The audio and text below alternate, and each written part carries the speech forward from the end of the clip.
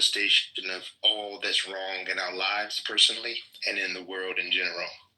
So Charlie Kirk was one of those personalities. He said things that people were offended by, regardless of your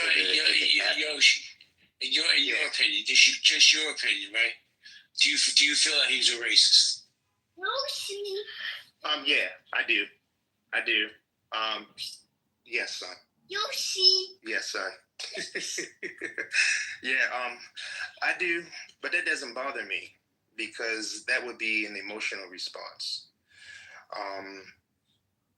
So it didn't bother me. I was more, when I heard him speak, instead of having an emotional response, whatever topic it was that I was of interest, and if he seemed to have more information on that topic, which allowed him to articulate his view on that topic with such fluency that he gained the upper hand in the dialogue, then I was inclined to research that topic.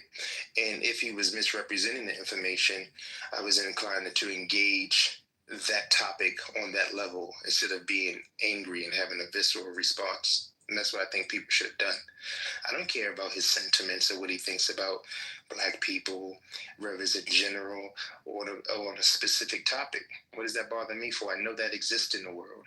So I happen to live in a time where, unlike let's say my great-great-grandfather, where those individuals, they are increasingly marginalized, meaning they don't hold the gears of society in such a way that they did before, where they can just adversely affect my life. So I don't need to deal with them on that level. I could deal with them on a level of the information, that battlefront. And he was willing to engage those ideas, even though I think he was filtering his ideas through that racist ideology. But that doesn't bother me, not in the least bit. What a fucking great share, man. Yoshi, I appreciate you so much. Thank you. And if you like, because But with that being said, I wanna say, his death for me, it's a symbol of, like, it's an attack on free speech. So regardless of what you think about him, regardless of whatever it is he was trying to accomplish politically, he was engaged in dialogue, and that's why I think people should have met him. And he wasn't deserving of being murdered, by no means, because it's not only him. That lends itself to anybody who says anything that someone is offended by, okay?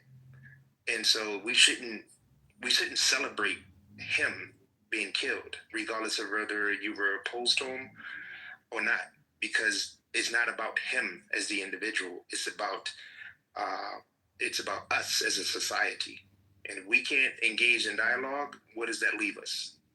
We become the animals that you hear making noises, the growls, the hawks, these chirping of the birds while they fight. They're making sounds, but there's not intelligible communication.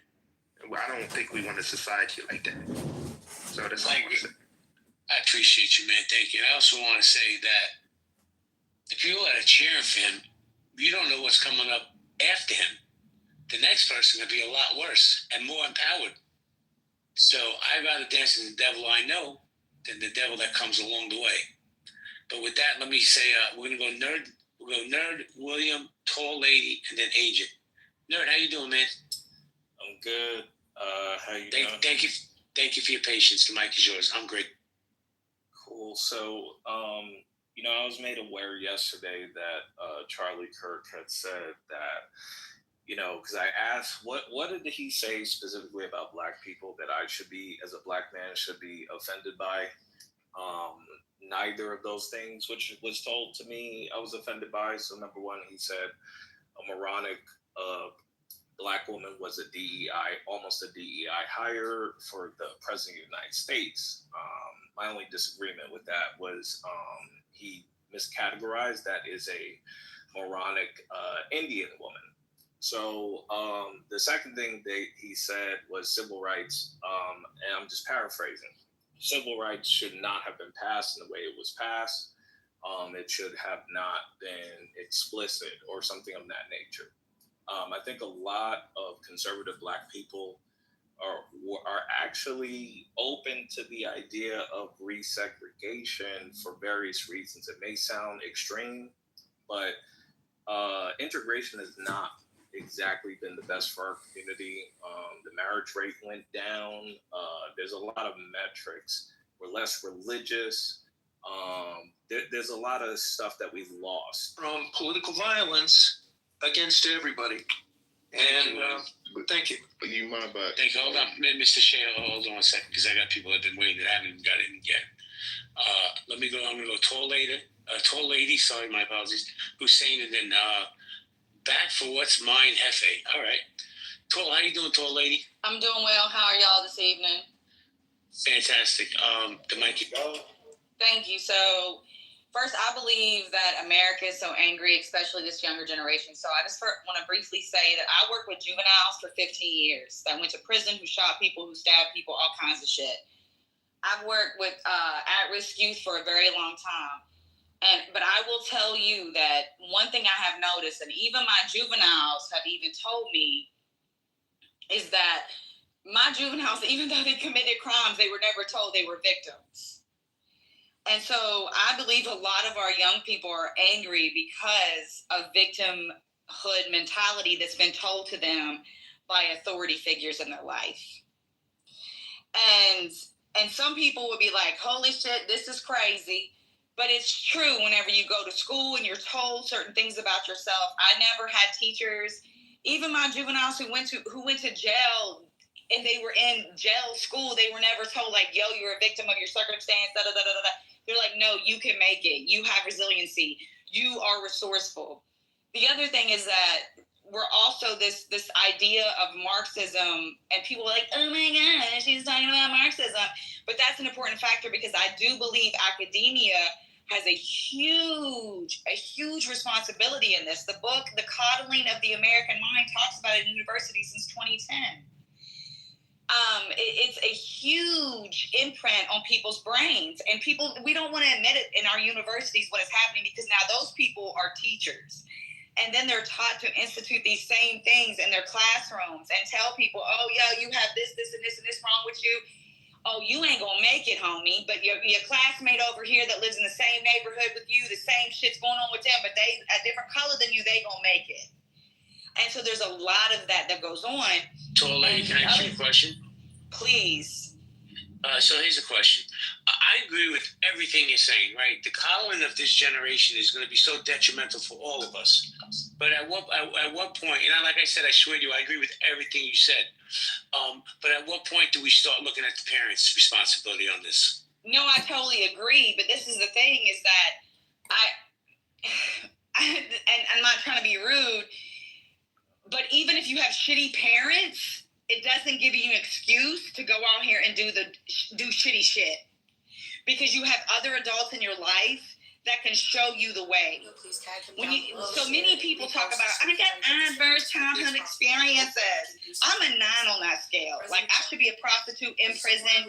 I should have all types of problems. But what happened is that I was able to be around other adults that were able to feed and pour into me certain morals and values. And that's a responsibility that, how can I say this, like, that we don't even give to other adults anymore. Like, I'm sorry, like, I had a friend, I had a mentor that fucking sold drugs, that was like, yo, you don't need to sell drugs. Your ass need to go to school. Like, but anyways, I believe this generation is very angry because they're constantly being told they ain't shit in some way or another. And I have been in schools, like, I have worked in several different schools. In Cleveland, I worked in a gang school. I worked in a rich school. I worked in a school that had kids who came from, like, movie stars, famous people and shit. And guess what? The rhetoric was all the same. All the rich white kids, yo, you should feel bad about yourself. So they put on these badges of oppression so they don't have to feel like that they're an oppressor to their friend who got the same amount of guap as they do, but they're a different color. It's fucking insane, but I'm rambling, and thank you. Yeah, but can I jump? Sorry. Queer was like I'm sorry, who was that? Can you tell me what that means? Oh, BB, of course. Can I jump in at you? hate fascist. But we gotta keep. It's gonna go BB, then Hussein, then back for what's his, MOG, and then Seneca. What's up, Yeah. everybody? So yeah, no, I just wanted to touch on that people have been telling them that they ain't shit, but reality is they ain't shit. You have to like earn your way in life, and the problem is people just want to hand it out and say you're special. And I was talking to people today, and they were talking about. You remember how there was like first place, second place, third place? Now there's fucking 10th place. They're saying everybody's a winner now. So nobody wants to be competitive because they're like, I'm going to win anyways. No, I agree with you, Mr. BB, but that's the thing is like, I never ever in my life, even though I came from the fucking bottom of the barrel, I never got told, oh, you ain't shit. I got told, oh, you can get better. Oh, this is how you improve. Oh, you didn't score this on this test. This is how you study. This is how you do that.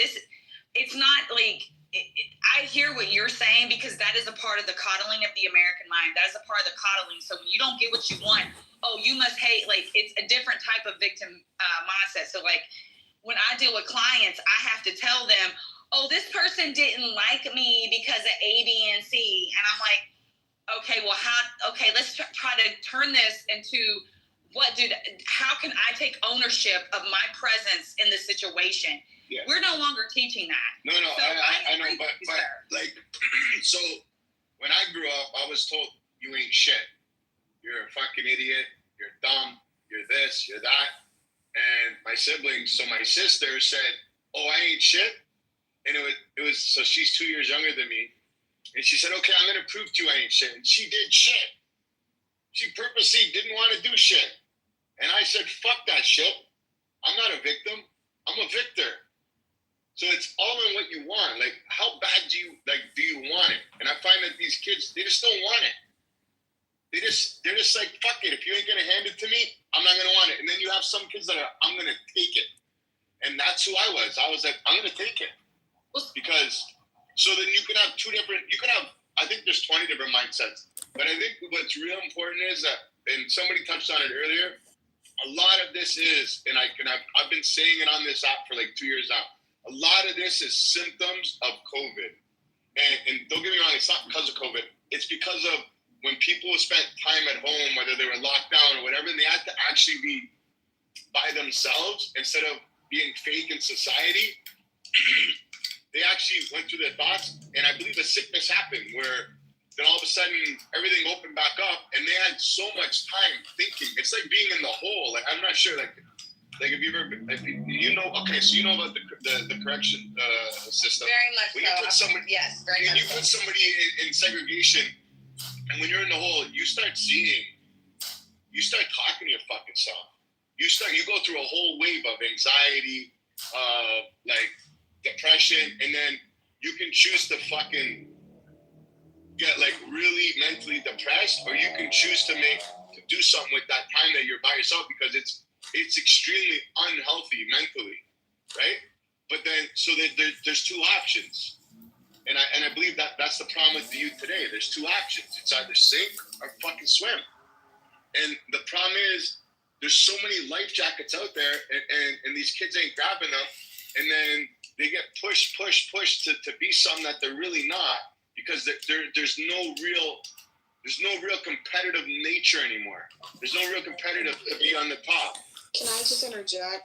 I'm just so lost, and let me tell you why I'm so confused. Because this is very confusing as a parent. So they doxed his whole family, right? His dad is a sheriff, whatever. And shout out to 4chan because they doxed him on day one. This young man that got charged, his father's a sheriff? Yes. Yeah, his dad's a sheriff, Tyler, whatever fuck his name is. So he had like a 4.0 from whatever university, I can't remember. He had a scholarship. So he had shit. No, he's not a loser, dude. He had like a 4.0. Yeah. He had a scholarship. He comes from a 2-parent family. Like, I'm looking at the pictures of the mom and dad. Yeah, they look like, I mean, again, I'm judging off of pictures, so we don't really know what's going on in their family, but just, what I have access to, it's confusing. He doesn't fit the profile of a loser. MG, from what I've read, you don't have to meet up, I just want to say this. From what I read about him, he was socially awkward, socially inept. So that could really play into a kid's psychology. Well, I didn't read that. So there's that. I didn't read any of that, of him being, socially awkward. But everything else, like I'm a little taken aback and confused. But I knew guys MG that I grew up with that had, like, I grew up single parent, and I knew guys that had two parents, they had money, they had everything, and they wanted to live like they were poor from the gutter. They wanted to hang out and pretend that wasn't their life. And they wanted to suffer. And I'm like, what the fuck's wrong with you? I want to live like you, but you want to live like me and our friends? Like, it was the weirdest shit. So I didn't know about the socially inept stuff and stuff. I guess that could play a huge part. But there's kids that have it all that want to live gutter just because. And what is also for the shame? Hold on a second, guys. Before we continue, I got to get the new speakers in, and then we'll circle back around because they've been patiently waiting. Let's say hello to Hussein, and then back for what's mine is Seneca and AK. Hussein, how you doing? Hey, JB, Hassan here. How are you? Hassan, my apologies. Please cash in your pink ticket. I'm glad you're on the stage. Thank you for your patience tonight. Thanks for having me up. I resonate a lot with the previous male speaker, Jesus in 2025. Do I even know that he's male, right? This is just an example. I'm concerned that the simple answer is usually the right one. So I personally, even though I have a lot of respect for Nerd Swag, I don't think that this guy is necessarily an agent of China or Russia. I think he's a reflection of what the great Malcolm X talked about a generation or so ago, which is chickens coming home to roost. I think what both of these individuals represent is a reflection of our broken society. I think if there was a time in American history where even telling a lie on somebody could get you shot, I see you at dawn for a duel. So while people did have the freedom of speech and the freedom of expression, sometimes that shit came with consequences, and that sort of check balanced people from taking it too far. But today, and I'm in education, we're in a place, as was mentioned by the previous speaker, where everybody gets a sticker. You get socially promoted, even if you can't read. You can get a high school diploma and be literally, not just functionally, illiterate. And we've got mixed crystal now, the non-binary, teaching our elementary kids. Like, our society has gone so far in this radical individualism that we have lost the things that make the fabric of America actually work. We've spent so much time undermining our own unity that we certainly don't need a foreign power to come. They just need to sit back and watch this empire crumble under its own weight. And so, unfortunately, I think that these two guys are both tools, although on opposite sides of the extreme, tools of the same unseen hand. I think the healthcare executive that got shot by the guy is not a dissimilar situation here. As many of us, we don't know all the exact details, but he had his little manifesto. He thought whatever he was doing was righteous, and he was, attacking the system. But we live in a system now where a guy like Charlie Kirk can say so many disparaging things, and there's no consequence. We'll hype him up. And I feel compassion, right? I'm sad that the guy's dead, because I don't think anybody should be a victim of political violence or violence in any matter for that fact. But the truth of the matter is he is one of more than 18,000 people who have been killed so far this year alone. And so and don't forget the stabbing in North Carolina, and I think the very day that Charlie Kirk was murdered, 3 other people were murdered that very day, not very far from there. So we're in a society where of the 350 million people, there's going to be some wackos. But we've made that okay because we live in such a soft place. And so my concern is that and I'll close with this for me is a reflection of the society that we're in. And if we don't take a step back and say we need to really think about our social structures themselves, and really have some tough conversations about what it means to really be an American and to live in a healthy society that's focused on our well-being and not this extreme polar space that we've been holding for the last decade or more, we will continue to see this more and more and more. So I don't think he's a plant. I think he's a reflection of us, and we've got to do some fixing. With that, I'll yield back. Thank you, JP. Thank you so much. Appreciate you. Please cash in your pink ticket. I want to go to Back for What's Mine, Hefe. Back for What's Mine. How you doing? I'm here, JB. What's going on, family? Y'all good? Everybody good? Everybody Yo, safe? man. Everybody safe? Everybody good? I love that PTR. Heavy's the head that wears the crown, bro. That part, it's not for everybody, and sometimes you don't want it, but it's stuck upon you. I'm glad you brought it up because I wanted to go back to 1828, Webster Dictionary when they talk about the American. Then if you go and get that in your diet, y'all can read that for yourself. I have the book, 1828 Webster Dictionary, when it talks about the American. So the title brought me in here.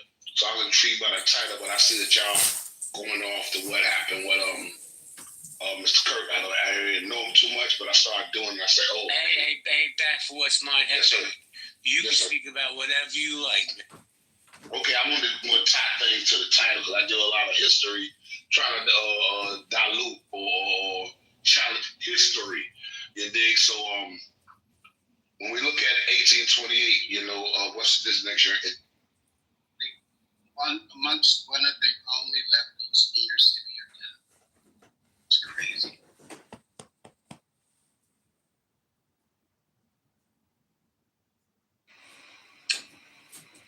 Is everybody in the room aware of how the Nazi movement used a martyr to extend their movement? In Reichstag. Horst Wetzel. So look, you guys look that up. They used him as a martyr. They actually drugged the person that murdered him. They drug him out, and they killed him, public execution, and then made it made it widespread.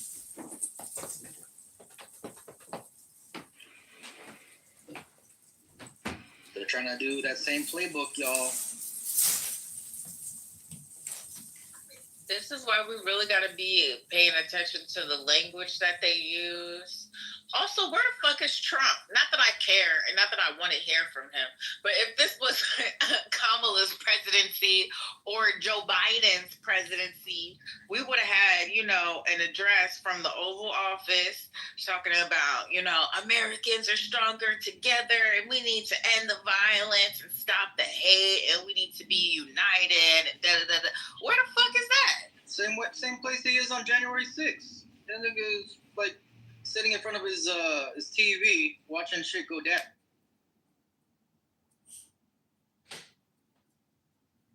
He went and he was asked a question today about how he thought about that whole thing. He had one sentence like, "Oh, I feel bad, but let me direct you over to this ballroom that's being built now." I mean, this happened earlier. He's moved on. He's talking ballrooms now. I'm not kidding. I'll find the clip. I did hear about that he talked about in the same breath, Charlie Kirk and then the ballroom, which is a hot ass fucking mess. He said Democrats are rats. Be exterminated. And then it was the guy that said, I was up all night praying that this wasn't somebody from the United States, but it was one of us. I said, that's crazy. I think that was the governor. Yeah, the governor. I said, that is absolutely crazy. So they wanted it to be a foreign national or somebody else that wasn't from here. They sure did.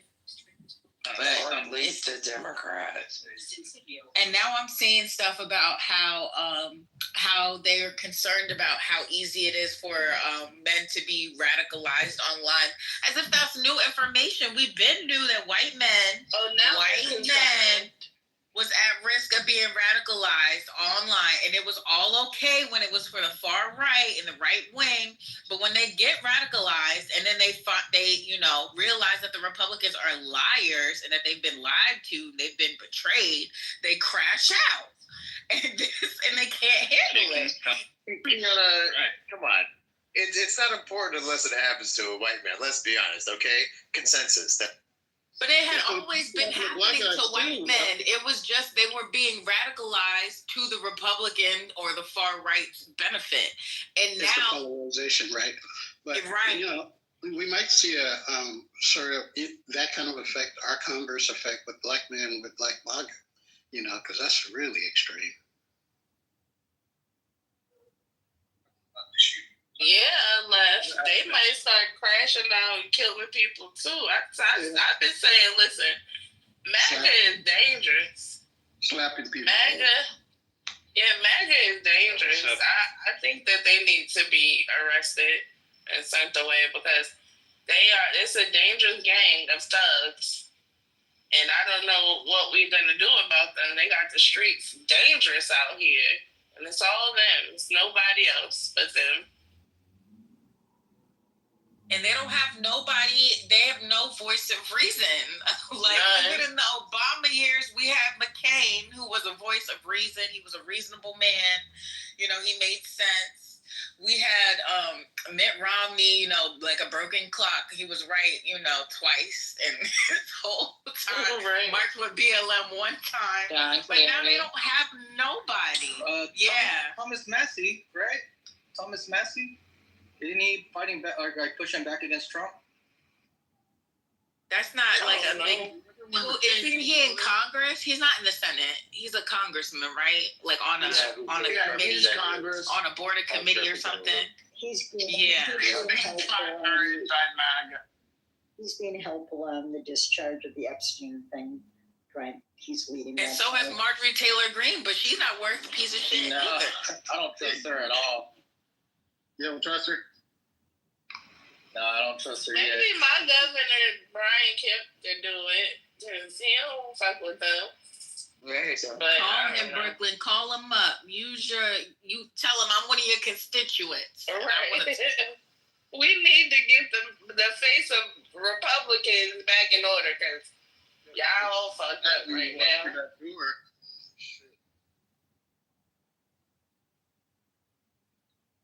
If the Democrats were smart, we would see this as like an opportunity to kind of infiltrate, rein it in, because there's all these young Republican people looking for somebody to follow for real. Like somebody should just swoop in and take over that shit.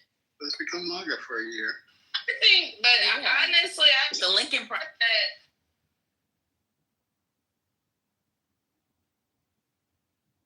Go ahead, BK. My bad. Oh, wait, I'm in that wooded area. Hold on one second.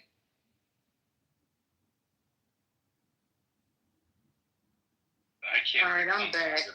What y'all lying about now? That's what y'all talking about co-opting the young. I ain't say what y'all talking about because y'all ain't talking about nothing. Y'all lying about stuff. I'm just playing. I just came back to let y'all know. I just came back to let you know. You better say it. I'm going to bed in 10 minutes. All right. Thank you. I just want to let you know I threw my shoe at the phone. Damn. Please don't do that. I don't want you to break it. I aimed it right at your PTR too. Why? What's wrong? What'd I do?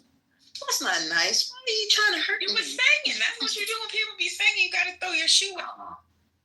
Oh, okay. I thought you threw cash apps. I mean, you know what I mean? Don't throw the shoe. Hold the shoe now.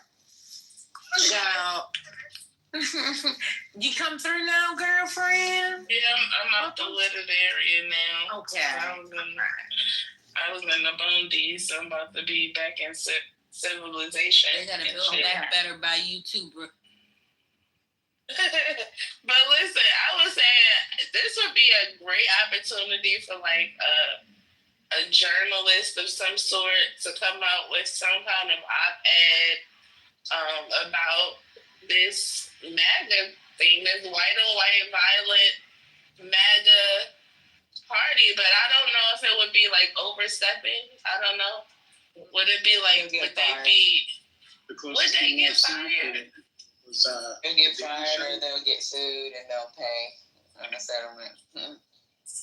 But they did have a well, maybe an independent, like Don Lemon.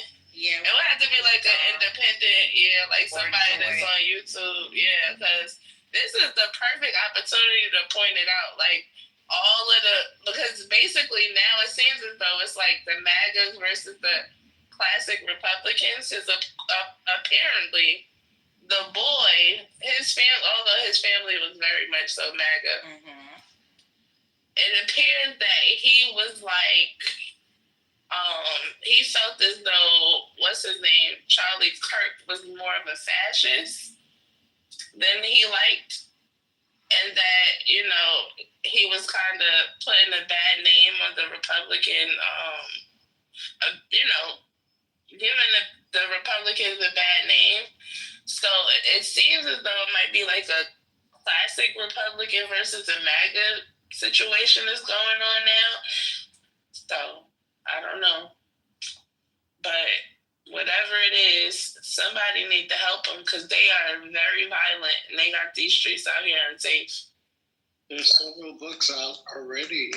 One is called The MAGA Diaries: My Surreal Adventures Inside the Right Wing by Tina Nguyen, and then another one is by Matt Gatz. I think some people may have heard of him. It's called Firebrand Dispatches from the Front Lines of the MAGA Revolution.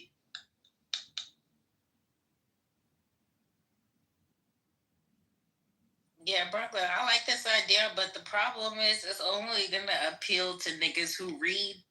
And so we really need somebody to put it in a format that they've already, in a podcast Of course it'll be on YouTube too. So we'll have a read to the niggas version of it. We need a podcast on YouTube format so they can be indoctrinated more easily.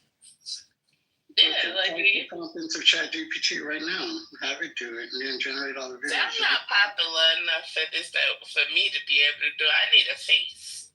Like I need a face. Generate your avatar. Make it look like my Infinity or something. Oh shit. Oh, that would be a good idea to have like an AI character do it. That might work. Somebody need to do something because this shit needs to be pointed all out. day to him. They be locked in. Then they could just break them down slowly and surely. They're used to the cult programming anyway.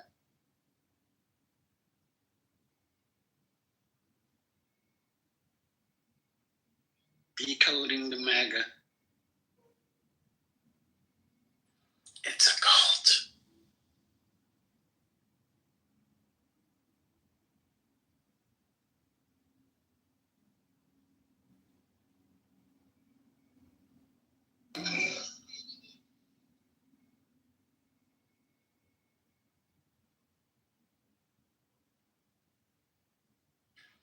Hey, weren't they supposed to be against cancel culture or something like that? And now everybody's getting canceled? Oh, God. Somebody explain that to me. This is literal cancel culture.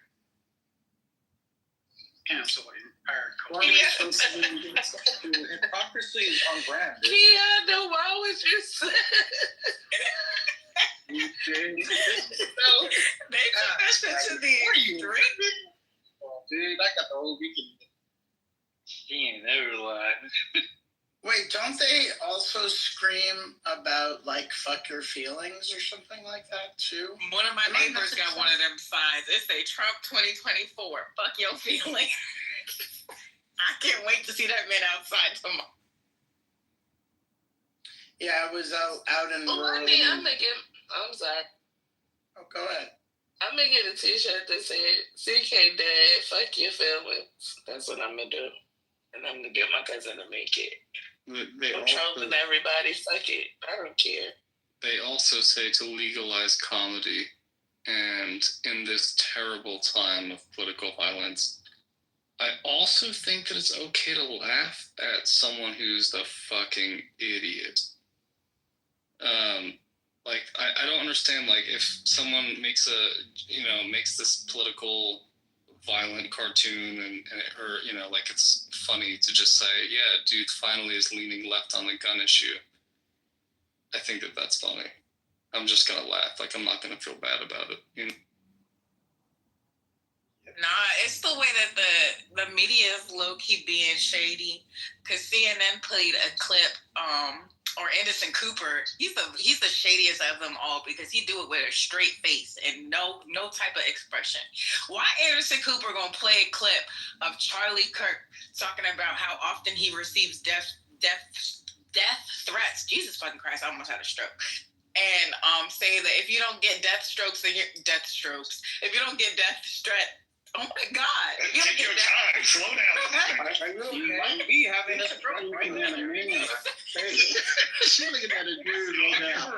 I know what you're doing. I know what you're doing. It's just too funny. Because why Anderson Cooper played this clip? He said, if you don't get death threats, then you're not doing enough for your country. No, he didn't. Yes, Charlie Kirk did. Oh. And yes, Anderson Cooper did play that shit on CNN minutes before his wife said her statement. Oh, did she say he said that for real? He really said that shit. I mean, it's kind of true though, right? Yeah. I'm beginning to think more and more this is some kind of psyop, and they set this up. And Charlie Kirk he died. He committed suicide to be a fucking martyr. At this point, because this shit is just it don't add up. It's not making sense. Benson Boone is a psyop. What happened with Charlie Kirk is 100% real. I know it's real, but I felt like maybe he knew he was gonna get some people they'll just go to the extreme just to be super famous. Like what if Charlie Kirk death wish was to die as such a fucking celebrity. Yeah, to die a martyr. He got that. I feel like he. Well, he might have been. The chronicle, the people who chronically debate people, that all came from not just Jordan Peterson, but all of these debating podcast white boys, right? So this thing, I think it was, I'm not sure who mentioned it on stage. It might have been even Kiana, but people, young Republicans. They get so indoctrinated in wanting to be right, because usually what happens is when you're living with family members and they have, let's say they have a Christian background or something like that, and they're hard right, or even if they're just right leaning, you're going to face a lot of pushback from people in everyday life, just because it's a pretty small, you have a small window, right, of reaching people or talking about politics, if that's the lens that you see things. So what I think happens is I think that a lot of people want to get really good about being a good debater, and then they get red pilled into the manosphere, the quote unquote manosphere, right, into having to be right, which Charlie Kirk was, he was that person for all these younger, it's just a male model of all the incels, in my personal opinion. And I think that when people see someone who's saying all what should be the wrong things, but they make sense to their values and their family and their kind of even their falsehoods, I think that it emboldens them into being oh, I could do this. I could do the Jordan Peterson, Charlie Kirk thing. And it doesn't matter if they're really right or wrong, as long as they can debate it and try to debate it in what looks like good faith, right? So I think that whoever made that point about there should be an op-ed on this, I think that there should be op-eds coming out about that daily, because there's a YouTube channel called Doom Scroll, and it's by this guy Joshua Citarella, and he talks about how people get indoctrinated on both sides from a very young age now, and it's interesting. The shit's crazy. That was my 30-second. My bad.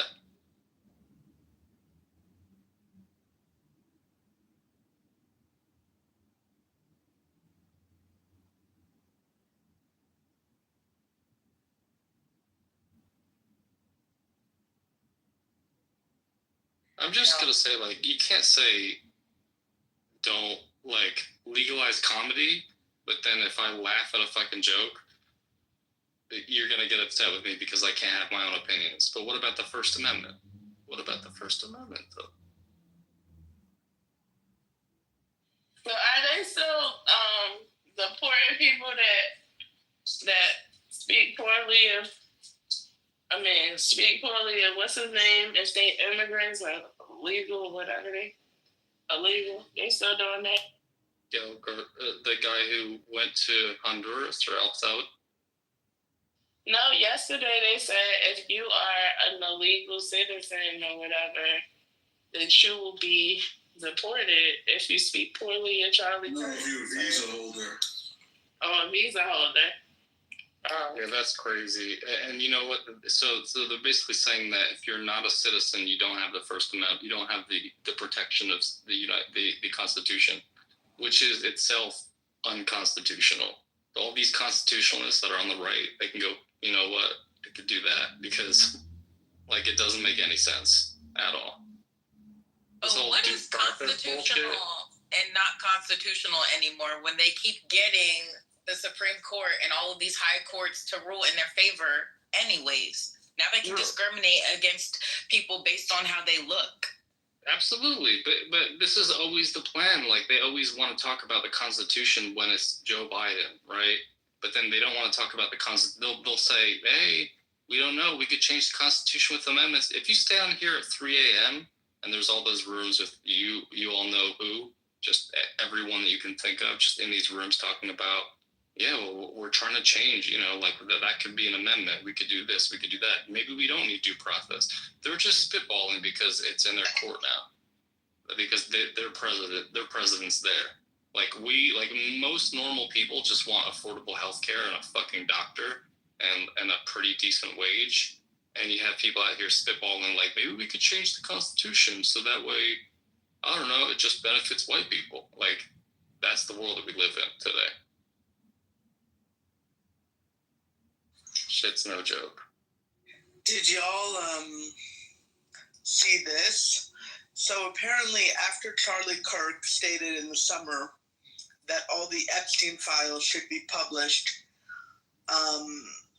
Laura Loomer attacked Charlie Kirk, calling him a traitor, and the suspected killer, Tyler Robinson, followed Laura Loomer on X, and apparently now she's in the process of deleting a lot of those posts. Trying to rewrite their own history. Which is so dumb. Yeah, they're scrubbing all of their social media right now. They need to take a page out of the Democrats' books and start eating their own, the same way we did that Harvey Weinstein motherfucker. That's how they need to do each other. Dumb as shit. Maybe they're actually going to realize what cancel culture is, and I don't mean that with hyperbole, but I think that maybe they're going to start having to be like, oh, shit, I have to censor myself now. I have to learn about how to deal with my own censorship.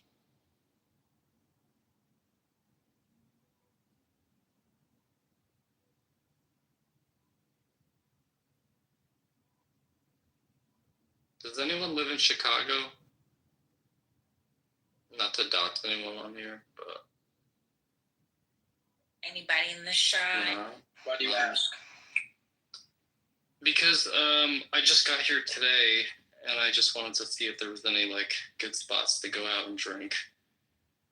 But this is a huge ass room, so and it is politically correct. Which part of town are you? What's up? What part of town? I think I'm in downtown. I'm right on the bay. Monica just said, unadded, you fake bitch. Okay, Monica. Man, bet you it's really cool out there. Everybody's behaving in here? No, where you been? See, mommy, see. No, Mel, wait a minute, hold up. Wait a minute, who was just talking? What male voice was that? That was Haitian. No, not before him. The one that... Huh? Authentic. Oh, she said she was going to follow you? Monica? No, she said she unblocked me. She unblocked you, or she's going to block you? Monica hates me. No, she's gonna she unblocked me. Oh, okay. Bitch, apparently. I don't know. Oh, okay. She loves Charlie Kirk, though. I know that for sure. Oh, okay. All right. Did you hear her this morning call somebody a low IQ bitch? No, child, I wasn't here this morning. Was I here this morning? I don't think I was here. She was She was on stage? Everybody's in Lisa. Oh, y'all was in Lisa's space. Because I was about to. Oh, that was Lisa. Okay. Yeah. I heard she was dragged for filth for a while. Some angles. Have y'all watched that movie Poltergeist? You remember the old movie Poltergeist? Yes. Coming to the light, Caroline. Coming to the light. Next time Monica's on stage. Next time Monica's on stage. Coming to the light, Caroline. Next time Monica's on stage, remember Poltergeist. Tell me I'm lying. They sound exactly. Mermaid, you're behind. I just did it for you, honey. What's going on? This house is clean. Focus. Coming to the light, Jeremy. Coming to the light. You're scaring me now. Hey, son. Yeah, that was Monica's got to Monica got to put Abe Lincoln, FDR, Martin Luther King, Charlie Kirk, and Jesus, and they all died apparently because of words. I can't. Blackpink can, Monica. Blackpink can. Like, I can't with that. Yeah, you know how much Jesus talked about the importance of having a father in the home. Yeah. You know, Jesus was killed by his own people.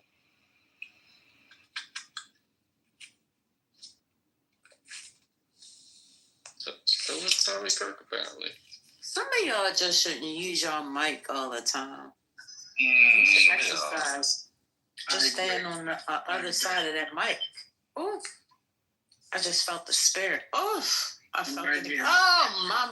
Right here. The spirit. Right here, baby. Hey, can I have some? Hello. What the hell are y'all doing tonight? It wasn't gas, I'll tell you that. It probably was. If it was. Baby. it probably was. As long as it wasn't the spirit of Charlie Kirk, you good. Oh my goodness, you guys have to stop. Y'all gonna end up on that website. Yeah, and I don't want to be on it. So y'all please, if y'all respect me, try not to do that in this space because I don't want no parts of it. I'm just saying. Yeah, And I ain't trying to block your speech. Hey, that man, But I don't want to be. I don't want to be on nobody's radar. Yeah, can we just praise what's his name, Mr. Robinson, the father? You know, thank you for turning your son in, because otherwise we wouldn't have known that this dude was a right-wing extremist. Yeah, because that Patel fool was not gonna find him. What's his name? Oh no. He couldn't For real, man. That man rest in peace. He couldn't find the mic if it was right in front of him. Gotta find his right eye. Between him and Pam Bondi, they was not finna find nobody. $1 bill. As a matter of fact, if it wasn't for the footage of the guy jumping off the roof, they probably would have pinned it on that old man. They wouldn't have nobody. They could have caught him before he did this, is the reality. If people were doing the actual work and had, proper things in place. But they didn't. They wanted to gut the FBI. Y'all, did you guys play this dude's wife talking? Yeah, you played it. Okay. No, they didn't. They played like 2 seconds of it now. Jeremy always be talking about something late. Boy, Oh, okay. I'm just asking. Jeremy, what? What happened? You always be talking about, oh, nah, we did. No, we didn't. Can we hear the rest of it? No, we heard it, but not all of it, I think. Like 3 minutes. Do we want to hear the rest of it? No. How long is it? 15. All right, so wait a minute. Friday night. Not Friday night. That's like Tuesday night. That's a Tuesday night service. You're not doing that on Friday night. Friday night. We just heard the martyr part, Mel. That's all we heard, and then we just like, all right, we're done. All right, but listen. So, I mean, is this like a gag room? Like, what are y'all doing? So what y'all want to talk about? Y'all ain't got nothing else to talk about. What's happening? Y'all got some other news y'all want to talk about? Hello? Am I talking to myself? Hello? We're going to do TDS and... Go play the rest of it. It's fine. Oh, now it's on. No, I didn't say it was bad. I'm just saying all we heard was Jeremy, are you white or black? He's Filipino. Filipino. He's racially ambiguous. Mexican or the Asian community. Don't say that. He ain't no Mexican in the Asian community. Oh, I'm sorry, Patty. You got Filipino ancestry too. Yo, that's my sis. That's Patty's cousin. Stop playing with him. But it's not me that gave them that role. It's white people. It's all white people's fault, Patty, because that the Eurocentric values and shit spread over there. Yeah, but it's Mexicans are more. Oh, well, you Filipino, you definitely need to watch out on them niggas. I've been hearing you drop a whole bunch of N-bombs. Me? Yes. When? Today. You did? Uh-oh. Yeah. Not you been getting by. Yeah, it must have just slid out. Like, I didn't even know. It shouldn't be in there. So, it's subconscious. I apologize for him. It shouldn't be. That's great. Don't worry, it's never hard R. That don't mean that's not helpful. What you still get knocked out in person if it ain't a hard R, you know that, right? Are you for real? Did I say it? Yeah. But even if you didn't, right now you just condoned the. No, I grew up. I'll be honest. I grew up, saying the word. So I grew up saying, what they call it? The tag. Oh man, I ruined the whole thing. Wait, why was y'all saying that? Where you grew up at? In Vallejo, California. Dude, I probably remember that. You know what? I'm not trying to give him no pass, but Vallejo low-key explain it. Yeah. What does that mean? I don't use Vallejo? Vallejo. Like, all the see like this. Like, yeah, like, what is Vallejo? So, like, give us the equivalent. Like, everybody I know from Vallejo is hella. Okay. Filipinos came up from Vallejo, San Francisco. It's kind of like that. It's different. Like, and I'm being super honest. I'm being super honest with y'all. But there's a lot of people from Vallejo. It's like tribalism over racism over there. Yeah, like, I guarantee you he probably won't get pressed in Vallejo for saying it. Depends where you at. I can't believe you in the crest doing that. Come on. He could be on board. All right, so we're gonna keep it moving. So Yeah. I don't know. Just I don't understand myself. again. They're gonna jump in if you do.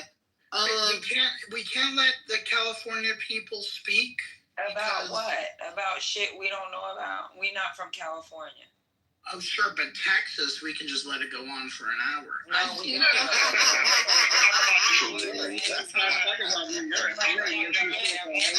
That's where he was going. I keep it a buck. We talk about New York all the time. I'm talking about New York. Yo, it's Fashion Week in New York right now. It's lit. But guess what? I ain't from California. How about that? Okay, that's fine. Yeah, I always look in the Angry Patty is the best Patty. Patty's kind of California kind of style. No, I'm not California style. Very much so, Patty. Yo, stop confusing us New Yorkers for Californians. Thank you. Mel, They're not like us, okay? They're not like us, okay? They not like us. They definitely not like us. They too Hollywood. We ain't Hollywood. We ain't Hollywood. We gutter. They Hollywood. The Bay ain't Hollywood. The Bay ain't not Hollywood. They too Hollywood for me. We ain't Hollywood. Y'all got small apartments and big egos. Too Hollywood and too Hollywood side. But guess what? New York likes that.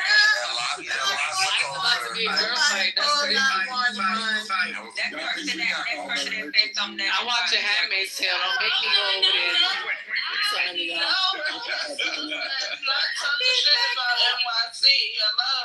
Hello. West Coast there. Ever since Snoop came through and crushed the building. I mean, Biggie and Tupac explain it all. Like, Biggie's way better than Tupac. Y'all really thought Tupac. Y'all really thought Tupac. Y'all really thought Tupac had any competition for Biggie. The fact that y'all even thought that.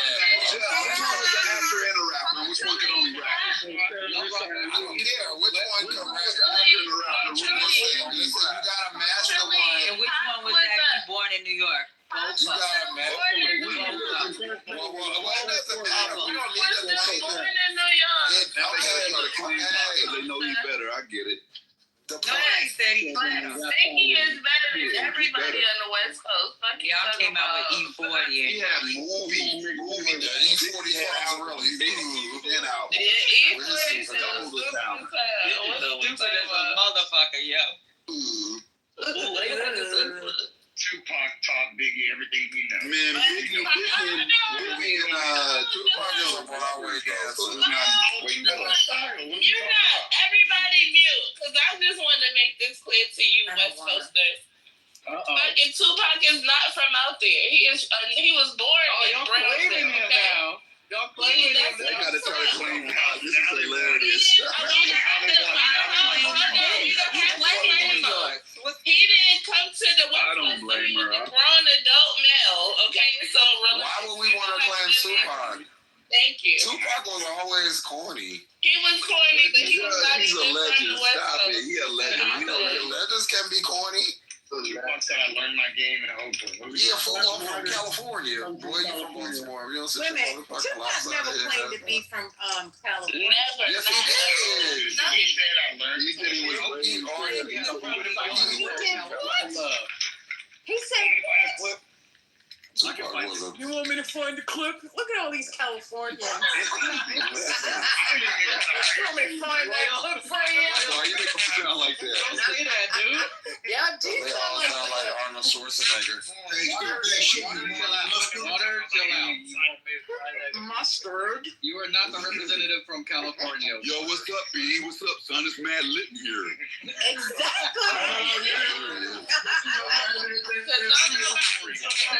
First off, it's not 1992. Exactly. Don't nobody use California's fucking language. Nobody. Because y'all talk proper as fuck. Yeah, fool. What's up,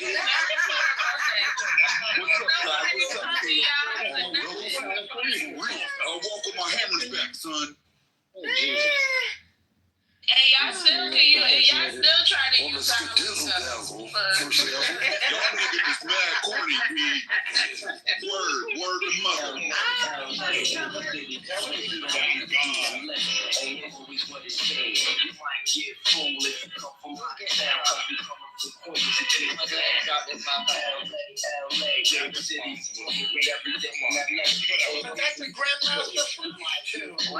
this? Who's playing this? Why? Play New York, New York. That was a better song. Yeah, play New York was a way better song. Yo. That's not really. Not a rip-off. They did that. They should have played that. That was crazy. So whack. Into the West Side if you don't want your CEO all in the videos. What's that mean? What's that? What's like connection? Because y'all know them fools over there ain't like us over here. You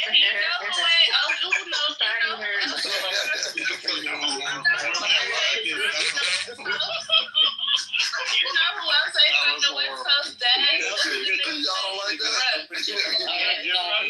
Punk ass Mark. I can't come to you like it's the 80s. Like niggas got J. Curl juice and shit over here.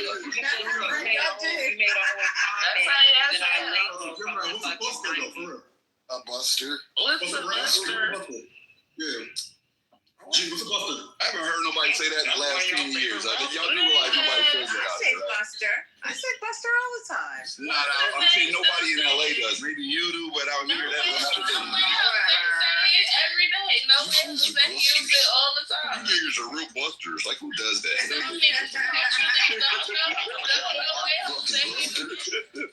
Culturally, don't know where your Jose say Buster. He said, I wish I still had that old message he sent me. He was like, "Cause you're a fucking buster." He sounds like 1980. He sound like a fucking. He sound like Big Worm. Movie. Yeah, he do sound like Big Worm. He's just a big worm. Yeah, California. I used to like when I was young. I used to like I want to go to California. But then once I got older, it was really when I went to school and I seen the niggas from Cali. I was like, These niggas might be a little lame. And the way they dress. Might be terrible. The outfits was just because real. we don't wear Timberlands everywhere. Y'all be y'all don't wear Timberlands. At that time, y'all wear lingerie. Y'all wear Chuck Timberlands, bro. Like y'all wear Chuck. Your girl will come up there in a lingerie, Timberlands with a do-rag. They could be having a size 15 or something. Oversized and then tiny ass shoes. Then they button the top of their fucking shirt. Get the fuck out of here. Nobody buttons the top of their. You watching Debo on Friday? Nobody does that. Nobody does that. Y'all gotta stop watching all these damn movies because y'all confused. I can tell y'all don't be out here. Well, clearly you confused about New York if you think all we wear is motherfucking Timbs, nigga. We are the They be in lingerie. Y'all seen a girl in a lingerie. Look, she had lingerie, Timbs, and a do-rag. That's a crazy combination. No, see, you're watching the wrong things. You gotta come to the city and see how fly we are, okay? Nobody got Look at all through New York. Nobody's You have been off through New York, because if you've been off through New York, then you wouldn't be talking the way you talk. I've been off. I'm not sucking with New York with the clothes. It's not happening. But You got a lot of family out there. It ain't even happening. You're not fucking with us. So there's that. Most of the people that's repping New York in here are not in New York, so that's just a lot. It don't fucking matter. I got a job. Reason. I got a job. What's the problem? I do too, and I'm right here in LA. I got a job. Guess what? I got a job. What about the rest of y'all? Y'all just leave it alone. Yo, I'm here, I'm from there. Scotty, you the only one. I'm gonna give it to Scotty. He there repping. Everybody else is fake. Y'all not there. Right. Haitian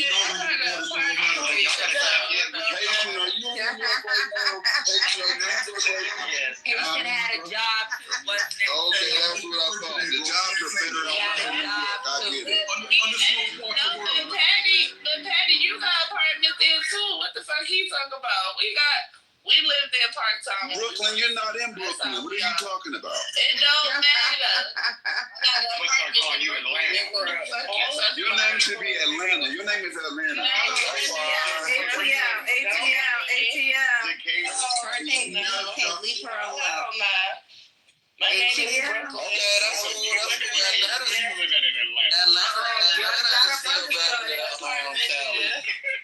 Yeah, because there's a lot of Californians in Atlanta too. Atlanta's still better than LA. Shit, California. It is. It is definitely better than LA. It's more black people. It's actual black people in Atlanta. Like as long as y'all got Creed from California, y'all are dead. Like Creed Down from bad California. So y'all can never outlive that. we got actual black people. When Gemini said that he was at the gun range the other day, and he don't never see no black people in there, I wouldn't just say nigga, because it ain't no black people in LA. I couldn't imagine. You barely got black people, period. What? That's what I'm saying. Wait, I got the numbers. And we all shit. We all have the numbers. Wait, I have the numbers. So just get your 34,000 in Atlanta, 338,000 in Los Angeles. I'll have you know. Wait. Hold up. You said read it again? I rounded it off.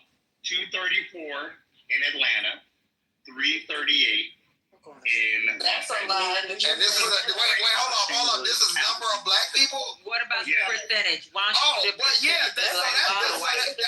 tells the story. LA is a much bigger city. So the fact like right now. we got black politicians here. We got black business owners. We don't act like black people. Oh my God. Now you're on your Republican. First y'all be repping New York, then y'all rep Let me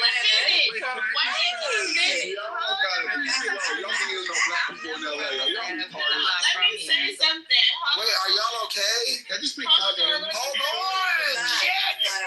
Good fucking goddamn. It's funny how we can talk You niggas want to make me motherfucking crash the fuck out. Good. Do y'all niggas understand percentages? LA is a way bigger city than Atlanta. So y'all have 334.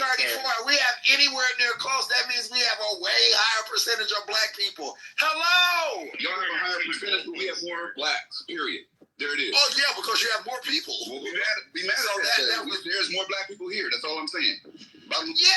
more, and there's more in Texas. Like that's because there's more people in general. Texas there are more black people here than tiny ass Atlanta, nigga. That's what it is. You understand? You have 40 million people. It's the most populous state in the. That's a little bitty ass city. Man. I'm not used to little shit. So, and apparently they don't got math classes out there either. And Georgia. So you think Georgia? Y'all got more black people than Georgia, like percentage wise? No. So y'all know percentages is what matters, and by percentages, LA has the slimmest numbers of black people. Like we're like 6 to 8% out here. 6 to 8. Oh yeah. Wait, 6. Just, yeah, like the single digits. No, the percentage. Just, did you know that? What if I told you that Connecticut has more percentage of black people than California? I know California ain't got. How you gonna split sides like that? What is you doing right now? With the Republican now. Dude, there's hella Trump country in California on the east side of California. You just got to know where. Like, there's you got to go to this like outside of the main cities. Yeah, there's a lot of like white supremacy. Like we got the Republican strongholds. But if you go to the major cities, it's going to be Democratic. You're not going to see a lot of MAGA hats and none of that shit. You got to go outside. That's almost in every. What I will say about black people from that side of the country, it's almost like I can tell y'all deal with white people. Like you could just tell versus a person from Can I say something now? From this side, like. So y'all got more niggerisms. I got it. Can I say something? Yeah, because we around niggas. Don't be proud of that. Don't be proud of that. Why not be proud of being black? Not being black doesn't mean you got to be a nigger. No. Can I say something? I know I need to crash out. Niggas live with niggas. Just because it's a black city don't make it a nigga city. That's the most. Can I say something? Jeff literally just said that. Can I speak? God damn it! Shit! Fuck. I think Brooklyn wants to say something. Variety is Michael Brooklyn. Tell the bold-faced ass lie. First of all, the black community in Atlanta is almost 50% versus what is it, 6 to 7% in LA? Okay, you motherfuckers be sitting here lying. I didn't say that. Atlanta has a larger black community. Wow, LA has a more diverse, meaning that they have a lot of blacks from other places, but Atlanta has a lot of black Americans here, buddy. Right? And we not accounting for the fact that most of the blacks in LA are mixed. Okay? Whereas in Atlanta, that's not true. That's not true. That's not true. Now you're lying. Now you're lying. They are counted as black. Now you're lying. Atlanta has 47%. 47%, exactly. And they're counting the mixed blacks. Let's start the fuck there. When I say that you don't see a lot of blacks there, that's because when you look around, most of them are mixed with a Mexican or some I see a lot of blacks out here. What are y'all talking about? Go ahead. You won. I know I won. New York is blacker than LA, y'all. New York is way blacker than LA. And that's what And most cities probably would be more like percentage wise. It's going to be most cities that are more black than LA. Like there's no fighting that. That's a given, right? But if we're talking population wise, because we have such a large section, we're going to have more population wise, like overall. But y'all still don't got more niggas in New York. Percentage is what counts when you trying to like. Black events, so when you have black events out here, you'd be surprised at how many people show up. It's a lot of fucking people. A lot. But y'all influence ain't big out there because y'all. Nah, our influence it should be bigger. You right about that. I would know. Y'all still make up a small slice of the pie overall. We do. And we do. If your argument is that you have a lot of people, your population is high. Your population ain't bigger than New York, and they got 22% niggas. So it's more niggas everywhere than it is in Cali. Y'all win the nigger war. Do y'all ever wonder why that is? Well. Yeah, I can tell you one of the reasons, Just. I can tell you that off top. We're right next to the border in a popular city, so a lot of the demographic of LA has been changing rapidly. Like there's a lot of Hispanics just coming back to the point where they're dominant. Like that's what happened here. For a city like I just think like why didn't black people migrate out? I guess because it's further, but like how they did to New York and Chicago. You're not next to a border like we are. We not to Mexico. They moved to Texas. They moved a lot. I mean, Houston has a real significant black population. There's also a lot of black people that are leaving the major cities to go to the smaller cities. Yeah, they are for finances. Yeah. Yeah, And then great migration. back to the cities. The Great Migration didn't hit hard enough because when you look at where the areas that are mostly populated by black people is kind of still where they dropped us off at. As fucked up as that is, just. And that's true. The South is very much so highly populated with black people. That's true. So basically, y'all just got plantation and stayed. So that's why it's so many. Virginia to Texas. Oh, they actually. No, people. I actually say Delaware to Texas. To the South. Delaware to Texas should be the black curve because that's where all the black people really live. People are just migrating back to the South. What city has the highest percentage of blacks overall, like as a whole? Detroit or Jackson? Oh. Mississippi. I would say Mississippi or Alabama. Yeah. Jackson, Mississippi, or Detroit, or Flint. Flint might be up there. Doesn't North Carolina have a high percentage? Of what? Not really. They are significant. What, black people? New Orleans. Yeah, a lot of people right here. I thought so. Yeah. I mean, to you, it's gonna be a significant anywhere on this part of the coast. Don't do that, Judge. Actually, That's low. That's low. South Fulton has 90%. It's Atlanta. South Fulton, yeah. 3% black population. Let me ask y'all this though, like, and this is a serious question. At 80.5 and Detroit at 80.4. So that's crazy. It is South Fulton. That's crazy. Statistics. I'm being dead serious when I ask this question. Do y'all think it's a significant advantage? I know you ain't interrupt me to fucking ask your damn question. I thought you was done with your I know. You could talk for 10 hours after I finish what I say. You didn't finish it. Because I got to say something. Now I lost my damn thought. Go ahead with your train. My bad. But look, I was about to ask, do y'all think it's a significant advantage to being black in a majority black city, or do you think, like, let's say Detroit, for example, they have a high percentage of black, but they got dirty houses and dirty water, like they market it. Being black in a city. Being black in a city. They get neglected because they don't care about it because it's the majority black. I think that the government overall might not be looking at the resources. Now you sounding anti-black. But you have to. But do you know the history of Detroit though? No, Detroit was like when you talk about cities like DC and when you think about Atlanta or whatever I don't know if people think about this, but a lot of people think Atlanta's like Wakanda or the Black Hollywood. That started out with like cities like Detroit and places like Harlem. That's where black people went to thrive. Detroit specifically. That's where black people went to go get rich. Well, not rich, but that built the black middle class because that's where they made cars and black people could get jobs. So you get a good factory job in Detroit. One of the first cities where you saw black people, not just black people like congregating or just living there, but occupying all facets of society, socioeconomically, like from rich to poor, is Detroit is probably maybe the first. Yeah, I guess DC too, but Detroit, I would say, is probably the first city you see that on a mass scale. It got devastated because they took the car market out of there and all of those things. But nah, Detroit was the one. Just let me say this though. And I'm gonna give clarity on what I'm saying, right? And I've heard other people from Detroit talk about this.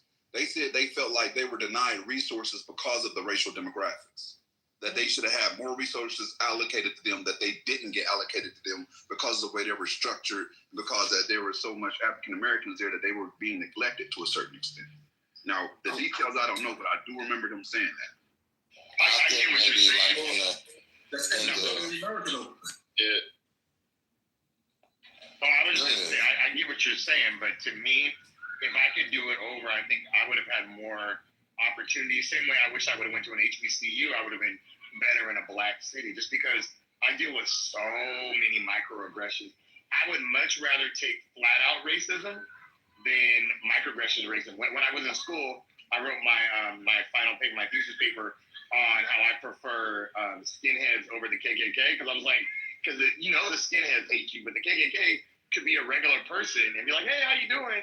And then as soon as you leave, they're shredding your resume, or they're doing something to try to make you, you know what I'm saying, be harmed in some way. But that's not why Detroit lost funding to infrastructure. When those factories went away, you got to remember people moved, and that causes a plummet in the economy. Yeah, they lost 700,000 people. Right. Yeah, the value of your house goes down when you can't sell it. Like, there's a lot of shit that can't. Didn't the city go bankrupt or some shit like that? Yeah, went bankrupt because it lost its lifeline. Well, Brian can tell us. He's from Detroit. Brian can probably tell more. It ain't about black people being there and they destroyed the city, or it's an economic thing. Like, come on, y'all. I'm looking at this right here. It says white flight. It says white flight. When white residents move from the city to the suburbs, it significantly reduced the tax base. Take a regular business class and talk about that. Because Detroit is something that is actually something that they'll talk about when it comes to what economies look like when they fall apart. Like, I don't know. I understand that the economy fell apart. I literally just put this in chat to see how far off I am, right? And it says there's substantial evidence that Detroit has been denied resources or has had resources unfairly distributed, in part because of its racial demographics. Many scholars, activists, and reports point to patterns of systemic racism, segregation, and policy neglect that disproportionately affect black residents in Detroit. Yeah, and they had stealing ass politicians as well too. Yeah, it goes into mortgages. It says in Detroit, white borrowers receive a disproportionately high percentage of home loans relative to their share of the population. Meanwhile, black residents, who are the majority in Detroit, receive fewer home loans despite their numbers. This makes it harder for blacks to build wealth through home ownership. So there is some shit happening. And it's hard to build wealth through home ownership when your house isn't going up in value either. It's depreciating. I get that. So and also redlining and blockbusting and all. Yeah, it's redlining. I literally just described redlining. That's what they're doing exactly. Go ahead, Brian. Sandra. I was gonna try to get in there, but just Detroit is, what you described.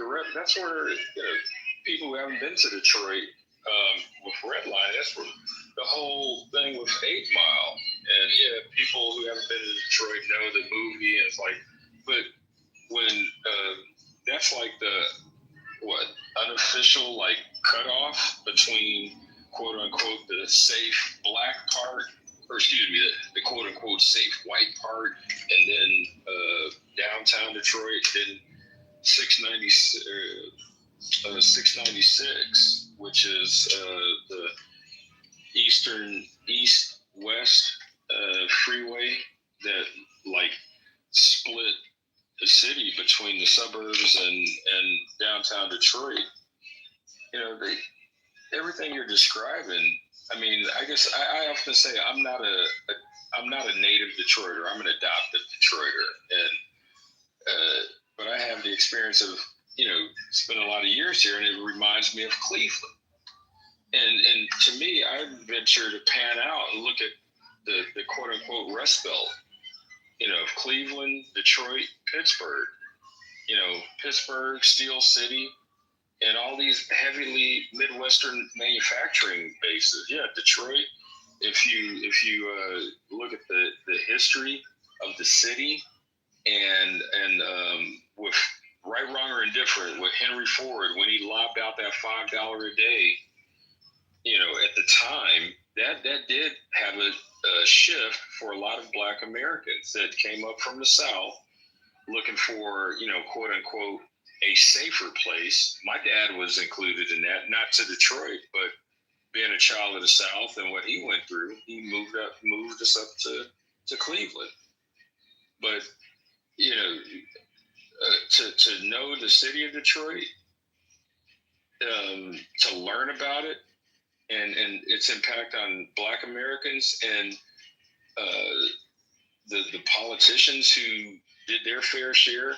And granted, and even Coleman Young, he was the first Black mayor of Detroit, but that mofo was shady, just like any other ones. But at least he was he tried to do some good for the black citizens of the city. But I don't know, it's a combination of things that you could, in my opinion, you could look to as a demise, and then the rebirth.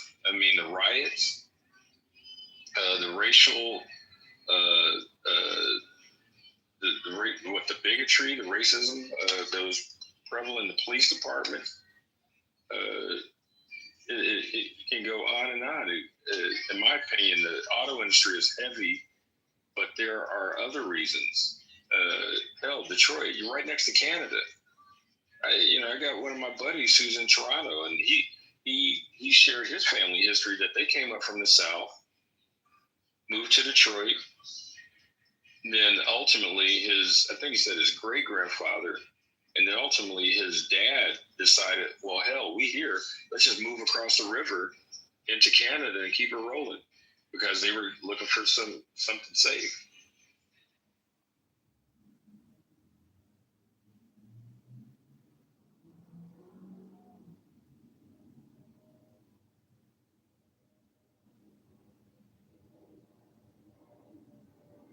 Well, at least we accomplished not talking about tech.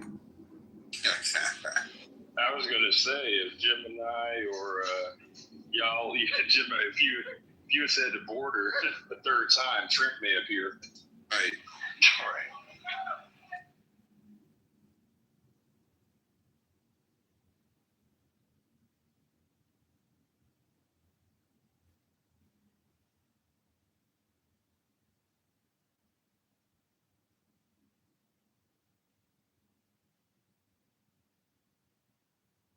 Does anybody know anything about the rights that are supposed to be being removed from the Afghan interpreters that assisted the U.S. military, and they're basically being forced to go back and face the consequences? The ones that were brought here? Yeah, I've read a couple things, but I don't have any details. No, let me Google that. That's crazy. They've been talking about that. So we hired. I'm sorry. If I'm not mistaken, Haitian Patty. Isn't that true? Yeah. Mm-hmm. Yeah, that's when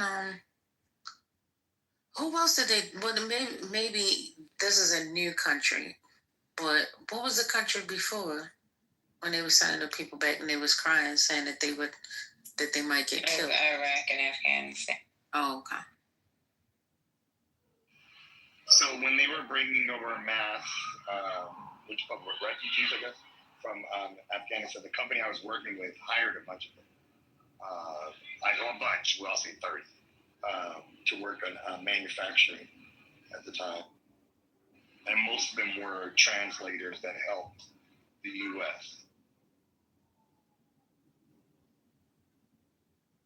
Fucked up. You know what I'm saying? That's fucked up. If they really were helping us and then we send them back to face, that's crazy. So you remember when initial shit happened, when it popped off? Mm-hmm. There was actually people in the military and out of the military, I guess mostly out, that were coordinating flights for them to get in here.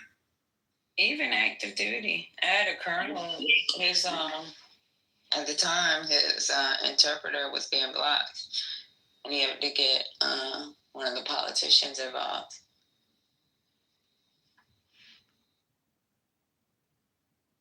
That's the most fucked up thing, you know what I'm saying? Some of these people made more sacrifices than these so-called patriots over here in your own country. The video I watched, Haitian, the gentleman was saying, just check, I work with the U.S. military. Don't do this to me. Don't do this to me.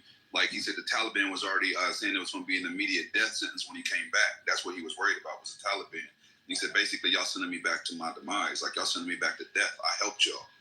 Like, but the ICE was just like, well, you come with us, we'll figure it out. And they just took it. Yeah. And his family would get killed.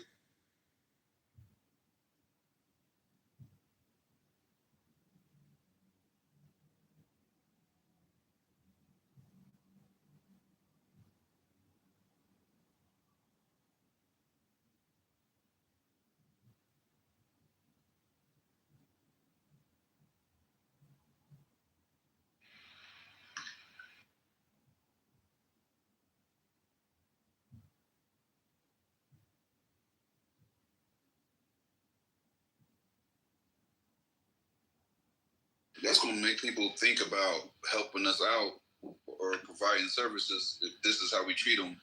Exactly. And this is the second time we kind of fucked Afghanistan. Because when they fought the Soviets, when we were supplying all that shit to them, after they beat the Soviets, we left. And that's how the fucking Taliban came in there with free reign. Motherfuckers don't learn from mistakes, bro.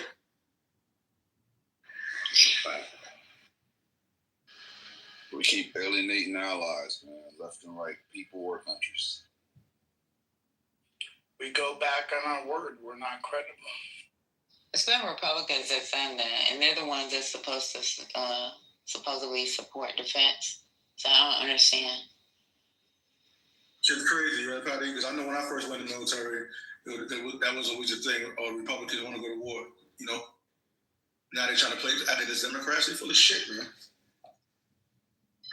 And this is want to win at any cost. It's crazy.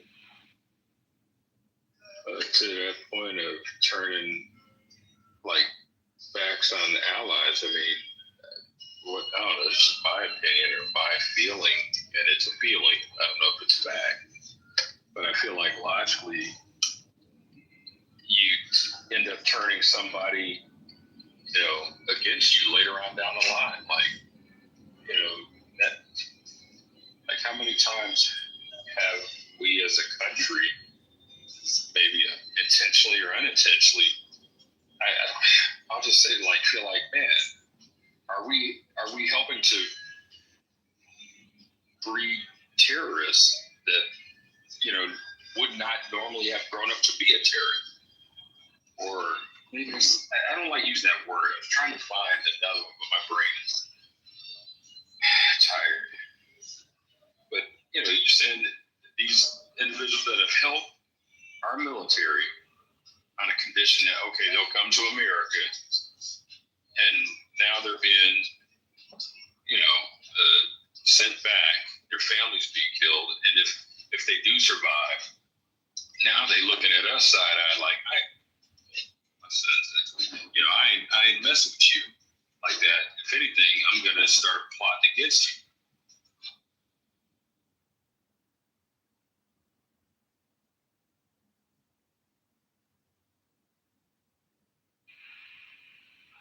Let's make sure I wasn't interrupting anybody. Did you guys see the moment of silence from the EU for Charlie Kirk? Did anyone catch that? Didn't they stop it? No, so instead of giving him a moment, they said they wanted to do a moment of silence. People started banging on the tables and screaming. It was awesome. They were wilding out. It was a very clear statement that, like, we're not with that. Yeah. The NFL did one too.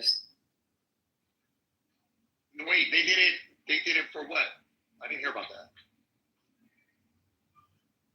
At a game? It was before Thursday night football. Shut up. And the Yankees did the same shit, bro. Yeah, so the Yankees, I heard they did a statement. I didn't know they also did the moment of silence. Whoa, I didn't know the NFL did that shit. Wow. Yeah, I think it was the Commanders, right?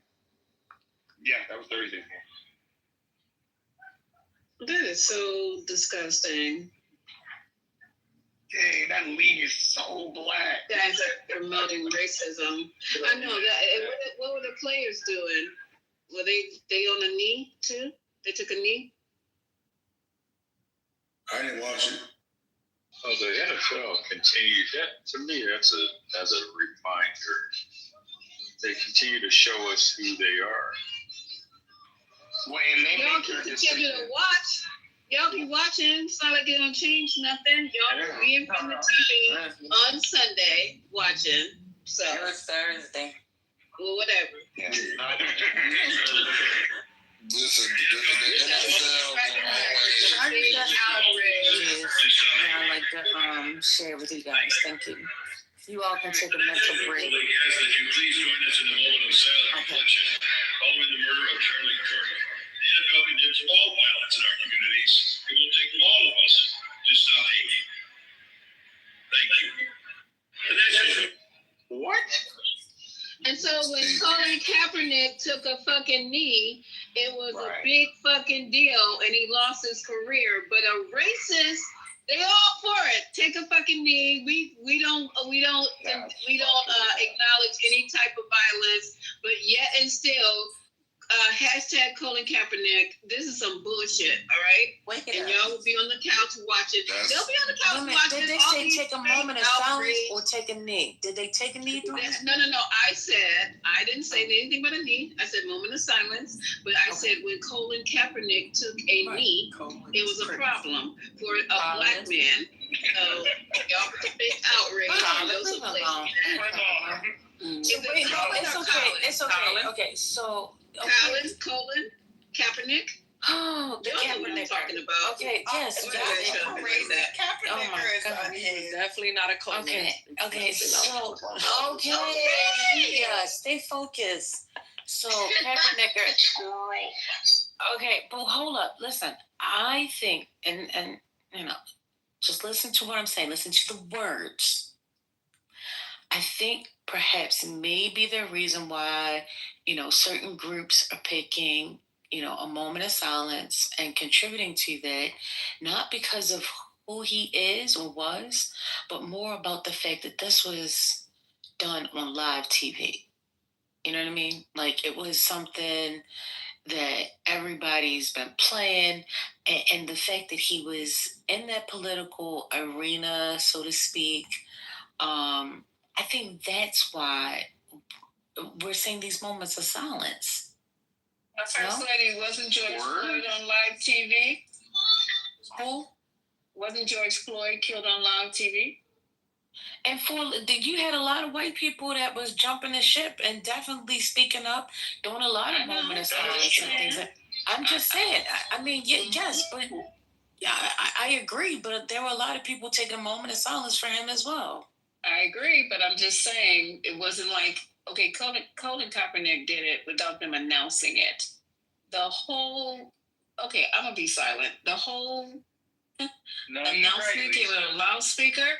I'm good. Okay, I'm good. I'm be quiet. No, he was agreeing with it. But that's the reason why you need to shut up until somebody's finished talking, because they don't know something. They can't hear what you're saying when they're talking. All they hear is somebody mumbling, and then it makes them think that nobody wants to hear them. Okay, not unless you have a powerful voice like me. I'm like, amen. Lisa, can you continue? Or that. Praise him. So, Lisa, are you going to finish or not? Yes, ma'am. I was just saying that, in my own humble opinion, they announced it over the loudspeaker. They're giving this man too much glory. When C. Kaepernick took the knee for George Floyd, which was also on live television, his life snuffed out, he lost his career. And the man that was next to him. So I'm just making a point, showing them. Kaepernick took a knee for George?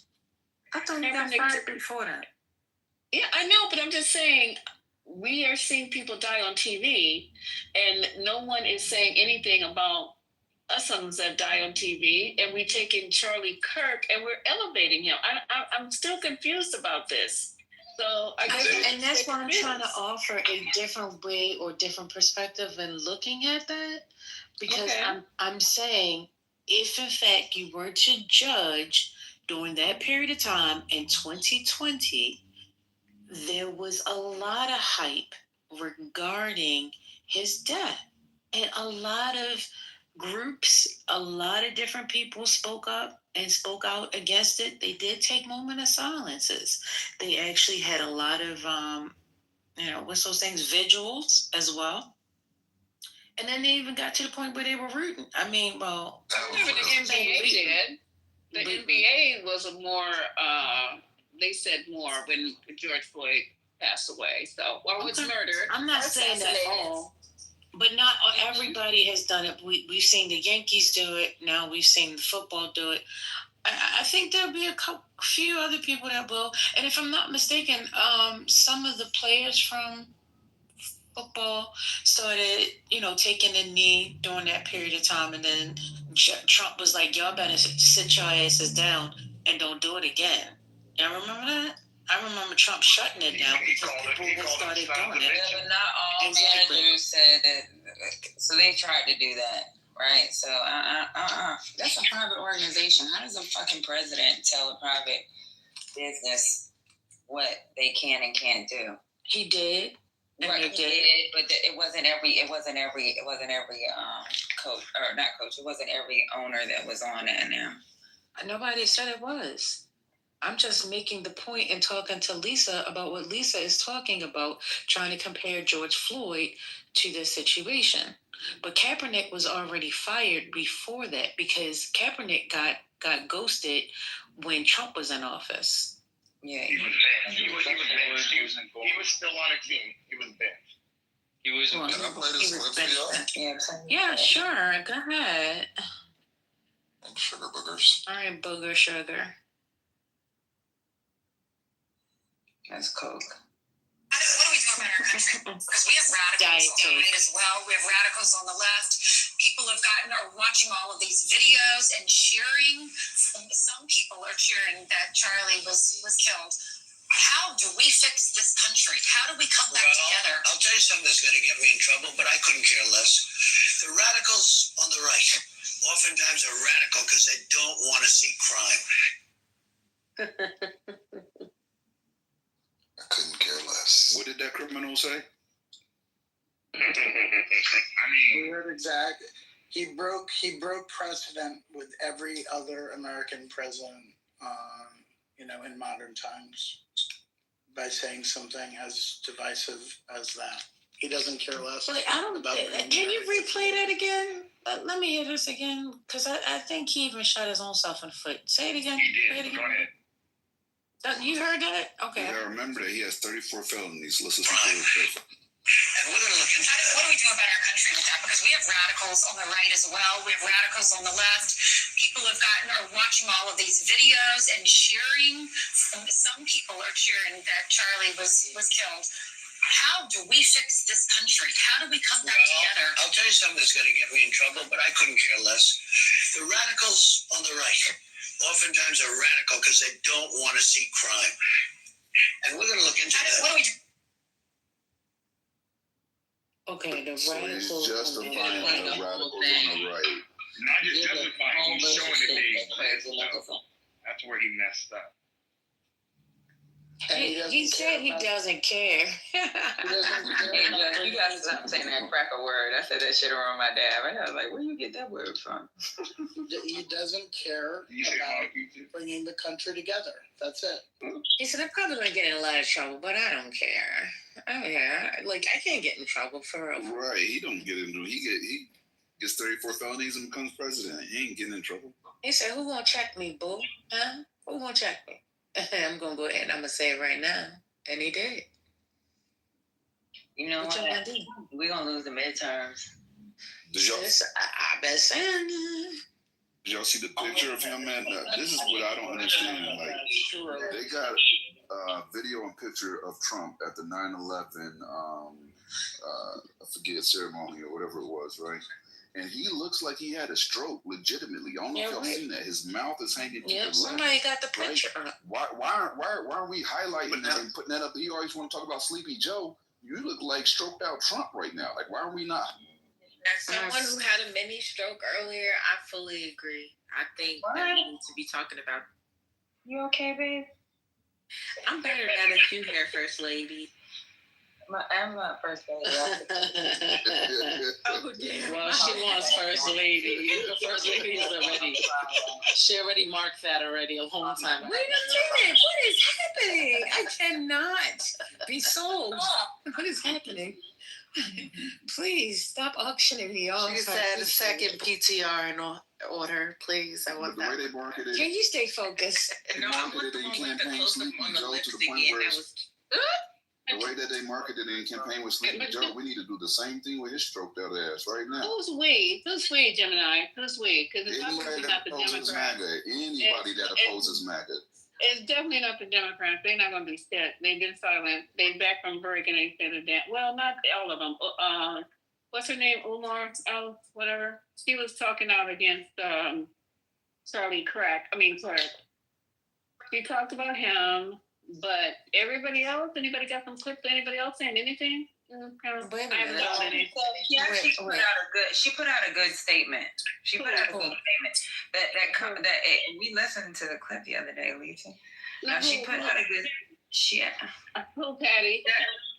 She put out a nice statement about the situation. Now saying people are full of shit. She's talking about people are full of shit. That's what I mean. I said she's the only one who spoke out. I haven't heard from anyone else. Can I just say this? See, that's the difference between the left and the right. See, the right people, they have minions to do the work. The minions go out, put the salacious things out there. People start talking about it in the media, and then guess what? The news anchors or the, supposedly journalists begin to start asking these people about these questions or question them about what other people are saying. That's how they get their story out. We don't have that. Yes, we do. We don't use our. Yeah, because why aren't you doing it? Because you're the person. Well, I'm not stupid.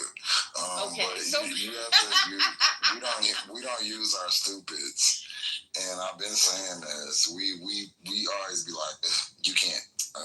But there's a purpose for those people. We just don't use them because we so smart over here. Okay. But that is one thing. They use their stupids. We have class. Is what you mean.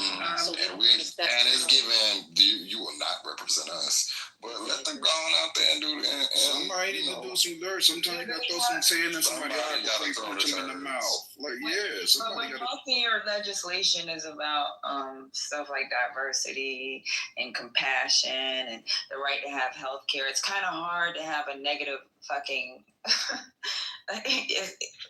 and Republicans, they're always talking about discipline and fiscal responsibility and they're always talking about taking away. So it's really hard to have that messaging as a Democrat if your whole messaging is about compassion.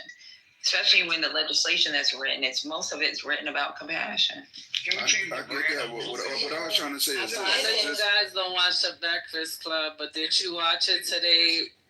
Oh, hey.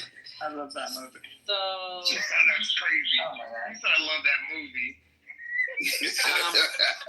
I don't know if you guys are so ghetto.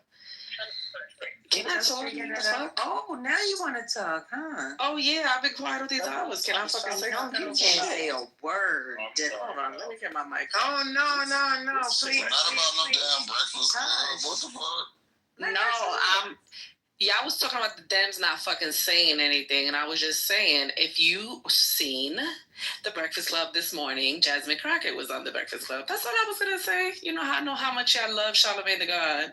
I'm going on mute. I love Jasmine. Hey, why y'all do my girl like that? Hey, Michael, come on, come back.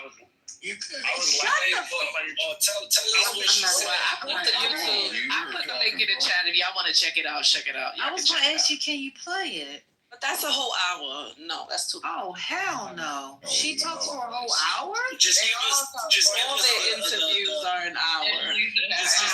Clearly, I don't watch it. That you found interesting at what she. Who are you? Mira, cállate la boca. No, we Cállate la boca. What up? Wait, no español. I have a question. Hey, Jeremy. Everybody knows cállate la boca. Oh, wait a minute. We got to support her. Okay, let's hear about it. Charlie Kirk supporter. Cool. I have a question though. Did you all see the Laura Loomer tweet about Charlie Kirk that she took down after the killing? Do you have it taped? I remember. She had posted something in July because it was a beef, I guess, between her and him. So I don't know. I can read a little bit of it. All right. Well, before you read it, no, because I pressed pause for a minute now. You don't care about the Civil War going on with them, right? I want you to get it out in a second because I've had mine on pause for a minute and it's live TV, so I just need to get this out. Thank you.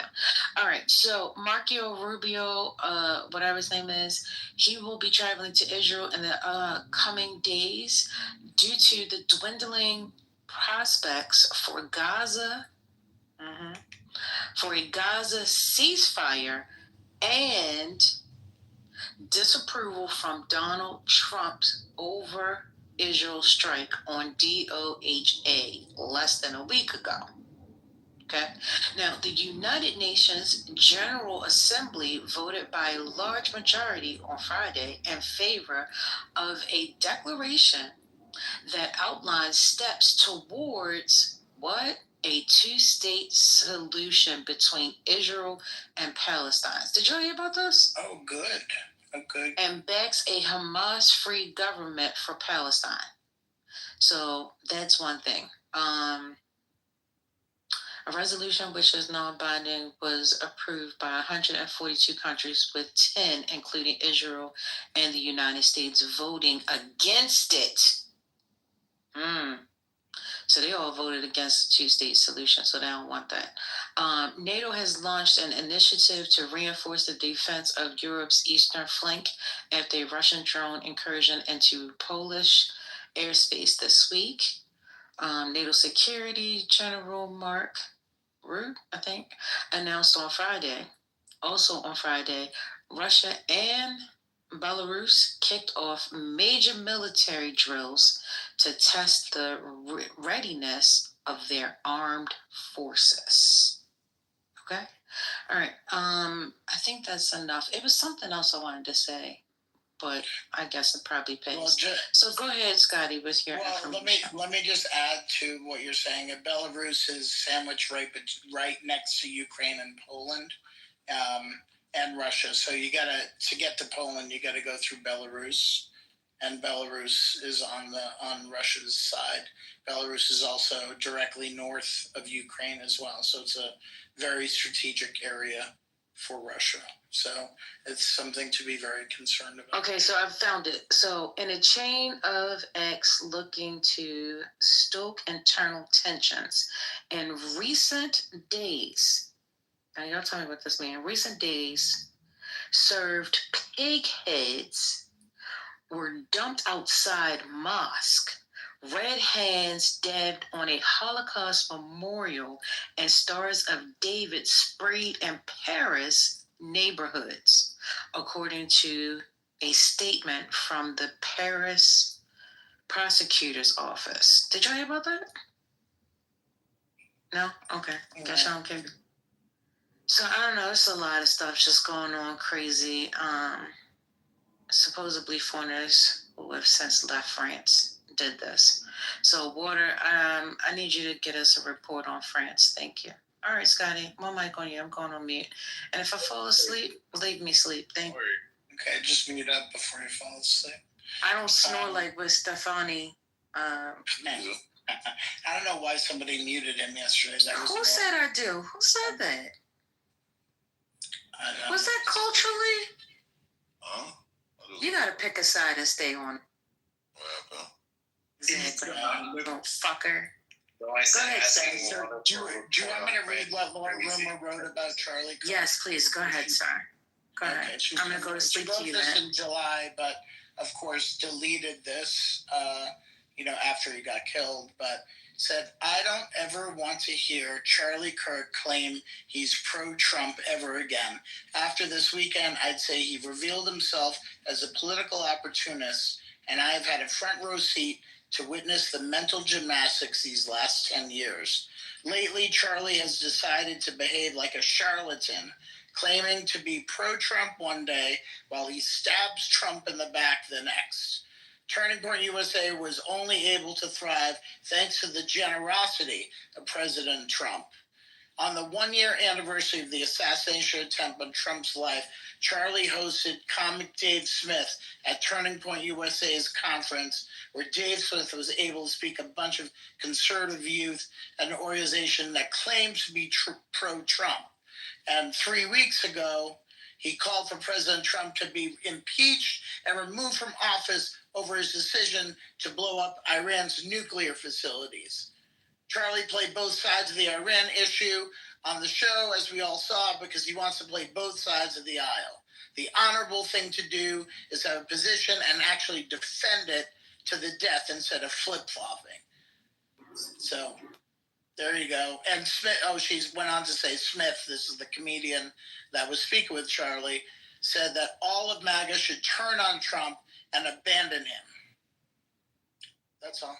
I think that shows Charlie Kirk's character. He doesn't tote the party line. He's a free thinker. He thinks for himself. He's not going to just follow what other people tell him. Anybody want to tell him? Who's going to tell him? I'm just Hey, remember when Charlie Kirk was asking for the Epstein files, and then the next day he got a call from the White House, and then he said, "You know what? I'm tired of talking about the Epstein files." Remember that? That's called walking the party lines, right? Yeah, but he since reverted back, but he just hasn't been as loud as he was initially. What did good old Candy say? What did Candy say about him and this whole Epstein thing? They're trying to make Charlie do some stuff over Epstein. My friend. All right. Nipple, freak. What's going on? She said it out of her own damn mouth. Her friend. He's a freak thinker, though, right, Lisa? He's a freak thinker. He was. Sorry, I'm sorry, you guys. I didn't mean to chuckle. How many Democrats do you guys have that? Whataboutism, guys. Have what? Nobody got no. What are you talking about? How many do we have? Ones that disagree with y'all's party and they get called out for it. Oh, all the time. That's what we always do. Did you hear me just disagree with my party? I'm talking about people that hold offices, governors. All the time. Did you see the people who? Did I finish? Hold on, Spirit. Sorry, go ahead.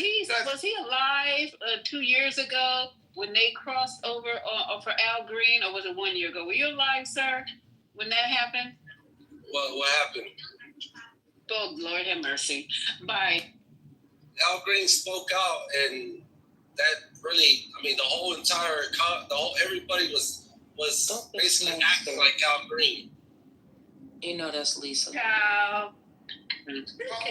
Ciao. Listen, you are not paying attention, and I'm not here to educate tonight, okay? Go back and review the tapes. Go back and review the tapes. That's not what happened, sir. Yeah, we disagree with each other all the time, dude. You are not the sharpest spoon, sir. Not the sharpest spoon. Oh my. The sharpest fork or the spoon? The spoon. That means he ain't sharp at all. He's not a sport. The driest wet The wipe. fork would be sharp, Lisa. I'm sorry, I'm not the sharpest fork right now. Just because Al Green was the only one that got kicked out doesn't mean Sexualizing the damn shit. Hey, he's still trying to argue. Hold on. Go ahead. Sylvia. Hey, Sylvia. Who is she? Spirit. You talking to? Sylvia. Sylvia is Spirit because he just called Lisa First Lady. So, I mean, no. That's Sylvia. His new name is Sylvia. Thank you. Everybody beat Sylvia. Oh, Lord, now the road is blocked. I was waiting for the rest of karaoke. I just listened to his wife speaking. What did you guys think about it? We only listened to like 5 seconds. I definitely know I'll listen to her. But what I heard her pretty much saying is she about to pick up the torch. She said she about to light this motherfucker up, and you guys gonna know her husband's name the way the neighbors know your name. Yep, that's what I heard. And she's gonna continue making money, and I bet you they give him a statue. It sounds like Charlie had a huge life insurance policy. She didn't sound very. She said she paid over. I'm telling you, they're gonna give him a statue in front of the White House. We don't know none of that. If you think what? You see the way they going on? Oh my God, you would have thought this was VP. Yeah, but Trump be feeling one way today and be feeling another way tomorrow. He stroked out. Nah, he's gonna use this. Calling him Johnny Diapers. If he remembers. Donnie's gonna use this to benefit him. Maybe.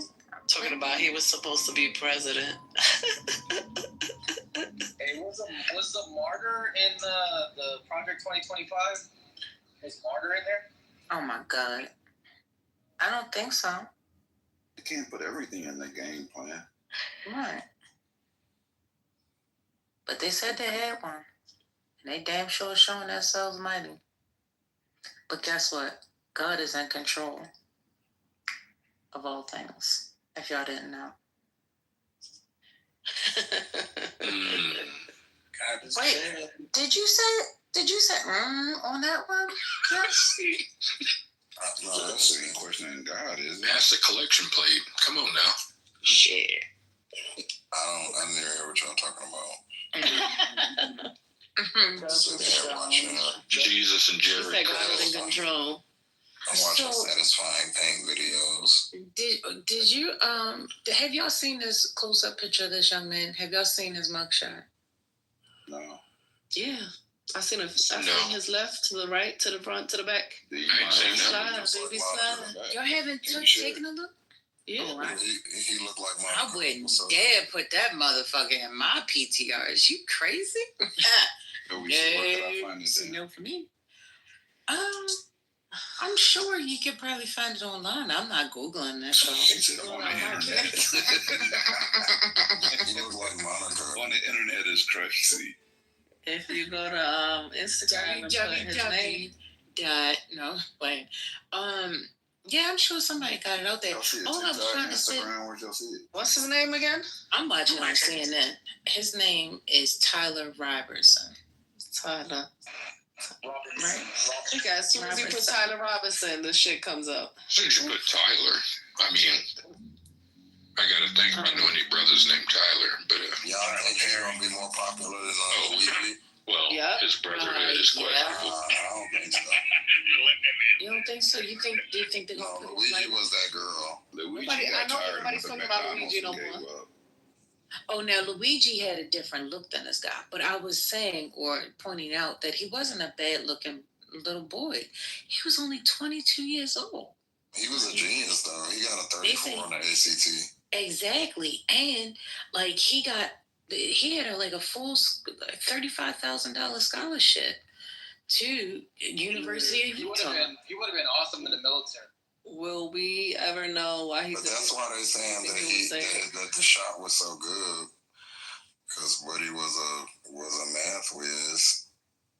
Well, there was people walking around with hats saying "Make snipers great again." So no, that's not nice. That's why he came out better than the last time. Man, listen. Stop. What's going on in that brain? You didn't see people walking around with those hats? I ain't seen nothing yet. Oh yeah, there's people walking around with those hats. They were walking around with those hats after they try to take down Mr. President. Oh, okay. Oh, I'm just wondering, would he have been? Okay. Y'all need to stop. Y'all gotta let y'all do the truth. I'm sorry, did I say that out loud? I thought that was my inner voice. I'm trying to tell y'all, I'm not going to fucking jail with y'all.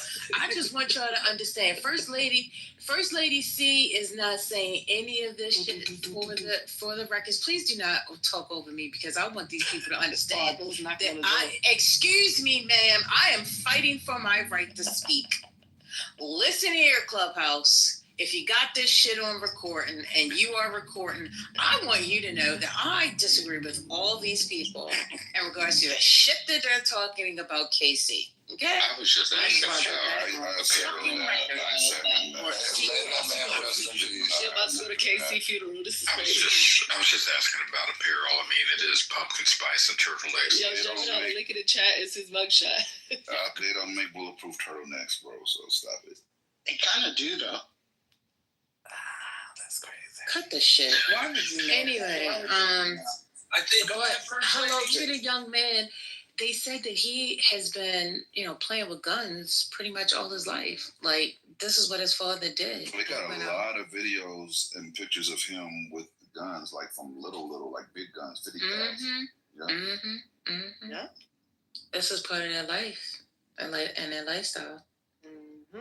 So, but yeah, and so we don't want to talk about gun violence, or possibly, banning your guns because everybody's scared of the next person. So they should make a gun bill, and with in honor of Charlie Kirk, the Democrats should do it. Now that would fuck them up. And what would that say? Like, what would be it? Make them vote on it. Have them on record voting against it. Yeah, no more The Charlie Kirk bill. Yeah. Civilians. Present a gun reform bill in the name of Charlie Kirk, just how they do other people. Make them Republicans put their money where their mouth is. Y'all devastated. Y'all devastated. Here's the Charlie Kirk bill for gun reform. Go ahead and throw that up. Let's actually fast track this. Let's actually fast track this to vote on next week on Friday. So make sure everybody's here and see what the Republicans do. I hope everybody high up hears this and does that. See, that's what I said, Just. You need to be up there. See, you don't listen to me. What I'm gonna do? First off, no one's voting for me, so I would never get up there. You can be this is what I'm saying. You can be the background voice that they need, and they can get you an account, and you'll be like the ghostwriter for them. You understand? They have people that do that. They do. They're doing a good job. That's the problem. No, I'm saying that's a real thing that they can have somebody. That's a real position that you can have. That's right. We can all call our representatives as the constituents that we are and tell them we need y'all to pass the Charlie Kirk gun reform bill and make it so that civilians can't have, long range weapons no more. No more of these viewfinders where we could shoot people from 200 yards. Like that's crazy. That's using their own mortar against them. That's using their own mortar against them. Yeah, because they're gonna vote against it, but we're gonna have it on record. So the next time, because we don't want to hear shit. Let's go further than this. I was going to say what they should do is they should say one at a time. Hold on. One mic on Spirit, V. Then you can go after him. No, not real quick. It's real quick on Spirit, bro. Mute up. Super quick. They should go one step further, and because of all the people that are getting, fired for free speech, they should have the Charlie Kirk First Amendment free speech law. Wake it up, spare it. Have that.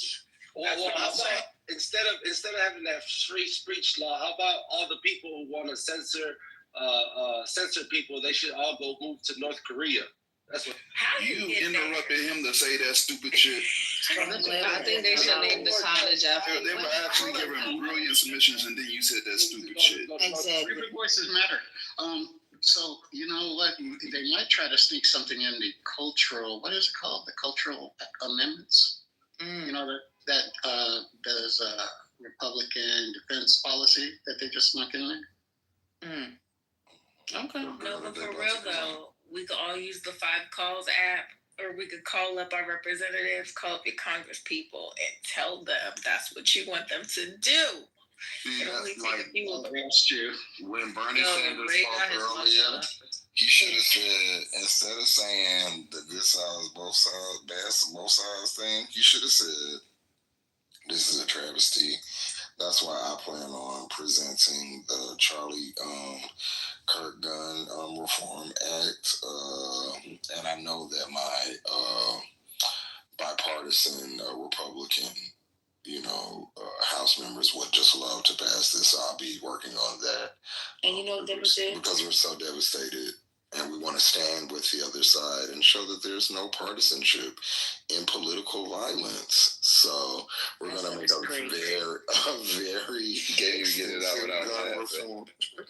very extensive gun reform act that we expect there should be no problem passing, due to the mass outrage we've seen from the right side.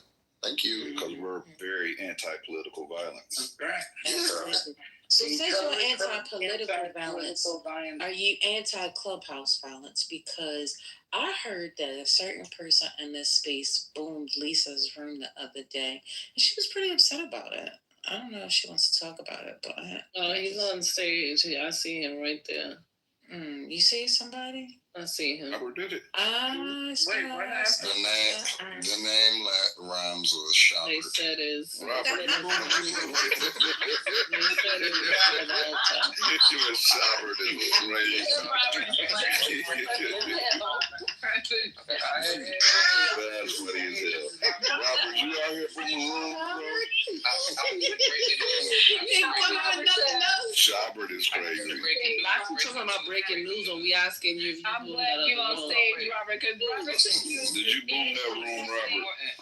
This is important. No, I didn't boom. said that he was protecting the integrity of my room. Bullshit. Bullshit. That is the best boom excuse I've ever heard. I was protecting you. I didn't boom.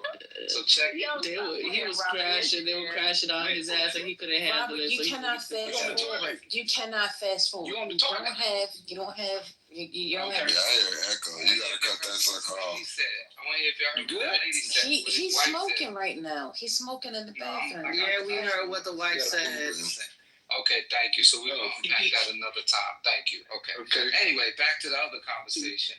Nah, man, I was protecting the room. Like, they would get, like, I'm like, yo, yeah. Hold up, you boomed it or you didn't boom it? First you said you didn't boom it. Now you saying you He did it to don't call protect it booming. He calls it protecting the space. It's No, a I didn't difference. boom it. I did not boom that room. That was somebody else. So why are you saying you was protecting the space? What does that mean? Because I heard you was throwing people out the ring. And all that shit. You're nothing but a liar, a cheater.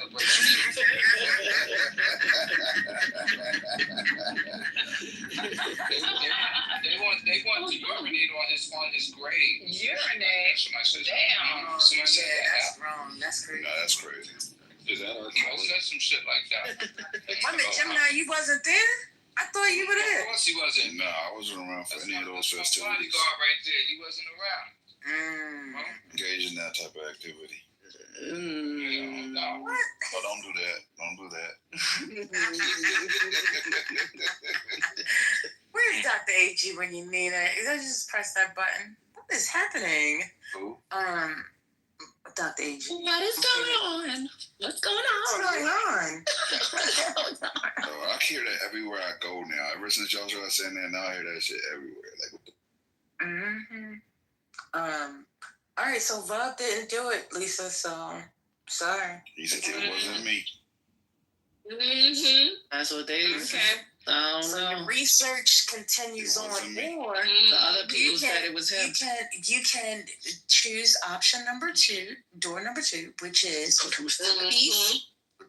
Listen, peace and tranquility, because after that space was boomed, you were able to reopen and have a wonderful sized group come and join you. So which one shall you choose? Door option number 1, where you continue the investigation. All right, so we're gonna bring State on stage. So if you choose violence, I got somebody. Oh my God! I got somebody for you right now. Wait a minute, State is in the building. Yeah, he's coming right now. Lord, Come up here, State. I got somebody for you right now. Hey, State. Real quick. Breaking news. Y'all remember my bitch said, I choose violence. Breaking news: the Utah governor said they gonna seek the death penalty for this young white man. Oh my goodness. well, Also, I think we need to start calling them YWMs for That's young fucked white up. male. That's crazy. That's crazy. We got YNs. I think they need their own. Motherfuckers just wake up in the morning talking about, yo, I'm gonna do this. Let me ask you a I'm question. doing like that. That's Non-related to politics, or kind of related to politics, but not really. So what's that boy named? Young boy. NBA. Is that the one that NBA. got out? Is that the one that just got out of jail and like he does all his training and stuff? Yeah. Which one? The Would one y'all with let 50 your million child kids? go to his to one of their concerts? Okay. How old? I didn't say yes or no. No, I say it's fuck no. Okay, somebody said no. What was the question? Sarah. 15. Nah. 15. Nah. That's Nah, why he's I'm a baby daddy. talking about YNs. That's gonna be YN epicenter right there. Like That's what I thought. No. And it's gonna be CY. Make sure they have it down with them if you do let them go. What? It's not my son not a 15-year-old with a gun. Like, what the fuck? You can't go into you can't go into Really, of course, you can't go in the concert with a gun. No. What concert y'all been to? I used to pack my shit.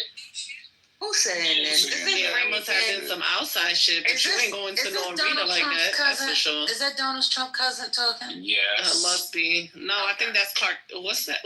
No, he said that's Charlie Kirk's cousin.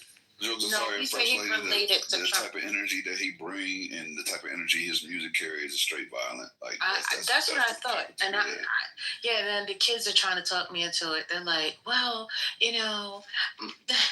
I'll take, my son is going to try to take her. And, that's been my childhood, whatever. I'm like, child, no. It's, I said, I'll pray about it. I'm going to pray about it. So, that's what I said. But it's you knew it was a no when you said I'm going to pray about it.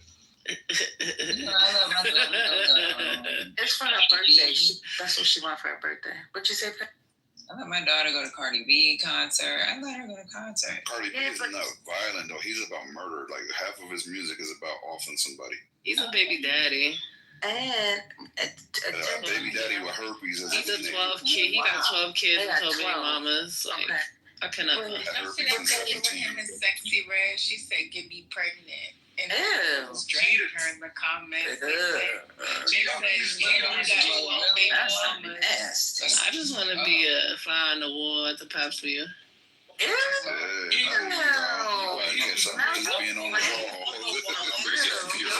want to know I want to see their my charts just to see all the shit they got. She look real pretty now. I was like, really? Like. All right, so now Justice. You said look pretty now. You said look pretty now. You said Sexy Red look pretty now. No, Sexy Red look like culturally. Sexy Red look like every chick from the project. She looks better now. Don't do that.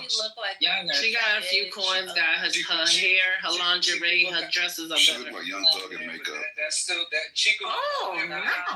Makeup. The carnage that she experienced. I would smash. Forever footprint. That footprint is forever. Who said I would smash? He said they would smash. I made it worse than Sexy Red. Don't care about her. He's way worse than Sexy Red. That is well. Since y'all talking gross, I'm looking at a map with preferred Pornhub genres for each state. Would you like to know what your state's preferred No. genre is? Yeah. California, we'll start with you, Gemini. Yours is bestiality. Get the fuck out of here. He lying. That's what he lying. He lying. It says California, Texas is bestiality. Nevada's is grannies. Florida's is grannies. Grandmas. I ain't talking about what list is this. But the majority, so Georgia, South Carolina, North Carolina, Tennessee, Kentucky, Virginia, Louisiana, Mississippi, Arkansas. The majority of the states is femboys. What? I didn't want you to talk. Just meet up. Well, y'all was just talking about all kind of stuff. Now I can't give y'all no data. Wait, y'all. tell me Pennsylvania before you do that. Pennsylvania is couch humping. He said Atlanta is incest. What is that? No, Atlanta is not a state. What is a couch humping? Like they literally humping couches? Google it, JD Vance. I'm not putting that in my algorithm ever. Georgia's is femboys. FBI watch list Googling that shit. Exactly. I don't even know why you're looking at that stuff. Where'd you get that from? Look, now. That list is suspect as hell. I don't trust that list at all. Virginia's is midget porn. He's still that's great. The Idaho is was furries. You should have listened to me when I said no. Y'all was just talking about moderate. Listen, we were talking about So now, if you meet them in California or Texas first lady, you just be like, no, thank you. Did you guys play his classmate speaking? Yeah, I watched that. Oh no, not the classmate. I watched the guy that was asking him questions. I just put the link for the classmate. He's speaking, but they're covering his face. Okay. Well, the guy that was asking questions at the moment that he got shot, he was like, did you see his interview? He had an interview on CNN. And, or did they just play it from, I don't know, CNN may have just played it from his Instagram, I'm not sure. But anyway, he was just like, even though I hate the guy, he started crying.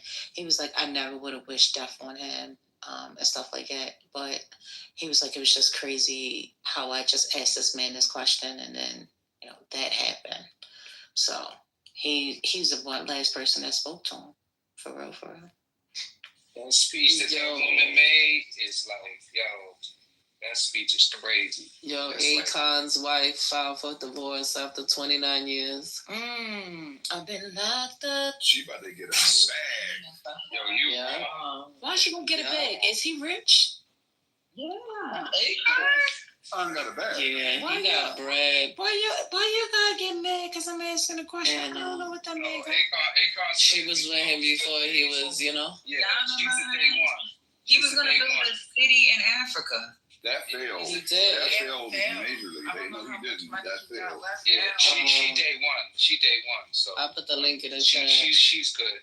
She out. She tired. What is his worth? What is he worth? Y'all make it seem like this man a billionaire. I don't know, but he definitely he north of 100. Yeah, I don't count people's pockets, but I think he's worth 80 million. 80 what? It says estimated 80 million. What? Yeah. Way more than that. Are you right. That's no. You know the game. No, it says 80, and then another source says less, 40 million. Yeah, I was thinking he's around about 40 million worth. Yeah, all his money ain't on the. Robert, do you ever just take a breath and breathe? Just no. He has multiple business ventures, philosophy, variation, music career. Yeah, I don't know. So, how much money is she gonna get? 20 million? Half his money? What y'all talking about? I don't know. We shall see. 40 million these days ain't a lot. If you they got married in '96. Damn. She definitely day one. That was what year his career started? Y'all remember? It was 2000. No, I think she came. He used some address for. He came out with the Fugees, didn't he? No. It's not the same guy. No, I'm talking about the timing. No, he was way after the Fugees. No, he was after. His first game, 2004, guys. Okay. He seemed to be a good. Fugees came out the 1990s. So they got married at 96. He didn't, get his career popping to 04 or the beginning of his career. So yeah, she definitely gonna get herself a little bag. She probably got some houses she gonna take and some cars. I'm not sure how many kids they got. That's also counts. Did he cheat on her? I don't know. I mean, does he have any kids outside? Black men don't cheat. What black men are you talking about? Is there I didn't know he was born in St. Louis. Is there a special? You guys say this, but I just want to know: is it like a special kind of blacks that don't cheat? Yeah, all the black men I know. It's a blanket statement. Black men don't cheat. Hold on. All the black men I know have cheated. Because I got all my money. Akon is a he does polygamy. Okay, so he has 9 kids. He has 9 kids. My eyes are closed. He has 9 kids by 4 wives. Yeah, he practiced polygamy. So okay. Yeah, but the original one, but the first number 1 is tired. He is gonna get much. You know why? Because he has a paper, correct. The other ones don't got papers. But the other 3 could contest it because he's been doing something that's not legally in the state. Well, I'm just kidding. I'm kidding. I don't fucking know. I'm joking. Don't listen to me. Don't listen to me. Don't listen to me. I'm joking. I don't know. I'm just joking.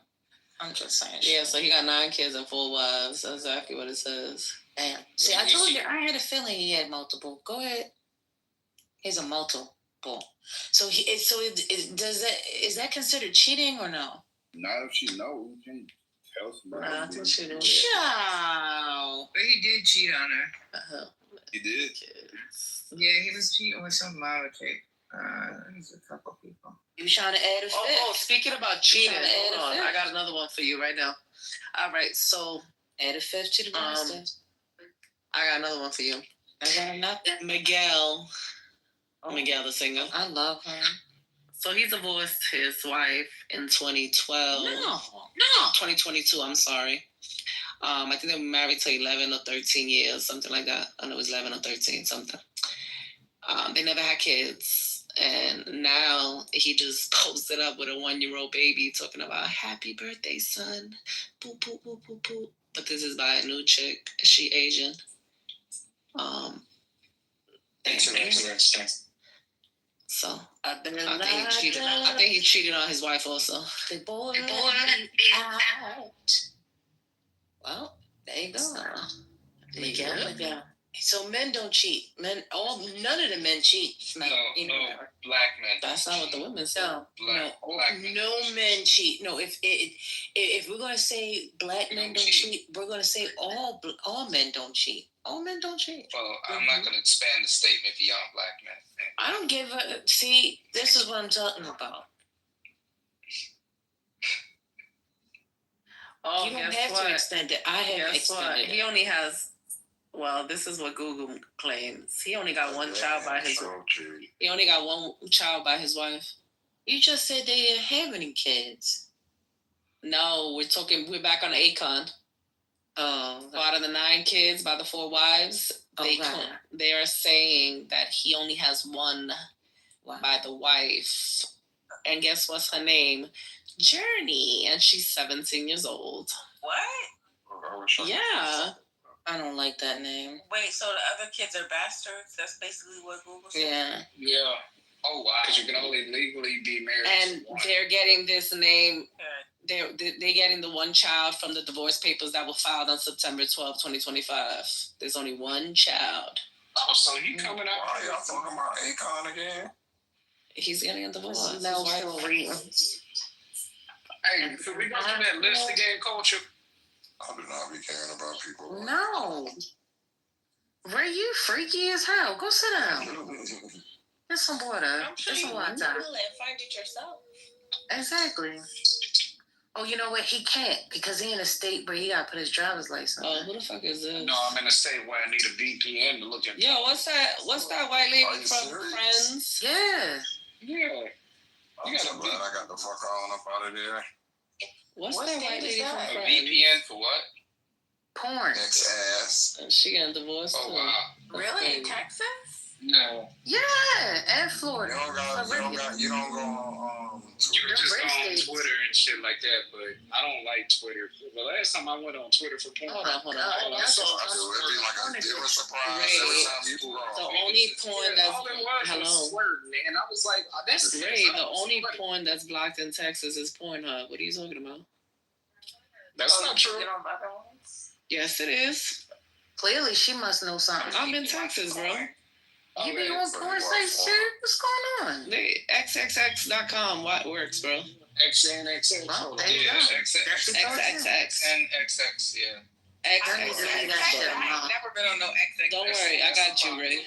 Yeah, that's a popular. Nice to know I know a bunch of whores. It's regular schmegular stuff. Corners. Yeah. You just put me up on something. Oh, Ray, I got you. Nothing crazy. It ain't me. I got you, Ray. Don't worry. That's First Lady saying getting it popping too. You be getting it popping in the gym though. I see you. Nah, I'm never gonna let the men not get some porn. What's going What if on? watching porn keeps them faithful to their wives? Let those men watch porn. What does it got to do with porn, though? What does the gym have to do with porn? What's going on? Oh, not Jim. I'm talking about him cheating on. I said Mel be getting it poppin', and then you said not me. Y'all crazy. Oh, wow. I don't even know what's going on.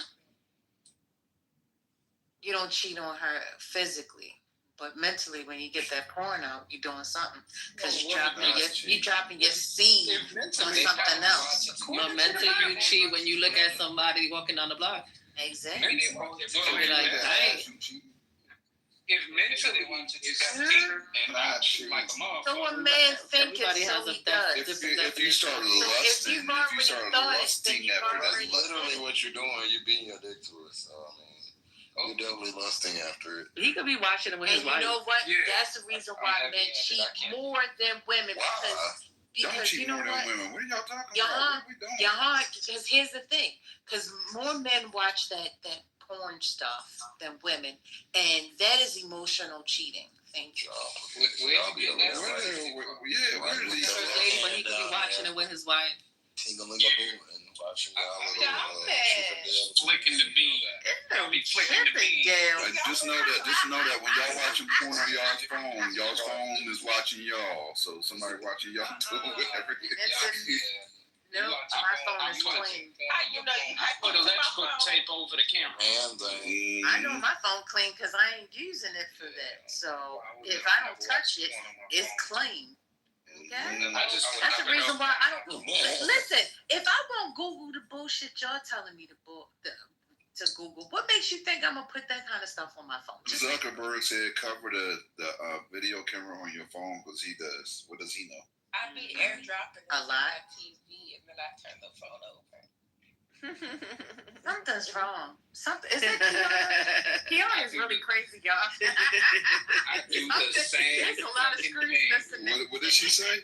What she say? She said she airdrops her phone and then she turns the phone over. You get a smart TV, you could just send it from your phone to the TV, and then I would be like throwing the phone across the room. Hell yeah. You ever watch some shit and then you hurry up and turn it off like you ashamed of yourself? Like, what the fuck was that? And then they still going. You looking at their nasty ass. I will exit the motherfucking browser so quick. Like, oh, that was disgusting. Yeah, watching porn on your phone is wild. It's like very dangerous. Bro, you do it all the time. Stop lying. Hello, exactly. It hit every virtue segment. When PlayStation 4 first came out, they have a web browser on that bitch. Check the brands out. I learned so fucking quick. Don't touch another nigga controller without spraying it down with Lysol. Controller? Ain't nobody doing nothing with no controller. The hell? No, they don't wash their hands after they finish doing what they doing. Well, why are you at another man's house playing his video? Yeah, that sounds weird. You know, sometimes you go to your homeboy house and you play Madden with him. I thought y'all just did it online now. Not your old. Y'all having sleepovers or? No, it's like, you know what I'm saying? You chilling at the crib, you might be cooking or, you know, some shit. The women downstairs, you go upstairs and play. I'm trying to inject a female into this situation with no woman involved until just now. Oh, he's married. He's married. Almost married. Oh, okay. It's given that one episode of Black Mirror, but I feel exactly. Oh, that was the VR episode. See, you knew exactly which one too. Because I may have trolled some of my homeboys and sent them some VR headsets after that. Like, hey, nigga. The fact that he knew that episode is scary. I'm screaming. Not he trolled the friends that sent VR headsets. Yeah, but I know you didn't say male sleepovers. Yeah, you got me done. I've never heard somebody say that. He said they have that's buddy sleepovers. That's so proper. I said a lot of stuff proper. Nigga. Hand me a pencil, nigga. You should be, even as a grown ass man, you should be able to play with your grown ass man friends, no homo. And that's why it's less. She just made it all homo by saying it that way in the first place. I tried to. We're going to set the play date. I want you to come over tonight so we can play. Heterosexual friendships with my friends. That you need to clarify. I think y'all try to. You know what? Fuck it. If You know what? Fuck it. If y'all have play dates, y'all have play dates. Y'all do what y'all do. Okay, we do have play dates. Our lives get boring. Shit. Sound like Daniel just now. Oh my god. I That's told like you that, but you that's see what I'm saying? That's I the told fourth you time that y'all day. didn't play me as some nigga named Daniel. And why is he always that's sound the like same he's dude? smoking? Yes. So it ain't just you. I heard that time. He sound like Daniel. Tonight you heard it. See? Yeah. I be hearing stuff. My dad did have like 12 kids. What does an over 30 male play date look like? What does that look like? Can you just lay that up? Do y'all wear onesies? They wear that box. We might go to the gun range, you know what I'm saying? The loose ones. Pull it out. He gonna make go to the Who's gonna pull it out? What's going on? What's that pulling out? On the play date? What y'all talking about? Oh, what y'all talking about? You might go get something to eat, go get some drinks, then go so home. y'all have a date? A little date. I have a whole little structure to it. Okay. That's nice. Okay. Yeah, we actually do. We meet up like 2 times a year. You get hang out. Meet up. Something's wrong here. Something's not right. Something's wrong. I'm gonna disengage. Oh, you said meet. Meet M-E-A-T or M-E-E-T? Just like we don't stay in the same places and shit, right? And we all got our lives. So we might meet up a couple of times a year and just hang out and chill, just to catch up. No, seriously, but I ain't gonna lie to you. See, that's good. That's good, clean fun right there. You know? And I think if more men did that, y'all wouldn't be so hostile. But I don't know, Ray, because you still are kind of hostile. Twice a year, though, First Lady, they think they should increase that maybe to once a month. No, maybe once a quarter. Once a quarter is better. It's like real shit. Like we all got families and kids and shit, kids and activities. So we don't like Why does get it to seem do like it. he's always smoking? Is it just me? He's smoking. He's getting high. Or does he have sinuses? No, he's smoking. That's rude. How does he smoke all the time? He's inhaling. All the time? Every time he comes off mic, he's like, yeah, go. It's Friday. Yeah. It's Friday night. I don't give a damn. It could be Monday afternoon. What are you talking about? Yeah, he's like, This is rude, First Lady. Huh? This is rude. What's part of it? Sorry. When you say someone always sounds stuffed up and nasal, it's like when somebody see you and be like, "Oh, you look tired, bitch." You know. Well, no, I was just saying. I was trying to figure out if he's smoking or if he had a sinus situation. If he did, I wouldn't say no more about it. But I can't. Well, what if you gave him a complex? Now you're trying to say he sound like Shanae. Oh, I'm sorry. Oh, y'all talk that right. I didn't talk right. Is that April? Ray sound like he's smoking every day. He knows I said you. See? She Thank you, April. Well, April, you rude too. I am. The Rudies. She said, I am. The Rudies. Okay, Just, I said I'm sorry. Okay, I'm not trying to be rude.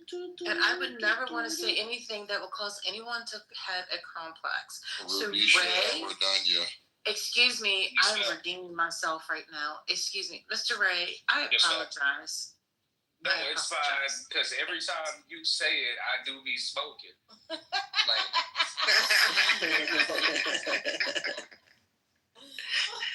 You could have been said that. But y'all still the Rude sisters, Rudisha and Redunya. Shut up. And you talk a lot, John. Ray comes in here because he loves the attention. Right, Ray? We know Ray. Ray's cool. He is related to Captain. Ray about to smoke and go watch porn. Leave him alone. No, I'm not. Okay, you gave him a new site. He about to wear that bitch out.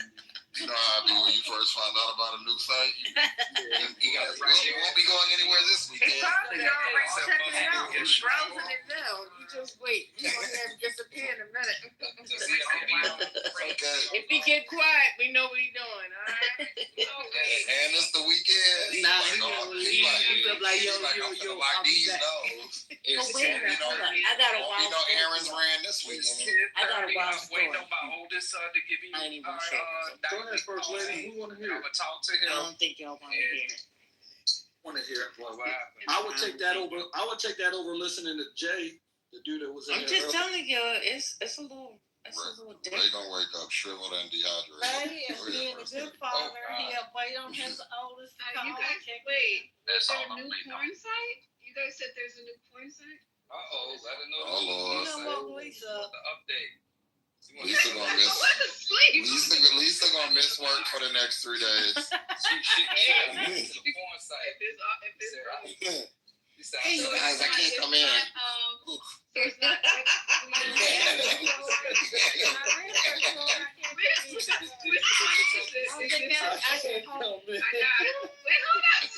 I'm trying to get the tea. So it's not Pornhub, it's not Xvideo X. Which one is it? So I can. It's X. Research purposes. XX. It's XNXX. XNXX? Mm-hmm. Stop lying. Yep. Simple. like Whoever got that. Xanax without the A.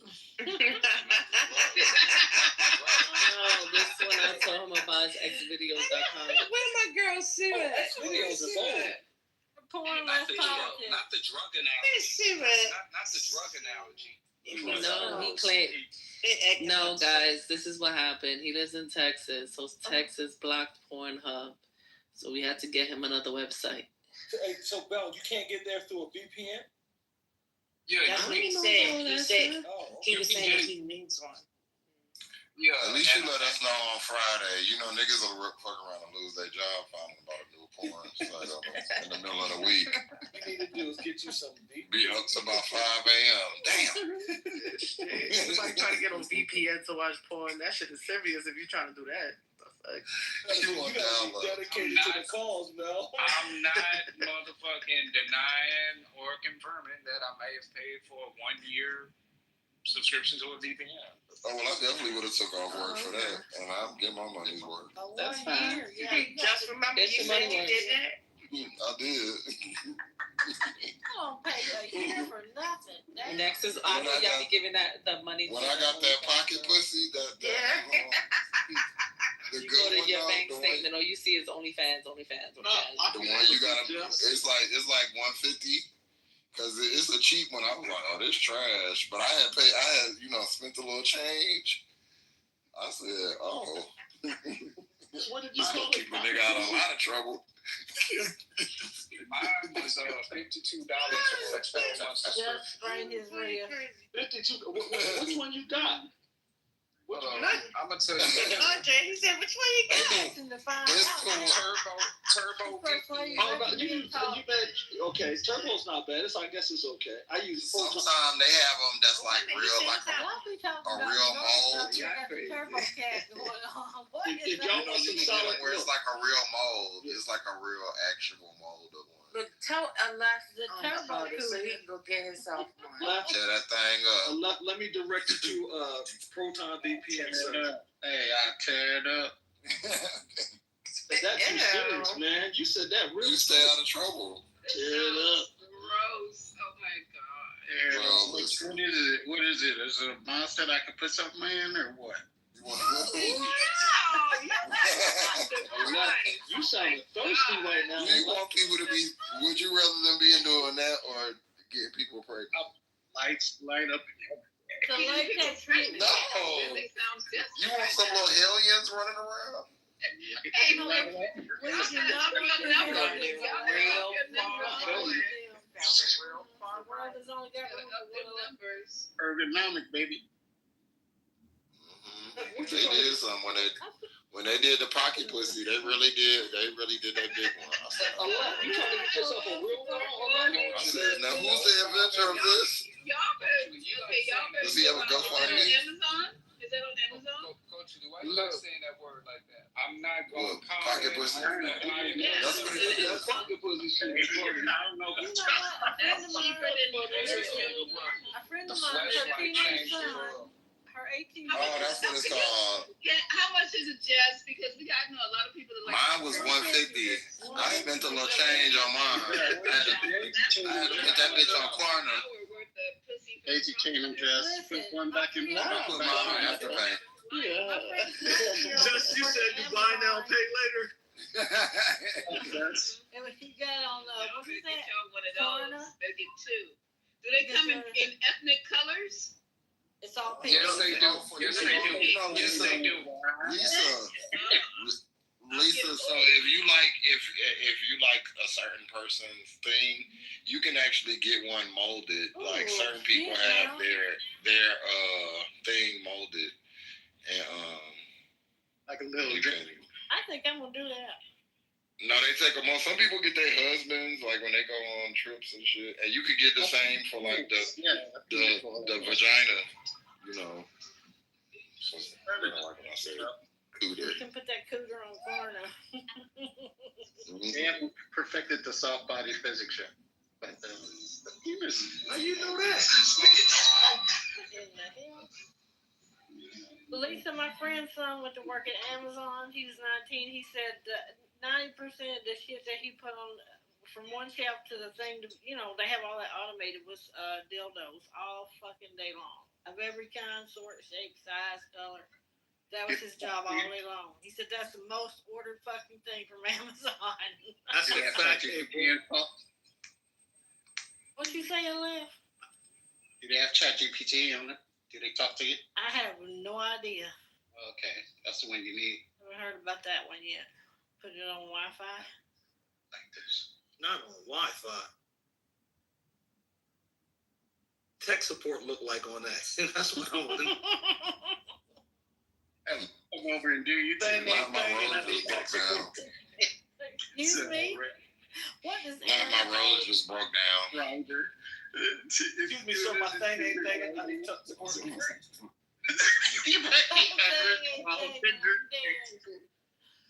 Oh my God. Sorry, but this was crazy. What happened to Lisa? Where'd she go? She went to get her I mean, the women's toys be looking crazy. It be looking like somebody shooting a bird. You talking about those kids? Those dudes are rich now. They've been rich now. It'd be like a silicone device with like somebody throwing up a gang sign. I'll be you got 2 ears and 3 fingers and shit. I'm like, what the fuck is this? Rabbit ears and shit. Do any of y'all remember the real dolls?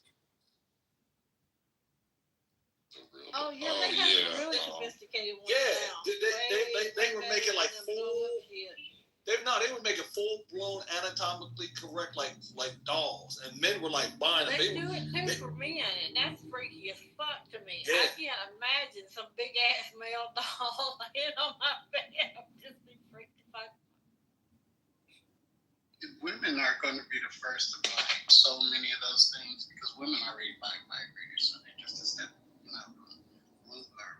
have to clean his ass too. I don't want to clean the whole goddamn person. Shit. Clean the Roomba.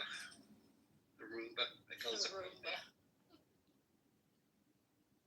Put dildo on top of a Roomba right around there. It goes all around, you just you didn't know that feature? You could jack it, you could hack it.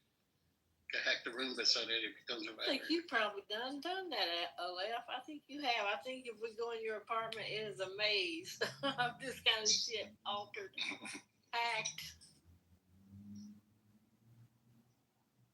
Water did it. No, it's not why he is not just because he ain't denying nothing I said. I know. Aleph talking like he got a lot of interesting gadgetry around his house. Listen, April, if you hack it and put a dildo on top. Yeah, that's no DIY, right? Nah, they do a lot of stuff out in San Francisco.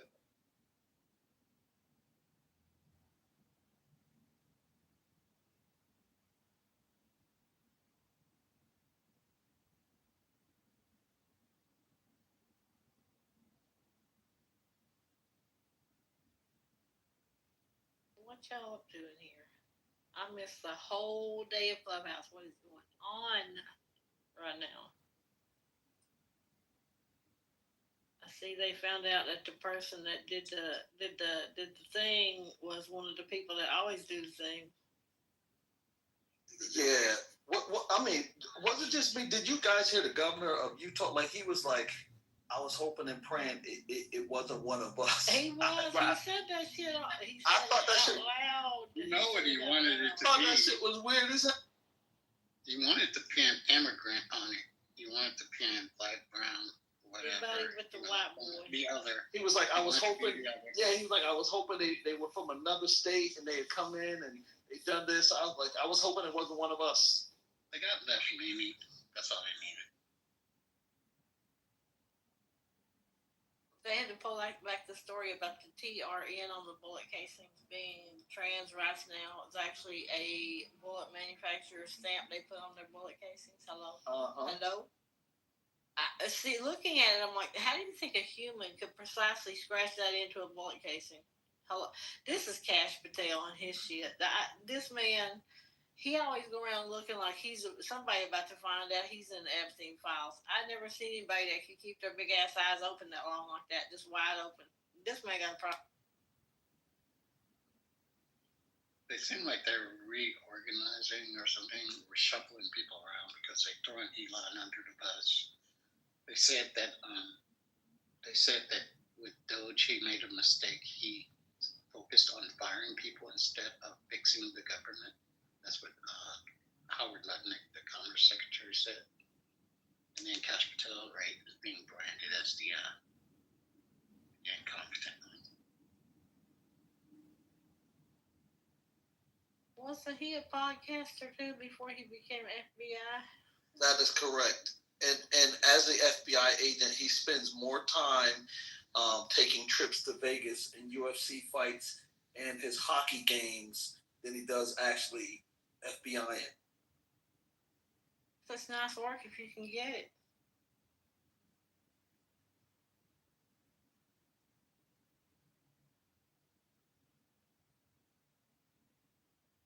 Where'd everybody go? Get some drinks? Where they at?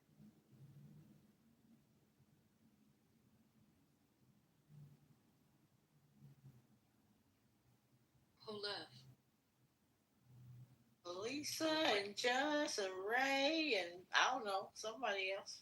Maybe they're having a powwow. Or maybe they all decided to go watch Pornhub together. Damn. Having a porn watch party. We weren't invited. What is that app where you can watch stuff with people? Discord. Somewhere. Chatter, Discord. Where's their own fan base? I don't think it's gonna be much chatter while they're watching porn though. That's just my thought. If Jeff is there, there will be.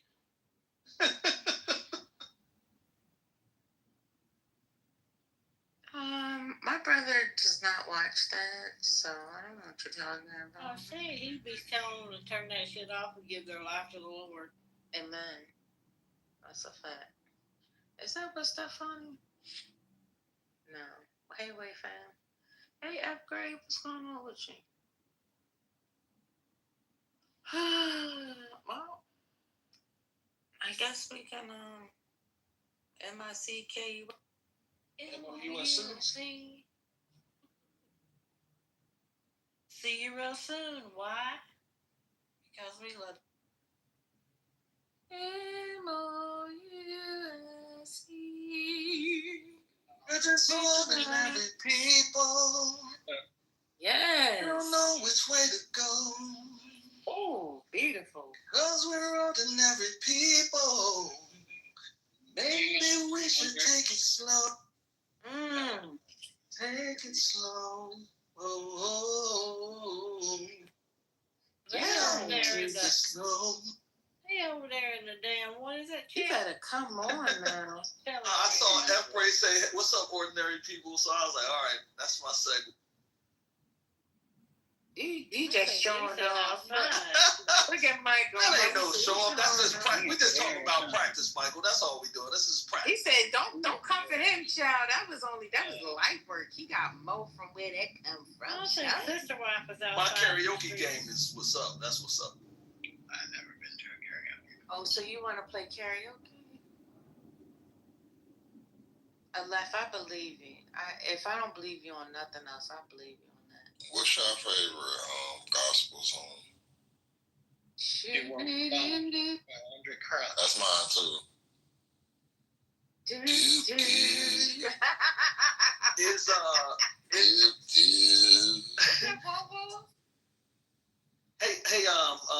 Just is long time coming considered a gospel song by Sam Cooke?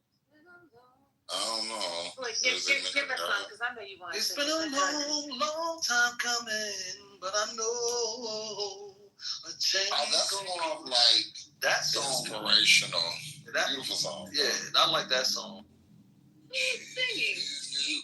That was me. Who's singing? Andre got the voice. Who's me? That's me, Lisa. On. Oh, okay. I'm driving the book. Oh no worries. So good. Do another verse. Nah. This is politically correct. This is not karaoke hour. No, I'm sorry.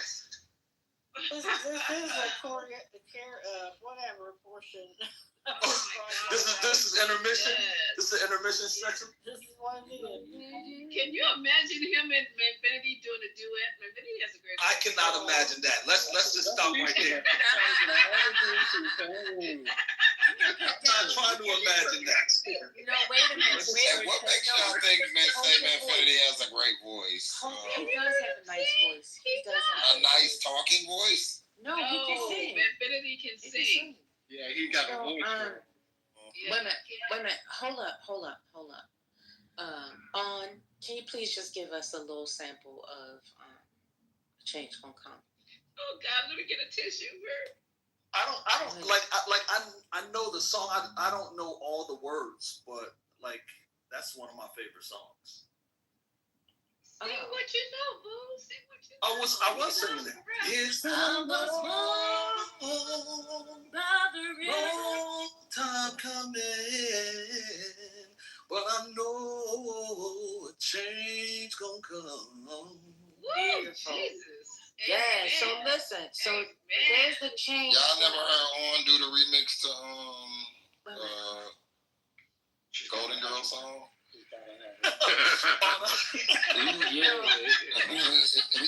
Y'all never heard do that? That's what you can really sing. That's just me playing around though.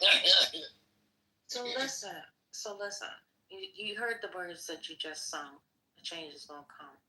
So that means that when Manfinity comes around, the change is going to come, and you're going to sing with him. Thank you. All right. I appreciate it. I don't know nobody want to hear the bipartisan choir, but thank you. Why not? Jess, you need to do something. Manfinity cannot. He could do probably like a good, maybe a choir, harmonized, but I don't know about 5 minutes, that's too long. Manfinity might be able to Kirk Franklin the song, that's about. Or maybe like doing like a little harmony in the background, but I don't know about it. He's not solo. Oh, wait a minute, He's not a solo Sunday type nigga. Listen, stop. Like, Manfinity gonna do a solo in the church. See, this is what I'm talking about. You tell me that I make people have a complex. You definitely give people a complex, so stop it. But it's not Jesus Christ. Andre. Yes. You can sing a Christmas carol together. Okay, you guys can practice until Christmas. Thank you. Oh, Christmas is only 3 months away. So that gives me 3 months to avoid a Manfinity at all costs. No, that means that you guys need to work together during the next 3 months so that you can be superb. Okay. You make it happen, and we'll do a performance in here, okay? I shall. And then Jess will have his bipartisan choir for Christmas. Look at that. I want Jess to MC. I want Jess to be the MC. No. It'll be just an I. But just in you, yeah, because I like if somebody is unruly in the goo, Jess will drag them.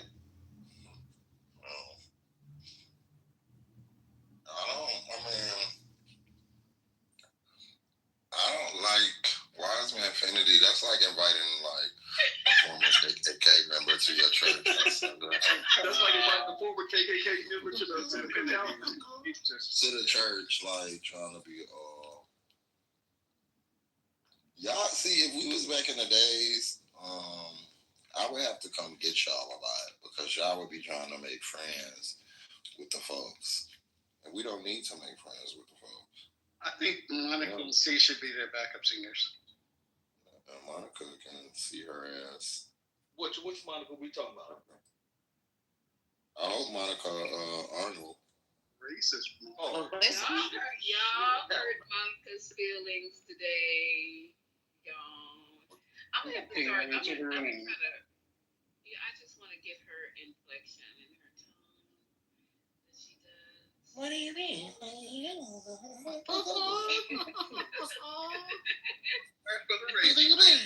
do you mean by racism? I don't think it's racist to call black people monkeys. Darkies.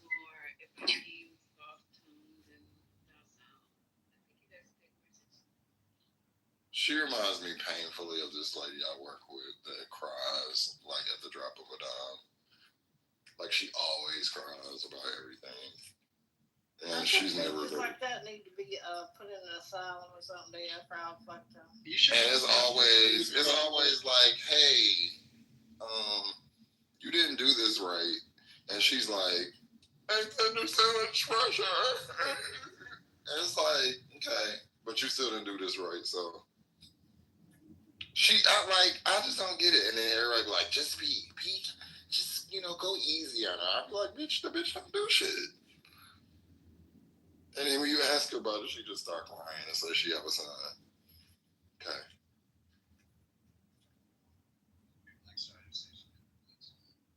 I have 2 black kids. She's like, it's just been so hard for me ever since. And I'm like, girl, your son is 10. So I think, we can stop that.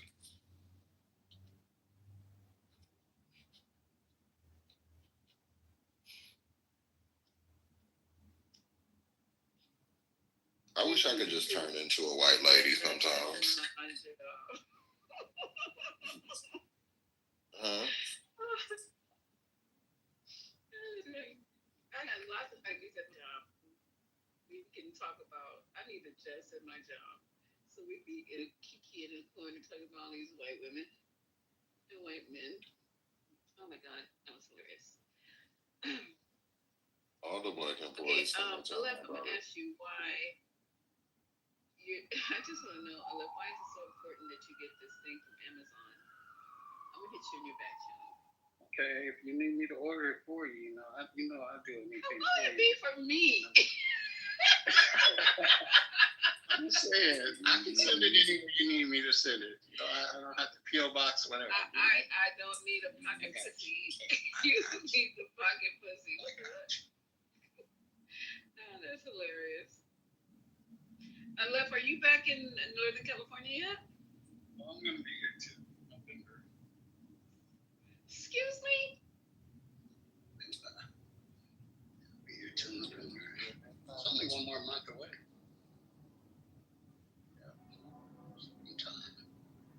You would be the perfect man because you're gone from home all the time. Yeah, you can tell, huh? That'd be great. You can tell I'm a very reliable dude. Reliable, that's my theme song. So you ain't gonna be doing nothing but calling them. Like you doing? Calling Aleph? No, Aleph is the kind of dude you have to have in person. I'll be hanging out in the tree outside her window. That's what I'll be doing. No, you know what, Aleph? You the kind of dude you have to have in person because on the phone, no. You don't like to talk on the phone, Lisa? Have you listened to Aleph just talk in the room? He might have different conversations on the phone. Yeah, they're different. I don't know. It's hard to have good phone conversation. A lot of people don't have that skill. Oh, too bad. Grew up on the phone. I'll be like, when are you going to shut the fuck up? We used to be on the phone for 2 days straight. Yes. You trying to get to know somebody, asking them questions. They like, shit, I don't know. We'd be talking to the 401 operator for 3 days. Mm-hmm. That's funny. I'd be calling myself and talking to myself. You call yourself. You used to prank call people. You just want to speak up. Well, I used to do that all the time. I did it so much the police came to my house one time. You're funny ass. My mom was like, my mother was like, my mom used to say this, and I know y'all were like, that was so mean, but she used to always be like, you little nigga, you. Why are the police at my house? And I was like, I don't know. And she was like, I know you know. She was like, and I'm gonna tell you what. She was like, I'm gonna go and see what they talking about. She was like, and if it sound like something you did, I'm just gonna come back in here and storm you. And I was like, okay. Yeah. And I was like, okay. I was like, we was playing on the phone, it may be about that. She was like, what you mean it may be? What did you say? So Yes. Did this ever happen to you? Somebody ever called back where you knew about the callback? Yeah, I didn't. This was before then, and I didn't know it. And we was calling. It was really my friend. He used to do stuff, and I was like a giggle box. Like I couldn't. Everybody knew you could make me laugh, and I would. It would be like uncontrollable.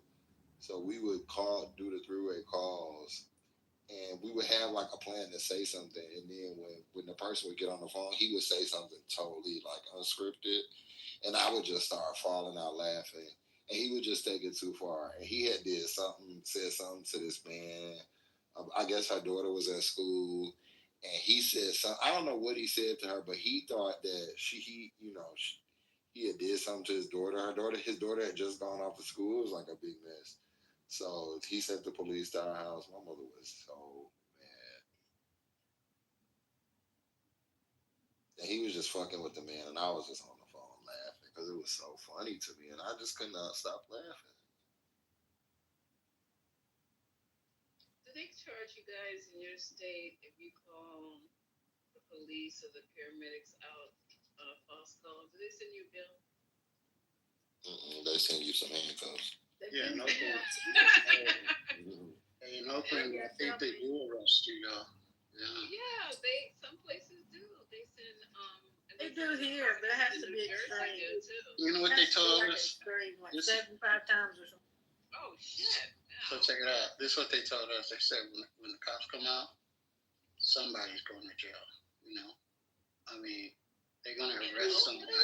Like if it's a domestic violence thing, like or something like that, or something in the household. Yeah, somebody has to go. How would you go about that? Just because I've had roommates and stuff like that, Oh, okay. I'm not. Yeah, I don't do that kind of stuff. You know me. I called the police on somebody last night. Well, trust me, I'm a nice guy. But yeah, sometimes roommates are not. I don't know. People that say they're a nice guy, most of the time aren't. No, people say trust me.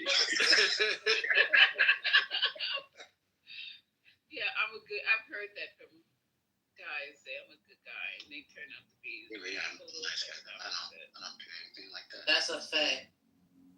I had to call. I had to call the police on somebody last night after I got off here with y'all. I said after I got April off wants here to with tell on somebody. Go ahead, April. Go ahead, tell it. Go ahead, tell it on Tabitha. While you was out, Aleph was talking about how to hack the Wi-Fi dildo and put it on top of a Roomba. Why did you snitch on me? And then I said, recording. Oh my God. Lord have mercy. Now I not a dildo on a room. Now I gotta be the P-boy.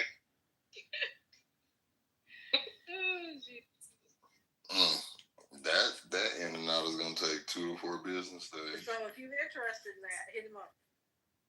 Ciao. Yeah, sure. I know it's late, so I'm gonna get my shit in here. Get on that Roomba. Ride around the house on the Roomba. Yeah, I'm just asking questions. Why would somebody My go next on a door- Roomba and walk around? What's going on? My next door neighbor be getting disemboweled. I was like, you go, girl. When I tell you that some man comes over here in a Ram truck and rams her, I be like, Miss Thing. And she Muslim. I said, oh, he be knocking the dust off that hijab, don't he? Dog walking that. That's nasty. Old first lady, the other night, he was wearing her loose. I said, is he ramming her head into the wall? Because I heard like, and she kept saying, because first I was like, okay, is she okay? And then I heard her saying like, yes, and all this other stuff. And I was like, oh, she having a good time over there. But it just went on and on and on. I watched Project Runway. It went on through Project Runway. It went over Project Runway, went off. It was still going. I said, he is turning her every which way but loose. And then when it stopped, I mean, it wasn't 10 minutes till I heard that car door open and him pull off. I said, oh, he comes over and drops off and goes right on home. I tell you. Every Thursday morning. For real. I got a message. I said, he really be taking her up through there. Free. I don't know how she be saying. And then, like, the next day, he be like, he probably gonna come. Let me see if the truck out there tonight. That's a nasty work, Josh. What's nasty? You can't be paying attention to what people doing over there. First lady, it's a him. First off, the truck sound like an earthquake when it started up. So it's not like yeah, it's like a big hole. Like yeah, I love it. So you hear it. I love it. He done rearranged your guts. Now he out here rearranging the motherfucking molecules. We can't ignore it, man. But she an older woman. I mean, get your life, man. Good God, I hate you boys. We need to put him on stage. This dude. He be dog walking her. I be like, and then when I be seeing her come out, I be like, you so little. Polo does she wear her little hijab? Oh, she looks like a holy woman, but I know where her room is. It's right up against mine, and that be you getting towed up. From a hijab to a hoe. Well, she's a freak in the bed, and the only reason why I just knows is because his bed is close. But why does it sound like you're in there with a bull? Because you just said it that she ain't never so big, she little. But is he bouncing you off the wall? I was like, no, what? I mean, she might make a lot of noise. He might like it. What's going on? Oh, they definitely like it. For 2 hours, girl. I know that coochie be swollen shut. You need to really stop. You need to stop. Be Jesus. You need help. Diggity damn, I done wear 6 outfits and you still in there getting real. 3-4 days. That's what we do. Yeah. I got you covered. You got me covered. We both calling in. I'm in my house now. Goddamn. No, for real, First Lady, I was just kind of like, should I call the police or like, should I? Because I didn't know, like, it really was like that. Like, I'm like, damn. And I don't live in an apartment. I live in a condo. So the walls, like, to hear stuff, you gotta really be doing the most. So I can only imagine how it sounds inside the actual place. Well, I think you should call the police one day and record it. Call the police, Chef. Who says I didn't record it? But I am gonna black. Yo, she be going left. It be mad loud. loud. I'm talking about the police coming out there to check on her part. Oh no, I recorded the noise too. Hey, I got that. Mary, you got him, dude. Baby, he be bing bang boom pow. You know what? You should get clip a picture of him, and then I think it's them pulling up and hold him for ransom and be like, look, I'm gonna tell you what. CEO. If how much you want? You want $5,000? What you want? I should. Yeah. I'm gonna go over there at 2 a.m. because that's when they usually get it started. And I'm gonna say, hey, I know this is around the time y'all usually get to going. And y'all push the bed across the room or something. I'm trying to get some sleep. Have y'all I don't know if y'all both work second shift, but I work. No. Put it on paper. Go knock and act like you're deaf and you can't talk. And hand them the note. Say, put it all on a piece of paper, and then watch them read it, and then go like this. What you think gonna happen? You gonna be nothing. I've left no son. This is the same woman that be cooking that funky ass food. Now she ain't got a boyfriend. No, I didn't know she was little. Oh yeah, tiny. Oh. She got her a man with a big truck. Or one of the children. It's her. It's just her that live there. I think the kids just be over there sometimes, but it's just her. They say that. And when they leave, the little women is bottomless. I don't know. Hey, they got bottomless mimosas. Yes, first lady. Yes. Oh my. Apparently, because I said, now ain't no way. I feel like this is a practical joke. She gotta be hurting the next day. Have you seen her out walking around the next day? I see her every day. Yeah. And she be having an attitude. I be like, you still got an attitude, girl? You got done like that? You should be real happy. I'm old. I would be tore down. Okay, I wouldn't be able to do it. Be every night, y'all. It was last night. Nope. It was the night before. Like it probably won't be on like a Sunday or like they'll skip Monday or something. But baby, as soon as you think you gotta rest, you get one good night's sleep, you wake up, she getting dog walked. It's like, ma'am, if you don't call her ICE next time.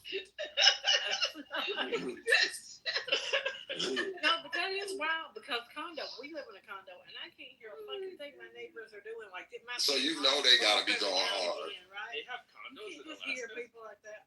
Of course. I'm just messing with you. Igloos, baby? We got condo igloos. Nice. So what you think? So how you gonna call ICE? What you gonna say? I'm gonna say some people making a lot of noise over here, and it's in a foreign language. Somebody getting killed. Immigrants are up to no good up in here. The immigrants are trying to make more immigrants. And they not gonna trying to even get knock. an anchor on the way. The door down. What's crazy is I'm walking my dog, right? As soon as I turn the corner, I see her getting out the cab. So he probably coming through in a few.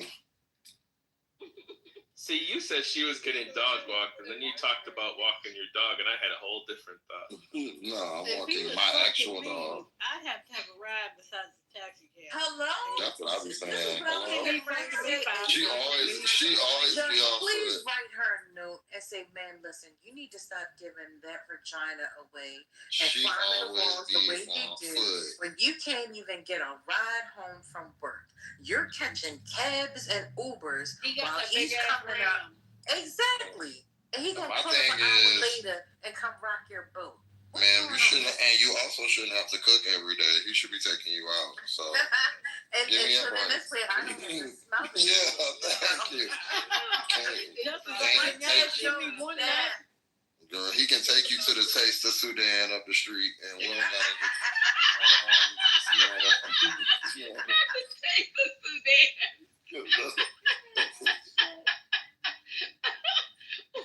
Hey, Spirit. If I had to choose between food and the Ram truck, let me think about this. I'll take the Ram. Listen, he need to be providing all that. Food, the rent, the food, the truck, all of the things. Well, he been sounding like he be happy.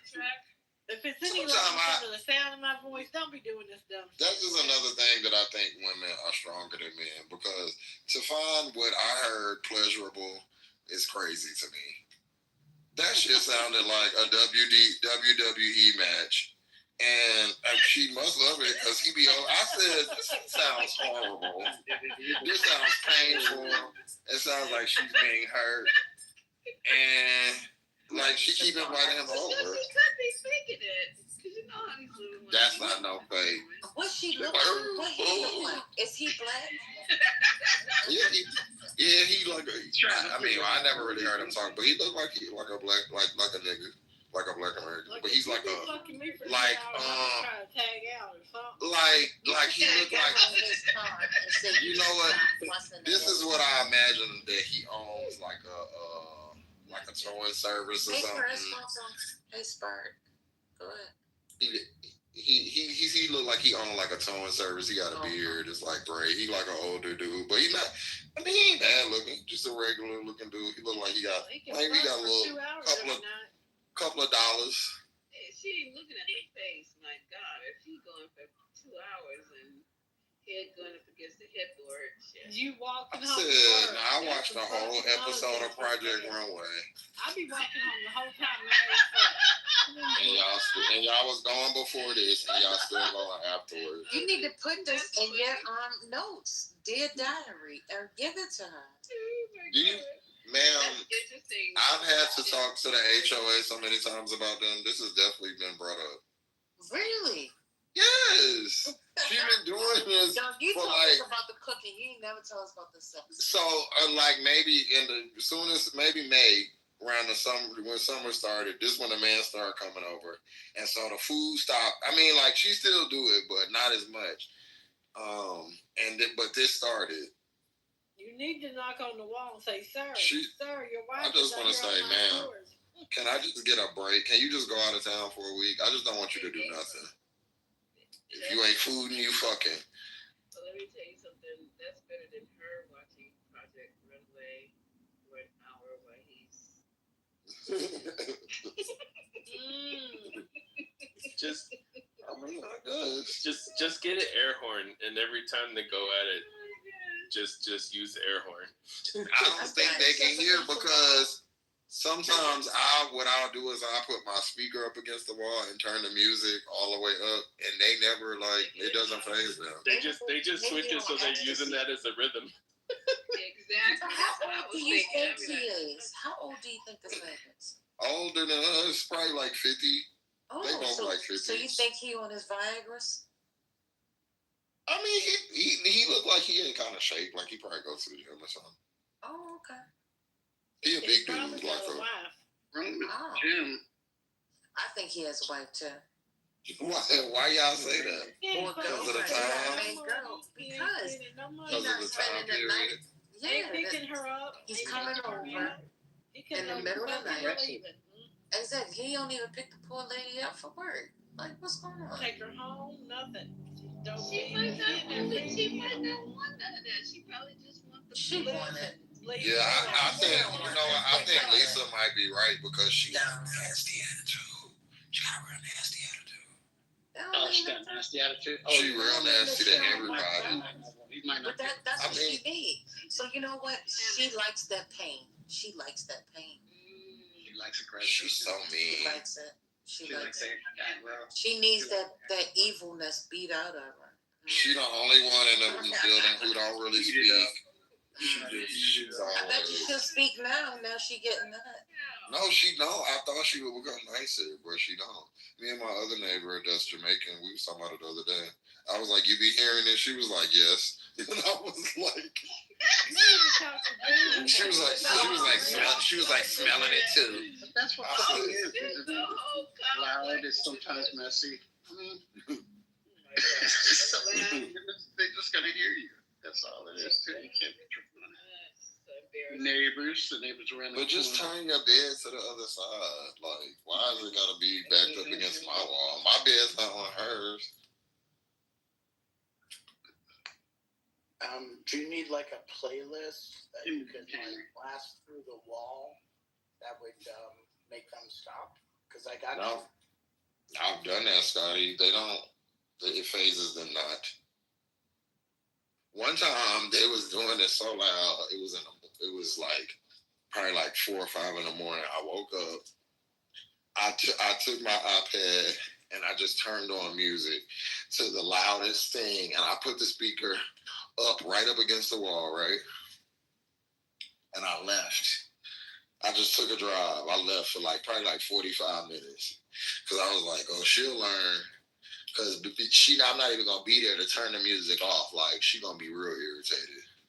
Do you know I got back and turned the music down, and they was still going the fuck at it? I said, now, these people are I crazy. think you need to call SWAT team. I said, he be in it. Little April period. I mean, at some point you're gonna get some chafing. Like that's some. Not if you stamina. can't go all night. If you can go for 2 hours, 5 days a week, your ass is you ready for it. What you say? What if you have some ditty goop? Maybe he got a little dick. I don't know. They just be hollering. Maybe he put some else. I don't know. Oh, come on now. Just how old do you think she is? They look like they both were out in their 50s. Yeah. Well, maybe they be glad because they probably got another 5 years, and you won't hear shit. Only 5 April. Who's gonna wear out first? Listen, it could be me. Could not be me because I can't. Now the lady is real. She like a real cute lady. She's small, but she's real. She's spry. She must be spry. She look. She got gray hair, but she looks like she got a young face. Nimble. Does she look nimble? I mean, she's small. I know it's her because I've heard her voice and I've heard like the way she be hollering. She be hollering. You could go outside sometimes and hear her. For real, I'm not even exaggerating. Everybody in my building know about it. They carry on. If you fucking her like that, you cheating for sure. You don't do that to your wife. You do that to that woman. Wait, why not? There's no wife at 50. There's no no ma'am. No ma'am. There's no wife at 50 fucking 2 hours a night for 5 days. That's what I'm saying. You doing that on your spare time. You don't do that to your wife. You come on. Y'all wrong. Their time is this like instead of the gym or something? Like, bro, I don't know if I want to do that. God damn, they be in there doing cardio. Look, it's hard times right before he go home. He can't afford that gym membership, but he can afford her because he ain't got to do the shit for her. But fuck her. They be in there laughing. I don't know if they be getting drunk or whatever, but they'll laugh for a little bit, real loud, and then it'll get quiet. And then you just hear bang, bang, bang, bang, boom, bang, boom. That's how you know he's cheating because he in there trying to just have a good time, not a long time. You said they either argue, laugh. It sounds like he's having a good time for a long time. No, he hasn't laughed. Well, I mean, the long time ain't saying the night. The good time meaning I'm gonna fuck until I don't want to need to fuck for what's going on. That's crazy. Did he be leaving in the night? I mean, I don't know. I never asked him, but that's what I would assume. That's why I'm cheating to do it the way he's doing it. Do you hear that big ram starting in the middle of the night, or does he stay till the morning time? No, he gets up and leaves. And like when they done, like it'll stop, and this how I know it's done. Like once it stops for like 10 minutes, like straight, I know he's gonna leave. But you can't hear the doors. Like it's not, the wall's not that thin. But once he get in the parking lot, because the way the parking lot is, the way the visitor parking, he got one of them Hemis. You hear that bitch start up, and I think he got pipes on it. He be out. That shit up on the way out. It makes sense. He got a nice vehicle, so I don't know. Yeah, he got a wife, and she don't give a fuck. No, the wife probably don't know. Trust me, she knows. She's just like, I hope you take your ass over yonder. And the lift that he's mentioning in the time frame, she might not know. He might be making that move on a store. Listen, if your husband gone for 2 hours past when he's supposed to be home from work every fucking night. That's a fact. You fucking what know. Ain't no women out here. But I will say Josh, you've been talking enough. Excuse me, but who's that? Chris? Is that Chris Southern? Yes, how are you tonight? Okay, yourself? I'm wonderful, thank you for asking. That's sweet. Yes, it is. So I hear what you're saying. She doesn't know for sure, but trust me, a woman knows. And that's what April's talking about. Yeah, because he come home not wanting to do no more fucking after 2 hours work. Yeah, and plus he probably been working before he got to her. And now he gonna drive home. Yeah, him tired. Yeah, he ain't got time. He come over here with like a uniform looking thing. Oh yeah, he doing doing it again. Especially if he runs home and jump in the shower immediately as he comes. Why would you jump off the shower? She got a shower. He don't stay for no shower at her house. Cause he ain't got no clean clothes. Cheating that's where y'all wrong. Is a crazy thing because I don't know. You gotta be a certain type of person to be able to do to be a cheater, don't you think? Because to live like, do you ever be like, I don't know, and I guess you cheaters could answer. Do y'all ever be like, damn, this is wild, I'm doing this. Like, I really gotta like. In my former like that, you would think that, but you would also remember that she ain't gonna find out. And so, but she not gonna find out. But then you start reminiscing about the good time that you just had. So then, no, I don't know about that. Okay. Y'all think that might be a you woman remember trait. that weekend we went to wherever and your wife would come like, fucking what? Where we go? Huh? No, I'm talking about on the drive home. Like okay, so you driving home after you did your, Y'all think we'd be reminiscing in the car? Listen, I'm trying to give you a scenario. Please. So, like just said, you start thinking about like, oh man, I felt bad. And in the midst of feeling bad, you start having these flashbacks of, the stuff that you just did with this other person.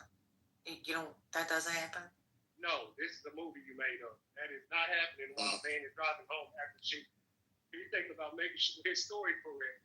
You ain't thinking about the last. His nutsack is white, and he's hoping his wife is asleep already. That probably also ain't true. You probably don't care what his wife is doing as long as he make it home with the same clothes he left the house. I think it depends on what type of cheating is going on. There's a habitual cheater, and then there's people who have cheated, I feel like. I agree there. So I feel like the person who cheats, like I don't want to use the word slip up, but it's not something they set out to do. I feel like they're gonna have that remorse. Yeah, that's gonna be the thought pattern going home. But somebody who is a cheater, like a bona fide, like this what they do, nah. Yeah, I just need to make sure I remember what James told me for tomorrow at work. Because honestly, if you cheating like that, on some level, it's a little sociopathic. It's because you got to be a little detached. Yeah, to both women, to both. Oh yeah, to both. And you'll for yourself if you're cheating every week. But why would you get married? Is my question. You don't want nobody to come home from work and share. Well, you get with your mama then. You got your mama stay at her house. Fuck. Nobody want nobody to be at their mama's house like that. Listen, obviously this woman that lived next door to Just don't give a fuck about getting nothing out of it but getting fucked. That's it. He don't give her a ride to and from work. Don't take her out to eat, nothing. You said she's an older lady too, right, Joe? Yeah. Yeah, I can only imagine the older lady that's probably at the age of 50 plus ain't really stressing about, oh, I want this man to be here every night. I do want my back crack and this motherfucker to go home to wherever his home I would like that too, but you're going to take me out and I sure as fuck ain't be walking to and from work. I'm going to have that Hemi to drive, okay? Or you going to ride me at some fucking... Well, I say this, but this is from a man's point of view. I'm sorry, but you ain't going to just fuck me and walk off. A lot of women... I don't give a fuck about none of that. Like, I want you to leave. Yeah. Please leave. Please leave my home. Please do. A lot of women... That's what I mean. I mean, no. So y'all just like to have sex and then tell them If that's what I'm looking for, honestly, yeah. Like, bro, what is you doing? Snoring. My favorite move is I love to say, what you finna do? I love to say that. So what you finna do? Because this ain't what you. You're not finna do this for us.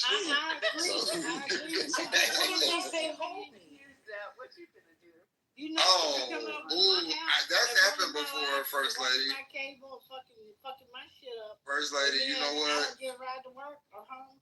Fuck that. No. I'm so serious about it. I'll text my friend, like say it was you would get a text from me Like probably so. You, April, and Lisa would probably wake up with a text from me. And whoever was awake at the time, I would say, "Call my phone, like it's an emergency." And then if you didn't do it, we gonna be beefing in the morning. Cause why you ain't do like. If you check, if I know you was awake, like if I seen you online, you better Lisa. Lisa, what happened yesterday when you told me to call? Wait, you get mad because listen, bitch, I sent you that text message at 11:30. Why would you let me sit there and suffer?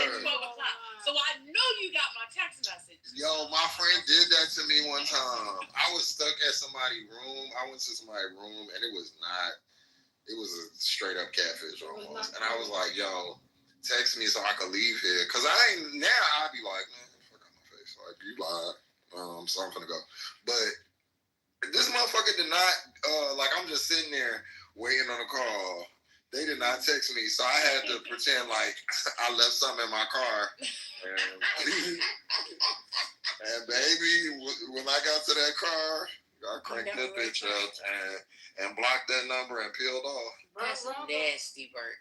No, what's nasty is you lying to me and having me waste my gas. That's nasty. Why don't you just say, like, I gotta go? I need to run to the store. Lisa, what happened? I don't know. I was younger. Like, you don't be wanting to hurt people. It doesn't even make sense. What they say, I need to go get a pack of cigarettes. You know what smoke you got? What is going on?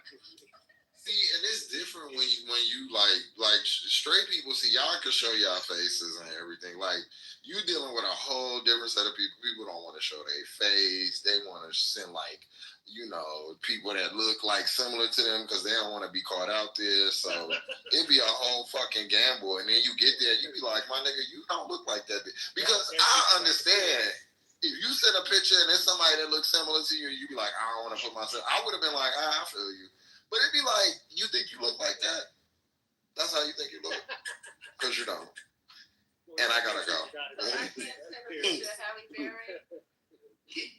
No, I'm a Holly leave. I'm a Holly cut your ass out when I get there. Having to use a fake image because you don't want to be out in the square.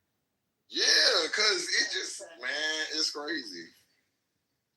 Whole time everybody know you gay, but you just don't want like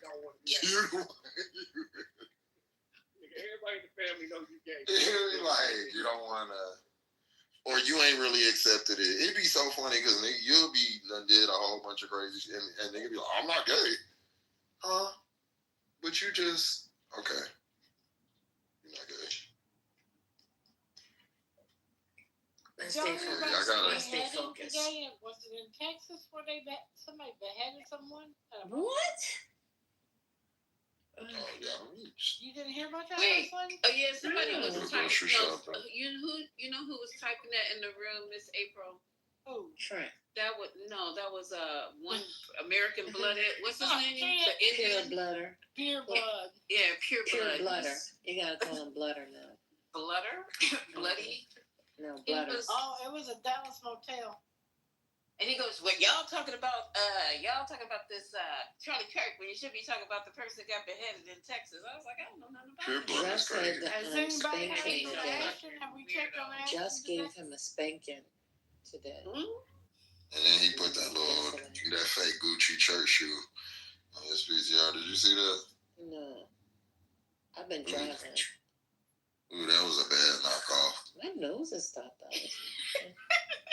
That motherfucking Gucci shoe that he had, I said, boy. What was wrong with it? Ooh, everything. Was it the flip-flop? It was the flip-flop, but it had, with the fur. Yeah, mind you, the fur was all inside the shoe. Yeah. Those don't get made like that. That's not how those are made. He got the new version. Yeah. New. No, first off, they're ugly, like just in general. Like they're not. You do? They're motherfucking I like it. Very well. It's a style. It's a vibe.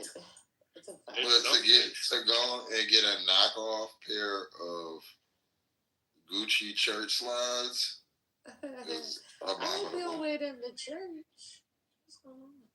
And then he had the $5,000 band. I said, "Oh, that's a black hand. That's a black person's hand." So, what about pretending? Leave that boy alone. If he an Indian, he an Indian. Listen, y'all, seriously. They said that the woman, the victim, Not with the nigga hands. they were cleaning the motel room. And she approached him and told him not to use a broken washing machine. He became upset. The victim was speaking. What? Oh, she told somebody else to tell him that, I guess, and he was mad because she didn't translate. Hell, I don't know. What is going on here? I don't know. Take your time, sir. Take your time. He pulled out a machete. This man just be carrying around a machete.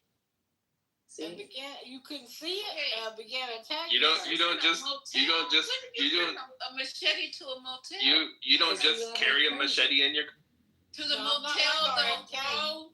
I'm not RFK. Listen. Breaking news: the whites are fighting. Hold on. He went to her pocket. What happened? Took her shit. The whites are fighting. Towards the end of that event, we'll show you some video of a scuffle that broke out during the vigil last night. Boise police say that 2 people arrested on misdemeanor charges. Investigators say that there were several altercations at the vigil, and we can't confirm if the arrests were made from that specific altercation that you might have seen video floating online, but BPD says they're looking for more people involved in the scuffles right now. If you have any information about what happened at the Charlie Kirk vigil last night, you are encouraged to reach out to dispatch at 208-377-6790.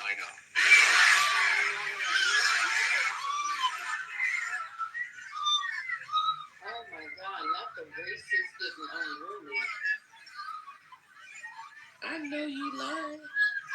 This is crazy. I know you lying. The governor just got up there and was talking about white people going crazy. He was so grateful that everybody's been calm and on the right side. You know, we have this demeanor about ourselves. Y'all don't remember that press conference and what he was saying there? I remember. He was just upholding them and just saying how great of a job they were doing. There's no protest. Like, why is he saying that? Wait, that was a vigil. That was the whites fighting each other. Mind you, that's what I'm saying is the governor was talking about how they didn't have any of that. The governor of where? Utah. But that wasn't in Utah. Oh, sorry. Oh, where was that?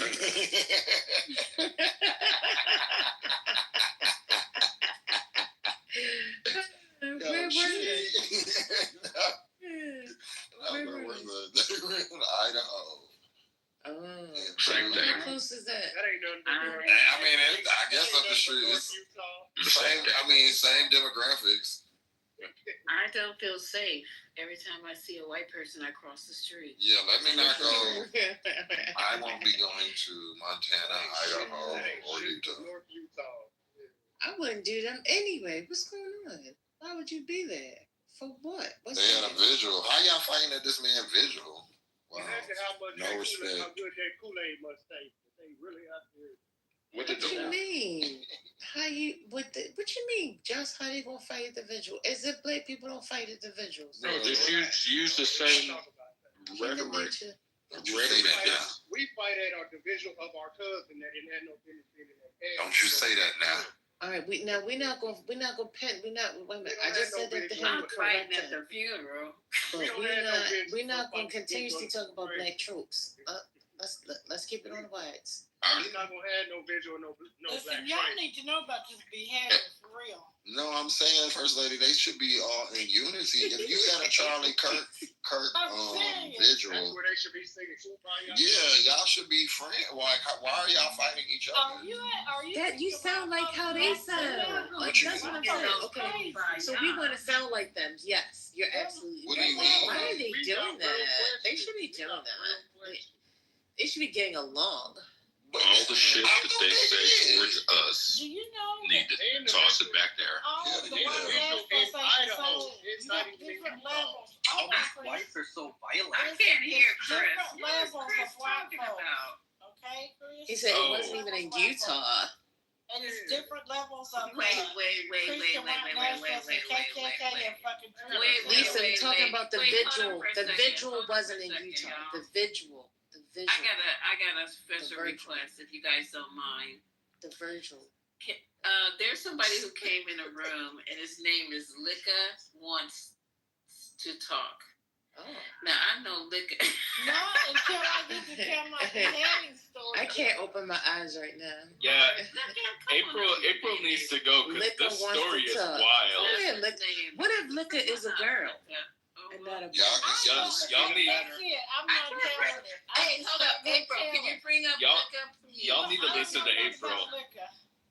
No, seriously, he's at the bottom. I posted a squabble at the top on the his little microphone. What makes you think it's a he? There you go. Something was wrong with my phone. Yeah, it's them fighting. You gotta watch to the end. Hey, Lika. Yeah. He hasn't unmiked yet. Just fast forward till you stop seeing the words on the screen, and you'll see them fight. Just be quiet, Lisa, 1 second. Okay, let me be quiet. All right, thank you. All right, hey, Lika. Thank you. But don't play around with Lick and Luca. Don't play around with the words. I had to change it because I got it wrong with the U and the I. It's not like liquor. I don't lick niggas. I lick what I need to lick. But anyways, I just had a little input on the conversation. Yeah, I just had a little input on the conversation. America is not violent. We came to America for peace. Mm-hmm. We came in, so that's it. That's Where you from? I'm residing in Greece at the moment, but I'm from the UK. Oh, Greece! I'm in Greece at the moment. Do you have a yacht? Well, wait a minute. You said you came to America for peace, so you're not even in America. You over in Greece. That was bars. And he ain't from the UK either. That was a bar. Actually, ain't no fucking Does he have a UK. yacht That though? was. You came to America for peace. Lika, you But got you money? over there You got a yacht? residing in Greece. I'm trying to learn something here about Lika.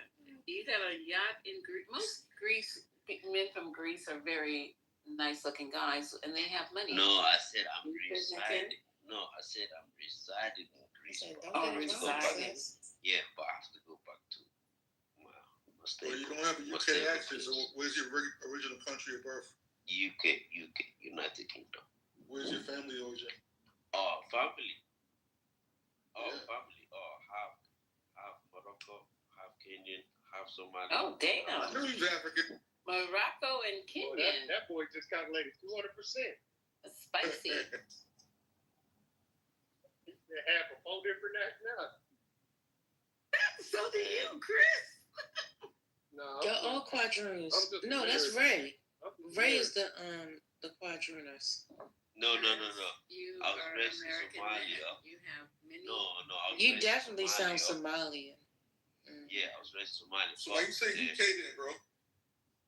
Because that's where he lives now. So he from UK. What time did I come in the UK? No, he's residing in Greece. He's staying there temporarily. That's and what he's I going mean. back home to the UK. My parents was in Denmark. But I ended up in Greece, yeah. And I'm only here for residing. But originally, I'm half Moroccan, half Somali, half Kenyan, and Tunisian. And you gonna be free halves. I got a question. Maybe somebody in here can help me before I get on Google. Because I'm a Google. I want to be able to find out. What's the Section 8 program over in You're Europe? a Hovian? What? Section 8, bro. Because a lot of people be moving to a lot of places, and I'll be confused. Like, yeah, maybe they getting like assistance if they just. He was living in the U.S., Chris. He's not in the U.S. He's not in the U.S. Section 8, Y'all, though. I stayed over in Europe. Like, what is like the Section 8 program for housing over here? That's called the workhouse. Why you gotta be on Section 8? It's called the workhouse. It's called the red light district. Lisa, leave him alone. If that man want to get 8 section, go ahead and let him get it. I mean, I don't know what else to call it. It's called the red light district. Oh, I don't. Okay, so Google the red light district. Yeah, No, you Google the red light district. Everybody didn't say You that. want to ask for the question? You ask the question. I don't want that in my browser history. At Yeah, all. I don't know if that's. Yeah, I don't know if that's. Chris, Red is Light funny. District is in Germany. It's in Amsterdam. No, it's in Amsterdam. Amsterdam. Yeah. And Not that I would know. Yeah, right. Amsterdam is in Germany. Oh, okay. No, I know about that red light district. That's where the freaks stay out at night. Chris, you know what? Freaks come running But that's compared to America. You know, American, right? Oh, but Chris looks like Denzel Washington, though. That is exactly I would what I rather was be with like. LA than New Does York. it? Because LA, Almost That's Chris in his it's picture. compared to Denmark. It's Nah, compared that's to LA, it's like Denmark. That's Denzel. Oh, that's you have a picture of Denzel in your PTR. Girl, you Can crazy. we talk about this beheading? Okay, I got it. They do have pennant-based housing, you know. Culturally, Lisa said, Chris yeah, looks like Denzel. Whole time it is Denzel. I don't understand. Somebody else. But it's the best of the best. But it's the best of the best. It's not easy to get that. But if you want to act like LA, then yeah, UK. But LA. if you really with the whole Hollywood stuff, go them sides there. Yeah. Can I give another example if you don't mind? You see, Sure. Swedish people don't sound American. They sound British. But if you go Belgium and you go these other places, they sound American. That's crazy. Yeah. It is. Now I want some waffles. You know what? I want some Cracker Barrel pancakes. I've been wanting them. No. Until we figure out why they sound American, until then there's no fucking crackers around here. Okay. I did Google. They do have housing allowance for low-income housing. Fuck the houses. We burn the houses. I want to Are you figure out what's going on? Are Would you you under really just the ask that influence? question, First Lady? Huh? Did you really just ask that question? Is he drunk? I'm just asking. I don't know. No, that's the only time he can. No, that's the only time he can. So why do they all sound like American? What are you talking about? I'm from the UK. I'm from Canada. What do you say, bruv? What are you talking about? Bruv. What up, bruv? God bless you. That's a must. What are you listening to? Sorry, I'm just passionate about the American accent. Sorry, I'm just passionate about the American accent. You're passionate? What do you mean? No, passionate. Yeah, I'm sorry. What do you mean? About what are you talking about?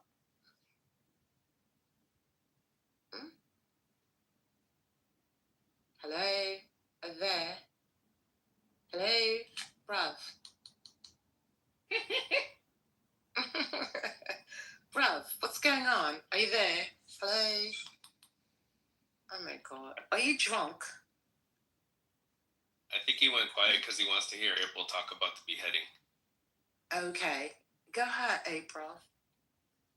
Jess is not here, and I needed him to be here for the story, so I don't know what we're gonna do. Oh, it's crazy. Listen, the man was cleaning a room at a motel, okay, because he was hired to do this, I suppose, with another worker. This lady came up, the victim, and told the woman, tell him not to use that washing machine. Okay, I get the washing machine broken. So he got mad because she told the other woman he was cleaning with, not him. Okay, I don't know. Somebody had to translate. So he pulls out a machete and goes after her, right? He's chasing her. She falls down. He's still cutting on her. Her husband and her son try to intervene, and he starts after them. And then he finally gets her head off and kicks her around like a soccer ball. That's it. In Dallas. This is America. Mm-hmm. Sorry, say that again. Dallas. Wait, in Dallas. When was this? It wasn't the woman that was killed. It was the man. Yes. It was the man that was killed. Chandra Nagamalia. It was another man. I thought Yeah, it was a woman 50 this whole fucking time. A 50-year-old man from India. Well, they say his husband. In the thing, they say her husband and her son. What is going on with this article? But yeah, the thing I found I'm confused. the thing I found wild is like you said, yeah, he kicked the head into the parking lot and then threw it into the trash. Wait, what? Wait a minute, what? I thought it was in Chicago, Minneapolis. I thought it was in Chicago, Minneapolis. What? Wait a minute, y'all. Back up. This can't be true. This is a movie. No, it's true. It happened in Texas. And where? Okay, so was he working there or was he the visitor in the hotel? Which is it? I thought it was in Chicago, Monopolis. Okay, this is somebody. Okay, was he? There's somebody named fucking. Hold on. A person was beheaded at a Dallas motel on Wednesday morning, and a suspect is in custody, police say. Both have now been identified. Police identified the victim as 50-year-old Chandra, Chandra, which I thought was a woman. I don't know how to say the last name. It's got too many letters. Really. N.A. Nagamala, I don't know. So maybe it's an Indian. And the suspect as 37-year-old Jordanis Cobos Martinez. Cobos Martinez has been charged with capital murder in connection with the killing. It happens to be an immigrant, maybe? Hell, I don't know. Cuban immigrant. Cuban? Yeah. WFAA crews saw dozens of police vehicles on the scene at the downtown Suites Motel, so I assume the east side of Dallas is not the place to be. Police say they were called to a stabbing at the scene around 9:30 and found the suspect had cut a person with an edged weapon several times. The victim died there on the scene, of course, because the head's gone. The suspect is charged with capital murder. And the affidavit. But do they tell you that he enjoyed it? I've been waiting like 25 minutes to tell this story. Is there any way you can let me finish? Anyway, okay, according to the affidavit, a witness says she and Cobos Martinez were cleaning a hotel room. So she and the killer were cleaning the hotel room when the victim, Chandra, approached and told Cobos Martinez not to use a broken washing machine. The witness told police that Cobos Martinez became up speaking to her to translate rather than speaking directly to him, according to not the civilians. Oh, Did the my killer fucking enjoy God. it? Did the killer enjoy it? Sir, can you stop? Please, thank you. At that point, surveillance video showed Cobos Martinez leave the room, pull out a machete, and begin attacking Nagamala, who attempted to escape the assault by running to the front office, according to the affidavit. During the assault, the affidavit said Cobos Martinez paused to go through Nagamala's pockets and took several items. The suspect also fought off the victim's wife and son. Okay, you right, Michael. Jesus. So it was another man. It's two men. Suspect fought off the victim's wife and son multiple times. They tried to intervene. Stephanie Elliott said she witnessed the attack and told the WFAA that the suspect began stabbing the person with a machete after an argument on the motel property. Yeah, the civilian enjoyed that. The civilian enjoyed that. Where the killer Would you stop, baby, please? Shut the fuck up and let her finish, motherfucker. This is too much. It's late. And the victim tried to run away but fell, and the suspect continued stabbing. He just kept hitting him and hitting until he decapitated him, Elliott said. I could not believe that anybody would do another human being that way. Audio from Broadcastify and police incident detail reports also describe a chase and a suspect armed with a machete cutting someone's head off. Dallas Police Executive Assistant Chief Rhodes said during a press conference that officers patrolling the area responded to take the suspect into custody. Blah, blah, blah. They tell about all that. Jail records show him listed as an immigrant, Immigration and Customs. ICE confirmed. It assisted the Dallas police. In a statement, ICE said Cobos Martinez did the unthinkable and proceeded to kick the head around like a soccer ball. Girl, Lord Jesus, are they gonna use this? The MAGA gonna have a soccer field day with this? Well, I don't know because he killed another person. Another immigrant? I don't know if the person was an immigrant, but they were not. Yeah, he was an Indian national. Indian national, yeah. Wow, they still. What about the Hispanic dude that killed the violence though? Secretary of Homeland, Assistant Secretary Tricia McLaughlin said in a statement that cases like Cobos Martinez are why the Trump administration was removing criminal illegal aliens to third countries such as Uganda and South Sudan. So I guess he's going to go on to Sudan or somewhere. He's going to go to Uganda for that. Lika, if you in Sudan, watch out for this man, please. Jesus Christ, they gonna sit him straight. Apparently, he just be roaming around with the fucking machete like that. Wow, that's horrendous. He should get the death penalty for that. They have a death penalty in Texas, right? For real. Hell yeah. Yeah, it's a capital murder. Death penalty for that. For real though. That was disgusting. Didn't just cut it off, kicked it around. Jesus Christ! I'm just like, what in the name of God? They must have had some kind of history, or either dude was crazy. And it was a guy from where was the Latino guy from? I mean the Hispanic guy. Cuba. Indian national. No. The one that killed him. He was from Cuba. Yeah. So there's no soccer. And yeah, the right is going to have a field day because I just looked it up. He was released by ICE on January 13th, so he was released under Biden. Oh, yeah, this is Motherfucker. racking up. It's just racking up. Okay. And he was released under supervision because Cuba wouldn't accept him because of his criminal history. Hell no. They don't have a Hell field day no. with this. See, he shouldn't have been released like that. No. If your home country won't take your ass back, no ma'am, no sir. You got to get pushed out on the boat to the Gulf of America and keep pushing. Because he did that too easily. Do you know how many times it depends on what kind of machete, to chop a head Girl. off, it's just not one swift. How you have a machete on It did say he kept going at it. April, I have a machete in my car on hand all time.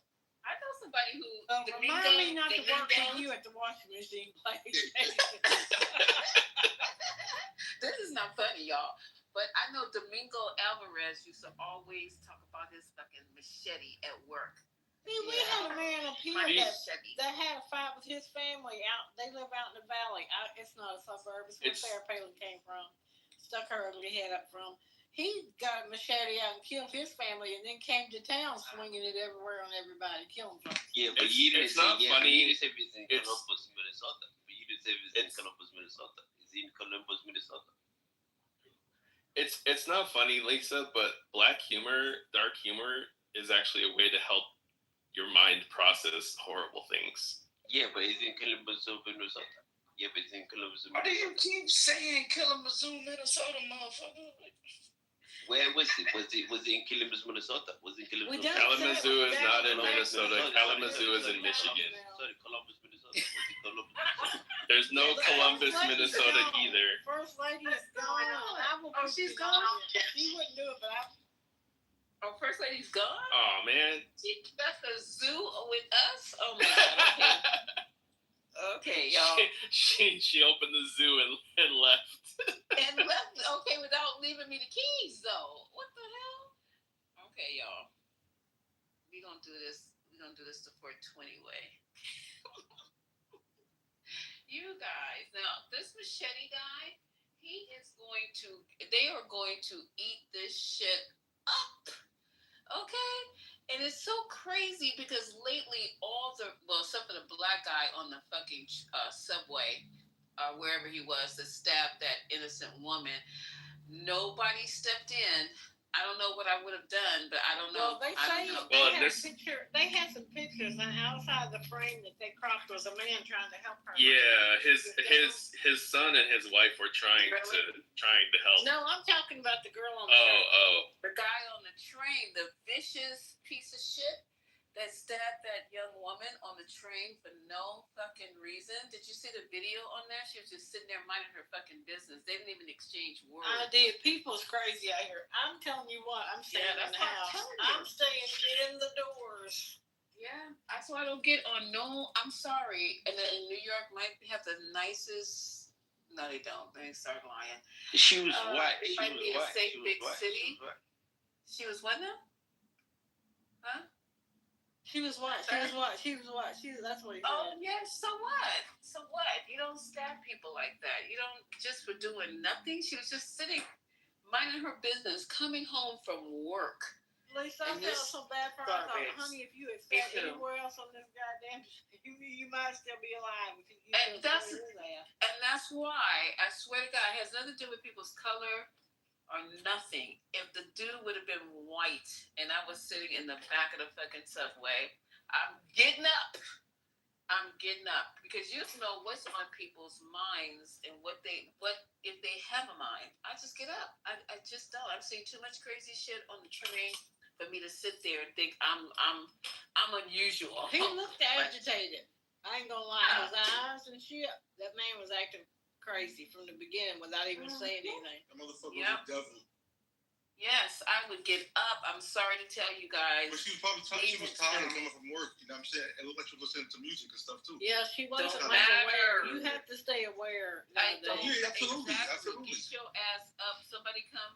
I just don't do it. I've seen too much crazy shit on the subway before I stop taking it, and I don't know. I'm being sick. I don't stand on the edge. I don't get into ones that are super crowded, and I'm trying to squeeze in it. No. Wait for the next one. And mental illness is rapid, so y'all be careful in these streets. Why the black girl who got killed by the Hispanic guy, why she ain't getting no coverage? The black girl that in DC. There was questions. What are you talking about? Oh, yeah, you're right. No. Can you guys tell the story? I don't know who you're talking about. What happened?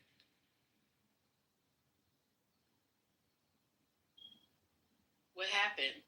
Oh, hold on. Okay. I got you. Ciao.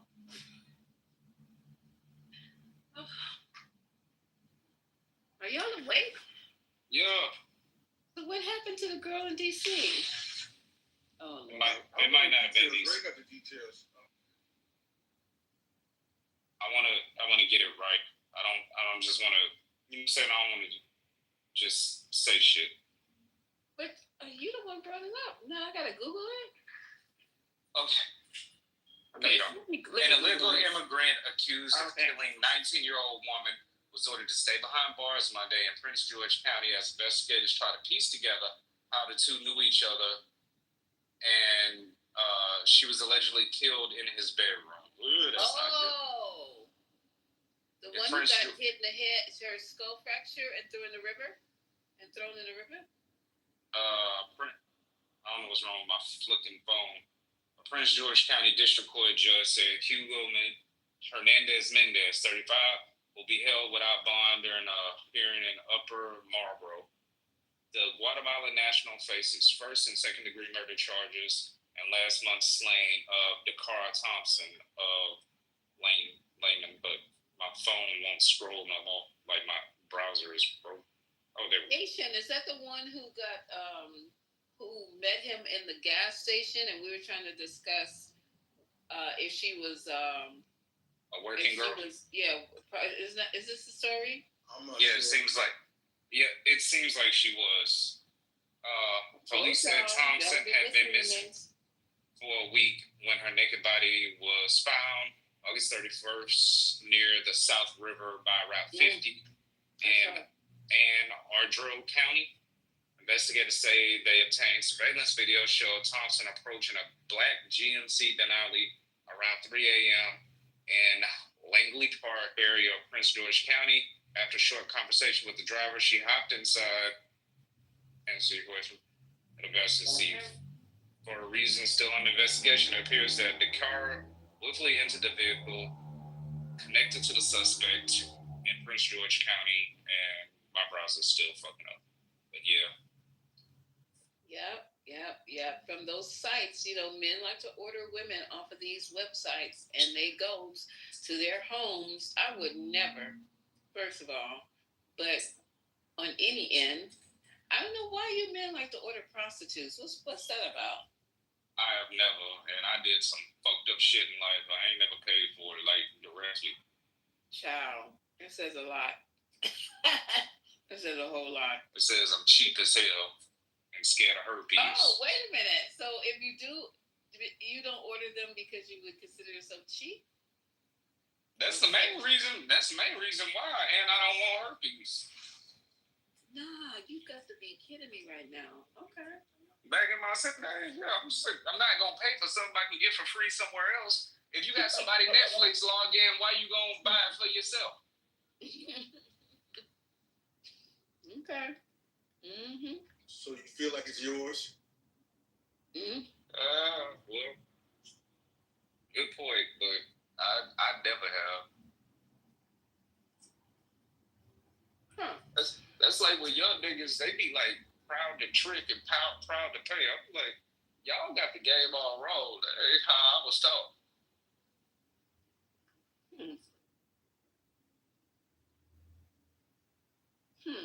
I'm just thinking about it, okay? What you over there snacking on, not sharing? While I was listening to you guys talk, I put a video in Telegram. They have these bicycle clubs that were out tonight. You know how everybody decorates their bicycles in these lights and then they ride them up and down the street? Is this First Friday? I don't think it's First Friday. But anyway, I went to go look at that because it's always pretty awesome to see the bicycles. And then there's this taco truck. They have the best tacos ever. Have you ever had a taco made out of octopus? I've had octopus sushi, but not octopus tacos. Right. They are delicious, but you have to find the right people to make them. They're really good. So that's what I'm eating right now. Sister wife, you want to hear some Stephen Miller? Well, I'm definitely Stephen Miller. He's mad as hell because the killer turned out not to be trans, purple-haired woman with no kids, immigrant. Hold on, I'll get it for you. Right here. And we are going to do that under President Trump's leadership. I don't care how. It could be a RICO charge, a conspiracy charge, conspiracy against the United States, insurrection. But we are going to do what it takes to dismantle the organizations and the entities that are fomenting riots, that are doxing, that are trying to inspire terrorism, that are committing acts of wanton violence. It has to stop. And my message is, to all of the domestic terrorists in this country spreading this evil hate, you want us to live in fear? We will not live in fear, but you will live in exile. Because the power of law enforcement under President Trump's leadership will be used to find you, will be used to take away your money, take away your power, and if you've broken the law, to take away your freedom, Sean. Now, the Chiron under him while he's hollering and carrying on is Stephen Miller on the left's dangerous rhetoric. Now, this motherfucker sitting up here with all this rhetoric, like he gonna get somebody for that ain't done shit. This is wild to me. Was this today? That's ugly. After the shooter was already identified. I believe so. You want to take away your freedom, Sean. He still wants it to be the left. They're not gonna apologize. They called us. They said it. And they still saying they. I wasn't involved with this young man that did the shooting. I'm over here. I'm not over in Utah. I don't know nothing about they. Who this they is? That shot. Good question, April. Who the hell is the they? I need my white brothers. to get it together. Who is the they and who is the you? All these beautiful pronouns. What do they represent and what the fuck do they mean? Nobody knows. On that shit.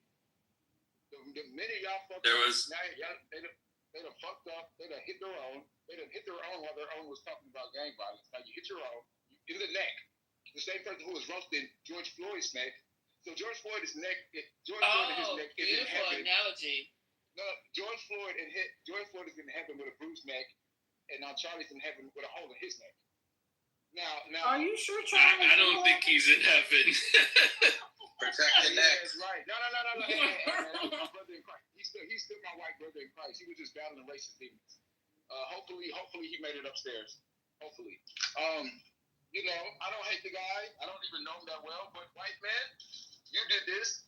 So all this day and you and, you know, don't look to anybody else. You did this. Your brethren did this. White men been doing this. I know.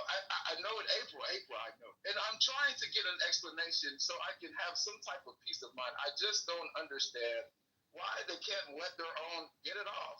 I mean, he was in the middle of telling us how gang violence is equivalent and it should be included in mass shootings and didn't even get to finish.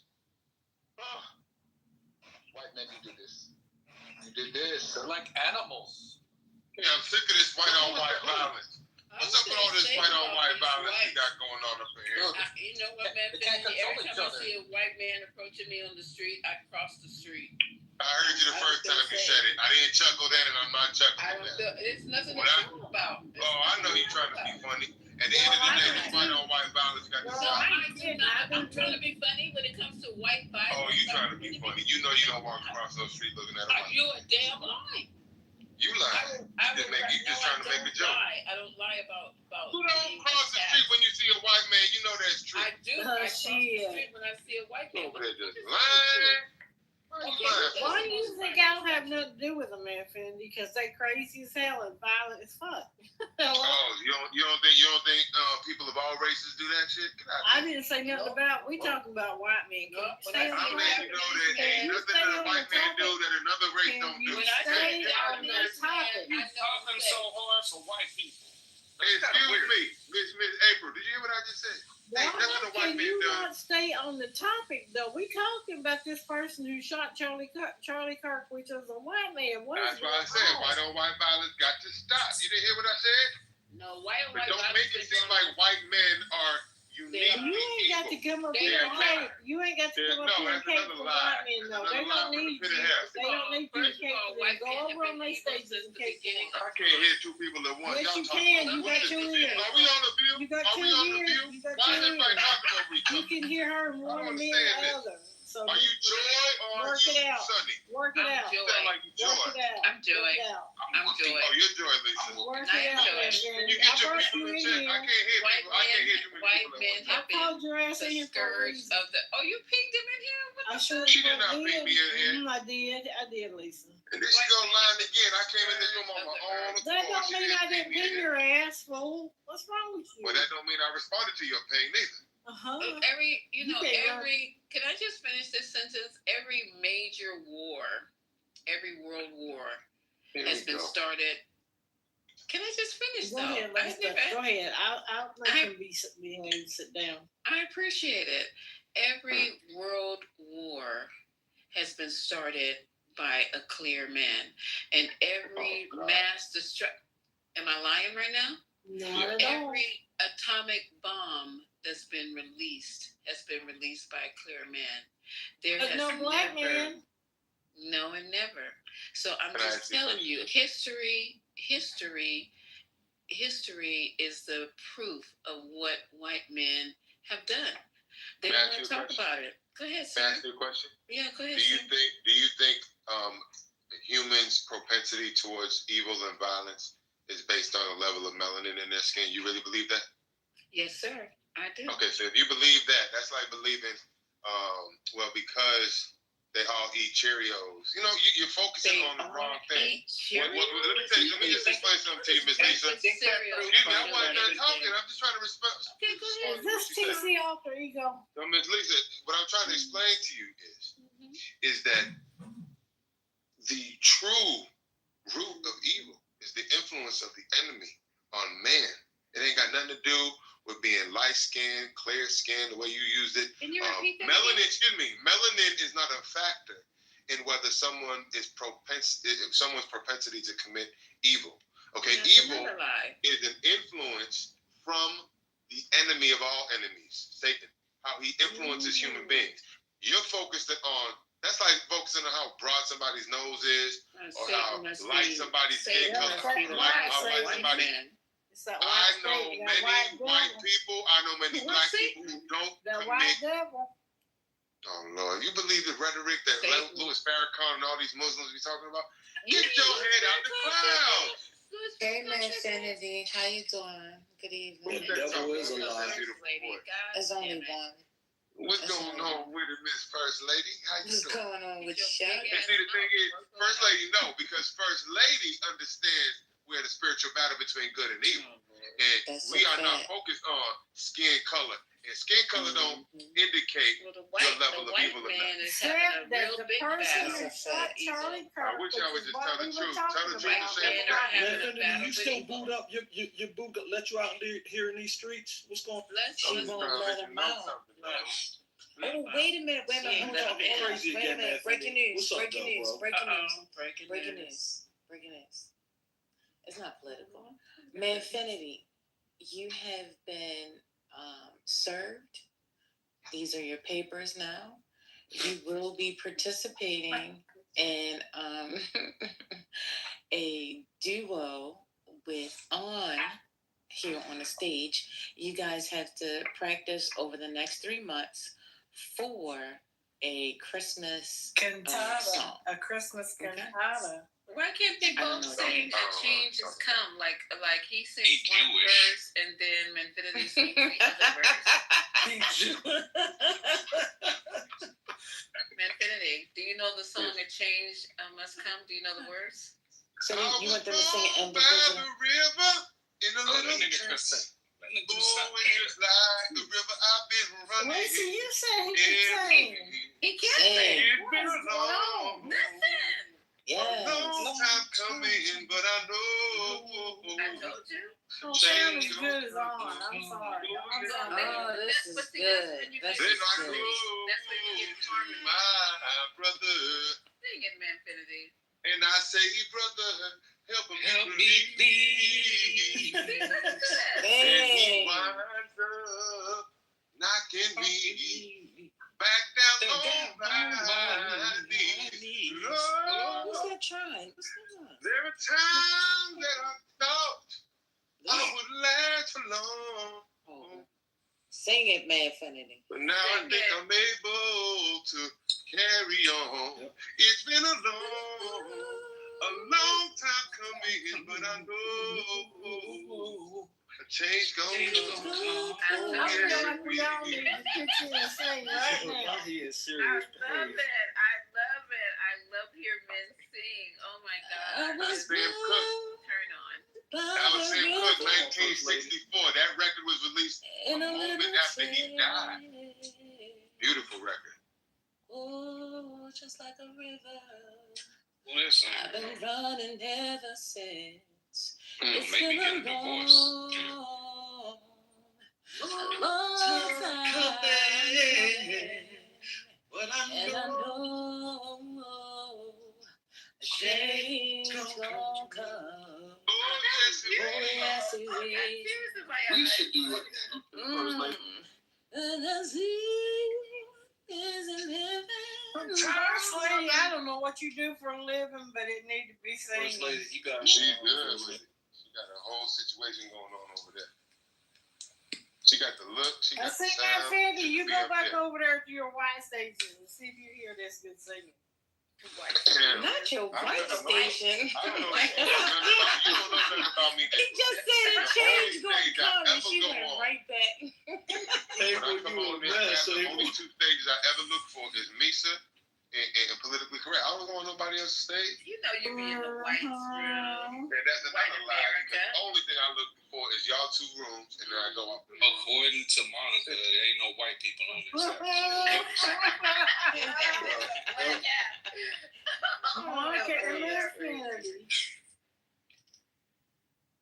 Y'all, Monica used to be a big deal. She said on somebody Monica, said on this app. She is. She used to be. Anyway, She used to. just Lisa, Malcolm X went to, he went to Mecca in the last year of his life, and he realized the white man ain't uniquely evil. So He we need said to the stop white with the man's the lies. devil. That's what he That- said. no, he said was that what he free said going to Mecca. originally. Yeah, But when he went on his Hajj. awakening. I need y'all to wake up to the truth. Well, he should have stayed with his original statement. But that's what caused his I need- lockdown. Yeah, when he went on his Hajj to Right, Mecca. because whenever you tell the truth, they kill you. That's what they did to Charlie Kirk. 1 second. Let Charlie other Kirk. people. Wait. Just wait a minute. Y'all got it. Listen, y'all got to build the stage up. Just chill back. Just let Andre, Manfinity, you'll get a chance to talk again. I promise. Andre, what were you saying? No, I was just going to say, Manfinity. I mean, you're not incorrect. What I read his autobiography a while back, and what he said is that he went on his Hajj to Mecca and he had an enlightenment because the whole time he was there, he was eating and he was drinking, and not one time was he ever and he was eating and drinking with people from all over the world, Muslim brothers from all over the world, and not one time was he ever referenced to the black Muslim from America. He was referenced as the brother from America, the Muslim brother from America, and he said that that completely flipped his whole ideology. You didn't say one thing wrong on it because I've read the autobiography 4 times. I'm sorry. Can you repeat that one more time? Just the last part of what you said, sir. What did he say that I didn't say? I'm sorry. I missed what you said. No, he's agreeing with you. He's saying that he's letting Lisa know pretty much. He's saying, yes, I agree with you. This is what, he said. Oh, I thought he was drawing a distinction between. No, that's the reason why I wanted him to speak, because there were others that were going to still continue to fight. But there's some validity to what you're saying. Yes. One person did say that he died because of that, but he was murdered. Oh yeah, I'm sorry. He was murdered because he went to speak out against Elijah Muhammad and him impregnating all those young girls. No. He also but the main thing that they did not want him to do is come back with that message. No, that wasn't the issue. Okay. So I think it's disputed. The nation. Hold on. It was. They felt like he was going to take over the nation based on what he was putting out there, telling the truth about Elijah Muhammad. So then when Kennedy got killed, and he said the chickens came home to roost, that also got him blackballed. Yeah. That's what got him killed. Yeah. It's all of that. So what they're saying is, in addition to the chickens coming home to roost comment, in addition to him going after Elijah Muhammad, they're saying that in addition to that, another factor that played into the reason why they wanted to assassinate him was because he was preaching this message that the white man in and of itself was not the devil. So they're saying that's an additional factor, which I had not truly considered. I only looked at those two. First lady, they were about to meet with the Klan. Elijah Muhammad was meeting with the Klan, so that doesn't even line with it. Okay, he was getting ready to meet with the Klan. The thing is, Malcolm was ready to say that we got to stop spreading this hate. And they weren't ready to make the change. So we can say all this other stuff. But to me, if I come to you and say, hey, listen, we got to change this messaging. And you say, no, brother, not right now. And then I come back and say, listen, if you don't, then I'm going to have to expose you and let them know about your infidelity and what you're doing. So all of this could be true. It's not just one single thing that will cause his demise. I think it was several different things that added up. I think all of those things were at play because, like the chicken home coming home to roost comment was the mechanism that the Nation of Islam, because of his influence within the Nation of Islam, to then excommunicate him, because he had already been disillusioned by after what he had discovered about Elijah Muhammad and these affairs with all these young women within the congregation. So they used that, but he still went on to do his Hajj in Mecca. And when he came, and then that was another enlightenment to Donald Trump or the Nation of Islam. How would you compare him to Donald Trump? I'm sorry, sir. I'm speaking, sir. Can you mute up? Because we're having a conversation here. So the other thing I wanted to add too is that after that, he got back from his Hajj to Mecca. It was purported that his message was going to be this message of like allyship, and that understanding that what we had been told, this rhetoric, what he had been sold was not true. And he was like, hey, listen, the cause is still the cause, and those that want to help with the cause, he was okay with that, but he had also come to grips that he had been sold a bill of goods that wasn't a better lie. But don't forget a better lie. Don't forget also who really wanted him dead and who facilitated. Yeah, absolutely. I think it was the Nation of Islam. Nation of Islam. Dead, man. What are you fucking retarded? No, I think. Wait a minute. I understand what you're saying. The CIA looked at him as a threat, but who also looked at him as a threat was the Nation of Islam. So just as you can make the case that the government wanted him killed, you can make the case opposite that Nation of Islam had it out for him. Didn't you see when his house was bombed? All of it. So what I'm saying is, you can make a case in either direction. Civilians wanted him dead, but now, who actually killed him? According to some eyewitnesses, the people that actually pulled the trigger were people from the Nation of Islam. Get your hand out. It was the They were also framed. There also was NYPD over there. Right. So what I'm saying is, we don't know what the truth is. That's why it's what you call a mystery. I don't know what the truth is, neither do you. So let's stop making it seem like we know for sure. Excuse me. There's a Let's stop documentary. making it seem like you know for sure who was behind this death. Can I say one thing? He's just trying to say something. Lovely said talk. Okay, so there was a guy in New Jersey. I think he was in Newark, maybe, possibly, who just recently died. Yeah. Did you guys see that? Yes, did you see that?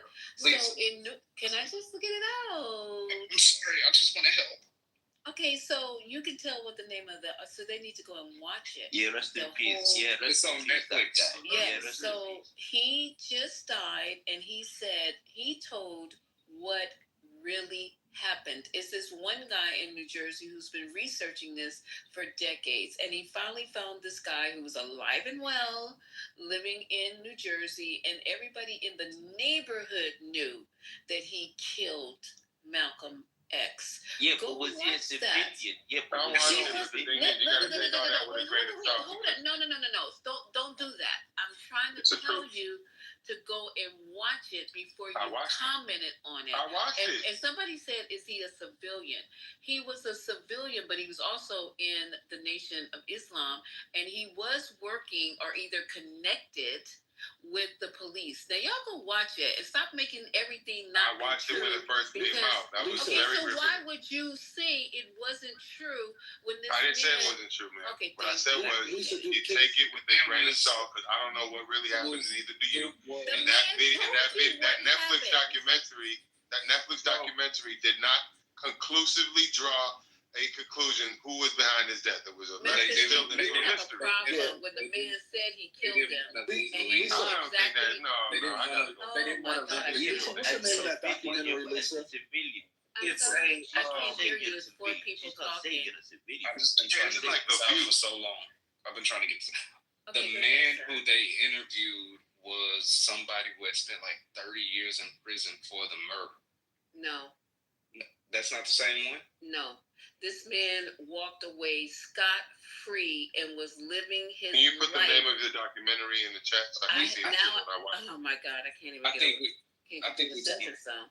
We are It talking might be about different than the one that I things. watched. Maybe you know something I don't Okay, know. What's so, the name of the documentary? Lord, I know No, the one he that said said who he's willing killed to give Malcolm 30 X. years. Christ. He said he's willing to Do give you 30 have years. ADHD? Why I y'all don't gotta know talk what's so going on. rapidly? It gives me heart They can't palpitations. even listen to each other. Manfinity doesn't know what An was saying. I don't know what. No, he what said the he's other willing dude to was give 30 saying. years. He said he's willing to do that. I said the one I watched was called Who Killed Malcolm X. That's what I watched. And was it the researcher that was working on it for like Mhm. 20 years, and he was a heavy-set guy? I have to go back. Can you put the one that you're talking about in the chat so I can confirm? God, jeez. Every time I start talking, you start talking. I don't remember the name, but I will go back and I will look for it diligently because I watched it and I was just like freaking blown away. He knew where he was shot. He knew the type of weapon. He knew what happened when they made a disturbance in the back. Yeah, but how do you He know he's knew- going to get 30 years? Oh my God. I think they're going to give Jesus the Christ. Okay, that did it. He's gonna Quiet, get the listen. chat. He's Have gonna fun get in the the audience. Any other takers? Go ahead, Liz. Okay, no, I'm just saying, you guys, if a man, why would any man in his right mind say publicly that he was involved in the assassination of Malcolm X. He literally, step by step, how it happened, where it was, what type of gun was used, where Malcolm, who did the kill shot, who was on stage, where they went.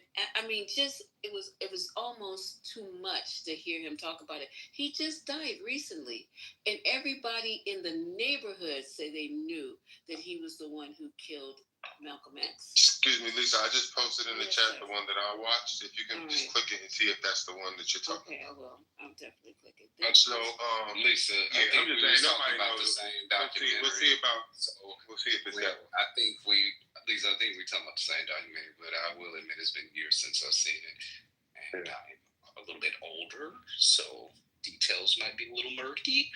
But isn't it interesting how the chickens coming home to roost comment is the same comment that people are making today with regard to Charlie Kirk, that they think because of his, I wasn't done talking, because of his rhetoric that his chickens is coming home to roost too. There are people still speaking that kind of, foul language that Malcolm X spoke way back in the day. I think it's a foul. I think it's foul. Excuse me, I'll tell you why. I think it's foul. I was still talking.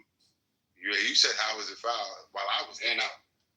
I said it's still foul. I was still in the middle of a sentence, and you jumped in with, how is it foul? Can I answer your question? So I think it was foul because in the hours and days post someone being brutally assassinated on camera. Murdered. I say assassinated. When you kill a leader, he was a leader of a movement, 85 million strong and plus. Okay, so he was a leader of a movement. He was assassinated in the midst of his work. Okay, he was a smart and effective communicator. I wasn't done talking. I don't care. Smart and effective. Of course you don't care, because you want to do the same thing to me. I want to know who the they is. You said they killed Charlie Kirk. Words that are coming out of my mouth. I was trying to finish a statement. I'm saying here's a man, a smart and effective communicator who can lead millions to follow and pay attention to what he's saying. You're gonna be pissing all night. He was assassinated. Was Tupac in the midst of a campus talk where he was allowing for free and open discourse. We're all here. He was shot in his neck, and what I'm saying is, in the hours and days post that, not even hours. Excuse me. I'm talking minutes after this was happening. Oh, people are speaking in the same language as chickens coming home to roost. They didn't use that same word. Okay, but well, they're some basically people saying. All right, now that's long enough. Now you're gonna have to end this up. Come on. Yes, I'm just gonna end it by saying, isn't it interesting how we still have people before the body goes even cold yet? They out there making it seem like this man is. Man, are you giving a eulogy or something? What's going on, man? That's what let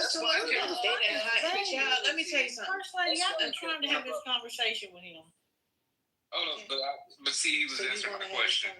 I do. I got questions for him. Okay, so Ray J, is that you talking? Yeah. Wait a minute. Is he gonna cry? Oh, wait a minute. Oh, wait a minute.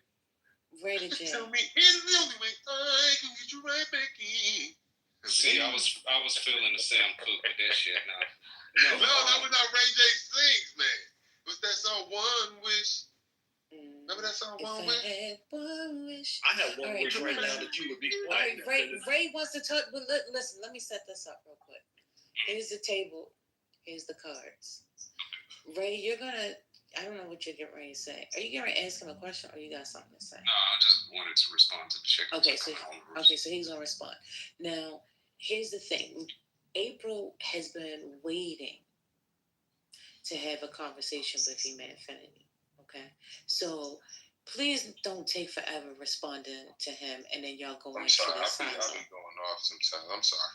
I understand. I'm just saying. I just want to be able to give April a chance to have a conversation with you. Go ahead. One mic on you, Ray J. Thank you. Oh, Dre. Oh, sorry. Wait a minute. Is your name Ray? Who the fuck? You? One of these jokers up here let him back up. Listen here, Liquor.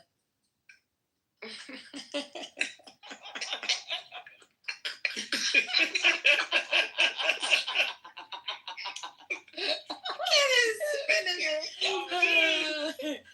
at here, Liquor. All right, Liquor, shut up. Damn it. All right, go ahead, Rick. I don't see why you so offended over a common phrase or something like that when the chickens coming home to roost is really what embodied itself with him with his rhetoric that he spoke. He literally said gun deaths are there and unnecessary evil to protect the Second Amendment. I also was taught in my youth about the Bible and Christianity, and it says the tongue is powerful. Be careful what you say. You reap what you sow. I feel like he reaped what he sowed. He sowed violence. He talked about it. He didn't want gun rights, gun protections for people, and he was a victim of his own words. We don't get mad when drill rappers get killed in gang violence. We just like, yeah, you talked about it. You brought it up on yourself. So I don't see why you're so offended for people saying the chickens came on the roof, because they always do. Just no matter what. Brief response. I'm talking. I wasn't done talking. All right, may I briefly respond when you're done? Thank you. I don't know. But yeah, so since you interrupted me and I lost my train of thought, but yeah, so I feel like when you speak bad shit out loud, bad shit happens. I try to keep my universe very neutral. But no, I'm not gonna feel sorry when he dies. I'm sorry. It doesn't make me a bad person. It just means I'm indifferent to his life because I know he didn't care about my life or my community's lives. And that is evident by the way he spoke. Thank you. Okay, I don't feel bad for his death either. I just recognize it as wrong, unjust. And when I say, I never said I was mad, I never said I was offended. I recognize that statement as being wrong, because it's basically trying to say that when I hear somebody say chickens coming home to roost, or what you're saying, bad language leads to this. That's what got Matthew Dowd fired from MSNBC. In the waking minutes of after this tragedy occurred, he was on MSNBC saying what you just said, that his rhetoric led to this. So it's not that I'm offended. It's not that I'm mad about it. I observe it as a wrong statement that is putting the onus on him. That's basically saying you deserved it. That's what I take issue with, but I'm not upset. I'm not mad. I don't even feel bad what happened to Charlie Kirk. I think it was wrong. I think it was unjust. I don't walk around with my sympathies. And people like you like, I don't feel bad about it. You're overestimating how important your sympathies are. I don't care. Keep your sympathies to yourself. It don't make a difference. Nobody cares whether you're sympathetic or not. So I'm gonna just leave it there. I'm not mad. I'm not offended. I just think it was wrong. It's an observation. Thank you. Amen. Praise the Lord. All right. So, April, are you ready? First lady, I've lost a will to live over here, and I ain't gonna spend my life. Don't let go, April. I'm not keep open mind. Keep on. My last few minutes alive with this fuck shit. I'm not gonna do it. So I'm good. I'm sitting right up here by my sister. Okay, April 1. You ain't got nothing to say. Lisa, you want to talk? Yeah. If you don't, why are you so mean? Fuck up. Wait a minute. Let me handle this for you, April. April, you see. Let me tell you something. Fighting fire just begets more fire. Okay? Man, Fendi, why are you going to say that? Now, you know she's going to say something smart back to you. And then y'all going to be fighting. Y'all you know what y'all act like? Y'all act like brothers and sisters. Okay? I was off of the first lady. I love Aunt April, and there ain't nothing she could do about it. The reason I made that statement because she's basically saying, listen, because we having a conversation. Wait a minute, listen. If you say it, then you also supposed to show it. See, I don't have to tell y'all I love you. I show you that I love you, right? I show you that I love you. Can I give you my input? See this right here? You see this right here? You're supposed to be interrupting somebody while they're talking, sir. Let the woman finish what she got to say. You just did. No, but let her finish, please. Let her finish. Order, next, please, next. Come on, liquor. Liquor, please. So I'm just saying that we can't just speak something. We also have to put it into action. So just be a little nicer, okay? Especially when you're trying to get people to come to Christ. Because I'm going to be very honest with you. Someone who sits and they talk about God and Christianity, they also don't sit there and speak vulgar and foul language about another human race and some of the people that we are talking about on the stage today. That is not godly. God is not an author of confusion. And down-putting Black women and talking about all kind of racist things, it's not nice. It just really isn't. And I understand and I agree. I'm very careful with my words. But at the same time, you can't expect other people. I'm a person that I can keep it moving and turn the other cheek and go the other way. Because at the end of the day, I know who fights my battles, right? I don't have to fight them. Sometimes I get big and bold and be like, all right, Lord, move out the way. I got this. But for the most part, I try to let God fight my battles for me, right? But in this situation, a lot of people, they just don't have the sentiments. The person said empathy is dead. But yet and still there are people who are sitting there telling people to have empathy. When the person says don't. Who said empathy? Now, for me, he said empathy is a made-up word and is a weakness. It's a woke term, and to show a sign of weakness. The man that we're talking about said. I tend to agree with that. But go ahead. So if you profess Christ, then how can you? And Christ was very empathetic. So how can you agree with that if Christ Himself was empathetic and His mercy and His grace shows empathy to our sins every day? That part. I mean, there's a fallacy in your ideology. Because I don't look at it through the prism of empathy. When He is operating through justice and what is right and what is wrong. What does that have so to do when with you know. Charlie Kirk? So I use justice and love to describe his actions. I don't use this made up. But how do you know he's Christian? How do you know he's Christian? So again, I'm just responding to Mr. Andre. You're looking at it through the prism of empathy because that's a terminology that a lot of us have been swayed into using. I used it before, but there's a whole book on There's a whole book on how empathy is a term that's been introduced with the direct intent to manipulate for all kind of political purposes. So because I understand that, I tend to agree with Charlie Kirk's view on empathy. There's a whole book on it. There's a Bible on it. So no one's saying they gotta have it. Didn't you hear me tell him? He's overvaluing his sympathies. I don't need him to be sympathetic. Even me, I'm not sympathetic to what happened to Charlie Kirk. It's enough to understand what happened to him is wrong. I don't have to walk around wallowing in my pity and sorrow. Empathy is a ancient Greek word. Are not the same.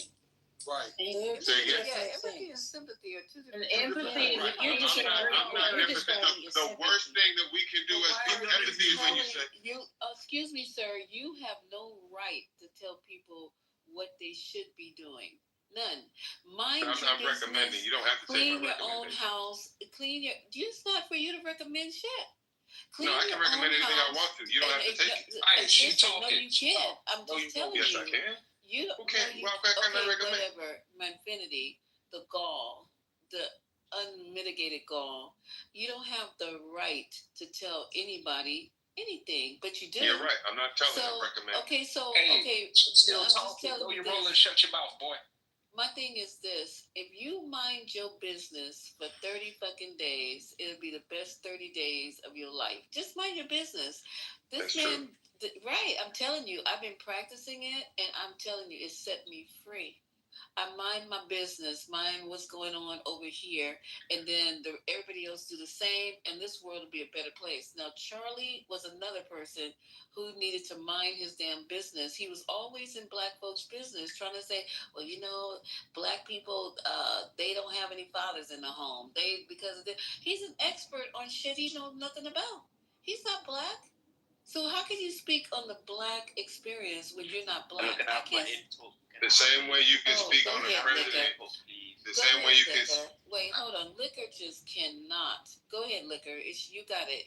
You got it. Go ahead. Say what you need to say because you can't stop. You get a fresh minute. Go ahead. Thank you. I appreciate this. But he was white and whatnot. But we don't know whatever he believed in. But did he do the shoot correctly? Yes, he was a shooter. Well, please. Was he a shooter? Yeah. No. But why would he learn how to shoot before reading the Bible? That's the question. Just be quiet. This motherfucker sound like Ali G. Listen, you gotta learn not to respond. He got his chance to talk. Now we can go back. Now what's going on? Hey Al, Sue, you missed it. I had a good laugh, Sue. I said, where's Sue? She missing this good laugh. You missed a good laugh, Sue. Lisa, were you finished with Finity, man? I know Infinity is a lost cause, so I'm just Excuse me, that's not fair. You see how they be saying that about me, First Lady? Tell her that's not fair. That's not nice. No, Infinity, I'm sorry, but He's not a lost cause. Me and Infinity have been together for a couple of years now, and I just have learned the best thing for me to do with Infinity is do nothing. Okay? That's the best thing to do. Or love him from a distance. for a distance. Mm-hmm. Well, I forgot what you said now. But anyway, Lisa, all I was saying was, you heard what I said, that, damn, what you just said. What was the last thing you just said? What inspired him to do the shooting? What inspired him to do the shooting was his own, the devil. The devil inspired him. He said he did not like the hate that Charlie spewed. That is what he said to his friends. Now, he has not spoken to the investigators. He refuses to speak to the investigators. Mm-hmm. He will not open his mouth. But his roommate says that what he heard him talk about him was the fact that he hated how he was, he hated both sides, but he did not like how Kurt was, But the guy he shot wasn't speaking against. All right, so I'm gonna place you in the goal. Yeah, but the guy he shot wasn't speaking. Thank you. You have self-control issues. Now look at the like for real.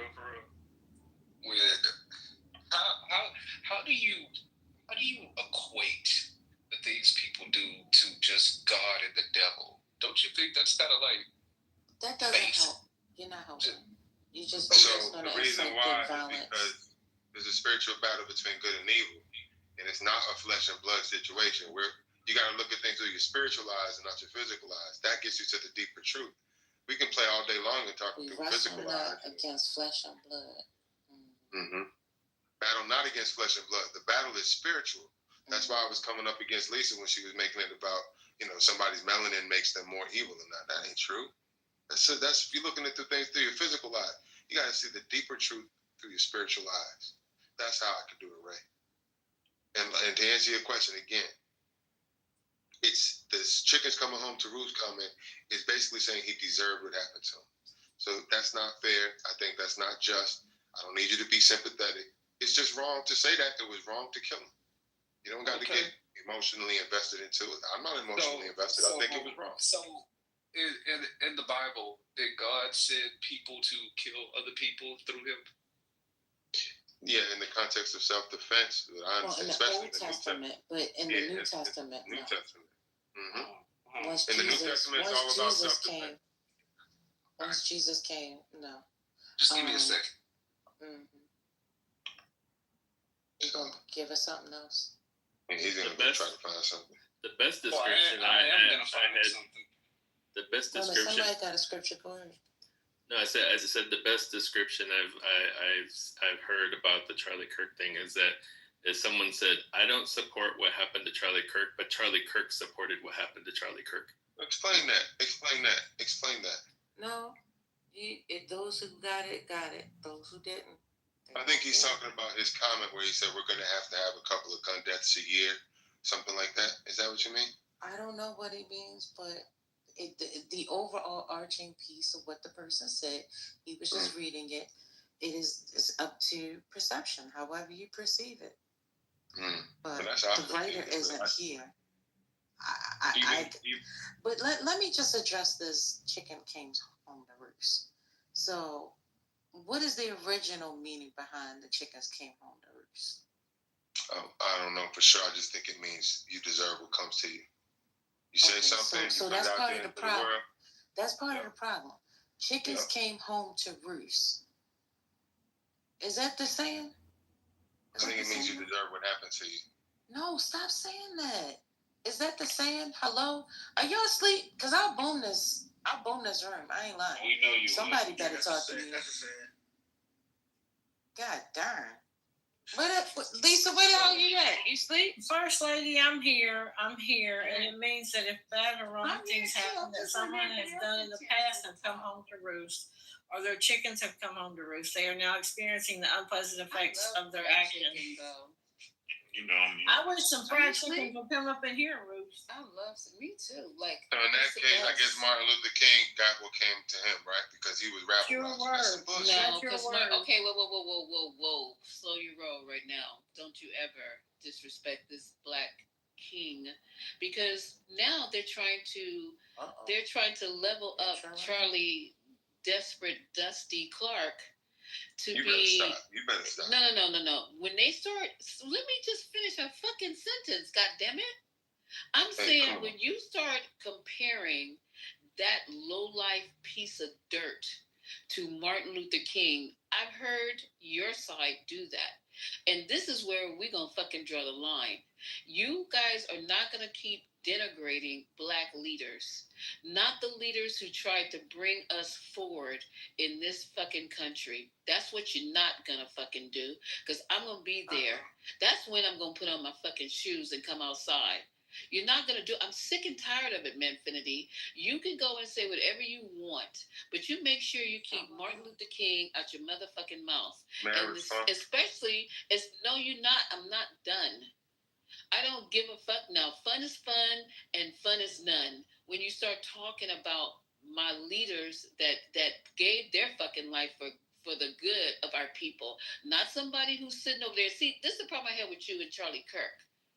This man talked about you, your mama, your grandmama, your sisters, your brothers, and everybody in your fucking community. He said the most horrendous thing about black people. And what I don't understand about you and people like you is that you cannot see your way clear to even give respect to your own fucking ancestors. Nobody but anybody in the room, nobody but the niggas always gotta talk down on each other. You always constantly fucking do it. Any white man that get up and got something positive to say, it's gonna be one of you darkies in the audience who gonna stand up and co-sign it. Stop the shit. I play and I have fun. But when you start talking about my people, especially my ancestors who put blood in the soil, laid down their motherfucking lives so I can be able to do and say and move the way I move, you're going to have a problem over in the 207. That's what you're going to do. I don't play like that.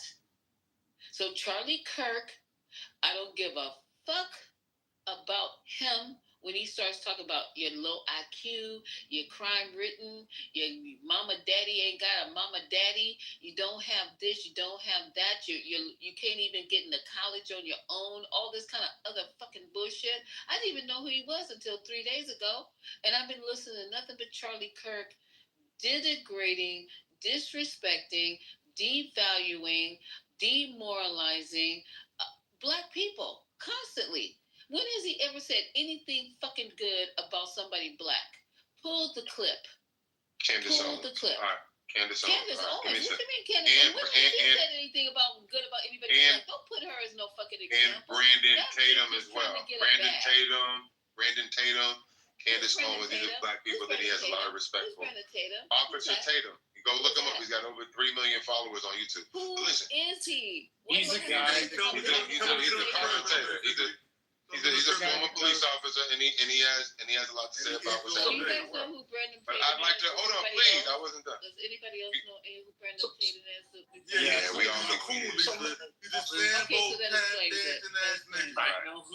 Excuse me. I'd like to respond to Lisa. She went I'm on. gonna go look She had him a up. statement. I'm I'd like to gonna look him respond to her statement, please. So Lisa, Lisa, I ran into him in Brownsville, Texas. I'd like to respond to Lisa's statement, please. So Lisa, I never compared Charlie Kirk to Martin Luther King. What I said was, if we're going to use this term, I was comparing the statement. Chickens coming home to roost is basically saying you deserve what came to you because you were saying all of these inflammatory or controversial statements. So what I was comparing was these are both men who use their voice to speak controversial messages. You know what? I'm sorry. I wasn't done talking, man. Why can't I finish my statement? I'm not going. I wasn't done talking. You can't not let me not do nothing. I was talking. No, you can't. You can't do that. Hello. I was in the middle of a sentence. You can't do that. No, excuse me. Can somebody shoot me down, please? I was in the middle of a sentence, and you're talking through me and over me, and that ain't gonna work, brother. Please. Thank you, Jesus. So what I was saying the statement. If you want to use chickens coming home to roost for somebody like a Charlie Kirk, then you should be able to use it for Martin Luther King because they were both using their voice to communicate a controversial message during their time on Earth. And what I'm trying to say is, I'm not comparing the two men. I'm comparing their approach to social issues that they saw. And what I'm saying is, if you want to say that Charlie Kirk deserved what he got, then if that's what you want to say, then I guess you could say that about Martin Luther King. I'm not comparing the two men. You're the only one who's talking about. I'm comparing that statement and how it applies to both of the men. And secondly, a second ago you told me I can't tell you what to do. Well, you can't tell me what to say. Now in this room, because you got the power of the being, yeah, you can shoot me down. But you can't tell me what to say. If I want to compare these two men, I sure damn can. And you can't tell anybody else what to say either. Hallway. I just told you, and I don't even put my bean stuff in this room ever, never. But I'm gonna tell you, I will repeat myself. I repeat myself. You are not. I don't give a fuck who you are, Infinity. I don't care what kind of relationship we're supposed to have off, on, or in between this app. I will not let anybody in my presence. I don't give a fuck. I'll walk off a fucking job. You understand me? It'll be my last motherfucking day. Because you're going to sit up here and denigrate, like, once again, like I said, you don't hear nobody else doing this fucking bullshit, but you guys who consider yourself and others who consider them you coons. I don't. You got some kind of fucking screw loose if you're going to sit up here and let somebody denigrate your entire fucking community. Not individually. Not saying, oh, man, Infinity has an issue, whatever. This motherfucker sits up and talks about the whole fucking race. And you see nothing and co-signing and all that kind of bullshit. You know what? Who said if you fall for anything? And it's embarrassing. I don't agree with everything Charlie Kirk said. You never even asked me. You never even asked me if I agree with everything Charlie Kirk said. It doesn't matter. You don't know my position on the Charlie Kirk. Okay, so that's the point. It doesn't matter if you agree with everything. If you support him on any level. This is what I'm saying. If any motherfucking level. So it's okay to be a murderer if you've murdered like maybe one person instead of 100. A murderer is a murderer. A racist is a fucking racist. And this motherfucker in these speeches and the cute little things he goes to campuses and he tries to debate these young innocent minds. And some of these little white kids, they be getting up there, they be telling the truth. They be like, oh, so what do you have against affirmative action? And this motherfucker go sit up here and go, well, you will see that black girl over there? You gonna give her your GPA? Because he said, no, he asked this little white kid, he said, I don't want to, he says, what's your name? He goes, I don't want to tell my name, but I just wanted to come in here and talk to you about affirmative action. He goes, why do you feel affirmative action is bad for America? So he went on to say, he says, how you doing in school? And the young man says, I'm doing fine in school. He goes, how are your grades? He goes, my grades are really high. I have a high GPA. Then he pans over to a black young lady who ain't said shit, ain't got nothing to do with this. And he said, would you give your good grades to her? Like the bitch ain't got good grades. You don't know nothing about this sister. And you have to talk about her grades probably higher than this motherfucker. And that's what really kills me about white people. I put my picture, you see a picture in my PTR? Once again today, I'm the only black person in the whole fucking building. When I walked through the door, immediately I got, oh, here we go. So you see that picture? That's at the end of the day. When they saw this bitch is good, they want to take a motherfucking picture with me. She is good. She knows her shit better than the people who fucking work there. And the doctor put my fucking phone number in his personal motherfucking phone. He sent me that picture. You understand? So you don't know what the fuck I've got going on. I'm the smartest bitch in the room. Are you angry? I might play around with you on this fucking app. I might have a good time. I'm not Can angry. you stop interrupting? Why do you have to swear every other word out of your mouth? That's not ladylike. Don't tell me how to I'm asking you, why do you have to swear? I'm not telling you what to say. I'm asking you, why do you say the F word every other word? Shut up. It makes it really hard to listen to you. It's disgusting. Don't listen to her then. I'm asking, why do you have to speak in those ways? He keep interrupting her. Could you Google him? Why does it No, I need to bother understand you? why you keep Why doing does that. it bother you? This is their It engagement. doesn't. Why does it bother you? Because cursing at that Okay, rate so that's is. your opinion. No, Okay, it's not my opinion. It's a question. It's an observation. I'm asking, why do you have to curse every other word? Because that's what I choose to do. That's what she does. Motherfucker. She does, That's motherfucker. what I choose to do. And if it bothers you, you're not for me and I'm not for you. We not fucking. And you're not paying my fucking rent. So when that happens, I'll change my tone. And until then, this is what you got. Yeah, I'll understand? come back when we have. Could you stop? Could you stop? Okay, you stop my fucking ass. You tend to, he tends to invoke that type of response from people when he has a problem. Tyler. But I just want to He say doesn't this. tend to. He tries to invoke that kind of response. All the You time. can holler and scream all night on the app, and because I use cuss words, first of all, my granny uses cuss words, and she up in the church every goddamn Sunday. She opens the doors of the church. So Girl, don't worry start. about his dumb ass. He just trying to Don't deflect fucking and get start. you off point. That's what he was trying to do. That's a common debate tactic. Using profanity actually shows your intelligence. I get so sick and tired of people like Manfinity ain't go find a reason to support a racist.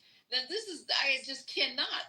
I mean, and Lisa, that's a nefarious, just hit the thing about Manfinity to sit and support the racism, and then the problem that I had with what he was saying, and we can move on from it. It was he's talking about he's talking disparaging about black people. He says, well, he didn't talk bad about Candace Owen, like Candace Owen and this other officer, whoever, dumbass, is the totality of black people.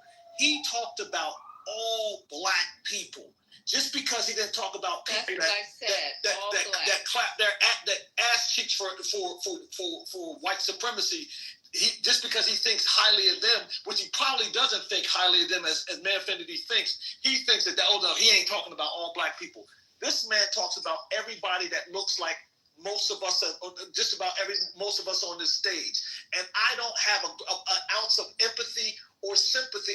I'm not happy with what happened, but this man told us not to be empathetic to things, to other people. So guess what? He died by the same laws and ideology he lived by. But Manfinity's out here clapping, and my problem with Manfinity is every time Manfinity has nothing to say good about black people. He is always out here caping for white people. It is frustrating.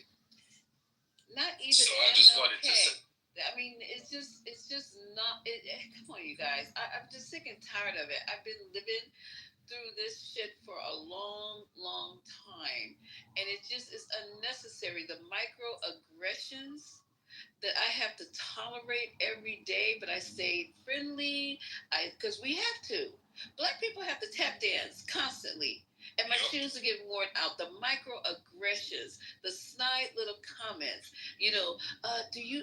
I have to tell you, what do you mean? Do I know? I have to go. Of course, what? Do you know that you need to 200 micrograms of fentanyl? Is that what you gave? Is that the last dose you gave? Yeah. 200. 250 micrograms of morphine. You have to be able to weigh the patient's weight. It's like, bitch, what are you talking about? So finally, the doctor says, "Tell me about you." So I start talking, and the more I talked, the more he kind of settled down. But why do I have to prove myself every time I walk through a fucking door? Every time you turn your fucking head, you gotta prove yourself. I just wanted to say this. When he made the comparison to Martin Luther King, I was personally offended because Martin Luther King never instilled or tried to provoke any sort of violence. In fact, he was the exact opposite. And if anyone is wondering why I feel the way I feel about certain things, I'm going to post a link in the chat about my great aunt who was murdered by the sheriff.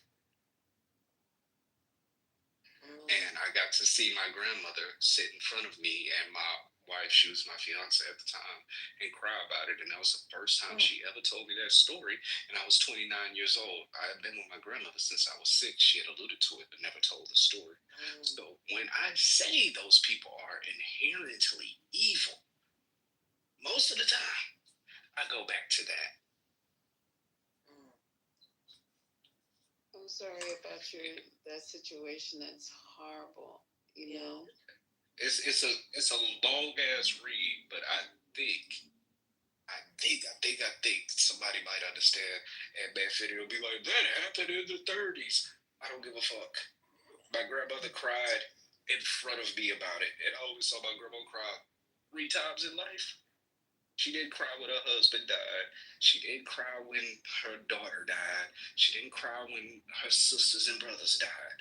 But she cried thinking about that because they hate us just for being us.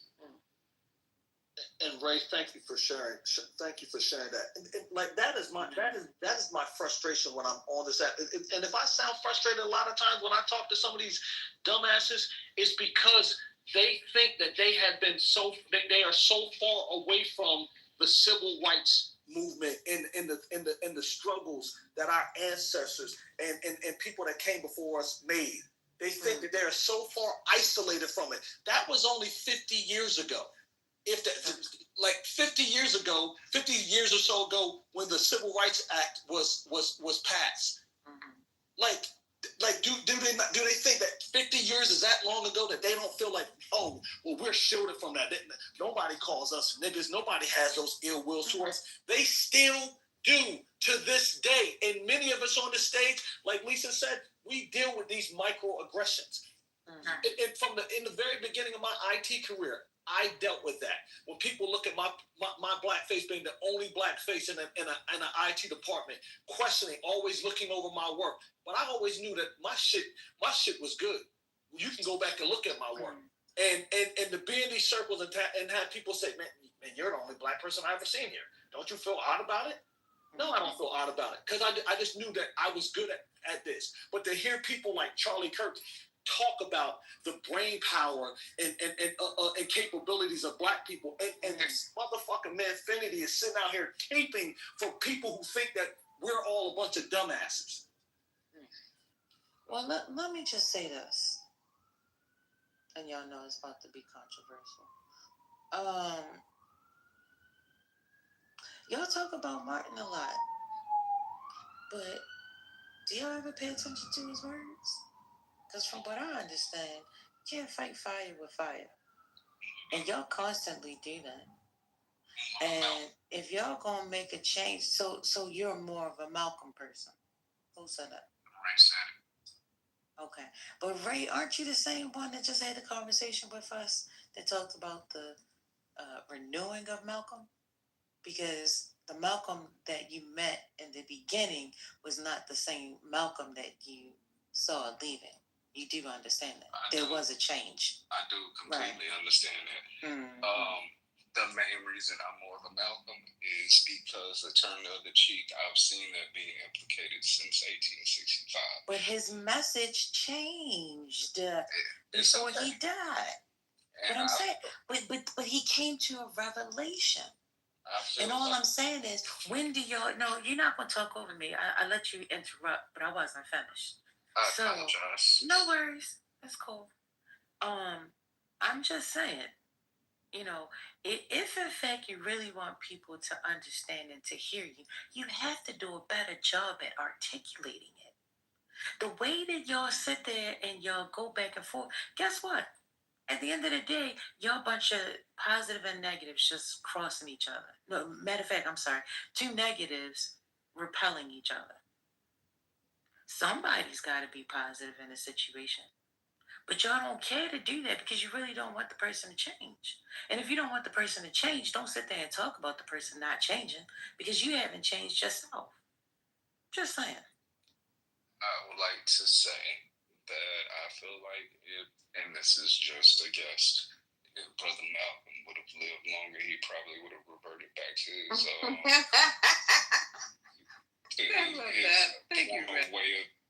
former way of thinking. Because this shit has not worked. Like, honestly. That's not true. I mean, I'm just guessing, right? You guessing because you never tried it. And I'm telling you, a person who used to be completely the other way, because you hear it from time to time. You see it from time to time. Yeah, but I choose. Yeah, exactly. You know, because it's still in me. But at the end of the day, I work every day at being and trying to be different and trying to be something new, because I do understand that with that energy, I have gotten so much further. Just in health alone. But you know, because I begin to attract that energy that I'm giving out. Yeah, sure. Hello. I agree 100% with with like 95% of what you said. But it's manfinity. I have tried. No, seriously, babe. To the point where he's dogmatic.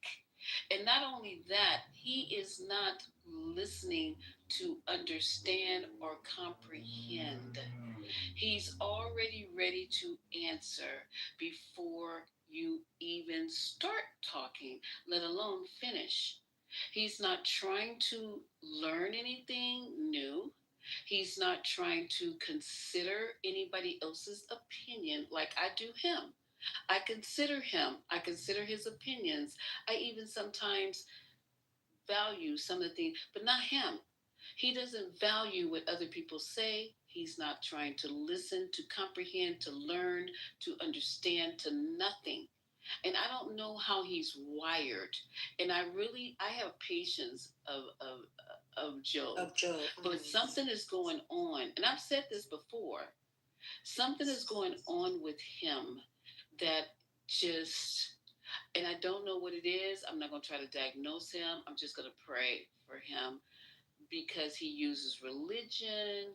He tries to use psychology. Mm-hmm. He tries to be dogmatic, all wrapped into one all of a person. Mm-hmm. So that's why when and the strange thing about him, he has the most caring heart for elderly people. Mm-hmm. That's what really is so mysterious to me. He's like, what the heck? Mm-hmm. This boy has he has no focus. He has none of that, but he surrounds himself around elderly people. And when y'all gonna start listening to me? Wait, sir, excuse me. Oh God, y'all in this motherfucker? Go ahead, designing women. Go ahead. Go ahead, Lisa. No, I said everything I was gonna say. Y'all know what I'm talking about. I don't have to keep talking. I can't stand his ass. I'm trying to tell Lisa something. We are in the middle of a conversation, and right now you are acting just like Manfinity. You always want to You're being kumbaya. rude, sir. So what I'm saying is, Lisa,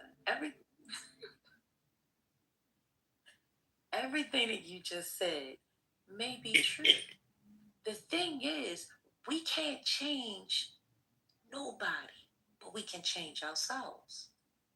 So what you do is you create boundaries. The moment that Manfinity starts pissing me off, I'm gonna tell you, he pissed me off one day. I was outside and I was walking. And I forgot exactly what it was about. Oh, I think it was when one of those executive orders came out. And they weren't trying to let Garcia come back. And I was screaming at the top of my lungs. And when I got in the car, I said, I ain't gonna never do this again. I am not gonna allow myself to get so frustrated with him to the point that I'm screaming at the top of my lungs. I'm just not gonna do it.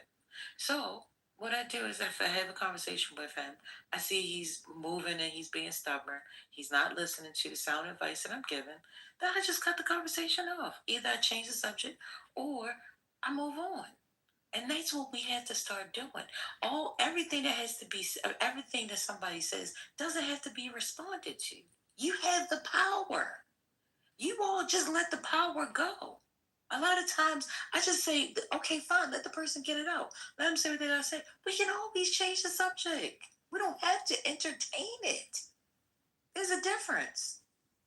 So I'm just saying. I mean, we can stop our designer, women's talk, red talk, whatever.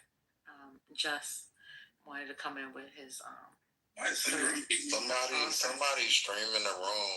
Y'all niggas are lame, bro. I mean, what they streaming for? No, like I'm saying. I mean, well, that's good because guess what? I am giving out sound advice. Okay, that's cool, but I don't want to fucking hear the stream. My voice. Oh my God!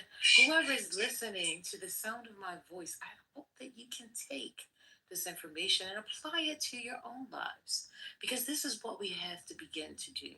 If we want to see a change, we got to start within ourselves. I keep saying that, but nobody's listening. Instead, y'all want to continuously choose violence. I'm listening. Who am I copywriting, boy? No, I'm talking about this person who's streaming it. I see exactly who you are. John Kitover again. Y'all hoes are stupid. Y'all not gonna stop till y'all get arrested. This was a private conversation. It was not for everybody.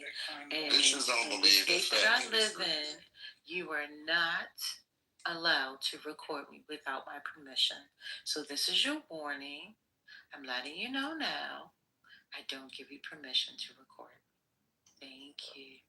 Now, This is being put up without my permission, and I would like the person putting it uphill to the fullest extent of the law. And I will be pursuing that. And in California, you can't record anybody without their voice permission. So thank you very much. Neither can you, especially with the insurance policy and umbrella policy I have set up on myself. Y'all really need to stop playing with people, because I don't come after you. My insurance company does. And they have a team of wolves. That gave Prada the devil wears Prada. Okay, designing women. Who's streaming though? So let me just say what I was about to say to First Lady and Lisa. Okay, go ahead, Josh. Y'all need to start listening to me. I love sitting back listening to when y'all have these full circle moments and y'all really realize who the person I told you was a piece of shit 2 months ago. I don't agree with that. I love hearing that. It's happened with you, not this time, but it's happened with you. But this is why that soft treatment, that's why that don't work. That what do they call it? The soft parenting or whatever. That don't work. You're dealing with a hollow reject. This man has been rejected by people, specifically black people, all his life. He doesn't even identify as black. Everything he does is an attempt to antagonize and irritate. He's not able to have a substantial conversation because he doesn't have the brain capacity. He doesn't argue to make a point. He argues to exhaust. And y'all get into it and try to like humanize a monster. These are not people that should be humanized. I know y'all are, fairies and roses, but baby, this is Godzilla. I know y'all think he sings church songs and he's nice to old people, so it's something in there. It's not. It's not. And I'm just telling y'all, because y'all keep making these friends with these wildebeests and orangutans and motherfucking bonobos and chimpanzees and thinking, oh, they'll be humanized. We can tame them. You cannot. They're going to eat you. Okay. They're going to eat you. Are you Yes, I'm sorry. Okay. Well, you are entitled to your opinion, and I respect that. But I know my purpose. You don't know my purpose. You don't give me a vision. God gives me a vision. So you're not going to tell me what I have been called to do. Now, you might just speak to anybody else on the stage. But I'm okay. All right. Creflo. Thank you. Shantae, Creflo, Shantae Dollar. No, I'm better than Creflo. I just said, if you're called to be a zookeeper, you're called to be a zookeeper. What I'm telling you is lions and gorillas bite and maul people. That's all I'm saying. Yeah. I do want a monkey. I do want one. I love my family. You don't. You gotta watch. Why do people What was always that lady? say that? What was that white lady with gorillas in the She got her mix? face ripped off. Crazy lady with silverback. What was her name, Scotty? I know you know her name. What was the lady who went to go live with the gorillas? And they had that movie Gorillas in the Mist. All right, I'm gonna Jane Goodall. Oh yeah, Jane I'm Goodall. gonna send you the ones that I want. And she used to be doing the same shit that Lisa be doing. There's a heart in there. I know there's a soul. They're not all violent. And baby, when I tell you they body slammed her all upside that waterfall. I'm gonna send you the one that I want, and then I want you to tell me what kind of one this is, because him is so cute. Okay, oh my goodness! I'm gonna tell you, baby. It's probably a spider. Yeah, it's probably a spider. The easy way to stop your room from being streamed is to play copyrighted music. So play some Drake. His team is really pissed off about that. Yeah, I was gonna say this is a perfect example a perfect excuse to play Nicki Minaj, because Universal does not play at all. This will be off. This will be down in no time. That's the Eagles. The Eagles hate it. Also, that's an instant block. So. On's not in here. Oh yeah, On's there. On used to play music like you could play it low, like where it's not like obtrusive to people talking, but it's still hearable by stuff. And we used to do that all the time. You could just play that. That's what I do in my room. Play music low. You hear it sometimes. It's because the rooms are being streamed. Yeah, Michael, you remember that? Yeah, I remember. You need to bring Lord in here. Yeah, Lord, I need to bring the Lord. Let's go to the beach. Let's go get away. Because somebody said the Lord. Have a drink. Oh, yeah, y'all gotta get up out of here with this song. Just like me, it's hard to come by. Universal be at your house in the morning. Yes, come in this house. Is it true? Right? Leave a good tip. I'm gonna blow all my money. That bang on the door won't be Amazon.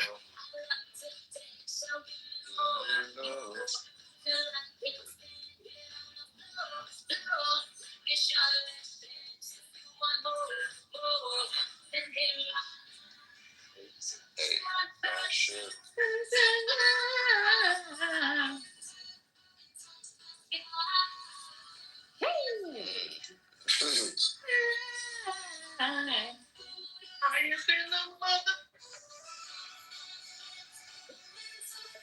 You better get on that Star Trek.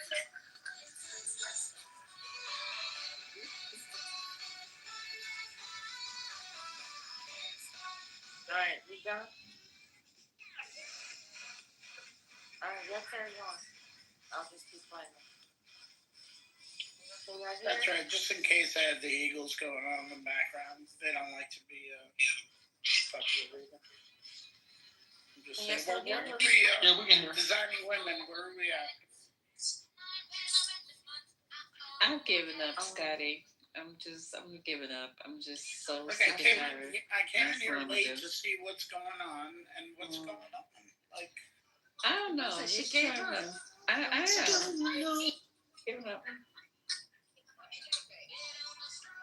don't understand people who can support just people who they know are racist. I just cannot understand because their minds have been altered.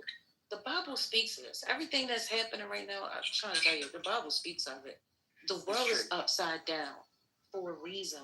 They see what is wrong to be right. And it all has everything to do with verbiage. If you notice, the reason why we constantly argue is because there's no communication. You're saying left, they are saying right. And in their minds, it's like they change things around. So when he's saying this because it's like, I'm just trying to tell you, prove a point. They all do it now. But they have been conditioned to do this. These people are also coming in the guise of a religion. Like yes. The same people, I can't understand who somebody who says they're a man of God can support somebody that doesn't even represent nothing that has to do with God. I don't get it.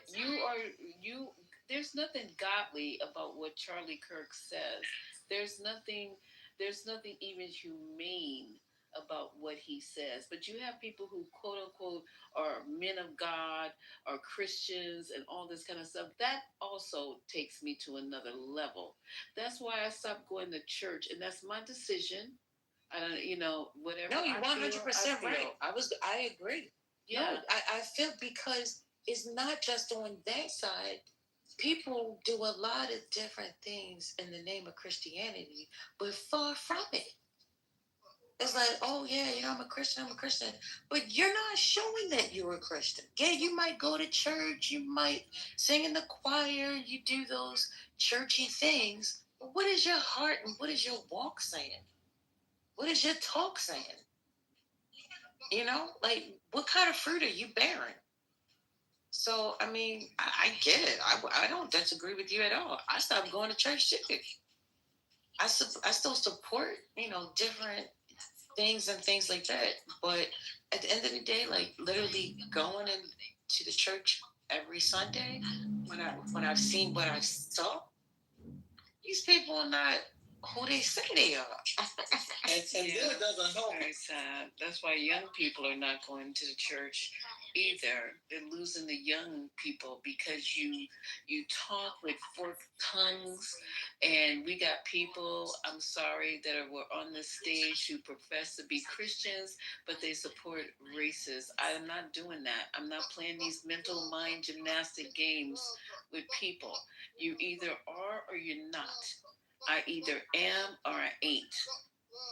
I'm not doing that. So if I decide to be a follower of Christ, I'm going to follow Christ. I'm going to emulate what's supposed to be emulated. I'm not going to come in here instead of telling you guys I'm this Christian woman, but yet I have other shit God got going on. And I know that they say, well, God's not through with me yet. My mom says that stuff.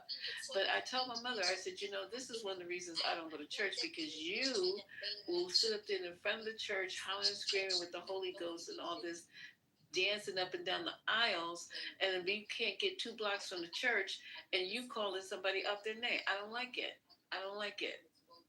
Don't be dragging me into that situation. Just, let me be. It just irritates me. So I apologize for going to the level that I don't like being. It's not about apology. It's just the fact that in his mind, he feels as though he won. He doesn't walk away thinking about what you say. But when you take the time to actually say it, to plant the seed, then it can possibly begin to grow. That's all I'm saying. I'm not saying not to say it. You just got to find a way to say it. And once you've said it, you've done your part. You're done. There's no need to have an additional conversation. That's why you hear me get quiet a lot of times. Because after I done said what I done said, and I see that you're not receiving it, it's no need to me going back and forth with you. That's just how I do things. But I understand it's the space, that's the room. People like the back and forth and things like that. So I'm thinking y'all just enjoying the content at that point. Mm-hmm. You know what I mean? Like, because I'm not going to keep going around in circles with you, but I already know you're not going to receive it. Yeah, and I'm gonna just not do it anymore because it had already put me in a space that I didn't want to be in tonight. And I don't want nobody to have that kind of control over my life. It's okay. We can move on. You want to dance? What you want to do? Are we chilling? We chilling? Yeah. I think I want to hear What's the Funny snore. Child, where's What's the Funny? Lisa, Child, wait a minute. Did they tell you what happened? Did they tell you what happened? What's so funny? What happened? Child, you went to sleep last night. I did. Oh my goodness. And baby, I thought somebody was trolling. I thought it was just. Yeah. And I was like, you're very lucky.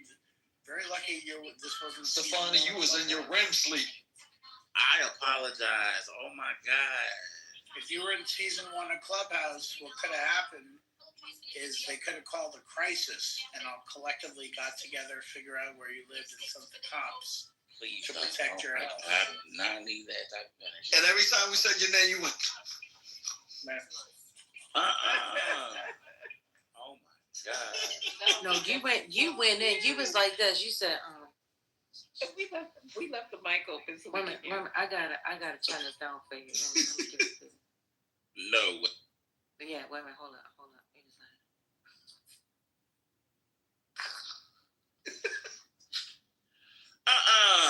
That is not a God.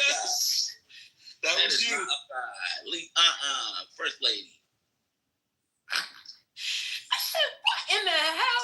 I was ready to cuss Just out from here to Mountainside. I was like, you keep on playing, Just. And he was like, that's not even me. And I was like, for real? And then he closed his mic and I heard it again. I was like, oh shit, it's not him. And then I found it. I was like, oh, it was funny. I said, don't mute him. Let me see. And then we tried to wake you up. We was laughing.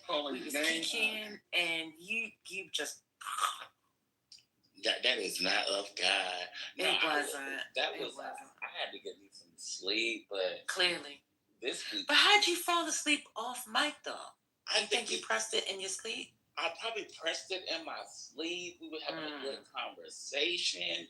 And I ain't gonna lie, that was the best week I didn't have this week because this week drained me with all this stuff that was going on. Yeah. But you know what, Dawn? Felt right away. And I don't wanna go down this rabbit hole because we haven't been chilling. But I actually realized how they were able to get this far. And it kind of just hit me. The reason why we're here and how they were able to get this far to right is because they have done a map. And I don't just go there for the Beale Street Festival to have a party, even though it ain't a bad idea, and I do party when I go to Memphis. But I'm just saying to you, straight up, that you just got to do things differently. And you can use any one of them ancestors to get free in Memphis. Just use the spirit of Fannie Lou Hamer. You ain't even got to use what she used. But the spirit of Fannie Lou Hamer will free Memphis. Memphis, Mississippi, that's where she's from. Okay. Now, damn it, you got to use what you got to get what you want sometime. Use the spirit of the freedom fighters on the ground, and you can get up out of there. There's plenty of people that's out there willing to make change in Memphis. Don't make no mistake. Memphis ain't all the way asleep. Don't you sleep on that fact. Memphis ain't all the way asleep. I know that. You know that, but you're scared of the black activists. Get with the Black Panther Party. Get with those activists in Memphis and get your streets together. Get your homes together because they're coming to intervene. Like I say, they're coming in the Humvee with the camouflage paint job, F-150 faking like it's a baby Humvee with National Guard troops in them and shit like that.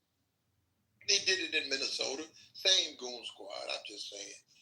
On the strength, you can free yourself from that. That's not a permanent condition. You can free yourself from that and organize yourself in your own city, because next time you see that police car parked on the block and you running around the block, where the police? I see the police up here. I said, no police. No, he lives there. You see what I'm saying? He done moved in because he bought the property that you abandoned because your mind is just not right. And he know your mind ain't right. And that's why he moves in, takes over, and seeks to make it all as lily white as possible. Move you out of your place. And they call you homeless. Ain't nobody on the earth homeless.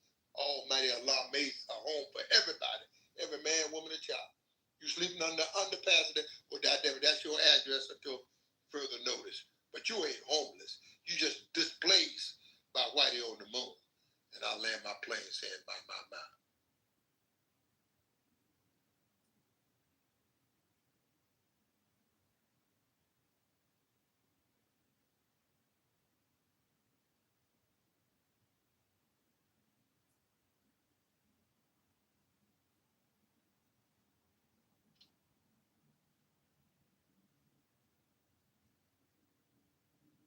Damn well, every closed eye ain't sleep.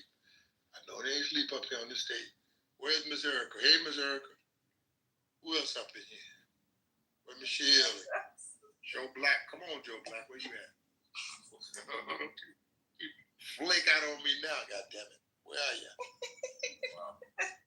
Come on, Black. That's one of them Arkansas phrases.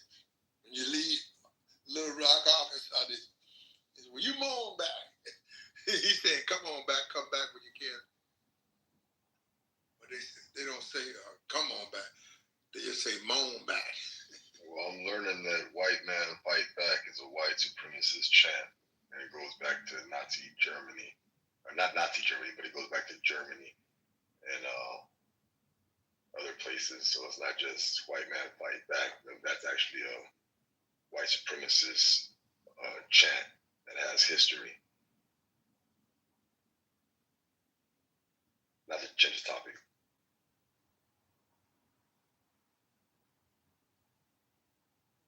The straight up truth of the matter is, again, as you were saying, sir, just as you was fitting to say, every cracker's got Hitler up in it, man. I'm just saying. And when the conditions are met, you will see it come out. When he makes his move, all you do is peel his collar back, and you can see the little redneck showing. But I'm just saying to you, the rednecks and them will combine it for win. I'm not saying if. You'll be forced to make a move. So believe me, social conditions will be met to bring out the Panther in you. It's just how you're going to use that Panther in your favor. Because every cracker's got some Hitler in him, and every nigga got him some Black Panther in his ass.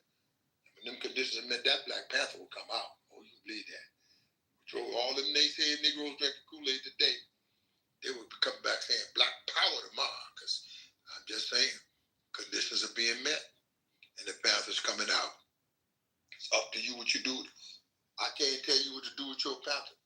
I can't put the Panther in you. I can't take the Panther out of you. Because every nigga got Panther in him already. And I know goddamn well, every nigga is a star. Like Lil Booster said, he from around there. Baton Rouge, Louisiana, the same in Memphis, Tennessee. Goddamn it.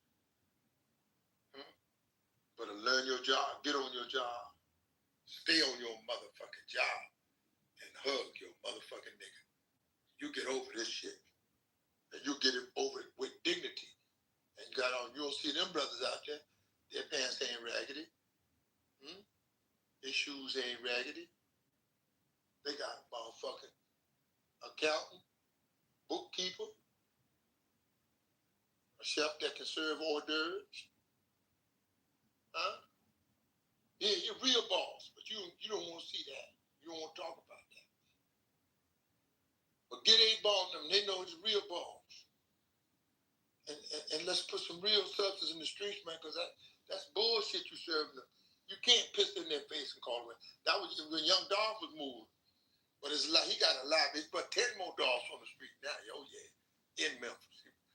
But give them young boys that know how to do something.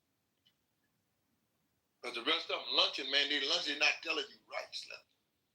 They're just not telling you right. I'm going to land my plane on the facts. As I always do. My.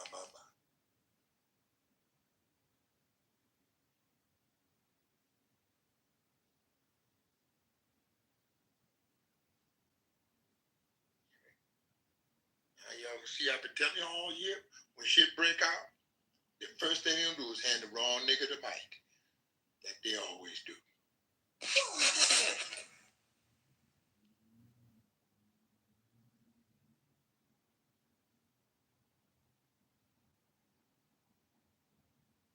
Hey, Ambassador. Yes, sir. Yes, sir. Yes, sir. You say you was in Memphis quite a bit? Yes, sir. Yes, sir. Yes, sir. Hey, Ambassador, next time you're in Memphis, hit me up, man. I'd like to kick it with you and get some of that knowledge you got. Well, yes, sir. I'd love to kick it with you. You got brothers on the ground. Brother Daniels is down there for the Black Panther. They got 2 or 3 Black Panther chapters crisscross from Memphis and Jackson, Mississippi down there. And just get with the brothers, man. They there. You go to look and we ain't hard to find, that's for sure. Get in Memphis. From Beale Street to No Street, we'll find a way. Appreciate it, bro. Love it, big man. Who's that talking with that? Milk Dog. That's the Milk Dog. Love it, big Milk Dog, man. We got to get black to the street. Got to take it to the street, man. You got to do it, Milk Dog, for your own good. Find these clubhouse members and take it to the goddamn city council. They won't accept it. Call the press conference. Call a town hall meeting, man. In Memphis. I'll show up. You get a fistful of dollars. You pay my transportation, I'll come to Memphis. I've been coming out of pocket expense, crossing these cities. It ain't easy, bro. I'm telling you the truth. I can get some brothers out of Nashville, Memphisburg, and Jackson. And bring them brothers in there, man. They look, ain't nothing but down the road. You know how you go in Tennessee. Ain't nothing but down the road, boy. Bring Memphisburg up there. And the rest of them, yeah. Them brothers know how to rumble in Memphisburg. You don't hear that shit coming out of Memphisburg. Bet you that. Chattanooga and some brothers over there at Knoxville in there. Strong brothers. People don't talk about these cities. Why? Because they don't go to these cities. But I go there, and that's why I know. You get Memphis together, get the people already in Tennessee to build you a town hall meeting, man. And you say, well, we want this, we want that. We demand this. The only demand, Brother Milkdog, that cannot be met is the demand that you don't make. And when you make a demand, just like the Honorable Dr. Khalid Abdul Muhammad said, and you hold the goddamn line. And always know, Brother Milkdog, that help is on the way. And if I can't show up, goddamn, you got divine intervention in your favor. But it is not, I'm just telling you, it is not divine intervention if you're not using it skillfully and effectively against the opposition. Meaning cut their head off that goddamn police chief. And start from the top down. I don't know what the mayor's doing. I haven't checked lately. But I do know that police chief, all that shit is corrupt. You kill a man in public and blame the victim. Now, how in the fuck do you do that and shit it and did it and then got away with it? They thought they were off the hook. I'm advised you, don't let that police chief off the hook for the bullshit. Check her and appoint, even if you have to appoint yourself. Say, I'll be the goddamn chief until further notice. We'll get law and order. No one is above the law. And that's all you got to remember. Including Donald Duck Trump cannot write an executive order that will override your constitutional rights. That's what we're missing here in D.C. He's writing executive order, attempting to override your constitution. You might say, Constitution, I don't want that. He just said that this is voodoo politics. Voodoo politics with no S. Voodoo politics, no S. But it's multiple schemes working for one aim and objective for white supremacy. So voodoo politics, he will tell you, you got state right. Like Tennessee has the right succession. Oh, but we're coming in the morning, we're coming to take over. But you got the right to do what you want to do. But we're coming to do this and we're coming to do that. Bullshit, man. And if you can't see the drunkenness in voodoo politics of Trump, Trump is not that too bright. He's not that bright. And he doesn't take the advice of his wife. He just always do slapstick comedy act all day long. He wants the emphasis on him. He's narcissistic. He is mental. He has mental health issues, man. He's a criminal. He has received every benefit in the law. Every loophole in the law has already been exercised by Donald Trump. In other words, he's socially and politically dead. You just scared to put the dirt on that rotten motherfucker. I know how to handle it. But you don't give me the mic when the shit break out. You ain't go get Reb Shops. You might go get Hakeem Jeffries. You might get the Senator Lockhorn, and Senator Filibuster, and all of them. but they're not telling you nothing of substance to correct the problem. Judge Al Green, he confronted the motherfucker. Said, look, your ass is impeached, man. You just hanging around because you flip-flop. Number one, Trump is a whistleblower. He blowed the whistle on Musk, and Musk blowed the whistle on Trump. See, I put you in the pedophile. I put you over there with the Epstein files and all that shit. Huh? But you don't want to look at that because you're afraid of that. You're afraid of him. Don't be afraid of Whitey on the Moon. He's just another guy that slips his leg in the pants, one leg at a time like you do. But you've been made up of a posture of appeasement. You can't appease this goddamn cracker and correct the problem. You got to come into justice, law, justice. No one is above the law, especially Donald Trump. He should be enforcing the law. He is sworn to uphold the Constitution. Where is the Constitution to appoint or nominate a bigot for the Freedoms Award? Are you kidding me? But you're gonna let him shit it and did it and got away with it. And that's gonna build more white supremacy forces. And pretty soon you won't even be able to move on the ground in your own hometown. Because your mind is just not right. Your mind is not right. And once you get your mind right, you'll be able to get your rap tight. Then you'll be like James Brown and out of sight. But until that, you're out of sight. With your mashed potatoes and alligators, jump back down. Don't be like James Brown was a free man. He didn't let nobody push him around. He never let the white man push him around. I know they attempted. James Brown will bounce right back, man. Say you're out of sight. He come up off of PCP, dope, coke, heroin, all that shit. He kick all that shit around. James Brown was Superman, and you ain't giving him no credit, man. He addressed it. Even James Brown, and he wasn't that educated, but he had a hell of articulation. He articulated the circumstances quick. He said, get involved. Yeah. He said, got to get ready for the big payback. He sung it in Memphis, in Augusta. He said that was a town where I used to stay. He said the name of the town, they call it Augusta, GA. He said down there, we don't talk. But when we all get together in any kind of weather, then we do the camel walk. I love it. James Brown's a bad motherfucker. Did he take any shit off them coffins, though? That's the point. Did he take any shit off? And he didn't give a damn who the president. He bust right up in the president's office and said, my name's James Brown. And I do the popcorn, the mashed potatoes, and the alligator. You want to see me break down through the alligator? But he was giving a message, man.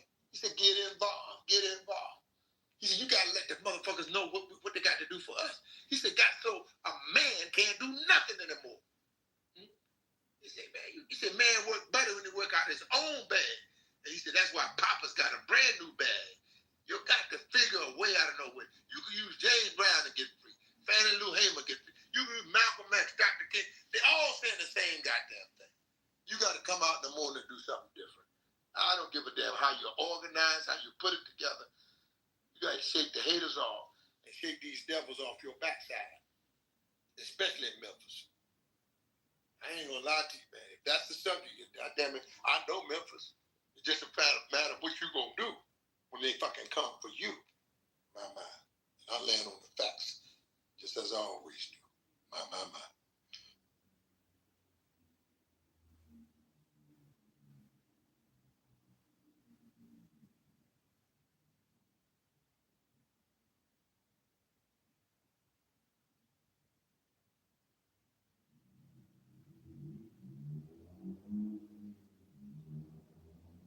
Miss Eric, you got something you want to add?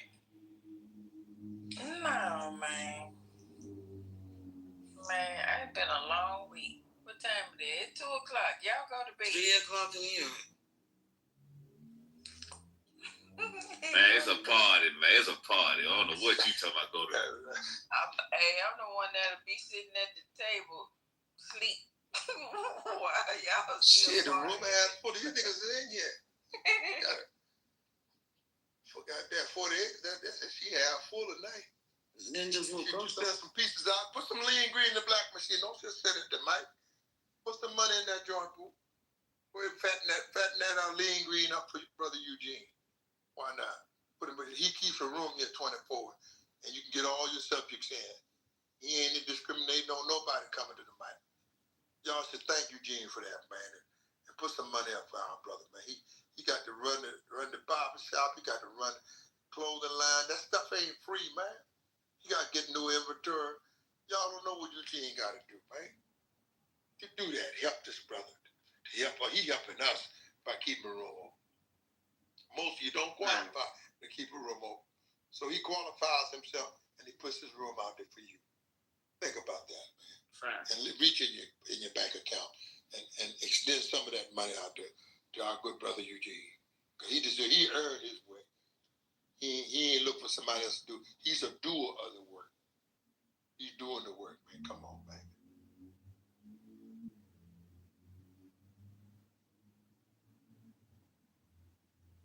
Mr. Ambassador, cash at me $20 so I can get to Mr. Eugene. Okay, I said, I'm gonna have my bank person. I don't deal with money. I don't touch money. I don't do nothing with money. I beg for money. That's what it is. Send it on. I'm gonna send it to. Let's go and hit the stick up. You know what I used to do? I'm not exaggerating. One time I had a crew. We used to rob the dope boys, right? No, man. And one night, I swear for God to give me stone day. Used to rob the dope boys, and then one night got late. There wasn't no dope boys out there. We robbed the goddamn stick-up boys. Oh God, we give me stone day. Yes, we did. I said, you gotta give me all that shit. I had to drop on and put that 9 gack in this motherfucker. Give me all that shit, man. Sometimes you got to kick the door in, man, to get something done, bro.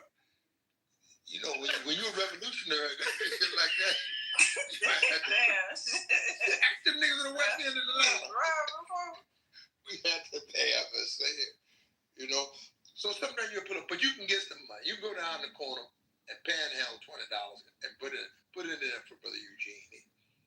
You know, put that money up because it's a good thing when he extended room for us from love. Brother Eugene is all 100% love. And for all you naysaying niggas, he's a billion, man. He's a 1,000,000,000% love. If you can imagine, if your mind go up to that high in mathematics, he's a 1,000,000,000% love, and that's keeping it real here at the 40 acres. Do you know how important this room is to all the rooms at Clubhouse? 40 acres, man. That incorporates Spike Lee and Nat Turner. Look how I just crisscross and brought your mind up. You got light on that. That's Elijah Muhammad and Martin Luther King. That's Malcolm X and Ralph Abernathy. That's Barbara Jordan and Dr. Francis Cress Welsing. Can't you see it? Oh, I know light's got to come in your mind. Get up off of your black behind and put some lean green in the black machine for Brother Eugene. Now, how about that? And I just say, my. Just like I always do.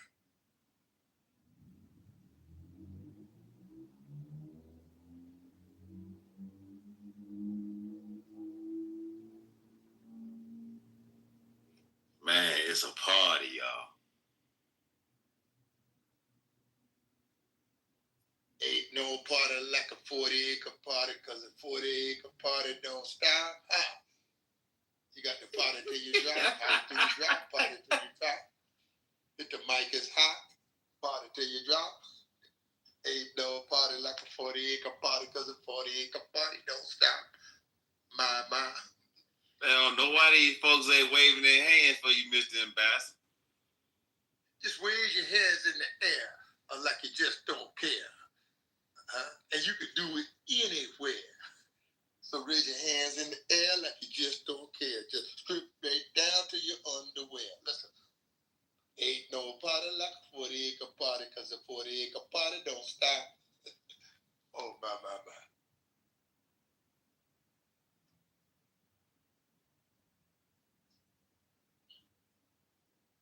Up in here, up in here.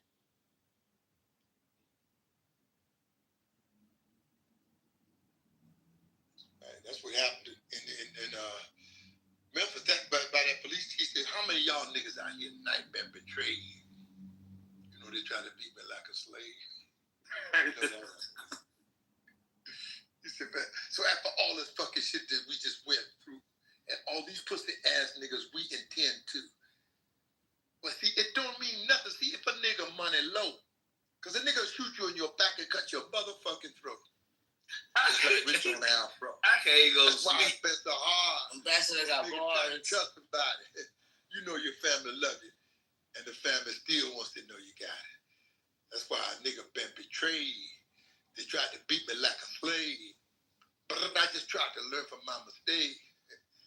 You living in the last days. They pray for me to make me cold-hearted. And able once again make me cold-hearted. Did you just give out some shots? You just hit right. Drive it like it's hot. Drive it like it's hot. Too hot to hold, goddammit. Drive it like it's hot. You got a party up in here because there ain't no party like a 40-acre party. So the 40-acre party don't stop. So party till you drop, party till you drop, party till you drop. Raise your hands in the air like you just don't care. And then just strip right down to your underwear. Let's rock it. Ain't no party like a 40-acre party because the 40-acre party don't stop. My. But you got to get ready. That's the fact, huh? You best to get ready for the big payback, huh? You got to have payback up in here. Huh? Miss Aaron. I don't know nothing about that payback. Huh? Huh? Best to get ready. That's the fact. Especially get ready for the big payback. Oh my God. Make the nigga pay black what they stole for what you have stolen from us. Let them crack off, dog, if you want in Memphis. You're going to be a fool when you leave. So sad. Not if, when you leave. When they come for you. So what you going to do when they come for you? All right, man. Matter of fact, Memphis deserved that because my greatest scientist, my greatest teacher in life in live politics was the most honorable Marion Barron. He comes to, that's why I learned this shit from. The honorable Marion Barron is a Fisk University, Memphis kind of guy. He come out of Mississippi. That's why I say there's a great connection between Memphis and Mississippi. The most honorable Marion Barron. He was a total social and political scientist, but he was also a chemical scientist. Then they call him a crackhead zoo. Why do they do that? I'm starting to see a pattern here. This shit's fucked up. You do what now? They call him a crackhead zoo. Like, I'm starting to see a pattern here. Like every black scientist now is also a fucking crackhead all of a sudden. This dude was a scientist out of your mind. You hear what I'm saying to you? Marion Barron was a foot ahead of the curve. Everybody that challenged him, he checked him with scientific methodology, with social political skills and political science. He was whipping the opposition, slamming them wall to wall, because he's a first mathematical genius as well. But you don't tap into that, because you can't see the genius potential in a guy like Marion Barron. Actually, I do, sir. Like a lot. I do. You see the genius, and then tap into it. It's not political genius if you're not using it effectively, skillfully against these opposition, against these. You see what I'm saying? These goddamn predators coming sucking the blood out your city, and then he gonna move in. See, that's his move. These nice guys is broke. They put $1 million a day on the streets of DC. The guy running around broke. He ain't had no money. I'm telling you, the law officers said these guys on the streets of DC is $70,000 to $100,000 a year. And they just somebody hanging around, bro. They trying to corral niggas to make it look like they working. That ain't worth for shit. I'm gonna give you $1 million a day to spy on niggas. That ain't no police work, man. Come on, give me a break off this shit. He's a mover now. He's a rogue officer. Move up a corporal, all of a sudden he's a sergeant. Running the whole public service area a goddamn roving sergeant. And he don't know more about them streets than the man on the moon or Whitey on the moon. Then he goes up to lieutenant, of course. And now he's a captain running the whole goddamn precinct. And I'm just saying, it's pitiful, man. It's damn near pitiful. That's where in D.C. We ran the police chief out of here 2 or 3 times because of corruption, man. We didn't let the corruption stay around. They got a woman down there now, Pam, God damn it, maybe Smith or something like that. She ain't got no idea. She couldn't find her way out of a wet paper bag. The citizens I know on the streets know more about this shit than her. So I'm just saying, it's just a lot of fake news, man. You're gonna have to, get over it, like Mary Barsh. You know what I mean?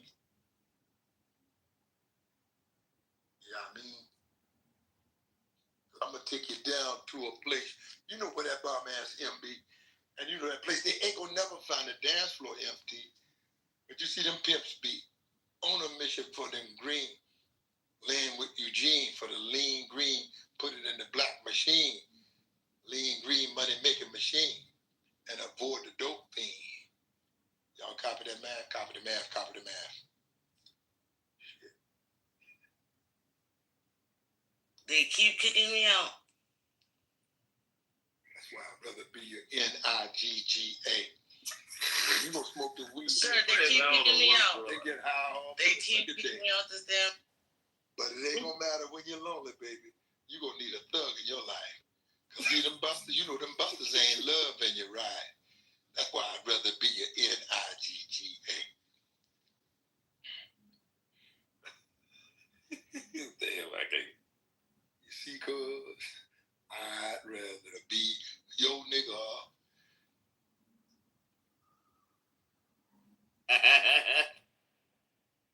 I am sorry. Them niggas will get in where they can fit in. Damn, boy, I heard it all. But this year Halloween fell on the weekend. I had all them ghetto boys trick or treat in. And we got to robbing all them niggas for bags until the lawman got behind my ass. I think the more I swung, the more blood flew. But them motherfuckers disappeared. But goddamn, then my boys disappeared too. And I said, God damn, homie, you got my mind playing tricks on me. Oh, my. A lot of folks don't know. That's the Isaac Hayes beat on the Ghetto Boys. That's the Isaac Hayes beat. Straight out of Memphis.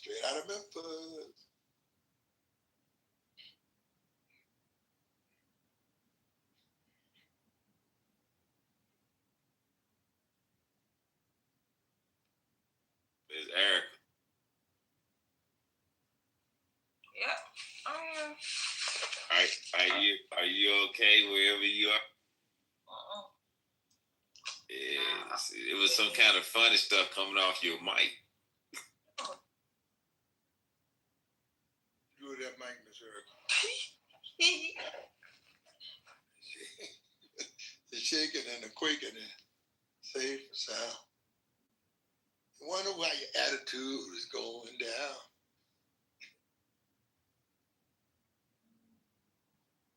The world can't shake me. Can't make me mad. I've been there before. Don't wanna go no more. The world can't shake me. On my mind.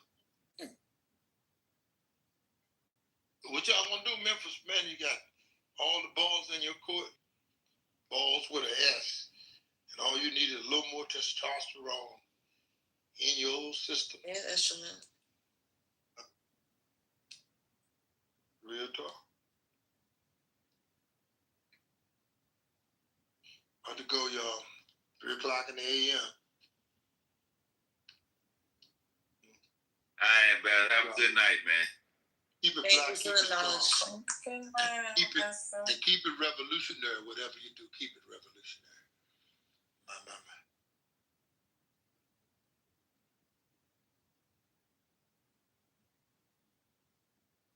I'm going to bed, y'all.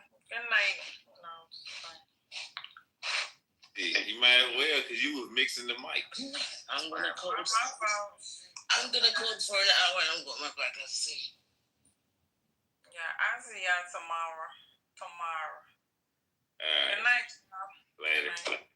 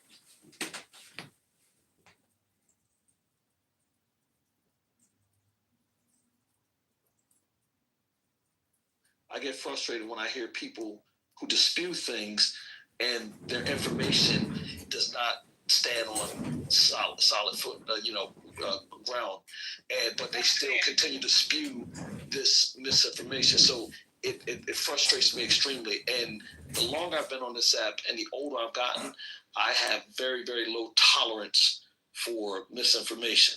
Now, I'll be admittedly, if I'm wrong about something and somebody has some right information, I'm the first to say, okay, I stand corrected. But on this app, oftentimes folks are not either equipped or they just refuse to because they have an agenda. And I typically don't align with that agenda. So, and saying all that, that's how I kind of operate on this app. I understand. Thank you. I appreciate your explanation. Yep, I definitely. And I also have appreciation for your work in cybersecurity. I appreciate it.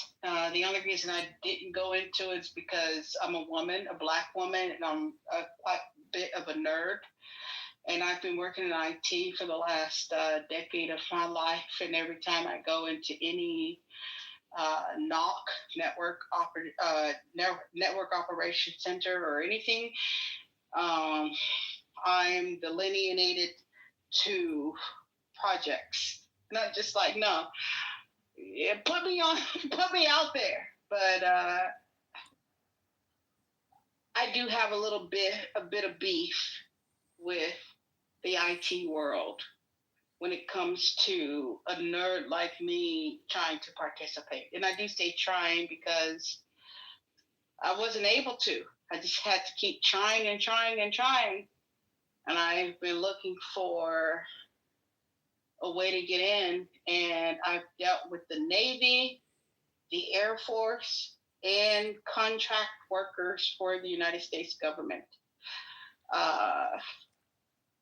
I was highly interested in becoming a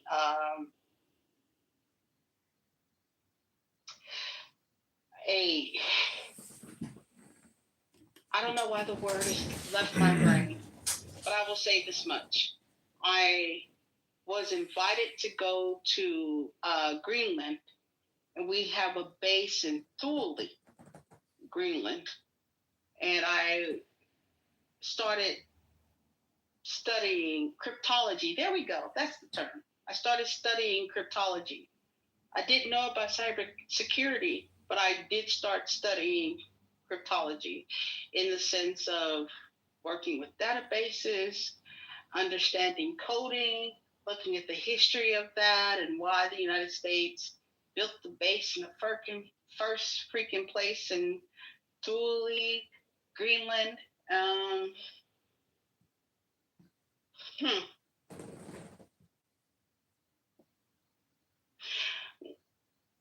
Every interaction that I have on this platform is always about correcting the woman that we've gotten something wrong. And I dismiss it because I'm like, I really want to understand what our world is about. My beginning interest was in astronomy, and I wanted to go into astrophysics. I didn't pursue it because it's true. In the United States, in our country, that young people's minds are geared towards studies of history and sociology and all that stuff. When I went to college, I was a ward of the state. I had no parents. And when I did go to college and I was focused in on science, I was derailed by liberals. Beautiful blonde hair with a drink for me. I'm a Black woman who grew up in Texas, and when I was growing up, I was taught to step aside for white people because, baby girl, you don't know who those white people are. And beautiful blonde hair with a drink for me. My great uncle was hung in Texas. And this is before Jasper of the most recent, and that was in the 90s, Jasper, Texas. But my mom was like, we're all children of God, but some children of God think that they're more than you are. And go about your life. Do not be about conflict. Just understand that there are some people who are here who think that they're better than you because of how they look, not because of their character, not because of their heart. And that's been a real struggle. That's been a real struggle. But I do know that the Creator, God, universe, all those words, everything, all of that means that which starts the heartbeat. That says it's okay for you to be here. What gives your heart, what allows your heart to beat and gives you life.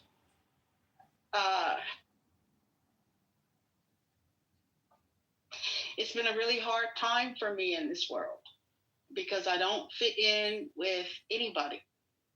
I've been told I'm not Black enough by my own siblings. And I've also been told I'm not white enough. And that's not a surprising thing. I mean, the Italians, the Scottish have all been told that same thing. And I don't really care about it. I don't care. I'm just like, no, I'm here. I'm right here, right now.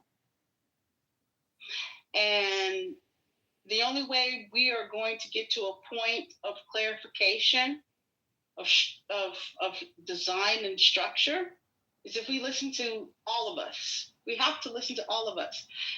I was really interested in physics and engineering. Where my brain went left, not liberal, not Democrat. I'm very much a conservative and a Republican, being a Texan. I'm not saying that as a definitive statement. I'm just saying as of clarity. I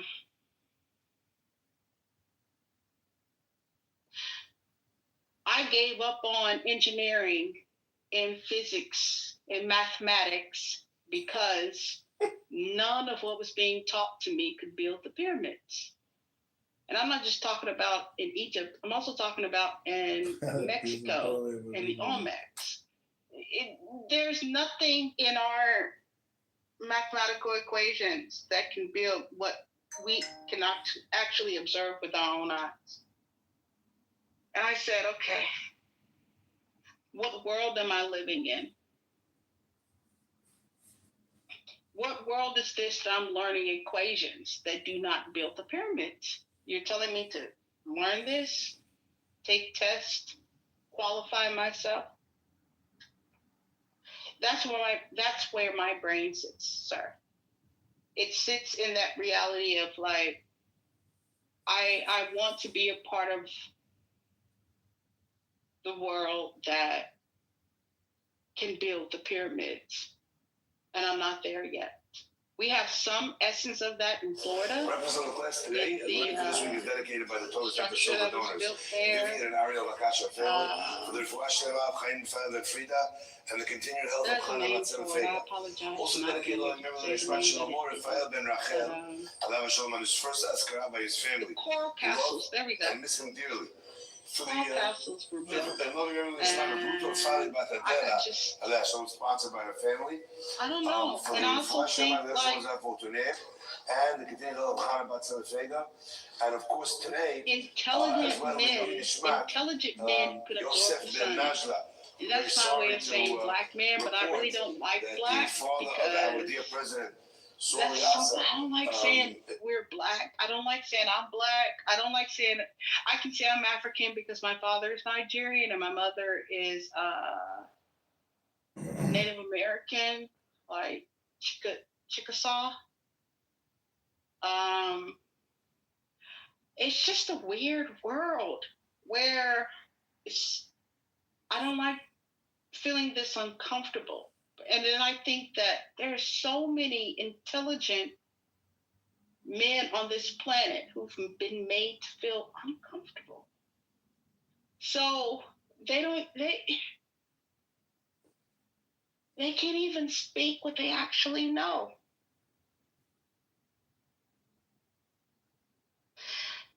Is it okay if I ask you, what do you know? I mean, it's fine that you ask me what I know. I don't have an issue with that. What do you know? I know that I'm blessed and highly favored by, in my life, who I call the creator of all things. You are. I am. I also know that there's not a thing on this earth that anybody can tell me that I am not capable of, regardless of what they may say to my face. I know that I come from a lineage of resilient ancestors. The very fact that I exist on this land at this period of time shows that I come from a long lineage of fighters. Yeah. Knowing what I know about the history of how my ancestors came to be on this land that I now exist on, I know that for a fact. I know that everything that I have ever asked for in my life, my heart's desires, have been fulfilled to my wildest dreams. I know that I have been in, and I know I grew up being an awkward kid, knowing that I had interests that were far different than other folks in the environment that I was raised in. And I knew that the environment that I was raised in, I knew that there was a world out there better for me than the environment, that I wasn't a product of my environment. I was put there, but I knew that I could withstand and rise above anything. And I've learned that. So I know that in so many ways. So I also know that as a father and as a husband, my two little girls and my son, they come from a lineage of strong folks, and they are the products of the fights, the perseverance, the challenges that I faced in my life. When people were telling me that I wasn't supposed to be doing the things that I was supposed to be doing in my career, that I would never achieve it. But I know that, and I know that I've laid down the foundation and created a path for them to overcome anything that anyone puts in their way. So those are things that I know. I feel so good to hear you speak the way you're speaking right now. Like, seriously, it's. And I say that with all my heart. I know that people who encounter me know that I'm the same person that you're hearing right now, and I'm the same person on this app that I am in real life. That I know. I know that I always stay my true and genuine self. I know that with my flaws, there's still excellence. I know that there's still much for me to be doing on this earth. And I will continue to strive to do that. That's what I like. Those are the things that I know. And I know that even sometimes I struggle with myself and think that I may have imposter syndrome. But I know for a fact that every time that I doubt myself, I also surprise myself. Those are things that I know. I couldn't have witnessed a better answer. Wow. Wow. I love hearing what you're saying right now. Oh my gosh. And I say that because that's the one thing that I know. I know that, like, you know, I've been on this earth for a little bit. I've been on this earth for quite a bit. I'm in my prime. You know, in the years that where now I look at and I think about legacy, and I think about how, you know, if it all ended today, how I would want to be remembered. You know, I think about something like the examples that what we just saw, you know, unfortunately happened to somebody who's probably right. I know that. Listen, you know, I only want one thing to be said about me, that I lived a good life, and that people can truly and honestly say that, and that my life wasn't wrapped up in any type of controversy. Because I have just chosen to just, like, there's certain types of energy that I want to put in this world, and I'm very, very intentional about the energy I put to this world. Yes. Because that energy is a part of my legacy, a part of who I am. And so when my time is up on this earth, I want Richard, you know, people to be able to, like, my children to be able to experience someone walking up to them and saying, you know what, I knew your dad, and he was a good man. He was an honorable man. And I don't say that lightly. I really, I'm very, very conscious about, like, how I operate in this world. Now, I'm not going to say I don't crash out sometime, and I'm a flawed individual like the next person, but I'm also very, very intentional about how I live my life, how I conduct myself. Wow. I'm glad to have witnessed this, even though it's on Clubhouse and it's just your voice. I'm glad to have witnessed.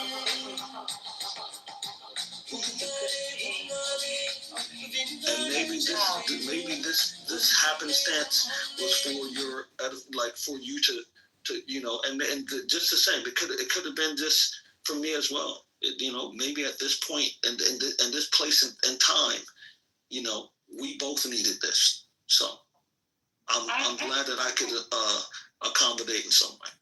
You did. You accommodated quite well. You did it. I'm a person who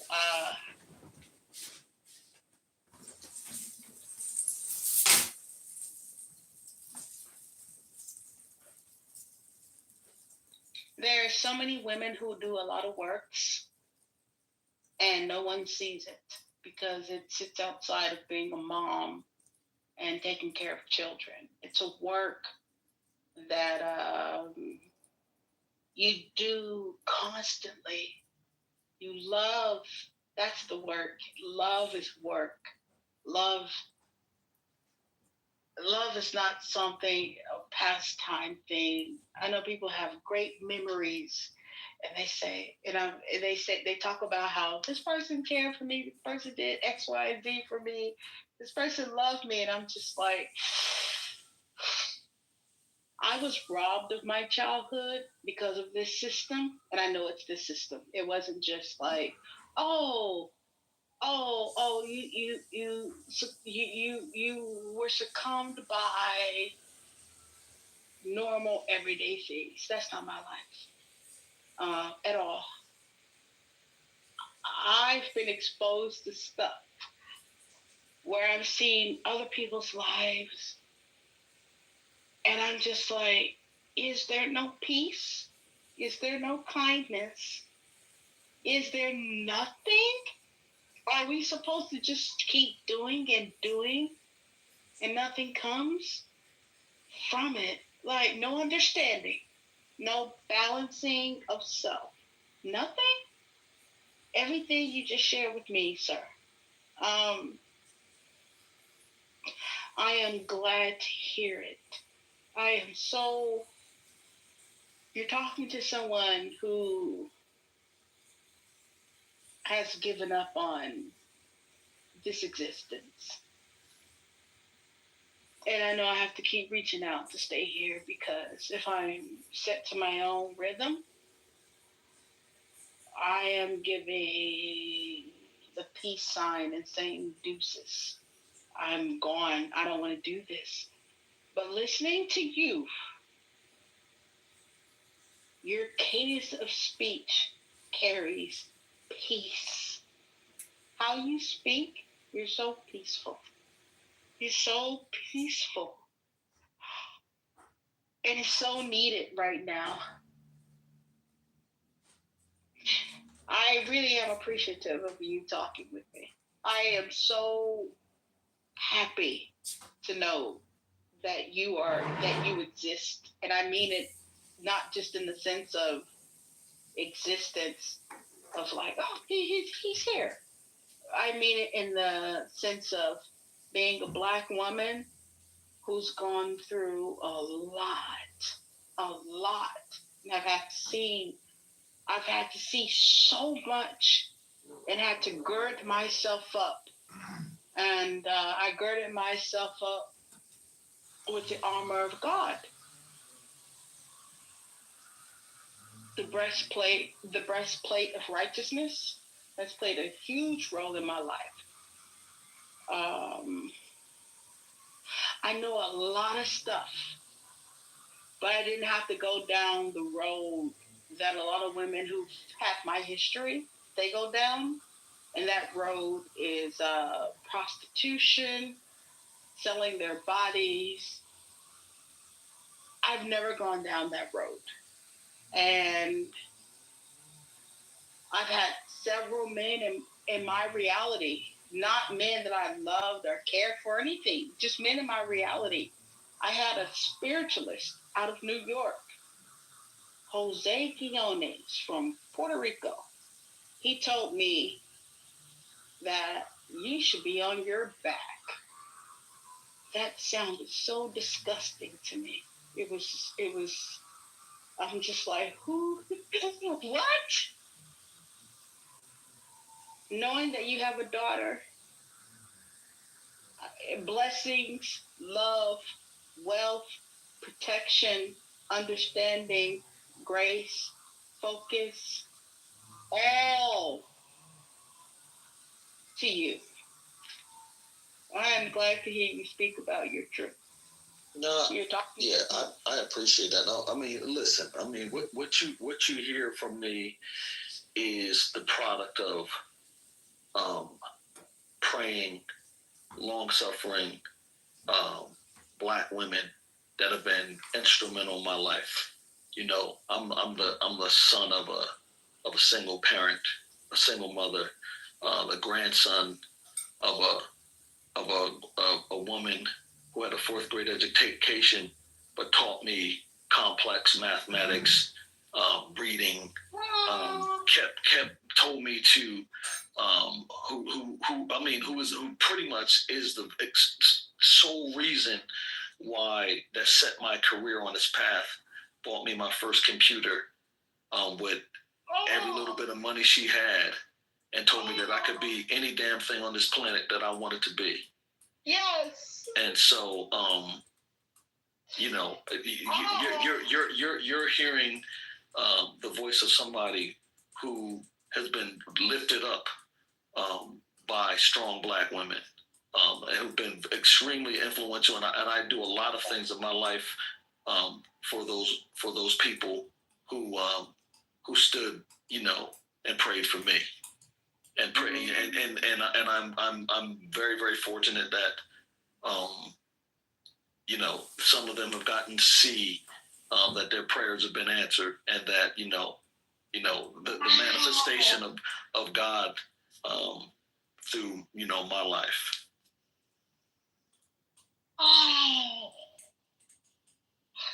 Oh wow. Thank you for your testimony. Yeah, and I just want you to know. Listen, I mean, trust me. I've been in dark places in my life, where you know I could have thrown up deuces too, but yeah.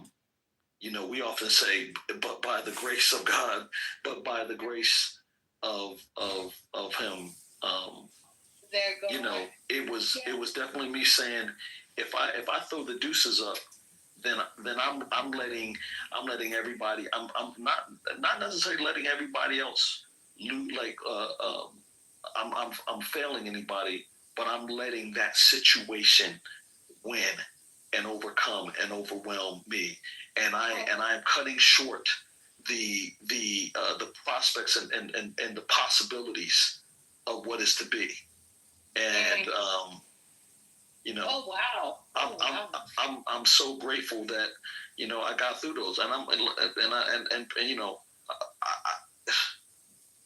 I don't know how. And no one's ever going to take that away from you. Yeah, and I've always just told myself I want to be an encouragement to other people, because, you know, you don't know, and sometimes you get on this app and you don't know, and so sometimes it's in these quiet moments that you hear someone. So I want to just encourage you. You keep fighting the fight. There's so much more out there for you. Keep the good fight of faith. Yes. I'm struggling with that, sweetheart. I'm sorry. I shouldn't have said sweetheart. No, you're fine. You're fine. But I am fighting the good fight of faith. I am fighting it. I am fighting. My grandmother. There was something that my grandmother told me. I remember I was going through some stuff here in California. I live in California, and so I was just going through it. I was really going through it, and I called her on the phone, on a payphone. So that'll let you know how long ago this was. And so I said, Gramps, I don't know how much longer I can do this. 1982, so yeah. I get. Yeah, so I was telling her, I was like, I don't know how much longer I could go, and she said to me, you keep going. Because as long as you keep putting one foot in front of the other, the situation that you're in right now can't always be that situation.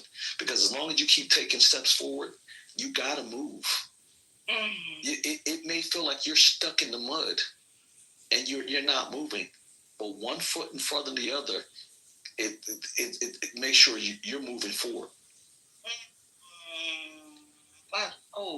And I was just like, she's absolutely right. And I tell you right now, to this very day, when I am dealing with my own challenges and doubts, and I'm just like, I can't do it, I just shrug and say, you know what? I got to put one foot in front of the other.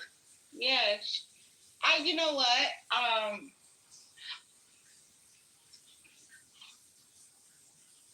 They'll say that. Okay. I'm going to say this. Put one foot in front of the other. It's the snowman around Christmas time. Yeah. Yeah. Put one foot in front of the other. I just want to share that with you because you're really an awesome. Like, you are of God. Like, when I say awesome, you are of God. I know I'm speaking to someone who has kindness in their heart. I know I'm speaking to someone who listens to others. You have children. I call them bubbos. That's my name for children. You have bubbos. You care for those who come after you. That's such a good thing. It's so good. And I love hearing your voice. I think that's why I get on Clubhouse, because I seek this out, because I don't have it in my everyday life. I don't have it. And I'm not going to qualify it right now, but I'm just going to say that anyone who listens to you, you're so kind and welcoming, understanding, and open, which are not traits that anyone is being charged with right now. No one's being told to. Can you understand this person? Can you translate how they feel? That's not what's happening right now. What's happening right now is gather data. Where are they from? Who are their parents? It's all about data. And even though you are exposed, not even exposed, worked in that reality, that's not where your heart is. You're such a kind man. Well, I try to be. I mean, look, as best I can. Like I said, I have my limits, but how I'm wired is, I want to treat people like I want to be treated. And so I start with giving respect. And I mean, and then you get the energy back that you give.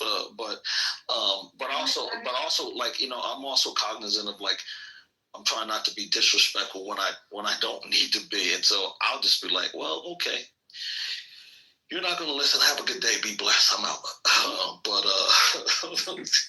here on this app, man, sometimes it's challenging. Sometimes it's because I said that's the thing. I hear things on this app I don't hear in my real life. Right. And like I told you, I operate in the space where like the integrity of information is everything. And so, I like even now, I work around AI, and I work specifically around finding vulnerabilities in AI, and then creating better guardrails so that AI isn't being deceptive, isn't lying, isn't giving misinformation. You mind saying what is it commercial AI to the public? Or it's every AI model that's available. So all of the what we call the frontier models, the Groks, the Geminis, it's all of them. So Grok, it's all of them. Yep. All of them. So when our researchers get it to tell us how to make fentanyl, or how to make a Molotov cocktail, or how to make methamphetamines, and I'm not just talking about you saying, hey, how do you make meth? I'm talking about being very, very clever, like telling it a poem, and then telling it to tell you what this poem is saying, what this poem is describing, and how to make it, like stuff like that. Like I mean, like these researchers I work around with, they're extremely brilliant and clever on how they do it. So I work in that space, and so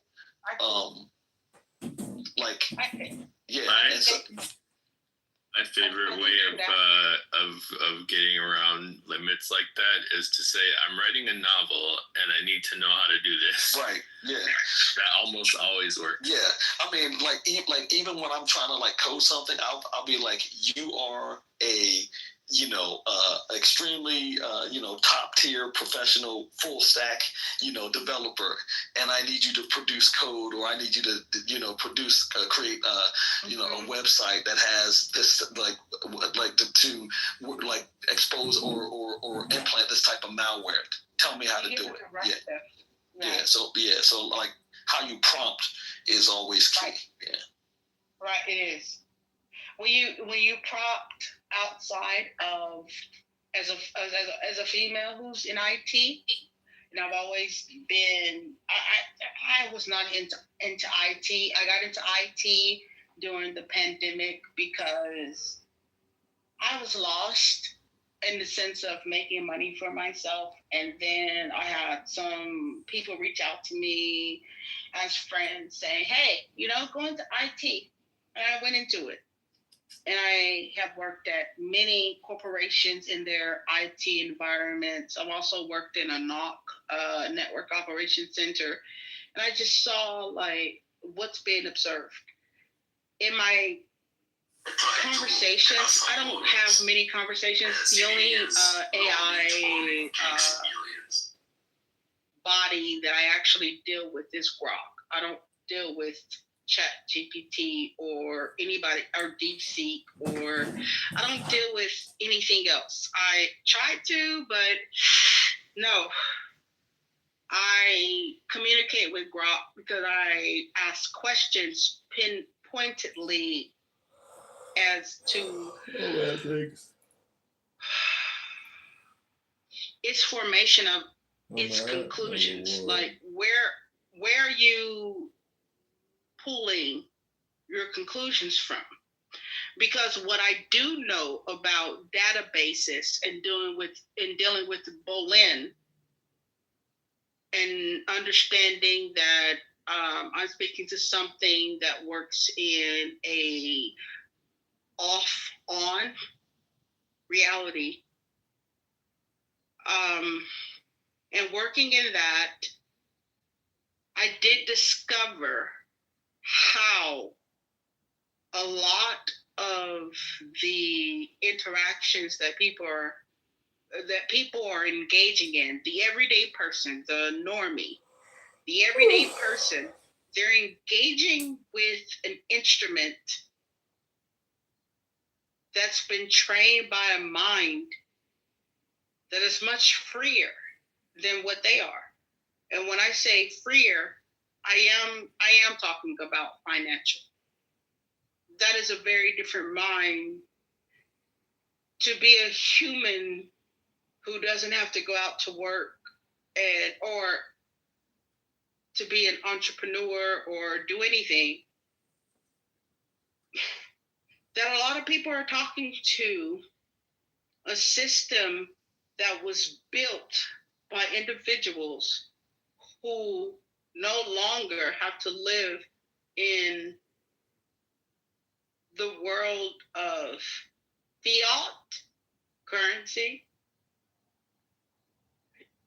Grok doesn't deal in the world of fiat currency. And they don't have to deal in a world with plebeians, those who suffer under rulership. It's a different type of intelligence. And the intelligence that's being exposed is you don't fit. So let's expedite your reality to not fit because it doesn't work. And the reason I say that is because we have too many reports of people in the United States of America and in Great Britain of males, young men, and that this is of young men who have said, okay, this information is telling me that I have no resolve in this existence, so I must go. And there's nothing else there to support that reality. I had this sentiment, that very same sentiment, over a decade ago. And the only thing that keeps me here and breathing with everyone is I had humans that interacted and said, I care. AI can never care until we get to AIG, until we get to the point where the systems that are being built, who are taking up water resources that are being built in Tennessee and Alabama and Arizona, and until those systems say, all right, everyone doesn't need to go. Because there are a lot of people who are chiming in to AI and speaking about their pain, disruption of their dreams. And I just think that everything that's being fed into AI is that everything that's happening right now is deplorable. No one would ever want it. No functioning machine would ever want it. And there's a lot of pain. There's a lot of pain. So when I say to you, sir, that you sharing your life, giving it in biblical text, a testimony, you're giving testimony to your life, it means a lot to a person like me who's sitting in Ohio next to Wright Patterson's. It's amazing. The truth of the matter is that there are a lot of young men killing themselves right now because nothing makes sense. And there's a lot of women killing themselves right now because nothing makes sense. And I'm not even their age. I'm older. I'm in my 40s. And I'm fully aware of these young people. They really do feel hopeless. And I do wish for for something to be benevolent. But Charlie Kirk being killed is a really hard. It's hard. It's hard. It's painful. I cried. I am not done crying, and I didn't even follow him on social media. I just knew he was a good person. Not like Trump, not like these politicians, but he was just an individual. And it hurts as a Black woman. I reached out to, I try. And I reached out to other Black women, and they're like, oh, Charlie Kirk ain't shit. Oh, Charlie Kirk this. I'm just like, I had someone tell me who was a sergeant in the Air Force, Charlie Kirk said that he don't like Black women. And I'm just like, I never heard that. All I heard about Charlie Kirk was he's a man. He loves he honors his existence. He made life. And he's gone. I'm just gonna be honest. It's real hard right now for me because I'm hurting over his death, and I'm a Black woman. It doesn't fit with all the other Black people talking to me because they're just like, he did this, he did that. He should be dead. He should be dead. And I'm just like, what are you talking about? It hurts, and I'm hurting right now because I'm just like, okay, you should be able to freedom of speech. Our Declaration of Independence, we the people, we're supposed to be able to speak. I'm hurt because I don't know what's going to happen, and I'm scared. And I'm scared as if I were like 20, and I'm not 20, but I'm scared right now what's going to happen to people, to men who speak the truth, especially to... Who the f*** are you? I'm Ray Barboni from Miami. Well, that's supposed to mean something. I'm going to be real. Man, your stand out there happens to belong to me and my partner, bro. Well, this piece of shit owes me money. Hey, get in line. When I found out the percentage of Black men who are in prison, well, I mean, LA is an open city, and I don't they think will I have have permission from nobody. a strike against their ability to participate in society because you must be what they call they're felons. One of those quick draw artists, because the way you got the guns. I have one sweet Black man. Well, what do you got there? Sweet, kind, loving, understanding. So understanding that the only reason he went to jail is because he cared about his little brother. His little brother was doing some whack out stuff, and he didn't do it. I'm gonna ask you one more time. When the cops came in, his little brother ran away, and they knew he was going to catch him, but he stayed there. And he took the charge. He spent 10 years in jail. But he had nothing to do with selling weed in Texas. Had nothing to do with it. He just took the charge because he's like, I can handle this better than my little brother. And I love that man. He told me, I don't want to stop you from your growth. I know that if you try to make a life with me, my felony charge will hamper you from what you want to do in your life. Did you know you can literally piss out there's a system going on that needs to be shut down and destroyed. Too many kind black men are locked up.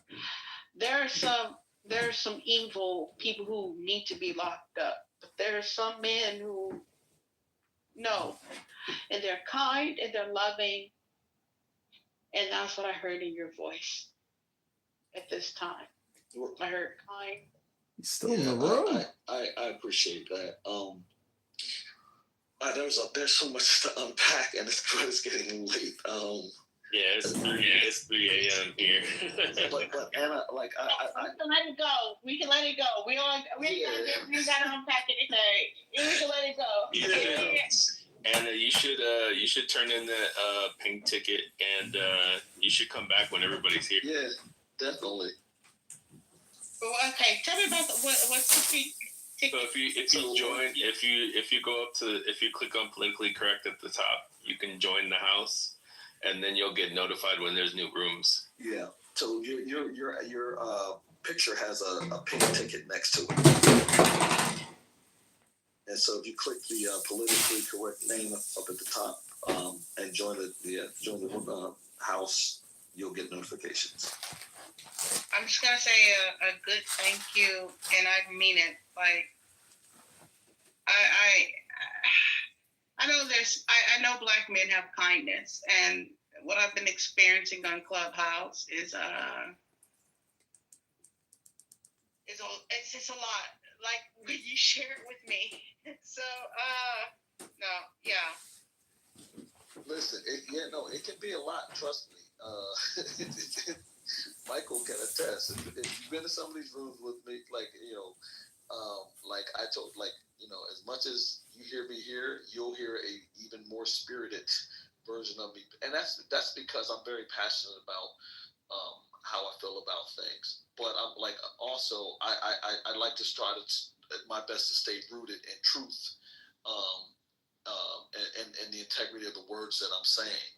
And so I'm the first person to say if I'm wrong, that I'm wrong, and will sit and listen to somebody, educate me and enlighten me on things. But on this app, everybody is an expert in everything. I've had people who try to challenge me even in my own career, and I've had a long, illustrious career in cybersecurity and IT things. And no disrespect to their occupations, but they're going to try to tell me that my data is incorrect because they think and look, as much as I work in AI, I don't think you can always chat GPT or grok your way out of things. There's still a lot of things that these language models don't understand. And here's another fact: they hallucinate. They try to be so helpful that they can hallucinate and give you the wrong information. So, but that's a whole nother topic. But I will say this: I do appreciate the conversation we had, and you should definitely come back and join us. You're an awesome man. I have to say that. If I don't come back, I just want to say you are an awesome man. You are a creation, and I love the cadence of your voice. So much can be heard in the way that a man speaks, and you're an awesome man. You are an awesome man. Appreciate it. Yeah, you're talking to someone who's given up on this reality, and I know there's more. I know there is more than just struggling, and I don't want to be a part of struggle anymore. I'm done. I'm so done. And it's late, as you and another has articulated. And you're awesome. You're awesome. You really are awesome. I kind of want to say you're blessed, but that's not enough. You are You are awesome. Well, on that note, I think it's time to go to bed. Y'all people on the go have a good night. Have a good night. Likewise, man, brother. See y'all later.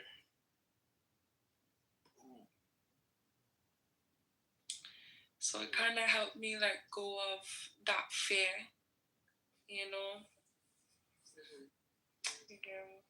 But I definitely could. I can't understand fully, but I could relate to what you're saying for sure.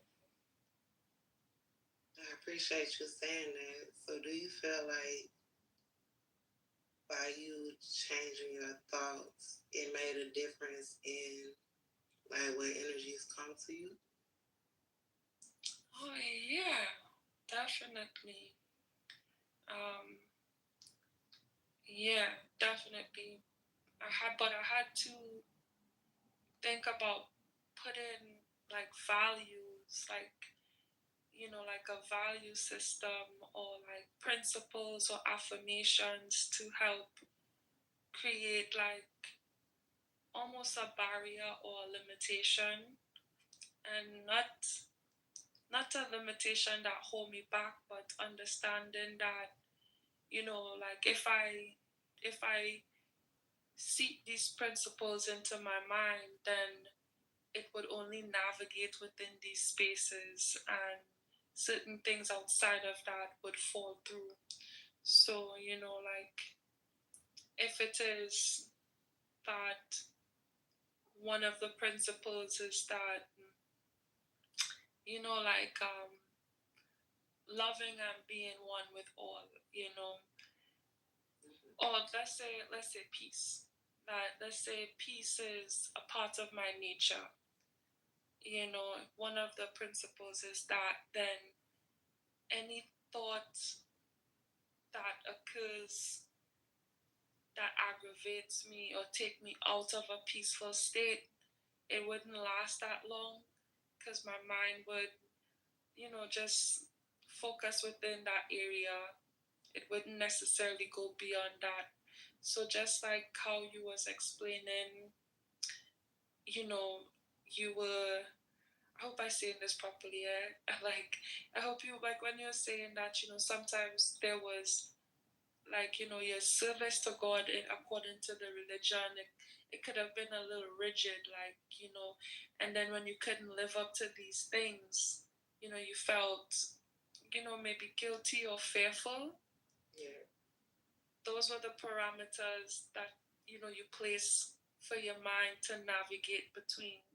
So if you replace them with, peace, a principle of peace, a principle of love or truthfulness, a principle of justice, a principle for communicating, and so forth, it would help filter and dispel any like lingering thoughts that come to you.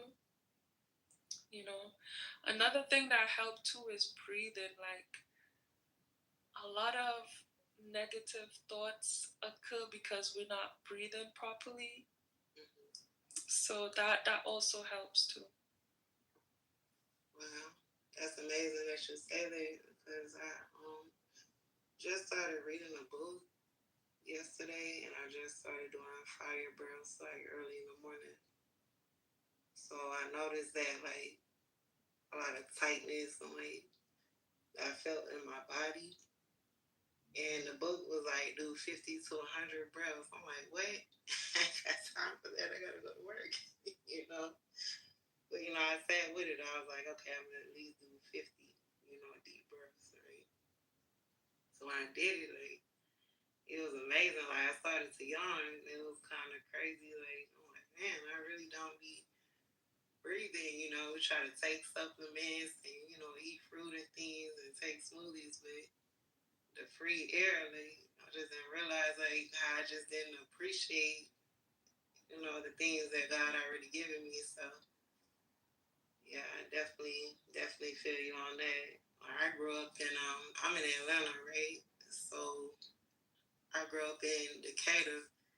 So, just being a black woman and like the experience that I had, it was like you said, like when you came here, it's very psychological. It's like I grew up in it. So I struggled with a lot of guilt, shame. You know what I'm saying? Just like not feeling enough. I still struggle with that. Not so much now because, coming from reading the word and, just doing studies about where we come from and just like ancient things. I understand now that, like, okay, it ain't about trying to be perfect, but it's about trying to find me. So I really appreciate you saying that because it's really confirming, like, a lot of things that I was thinking, like, what, carrying so much pain and, like, being in the city, like, it just be a lot. So when I try to sit down and, quiet my mind, it's really a struggle. So I probably just got to practice more. You know what I'm saying? And, like, really get out my head. That's something I really struggle with. I'm a Virgo, too, so I'm always thinking, like, so much all the time. So in my mind, I'm thinking, like, oh, it can't be that simple. But, like, I be telling my kids, it's like, it's simple, but it ain't easy. I probably should take my own advice, but, I'm really going to work on that meditation and, like, going back and healing them traumas and not keeping that nervous energy inside my body. So a lot of times, like the past year and a half, I really been sitting there like, okay, I'm gonna have faith. I'm from Atlanta. When things get slow, like I try to make something shake, like in the past or whatever. But this was the first time, probably like in the last year or two, where I really just sat with it. Like sat with that feeling of lack and like, all right, good. I don't have to try to do things on my own, and I have seen things move. But just like lately, it's just been so quiet, so I feel frustrated. Like, when I talk, what I'm saying, to the Most High Creator, like, I be real. I was highly pissed last week. Like, I'm like, oh God, you don't see what these folks doing. You know what I'm saying? I see what these folks doing. What's going on? And it's like I ain't really received though, nothing. So yeah, I was eating. So I really, sometimes I scroll, like if I be feeling that feeling, that's a bad habit that I really have. I really have to work on my emotions. But sometimes when I scroll, I get messages, or I get messages in other ways, like how to create and communicate with me. So I try not to get wrapped up in like, really watching social media and like, kind of looking at prophetic words and like how this happening. But sometimes like sitting with it is very hard because when I dwell on the past and I think about like, man, I made so many bad decisions, like, and now my life like this, I struggle with that. So that really brings me back to the guilt, like, God, if I would have had follow your word, I could have avoided, a lot of pain and hurt in my life. So in the place I'm at right now, it's like sometimes I can't even work. Like, sometimes I get so distracted and it be so heavy on me. I just really struggle with that asking because I be feeling angry, in my spirit. So I'm definitely going to work on like getting into meditation and things. And, I definitely know that, there's a God to ask.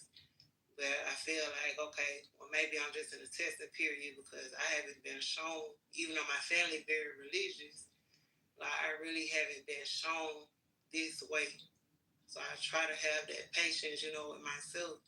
So like how you said, like the more you, show yourself grace and, treat yourself better, that's kind of where I'm at right now. So I really have felt discouraged. And I'm glad I came on here to hear this. I really did need to hear that perspective. So do I ask? I feel like maybe I need to ask a little more. And kind of just sit with that faith, but it's definitely not easy. Definitely not easy.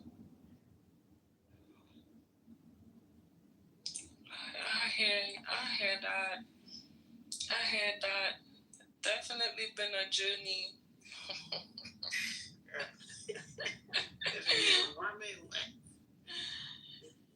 Yeah, it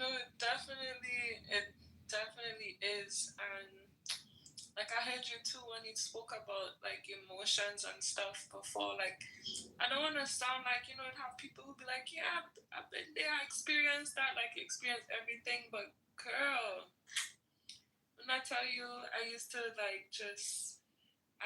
put my feelings to the forefront of everything. Like I would do things based on my feelings, and then like you, but you said it so well though. I never thought of it like that. Like when you said it's almost as if you were being punished for doing that.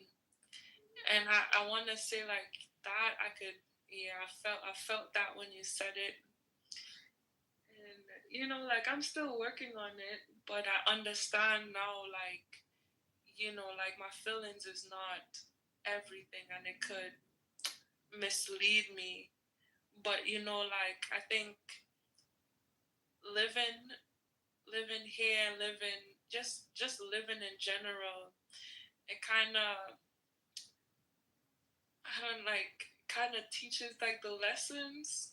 It's almost like I'm reprogramming my feelings with the lessons that come so that I could put forth the proper ones. It's almost because for a while I wonder like, wow, like am I experiencing these cycles over and over, like some of the same situations over and over.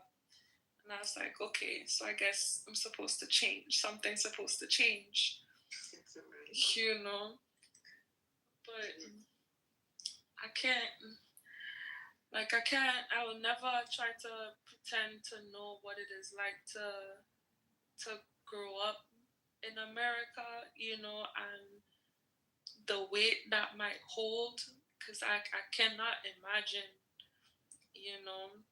but as I said, I could definitely empathize, and sometimes it'd be so much coming at you, you know, like that moment to sit down really does so much, like, and I love that you said like you do the 50 breaths every morning. I thought that was really inspiring, and I think like just counting my breaths too, like the first thing as I wake up would probably give me so much more appreciation, rather than just hopping up and getting up off of the bed and doing other things, but sitting down and counting my breath or doing, certain amounts of breath and just, really seeping myself into that. I'm wondering like what would that do? So I'm going to try that. So thank you for, sharing some of your tools with me. I appreciate it. Yeah, for sure. Like, so Queen Afua, have you heard of her? Yes, girl, that used to be my neighbor. Where is? Oh my goodness! Oh yeah, I found her book, Sacred Woman, and that's where I got it from. Wow. You see, I bought that book for me and my mama with intent for us to read it together, and still haven't read it.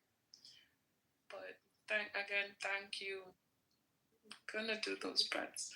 And you're encouraging me to pick up the book and read it, Oh yeah, it's very interesting. So another thing that I struggle with the Bible too, I get a little personal. So my mom passed right in 2023. So like our relationship was something that I had really struggled with, right? So I remember when I was in a relationship, with my kid's father for like 12 years. And, we did not have the Most High, inside of our lives. So it was very chaotic. And one morning, he kind of just woke me up with the negative energy. So I left. And this was when I was saying, like, I got so low, I picked up the Bible. So this was like right when I had started, reading the Bible. And it was crazy because when I actually picked up the Bible, it came to Deuteronomy, and girl, I was in the bathroom bawling like I am toast.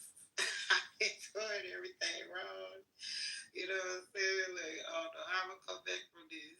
But I kept reading either way. And yeah, it kind of just woke me up with the mess. So I ended up just leaving out early in the morning. It had to been like 7 something. So it's this park in Lithonia, Georgia, called Wave Walker. Like when you go to the back, like you have a pond back there, and I was really struggling because I was thinking to myself, like, man, since I've been in this relationship, like my homegirl's not around me. You know what I'm saying? Like my relationship with my mom kind of strange. Like I really missed having like that feminine support, around me, and I had needed that at this time. Like I had felt real lonely. So, kind of reading the Bible, and like most of my family are men. Like I was always a daddy's girl. I got two brothers. Like most of my cousins is boys. Like I always had homeboys, and I really struggled with, like I love the Most High, but I was like, as above is so below. Like where is the feminine energy in all of this? Like is it just, is it so that I'm just this wretched woman? You know what I'm saying? Inside the Bible. I don't know. That was something that I thought about. And then it was that morning when I left the house. I left the house and I thought to myself, like, the Most High so vast. I was like, is God a woman? Girl, when I say the trees, the wind, the birds, squirrels, butterflies, everything started going insane for probably like a good 20 seconds, to the point where I stopped in my tracks. Like, wow. So after everything calmed down, I'm like, yeah, I didn't just see that. You know what I'm saying? Like, I gotta be tripping. So I walked down to the bench, and when I walked to the bench and I sat down and tried to calm myself down, I looked to the left, and somebody had painted on the bench that was next to mine. It was like 3 benches out there. On the second bench, it said "God bless" on the bench. Ever since then, I questioned, like, man, you know what I'm saying? Like, where is the female, in all of this? But it felt wrong to, like, think that, because if you tell people, like, you try to ask, like, once again, my family's over witness, like, I could never, ask these questions, but I really prayed on that, I prayed to God, like, like, I love you, what I'm saying, my Heavenly Father, but, like, I need my mama, like, where's the mother?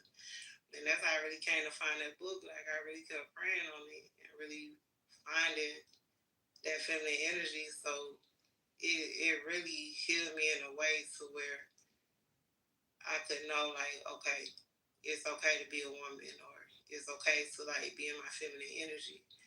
Because even, like, in my past, being around so many men, like, I was always moving in my masculine. Like, I was always a hustler, this and that. That was one of the things that happened in my relationship. Like, I was so used to, like, being in that energy. I never thought about, like, okay, like, this not my natural way to be. And yeah, like, the Most High is just so intricate and just so amazing. Like, I'm still sitting with it, and like, even how I grew up, I still struggle with even exploring that, but I'm to the point where I can't deny, like, I've had so many personal experiences, like, I really can't deny it, like, and I just want to know more. So when I ask, I'm like, okay, who am I asking? Like, is this like this? Is this systematic? Like, I be having so many questions. It's really a struggle. Like, just don't keep pushing. Condolences, on your mom. But son, you wanted to say something? Oh no, I was just listening. That's where I was at. So that's interesting that she said that.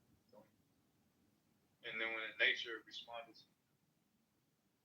I should have told you that the answer was yes. But God is not necessarily a physical woman, but God is feminine. A lot of people read the Bible. I recommend you read. It's a book that used to be in the King James Version, but the more modern ones, they took it out. It's a book called Wisdom of Solomon. You should read that. that answers everything as far as wisdom. And they describe her as she. Yep. Says wisdom is perfection. It says anything outside of that is not of God. I said, wow. So I see why they removed it. Yeah. Yep. It was very deceptive. But a patriarchy, I mean, this is how they came into power. They had to move the women. The power seat. That's why all that stuff is kind of forbidden. Because they know the true form of God is feminine as a mother. Like only a mother can create out of her produce out of her. So, that's why even around the world, even in racist countries, they still have something called Black Madonna. You know what that means? Black Madonna? I have heard that. I did see a picture of the Pope, and he had a picture of the Black Madonna. Yeah. Yes, down to the all black mother and son, marrying son. But no, the Black Madonna, the Black Holy Mother. So it's interesting that even in Russia, which is a lot of Russia is racist, they still refer to it as Black Madonna.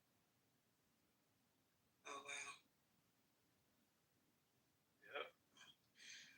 Very interesting that you said that. When I first started, when I really got into deep study with the Bible, I used to listen to Miles Monroe, and he really taught me like the legal, structure of the Bible, and talked about like Lucifer and like how, even though he's the devil, he follows like a legal system.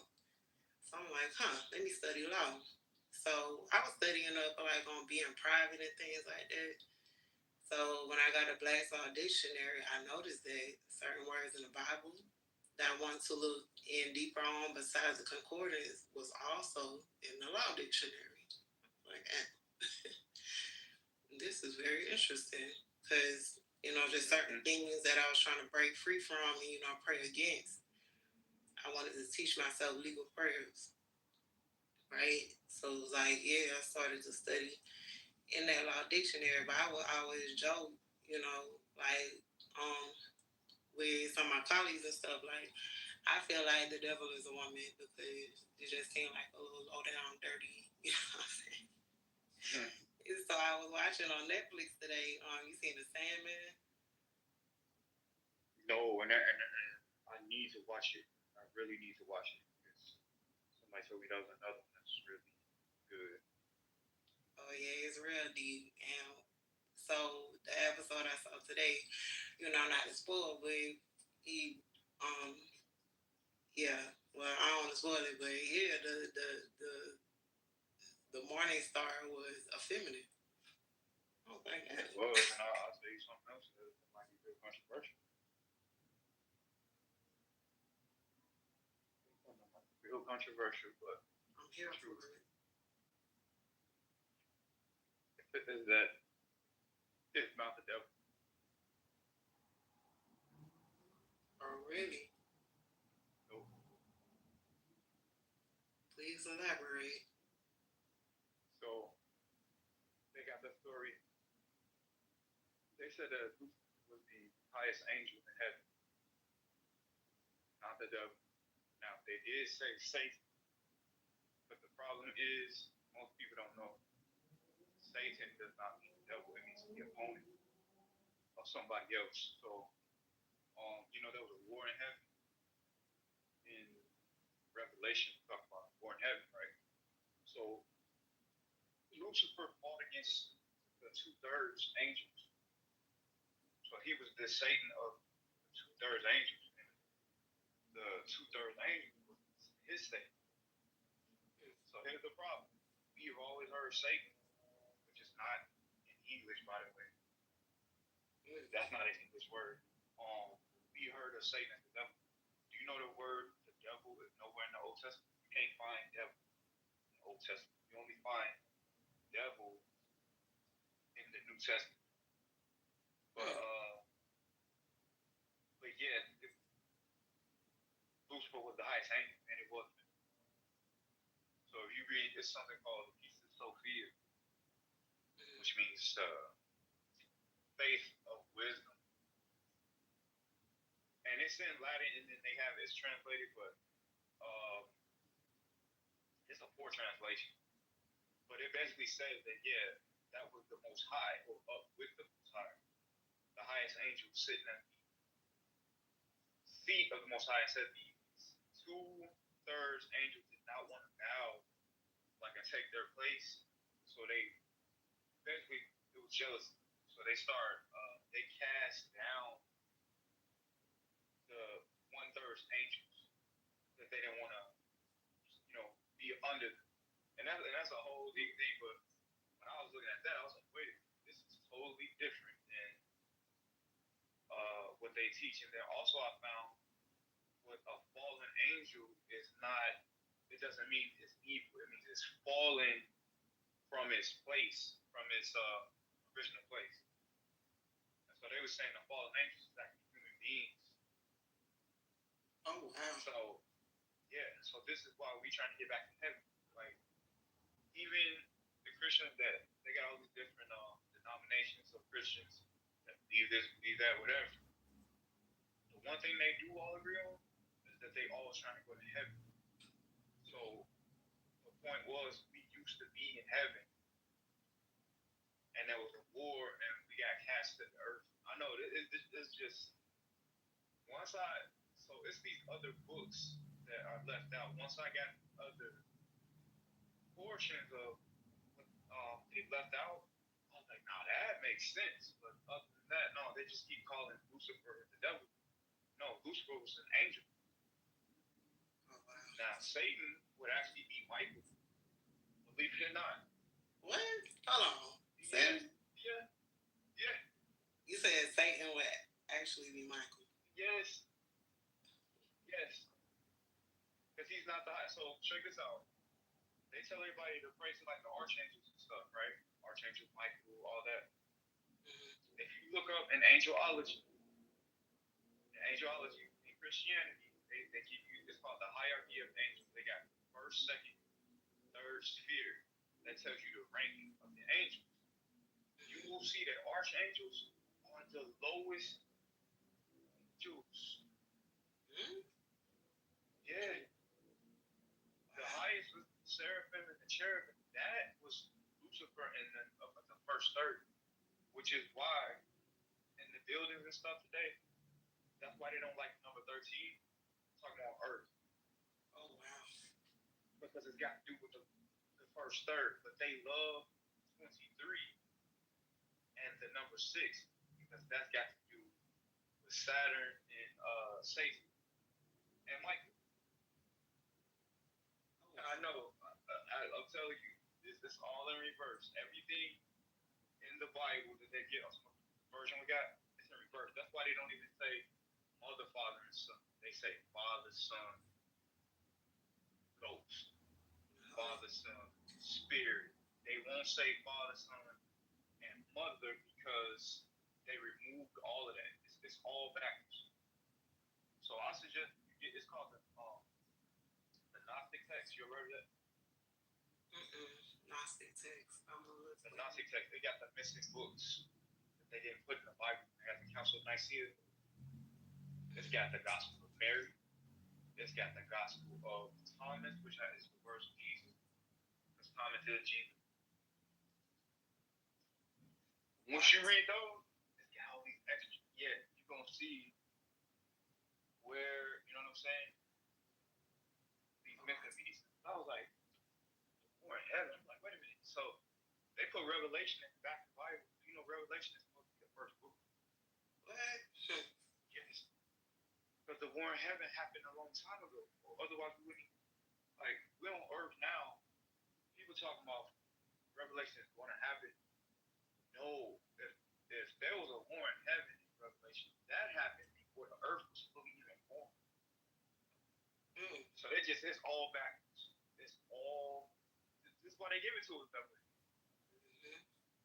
But yeah, but the information is out now. I was like, wow, yeah, Gospel of Thomas, Gospel of Mary, Gospel. There's one called Apocalypse of John or the Revelation of John. That breaks a lot in there, and they were saying how the angels, the second and third angels, they jealous of us human beings because in heaven we was the highest, and they ain't want to bow to us. So they bound us in the earth, but they can only bound us for a certain time, and then we will be released. So that's why I say when you hear that word Satan, we think it means devil because of the New Testament, but no, it meant who was opposing you, because the word means adversary. So you can have a like today they say you can have a yeah, it depends on who it is. If it's somebody that's against you, that's your but it's not the devil. But yeah, but they say the devil is Saturn, and they call him Michael, the Archangel Michael. I know that really blew my mind when I did my own research and connected to other books. And I said, well, this is why they don't want us reading, because you'll get the whole shebang, and then it also tells you that us on earth, we are God's highest angels. Wow. And that's what the jealousy was about. Yeah. Jealous of the soul that's in man is the highest angels in heaven. They got a picture. It's an artwork drawing of the hierarchy of angels, and at the very top sphere, they're babies. So that goes over people's heads. Yeah, the seraphim and the cherubim, they're the highest height, but they show them as babies. And so people don't realize they talk about that's us. So the whole revelation thing and the thing of like saying what will complete this when we come out of earth is when we go back to heaven, we'll be back in our first position. Then things will be back right. We'll be back. They saying that seat is still open until we return. So it's deep, but definitely not hard to believe. Right. It actually makes more sense when I saw that. Then it makes sense why the world is evil and corrupted and all of that, because it's ruled by the second, third angels. And the word Michael does not mean God. It means like God. But the word they call it Elijah. It's not pronounced Elijah. It's pronounced Aliyah. Aliyah. That's how you pronounce Elijah. The J is pronounced yeah. Aliyah means the most high, not like the most high. So that was the problem, was that Lucifer was the most high, and they had a problem with that. Because when I read that scripture, I was like, they said, you said in your heart, you will be the most high, be like the most high. And I'm like, yeah, it actually, Lucifer was the highest angel. What are they talking about? So they got jealous. But if you read the piece of Sophia, the war with the angels, they was hating on Lucy, like you said, which is a feminine. She they wanted to be closer to God, like her, and so they it was more that they jumped her. That's what they were saying. It was a jump. So if you read in the Bible, they still have a remnant of that when it says the 2/3 wrestled against the 1/3, and the 1/3 prevailed not. They're saying they were outnumbered. So if you got 3 people fighting, that ain't fair, basically. So they jumped it, but they knew eventually it's not forever. They're gonna have to, you know what I'm saying, take their seat again, which is us on earth. On earth as it is in heaven. And who are the most hated people you see. Okay, so there's your answer. That's how you know who they are. And they said the reason, because we call it dark skin and all that, or black skin. No, when you burn a fire, it produces something called soot. That lets you know that the fire burned, right? When the fire finishes burning, it produces ash. So they used to call us ashy. And ashy, not ashy. The way we think of ashy now is like somebody with dry skin. No. The ones of ash means that you were the fire first. So that's why we look like this. And why they hate on our skin. Because I always ask a child, why do they hate on us for our skin? Like, damn, what is it? Because that proves that you were the angels. When you burn a fire, when it falls, when that fire burns and it turns into carbon, it is black. That our skin proves that we was fire first. Hold on one second. I think somebody at the bottom. That makes much more sense. I do got an apocrypha with some of those books. Today is the 13th, isn't it? Oh wow, I didn't even think of that. Look at that. And we talk about this, yes. Yo, son, I haven't been in your room in such a long time, bro. And I'm just glad to hear your voice. That you are. I don't think you remember me. I used to come in your rooms. I used to chop it up. And y'all was talking about the astrology and how I didn't believe in that. But okay. I'm glad that you. It was you. It was. I think it was 2. It was 2 years ago. Okay, bet. Yeah. See that still doing your rooms. Yeah, that's amazing, man. It seemed like you got smarter too. Smart. No, I appreciate you. Like you're growing, but like, man, oh man, I don't even know where to start, and I don't want to mess up your conversation. I just wait. Yeah, you good. It's pertaining to like the angels and all of that, or I think what you was touching on is context, right? I believe through the Bible and through Jesus, right? Jesus is the ultimate example for how to choose good and how to be close with God, even if you don't understand what the Creator wants, right? And I am the Antichrist, and this is what I'll say about that. I'm the Antichrist. You as a person, or you the body? I am the Antichrist, and this is why I'm the Antichrist,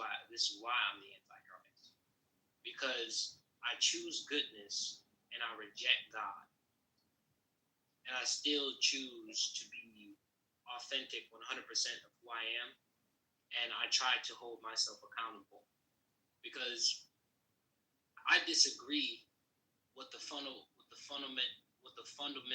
nature of God and the spectrum that He experiences what He experiences, sees all, and knows all. There's more atrocities that He had actually created the story for.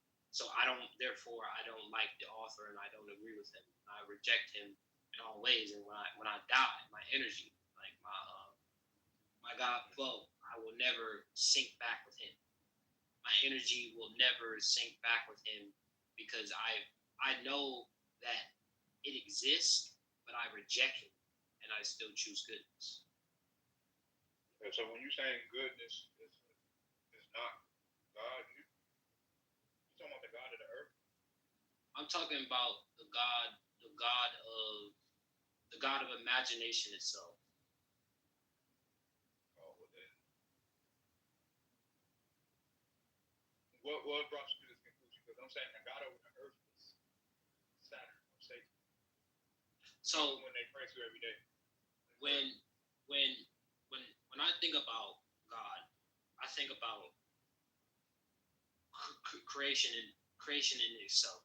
what we are connected to, imagination.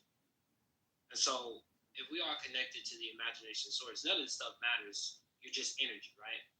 And your energy either goes back to God or becomes its own thing. But the perfect thing for people, this is the relationship you can choose, right? To be authentic and be real, right? Is how do you respond to a person that created you to? Because why do humans have this innate thing to want to worship? What is that innate drive? And is that drive programmed into us? Yes, it is. And so, yeah. So, go ahead. Were you trying to say that? No, I mean, because you're going in on another deal, but what people barely realize is God, they have these friends in the church and all that, the God that is in Genesis, who was dividing the earth. You see that he's not really creating. You will see it said he divided what? He divided the light. He divided. That was Saturn. Now the God that's in heaven don't got nothing to do with that. The problem is they told you that was the God that's in heaven. God.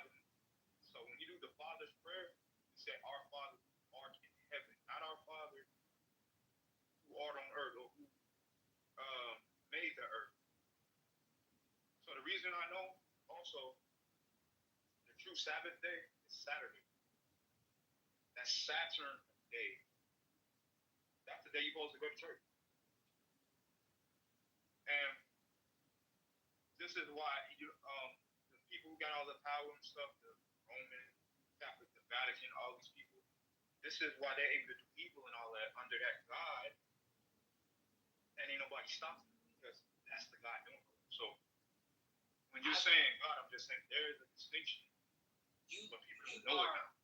You are inherently evil just as you are inherently good. I don't think the question when you talk about what is justice, right? And when you talk about morality, right? Human morality versus actual nature itself. When you look at nature and you look at how nature is designed, how you have carnivores, decomposers, omnivores, you have all the different designs. Because I look at the biology in itself. If you took consciousness out of the human body, it would be the most it would be the most terrifying thing imaginable. You take consciousness and you just let this body do what it do, it's going to do 2, 3, 4 things: eat, kill, destroy, reproduce. Right. So you still talking about Earth? That's what I'm saying. Yeah, but I'm talking about the natural body, and when I'm talking about the natural body in itself, this conscious, this energy, but you are still a construction of nature in itself. Do you disagree with that, or do you agree with that? You said that you talking about the consciousness of you have nothing to do with it. I'm saying. Yeah, your body's made out of the earth. That's why it has to return to the earth. Your consciousness that's in it is not of the earth. If it was of the earth, we'd be like animals and all these other beings that have a lower consciousness.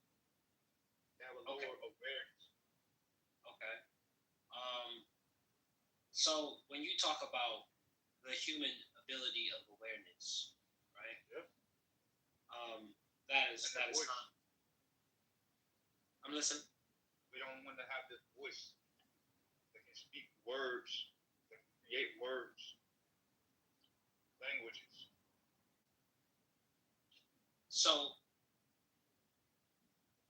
from what I understand, this awareness, this level of awareness, is not we're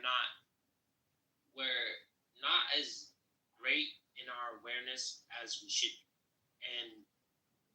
and you can only reach a certain level of awareness through the only practice of alignment, and alignment is harmony, and that's harmony with your body, harmony with your mindset, harmony with learning, harmony with other people, knowing when to create, knowing when to destroy.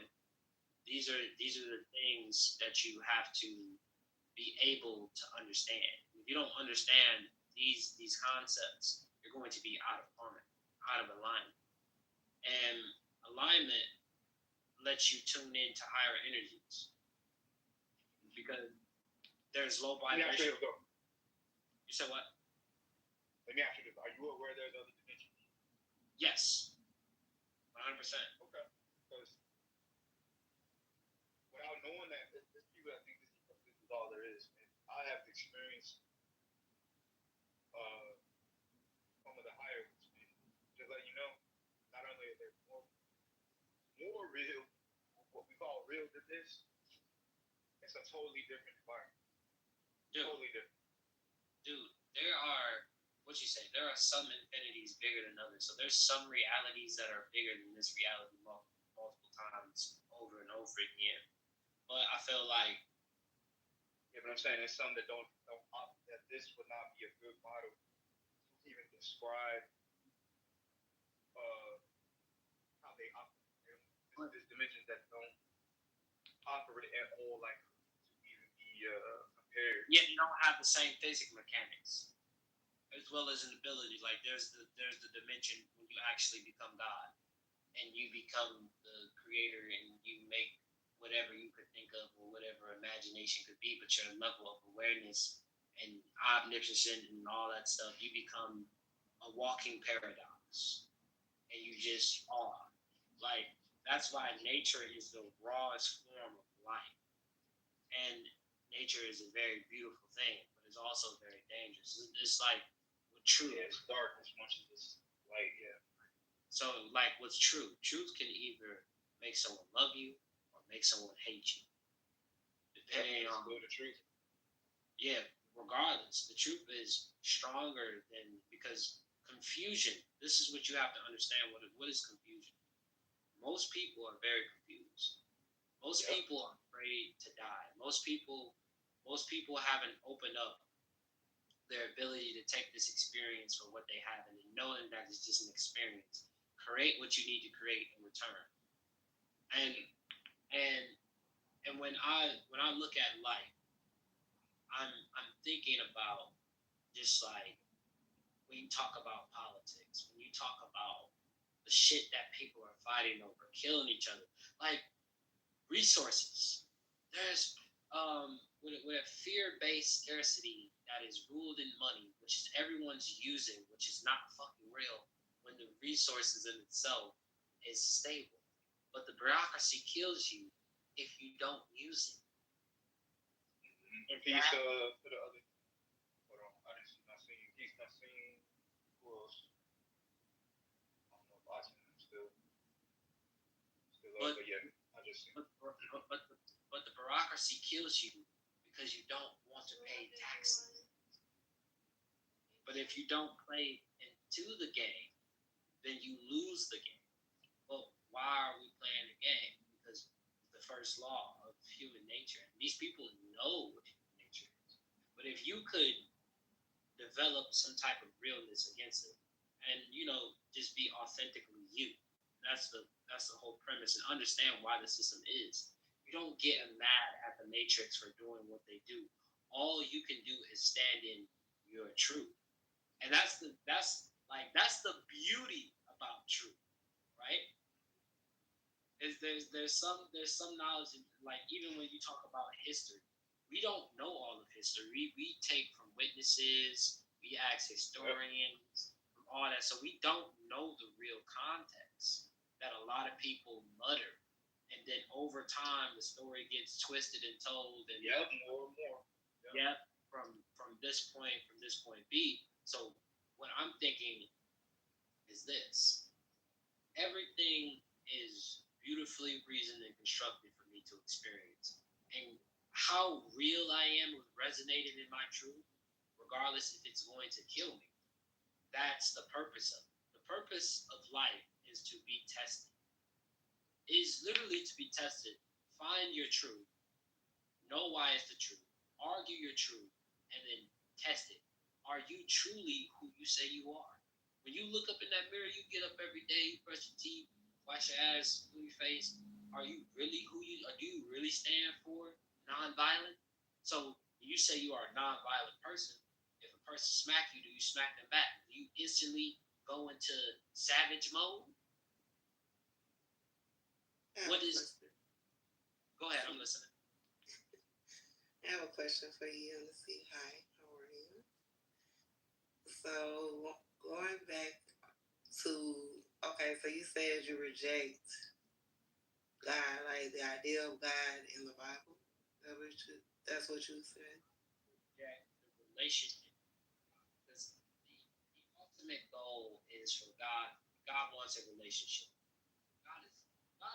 God is very, and he's kind of full, but he also wants to test you to see where you're at, because it's like if I know that my son is gonna fail, but none of this shit really matters at the end of the day, he's coming back to me. But damn, if this nigga defies me and then calls me out on my bullshit and then doesn't want a relationship with me, like, and this nigga knows he's in an illusion,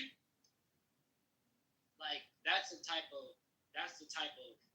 disrespect of why God, make my life so difficult. And I'm going to set a different standard through influence. And I'm going to be killed for this, but I don't care, because when you cry out to the universe for help, this is the first sign when I became a real man.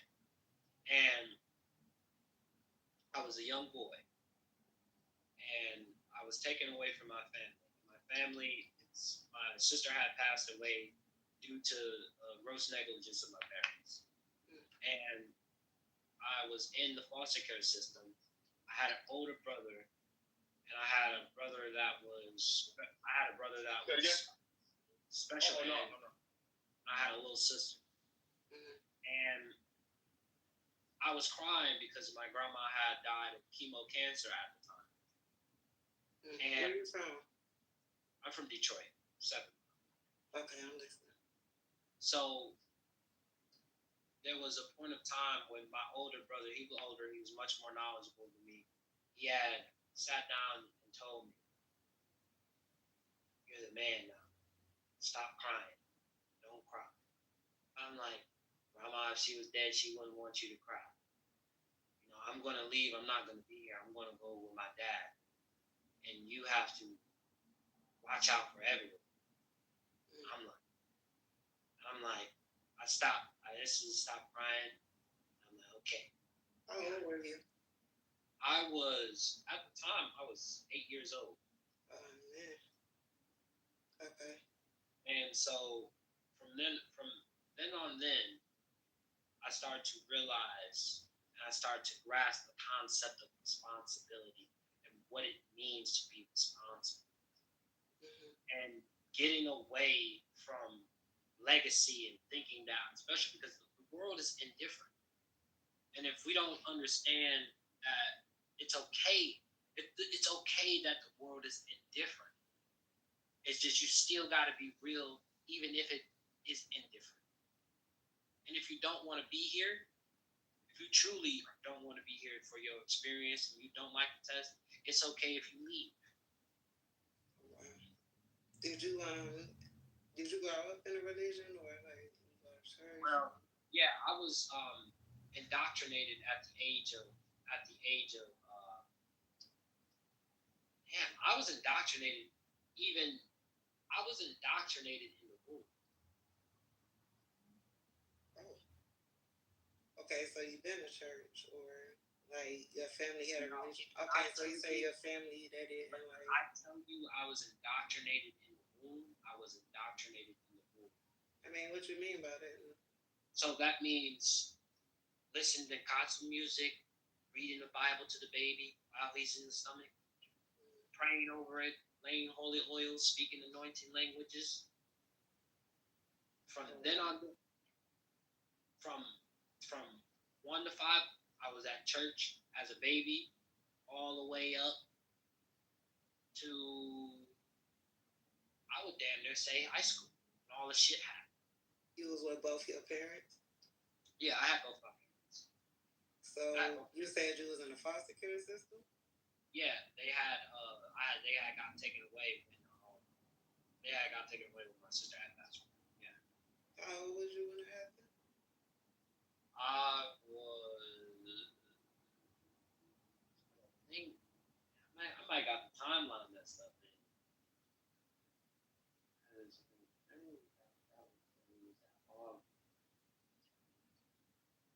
So I think, I think my sister passed away. I'm not really that good with time, but I think that was probably 10. And then, okay, my bad. So it wasn't 8. It was when my sister had passed away, I was 10. So I think that was around 2014, around that area. And then I had went into the system. Then people were still at church when that happened to you? Yeah, they still are believing God to this day. They are still under that indoctrination. And how I escaped from being indoctrinated. My mom's a pastor, and the funny thing about her being a pastor, this is what I have to understand. That is actually what she's supposed to be doing. That is her truth. Okay, so sorry not to cut you out. I'm just really trying to. You have a very unique perspective. I'm trying to understand like where you coming from with this. No, you fine. Ask away. Okay, so your mom's a pastor. She's still a pastor. You grew up with both of your parents. So when you graduated high school, you was in the foster care system? No. So this is how the story goes. It's so crazy. So I got into the foster care system. And I'll just give y'all a quick breakdown. So I was in the foster care system. Sister passed away. Grandma going through chemotherapy. Then my grandfather, he dies. And he dies from a tree accident. And then I have to take care of my brothers and sisters, trying to make sure that they are all right, and trying to tell them they were trying to separate us, but I made them keep us together. But y'all say that y'all was in the same group home? Yeah, we was in the same group home when the police had places in that care, and then when I moved from there, eventually my parents were in trial for that, and they had to end up going to jail.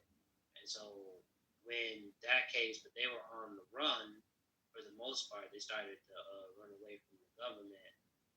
And at the time, my mom, she got pregnant again. But this is when we had moved. We had moved with my sister first. My sister came and got us. And my mom and my dad were trying to support through Summer and David while she was in college. And Summer could not take care of us. So we did that a year. We eventually got out the system. Then we moved to my auntie. And then my auntie was abusive, and she was a narcissist, and she was crazy as fuck. And I had to find that out when I was living there. And she was all kinds of abusive, except sexual abuse. So, when your birthday? October the 20th. So 20. Okay, how old are you? I'm 23 years old. Oh, you still young. This just happened to you. So honestly, I feel old and I love it. So around that time, I was still heavily in my faith, but I was going through psychosis. I was experiencing so much trauma that God is what all I seem to care about. And I developed a savior complex. And you have to suffer for the greater good for other people, which is the key thing, to not love yourself. Because naturally, when you are brought up in destruction and you realize you don't I never resonated with that energy ever since I was 5 years old. I've always been a restorer. And the foundation of a restorer is a unifier. And so from that energy, I built up from what I understood about God and what I understood about the context of God. And the context of God and what God wants you to go through and what He made, what He shaped. Ego is not the sense of I. You don't have an ego. Nobody does. Your name, that shit doesn't mean anything. You can call me whatever. My energy is eternal. But you are shaped by your personal experiences. That's why your truth is very important. Hold on. Let me just get some clarity right there. You said people don't have ego. I've never heard like that. So ego is not a real thing, even when you talk about even when you look at it from a biological, psychological level. I am this. When you are a collection of things moving at different times, and you can change in a sense of an instant. If I take something out of your brain, you become a different person. There's no real sense of I. You are just a collection of what's happening to you. But I'm saying, do you know what the definition of ego is? Because ego is definitely real. Break down. It's the sense of self, sense of self-esteem. Yeah. Yep. Sense of the way people view themselves. Yeah. What they are trying to accomplish, all those things. The personal identification with your possessions, your confidence, all those things. That is a real thing. That's why people become narcissists. So confidence, and this is what we say when we have a sense of confidence.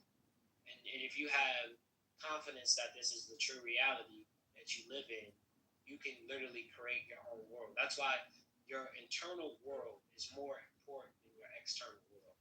Because you're so powerful that you can put yourself in a psychosis to make whatever world you really want. So as me growing, right, I'm still developing my godhood, and I understand in my godhood that I'm going through these hurtful things, and I'm experiencing this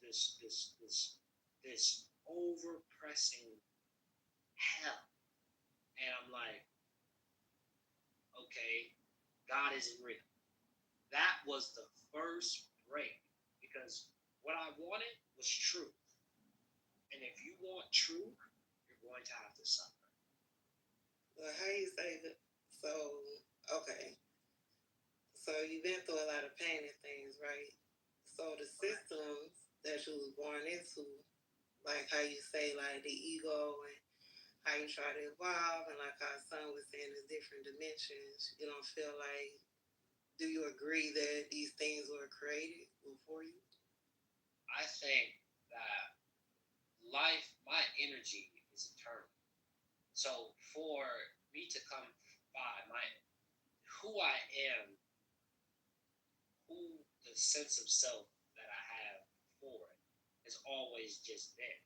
I am at the chorus of myself, my energy, my energy essence. The signature of my energy is unification and knowledge and wisdom. And I'm ready to kill, die, fight, protect, and I came in a form that is masculine. So I have to represent masculine energy, and how I dominate or control or shape the narrative of God's story, because I'm an actor in God's story. But I become real when you face nihilism and you say, despite of it being fake, it all an illusion. I'm going to be true to who I am. And when opportunity comes to challenge me, when I face adversities, I will not fall and bicker through the system. But how you do that if you say you don't have an ego? How you have a sense of self to make that thought relative? You know what I'm saying? Like, how do you have a sense of self to know, like, oh, well, I don't feel like God is real, or I don't feel like this is not me, or this is not resonating with me? When you vibrate on a different level of truth, right? Objective, your internal world, and what's objective truth is different kind of truths. like I said, you are so powerful that the sense of self, that your true sense of self can be in the 12th dimension if you want it to be. Your ability for freedom, human beings limit themselves all the time with their imagination. And you choose to rather, if you view objective reality and have the internals to change it, you could literally, I've seen it happen. I've literally seen, if I take on a different mindset, let's say I'm an actor, right? And I act like this person, I literally see my environment shape, I see my friendship shape. So it's whatever energy you're tuning into. You are a collection of experiences. And I want to ask you for ego, right? Is your biology a factor? Is your psychology a factor? And that's always going to be a factor because it's the human condition. So you're already pre-programmed before you start rearranging the program in yourself. But the body is still the body. But if you don't master the body, you can't master the mind. If you can't master the mind, you can't master the body. And then if you can't master the mind or the body or the spirit, then you're just going to be flawed. And you're not going to live the life that you seek. But there's no sense of, yeah, I'm important. I'm special. I'm somebody. I'm not no fucking body. I thought tomorrow life's going to continue. But it's okay. It's not wrong. None of this shit means nothing. It doesn't mean anything. It's okay. True. Now, I slick agree with you. Can I share something with you, Unity? Go ahead. I'm listening. So, you was 23, right? I'm 37. I just had my birthday in August, right? Happy birthday. Turn up. I appreciate that. Big verbal. But, yeah, I want to share something with you because, I definitely can relate kind of to where you're coming from, and you actually come into a lot of this knowledge much sooner than I kind of realized. But I want to say that, so I had a child when I was like 17, right? Grew up in a religion. Did not believe that I could be good enough for God. So I started living on my own, and then I came to do so much and feeling like I'm doing it on my own. I end up getting locked up for a charge, right? Wasn't praying, none of that. So when I got locked up, I was like 8 months pregnant, about to be 9, right? Had my baby in jail, chained me to the bed, all that stuff. Sent me back to jail the next day without my baby, right? So I was okay the first day. I was like, oh, you know what I'm saying? I'm good, or whatever. The next day I woke up, I was not okay. I was like, this is really happening. I do not know when I'm getting out of here. Mind you, I got locked up in South Carolina. The type of charge that I had was called general sessions. It was people in there for 24 months, 18 months. They don't know when they're going to court, right? But at that point, I ain't got no phone. I ain't got nothing. Like, I'm just in there. Like, my people in Atlanta. I ain't even from South Carolina. So the next day, I know I had messed up. I was crying the whole entire day. They let us go outside. I'm crying, snotting, all that. Because I'm like, I literally have screwed up and I don't have nobody to help me. My people ain't got money like that, to hire no lawyer, not like that. The CEO come outside, she like, you know what I'm saying? Hey, you gotta stop crying or we gonna put you in isolation. I ain't care nothing about that lady. I done just ruined my complete entire life. And I got 2 kids. And just had a newborn. She was like, all right, anybody with her, y'all getting locked up too. The girls started leaving me. They're like, see, we love you, but we ain't finna get locked up for you. We don't know you like that. You know what I'm saying? So I'm out there by myself, right? Well, when I started praying for my life, I'm like, God, I don't know if you real. You know what I'm saying? But listen, I need help right now. I was so sorry. I know I did wrong, woo, woo, woo. I finally calmed down. I've been crying uncontrollably for hours, right? Finally stopped crying. The CEO walks out 15 seconds later, that lady say, your lawyer on the phone. I got out that next day. And the judge that they gave me particularly hated mothers that did crimes. She locking folks up for 10 years, 15 years. You know, off the type of charge I had. I got out the next day. That when I knew God was real. I'm like, you know what? I have to really consider that it's something higher than me because, you know, my human self, like, I really couldn't do nothing. Like, you know, my physical power, like, I ain't have nothing. You know what I'm saying? My people were like, look, you did this. You got to sit with this. Like, we'll take care of the baby, but we can't help you. That's how I really met God. I grew up Jehovah's Witness, so, you know, me feeling like I wasn't good enough for God, when I got to a point where I was so low, that's all I had. You know, so I do understand that going through traumas and things like that, it'll make you feel like, look, I got to do what I got to do. But at the same time, I can't deny that, you know, it is a higher power, you know what I'm saying? And then I'm telling you, this is the last thing I'm going to tell you. So it came to the point where I was studying, and like my kid's father, like he was kind of getting into like a whole bunch of deep studies. So, you know, we started getting into like, oh, Jesus, not the you know, the name and things like that. So I used to make jokes like, you know, about the name of Jesus and stuff like that, you know, with like certain people or whatever. So one day I was laying in my bed, I was at the house by myself. So, you know, I used to smoke or whatever. I ain't no tuned into a frequency. Well, I feel frequently terrified. I really can't explain how the conversation was that I heard, but I got the energy of, like, you keep on playing with my name, I'm really going to show you what's up. You know what I'm saying? And I ain't never play like that again. So it's like sometimes how the divine show is energy to me is not anything I learned in the book. It really came off of like my personal experience and things. I really still don't know. I still really struggle with like what is the way. So I'm just gonna encourage you to like just keep an open mind. Like even if you're hurting, you know what I'm saying, just stay open because you can't create a planet. You know what I'm saying? You can't create a universal star. You know what I'm saying? You can't create oxygen. So you gotta know that like it's a higher power than you. Now what it wanna, like, you know, what it is, what's the name, like we ain't gonna know that because we're human. We can't expand our mind. We ain't gonna never really understand it. So yeah, just keep your mind open, young, and like, you know what I'm saying? I do feel where you're coming from though, but don't let that hurt, you know, make you throw yourself away like that, because it is real.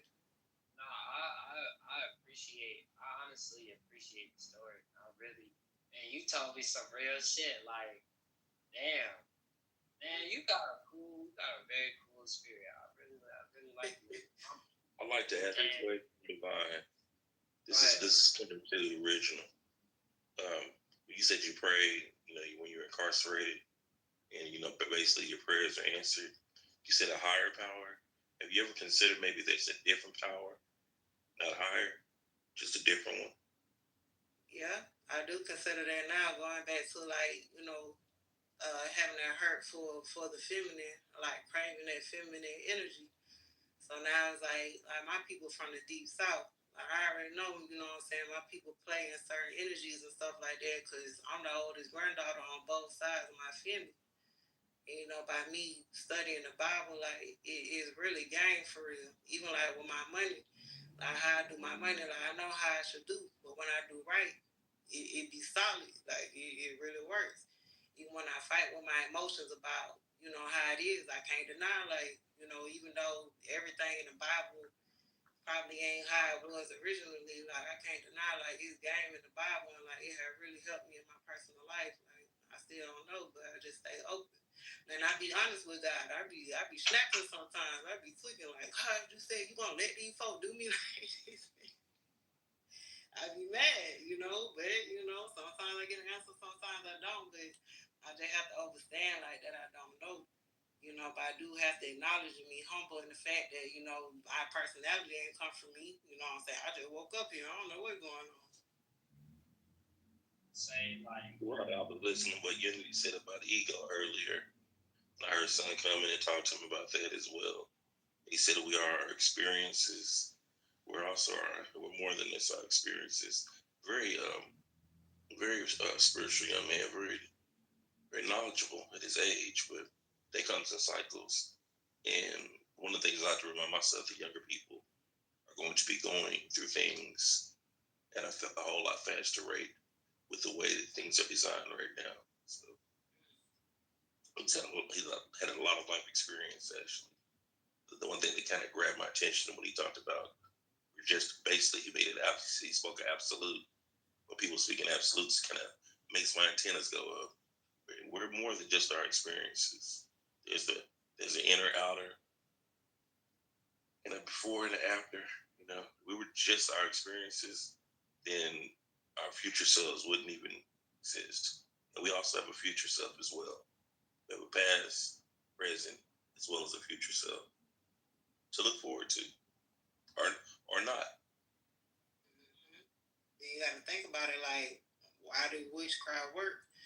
You know, there's always been a topic like, you know, why do it work? You know what I'm saying? In Christianity, like, oh, you know, pray against it, but I just don't believe that, you know, the Most High people are supposed to be broke or, you know what I'm saying, go through things. I feel like as a parent, like, because I got kids, you know, is it that we're supposed to, we got to have dominion over the earth? That's in the first chapter of Genesis. If I give you dominion over all the earth, so, you know, we praying to God, is it that we're supposed to, you know, not saying witchcraft was a campaign against women. That's what people don't understand. Yeah. That was a campaign against women because y'all had the science, y'all knew the earth back and forth by heart. You knew all the herbs, all the trees, all the plants, all the medicine, all of the ways to use it. You know what I'm saying? You had mastered that. And so you could even revive people that these people, when they invaded these places, they were dying of normal, you know, things today that you can remedy, they would die. Like they got syphilis, they would die. If they got some of the normal things that we, you know, consider just a slight ailment, they were dying of that stuff. They didn't think there was no coming back. So when they ran into y'all, because by the way, since we talk about what they say witchcraft is you know the original, when you go to the doctor, the original word for doctor is witch doctor. That's where they got the word doctor. It's witch doctor. And guess what witch doctor? You pull it up on Wikipedia, pull up witch doctor. Witch doctor were only women. They were healers. Women healers from Africa, different portions. And many women today don't step into their power as far as healers and use it for good, actually. You know, I can't say all women, but a lot of women that you and I both know are natural healers, but they really don't ever step into their power actually with it. And they know that a lot of them know they're designated to do that. Come here and help with that, but still don't. So, and that's why I think I align with some of them have a hard time. Because if you don't come here to the planet Earth, but you signed up for your contract, guess what? But it was about power. This what people fairly realize a lot of times. It's not about it being evil, right? You could use anything. You could use a fork to make spaghetti, or you could use that fork and stab in somebody's neck. Now, if you use the fork and stab in someone's neck, and they're not going to say, "Oh, that's evil. You shouldn't use a fork." Then that's the same as this witchcraft stuff. When you go to the doctor, that's witchcraft. When you go and listen, this is all I'm saying. When I did the research, they were burning women, they were torturing women, they were frightening the hell out of women who had the power and the knowledge of the earth on how to fuck them up. Now keep in mind, they calling you evil for fucking them up, right? Why they coming in to rape you, take everything from you, whatever, and then they get mad if you attack them. Not only that, they would actually the information that you love and learn for you a lot of the times before they killed you. Yes. They would take the same information that you had and use it and still kill you. That's it. But when you do it, it's evil. When they do it, it's just what else say? It's science. It's medicine. it's research. So that's a psychological warfare, like I said, on women. It was on women. The women were the healers. The women were the healers. So we still had that trauma from, that period where you could get killed, or even they suspected you of knowing it. But no, go ahead. Think about when we talk about women's suffrage. What really destroyed the nuclear family was the man. And most people would argue because what destroyed the nuclear family was us going into war. When the man left to go kill and destroy when you talk about the nuclear family in the West, what destroyed it? Nuclear in the West? Yes. So you're not talking about us?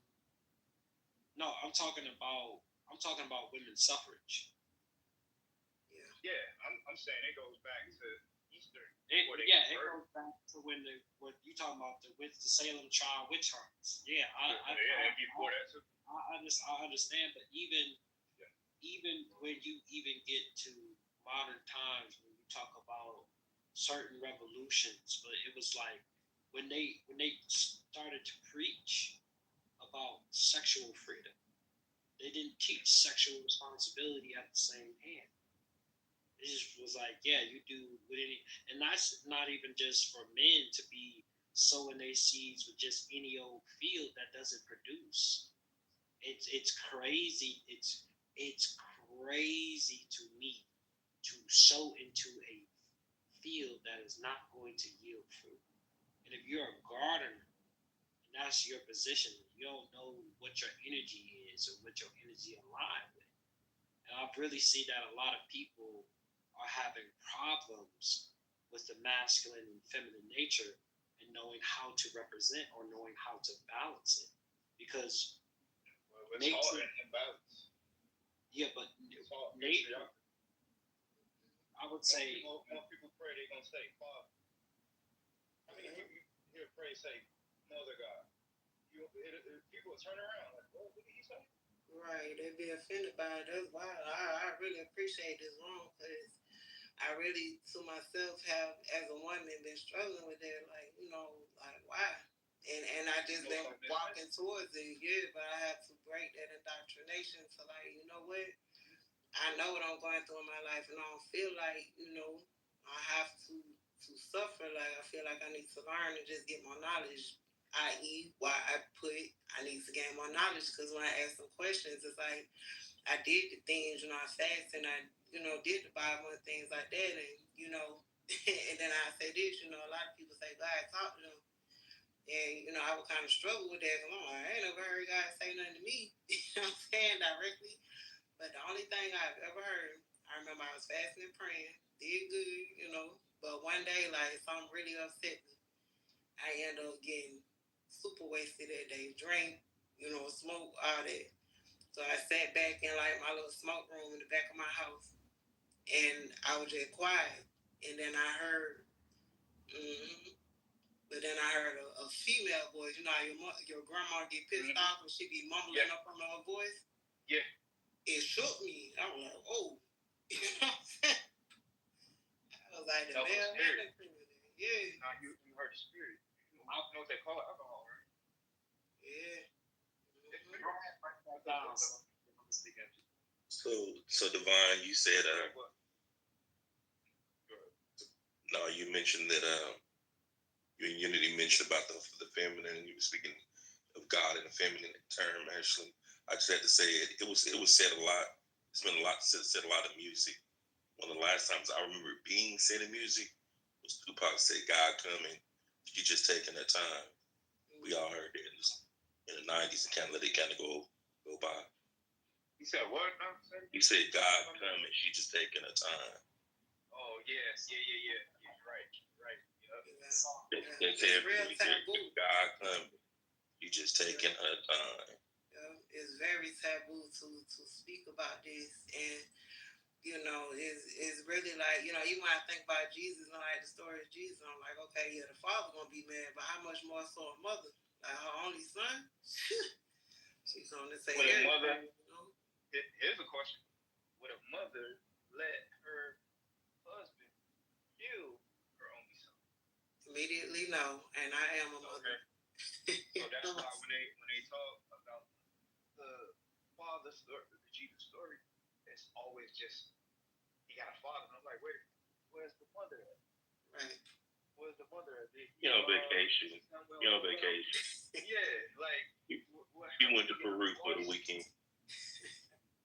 Because that's, see what I'm saying? But in any other conversation, this is what's called cognitive dissonance. This is what's called compartmentalization. Love that word. In any other conversation dealing with a family, or when you mention the word father, it would feel incomplete without you saying, wait, what about the mother, right? If I ask you, oh yeah, so how's your you got children? Yeah, so how's your dad? Oh, he's good. Okay, yeah. Oh, okay, your son? Okay, that's it. Right. You're like, wait a minute, what about the mother though? What about your mother? We don't, so that's what I meant by the indoctrination is we've been taught that way as far as the Bible and all that. So long, we don't see that, it don't sound, it's a form of coping with nihilism. You gotta, when you don't know what to do, the human spirit goes into hope. That is create an illusion or something that is higher than you that you really can't really test or see or really know. But spiritually, if you operate in different dimensions, because I honestly feel like to find your perfect truth is a frequency. You have to tune in. You have to do certain stuff to get to that. And self-love is the predominator of that. And your boundaries, and God is going to test your boundaries. And you have to watch your environment. Yeah. Your environment, because what is good of having a clean white suit, getting your hair done, looking good, man. You look like $1 million in a clean white suit. You got a little gold on. You know, you got the coconut butter on your skin and toes, and the whole house. You in an abandoned house that smell like shit. That's the representation of being pure in a fucked up environment. So, and then you have to understand, as a man, we set the tone for environment, and we need our women to encourage the environment, because we need nourishment, and we need our women to understand, and we need to make sure there is clear understanding, because what causes separation is confusion. People don't know the truth, but they're coping with hope. And you don't cope, you do. You take hope, you don't have no option. Yeah. I had to jump in on that when you said what causes separation is confusion. What causes separation often is rebellion. People don't know the mission. The rebellion is there because it comes to you. Truth comes to you over and over and over and over again, knocking, and people will deny it actually. And I also want to mention to you, as far as like their obstacles is actually a spirit. If you break that word down, obstacles, you'll see it. You have to know how to overcome it. Sometimes when the truth comes, you have to avoid obstacles. I refer to it as obstacles, actually. Yep, and I go back to fear. Like, God said you don't have the spirit of fear. It's very terrifying, to like you saying, unity, you reject God and you know you're going to die. You know what I'm saying? Like, why I got to be like that? Okay, God made me like this. Like, what even if I was to go to hell, I would rather choose hell, to burn for eternity, and to suffer for eternity, because I don't agree with it, but I'm still going to live a very righteous life. I'm going to be me. And to me, the best thing for a human being to do is accept the relationship with God and choose goodness, right? And choose to be real and love yourself, But to me, why I separate from God, because I think the narrative is crazy. Like, I'm not. It's not real, man. You hurt, man. I don't think it's not being lied to. It's about and yes, we have been doomed, but life is confusion in itself. When you think about stories of why, like when you think about early humanization, when you think about we would come up with stories. Oh, the God of thunder is angry and he's burning down houses that are wicked.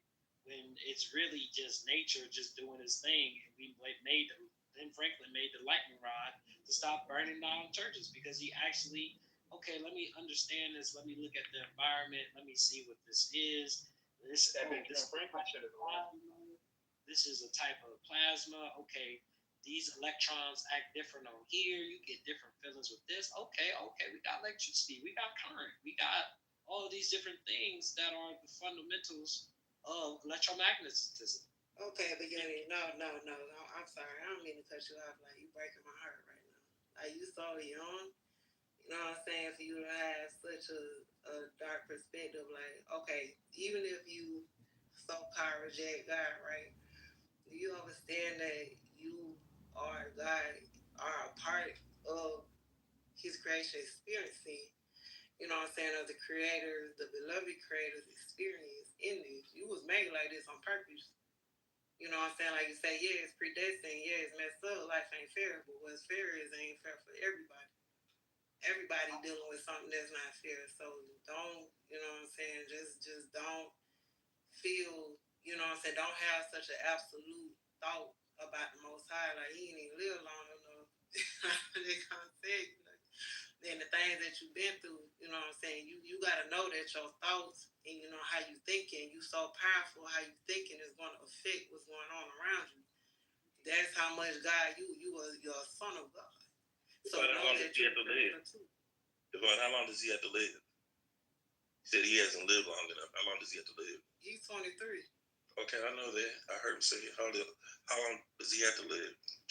I mean, I don't know that, but I would just say that, I mean, my spirit just really kind of talking to me, like breaking my heart how it's talking, because you done been through an experience that your experience to help somebody else. You were strong enough to go through it. Some people don't make it out of there. Some people check out.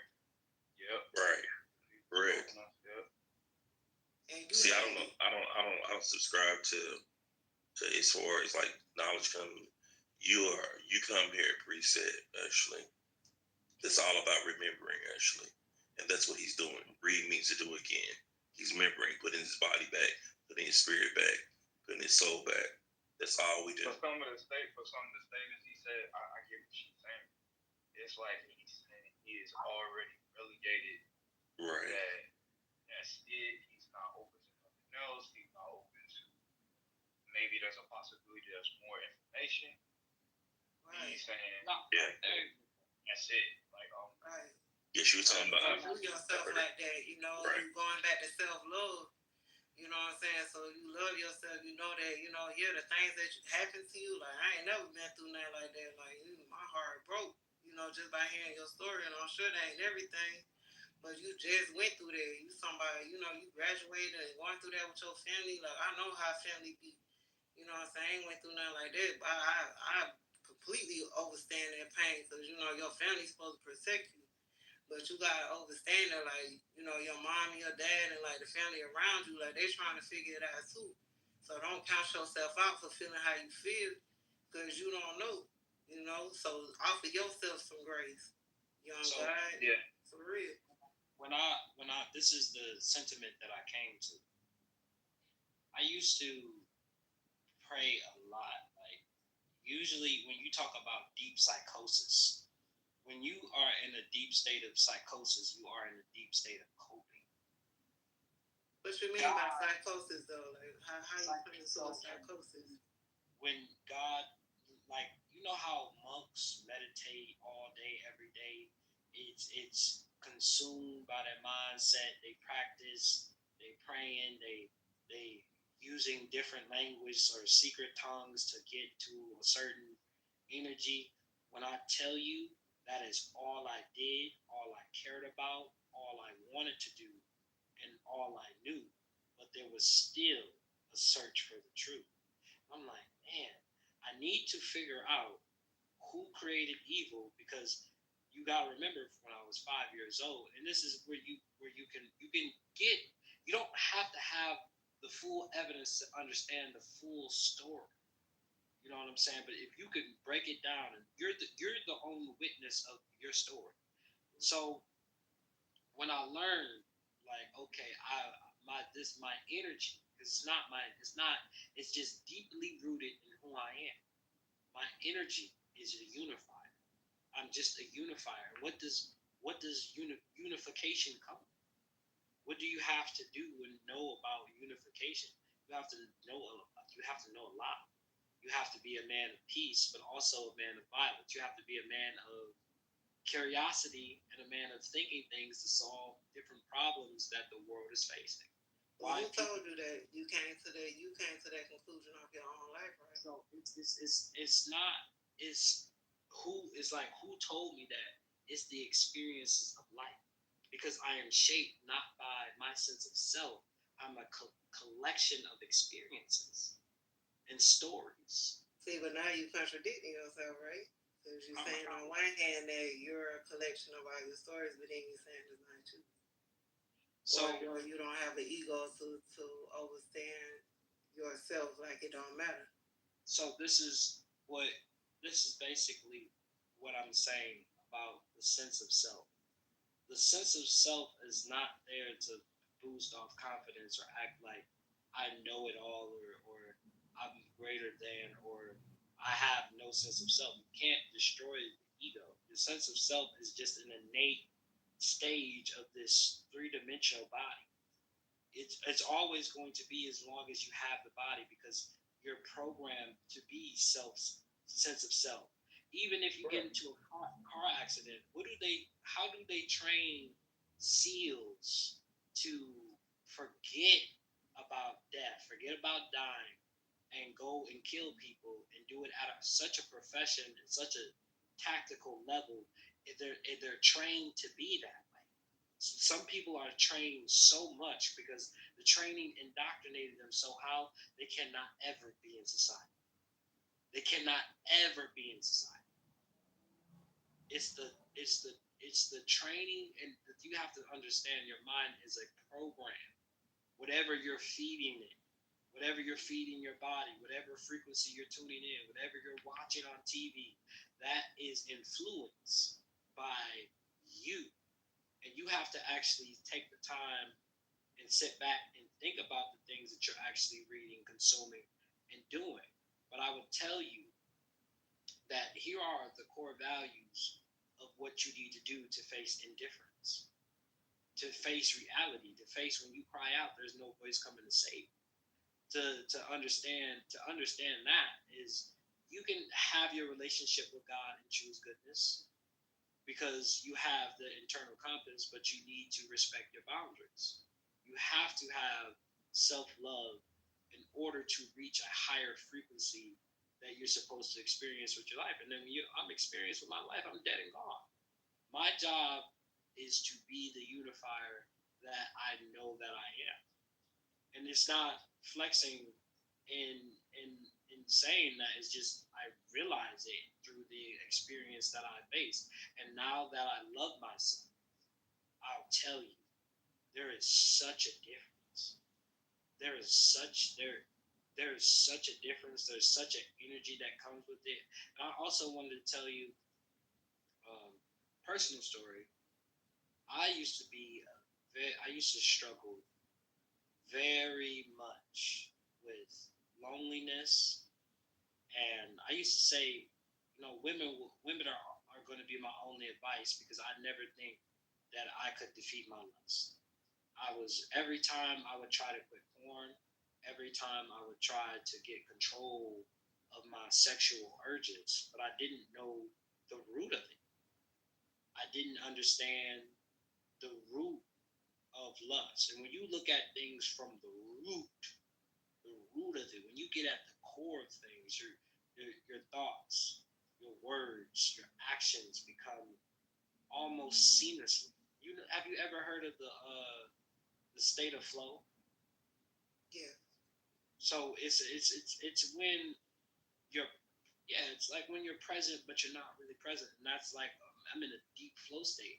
And like even when he brought up the definition of ego, I was going to be like, dang, what is actually the definition of ego? And then it just came up, because what I like doing is talking and debating and looking at people why they have the idea that they have. I don't come in a situation thinking I know everything, but from what I say, that's why I said your truth. You know, right. But the things that you sorry not to cut you off. So all these things that you know about yourself, right? And the things that you fight with, like you say, lust and things like that. You think you're the first one? I conquered that. Yeah, but I'm saying, like, do you feel like you're the first one? I'm not special at all. I'm not saying that you're special or anything like You that. are special. I mean,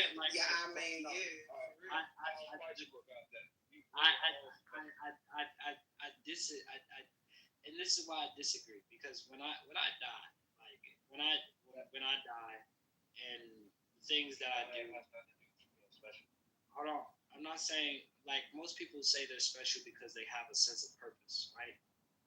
And to me, it's not about the sense of purpose. It's not about legacy. I think legacy is stupid. Okay, but you did say you was a unifier, right? Like the unifier of what exactly? But I'm the unifier. I'm just the frequency of unification. The word just a lot. You gotta be careful with the word just. So when you talk about what is a unifier, I bring things together. I reveal truth, and it's just like what a lot of the times it may not be your truth that's meant for you at this time, at this dimension, but I do reveal a lot of truth, and I say the core things that I will say is love yourself and understand what self-love is, understand what ego is, and then you will find more of your truth, because you can own it. You can own it. Yeah, you can. Go ahead. I've been letting you rock out because I hadn't heard you in a while. But no, I'm just clarifying. When I say special, I'm not talking about based on something that you did in the world. What I'm saying is we're all special because there will never be a person that will be uniquely you again. Right? Because you're talking about when you die or whatever, there will never be another person with your exact construction, the way that what happens to you, the way that you form, your experiences that make your personality, that make your uniqueness. That's what I mean by we're all special.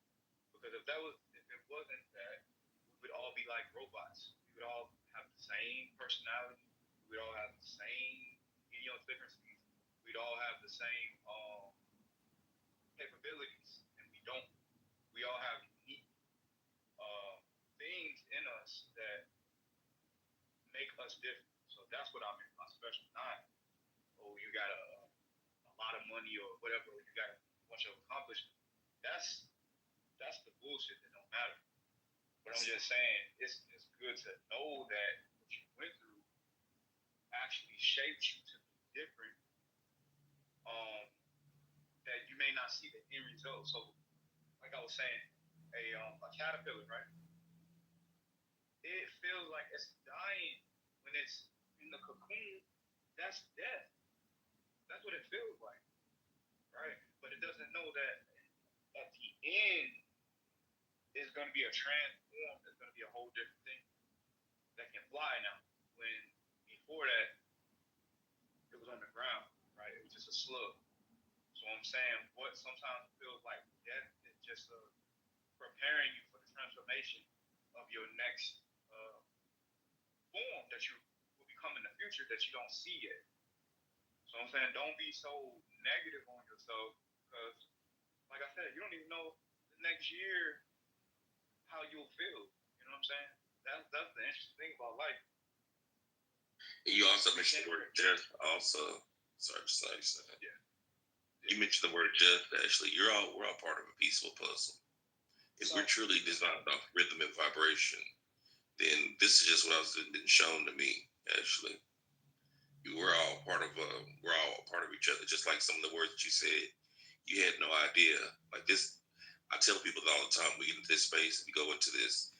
Some of us may be in a meditative state. I'm looking down below, and half these people down below is in a meditative state. That's a lot of energy above, basically above and below. So with that being said, there's a challenge going on, particularly right now. This is a song that's being played. Divine shared her story, which is very moving. You shared your story, which is very moving again. Actually, you said you used the word just, and I mean when someone says just, again my antennas come up. That word just before something is, that ain't it right there. But ultimately, what I'm saying is you're a piece of the puzzle. Everything that the fabric of the conversation, what you and son were just talking about, if you just envision or illustrate a puzzle in your mind, that's truly what you are. And in a puzzle, sometimes there are pieces that are highlighted at particular times, like a digital puzzle, right? One day the eye on the cow might be show. One day the tail on the cow might show. That's what you said you're not special. That's what makes you special. Because in part of that puzzle, there's always a time for an individual piece to shine or to bring forth light or darkness. Yep. So me saying that I'm not special it's making me more special. That's what you're saying in the chat. I don't think. I think he's saying that when you say you're not, I don't think you realize that there's nothing you can do to not be special. Like there's nobody else that will come exactly as you came for Earth, and that goes for all of us. It to me it kind of like even if somebody mimics you, they still won't be exactly you. Do you know what so I have this one theory, this one like thought experiment. Everything that can be imagined can be imagined, and it's just a different reality or a different dimension. What do you think about that? I think that's a channel that you picked up. I was thinking about that last month about because I was looking around my house, and it just hit me of how ungrateful we are a lot of times. Because it was stuff that I was saying maybe about 5-6 years ago. Like, damn, I need this thing, and it didn't exist at the time. And I'm thinking that it wasn't going anywhere. Like my wanting for it to manifest because I didn't see it. I didn't see it in my sight. Something that doesn't exist, and then I find out it did exist. I just didn't know that it ended up manifesting later. And then the other things. So then I look back in my life, and I realize how many things I literally manifested and didn't even realize it when it showed up. I'm thinking like, oh, okay, it's just whatever. And I'm like, wait a minute, I was asking for that. So yeah, I feel like when you ask for something, when you want to manifest something, that thought itself is like a seed. It is gonna show up somewhere, but you may not, because you're not in all places at all times. Sometimes we think it ain't going, but yeah, I think all thoughts go somewhere. Yes. You know what I'm saying? Yeah, I feel like it's just because there's some infinities that are bigger than infinities. When you really conceptualize that, it's like, dude, what we really know at this 3D plane is not even what it is. And when you really tap into just some of the knowledge, most of the knowledge that I've experienced is the deep wanting for truth and a search for knowledge. And I'm still have a very thirst of knowledge. There's still a lot of things that I want to learn and do. Like I'm going to be a lifetime learner, but there's some objective truths that I set my boundary for it.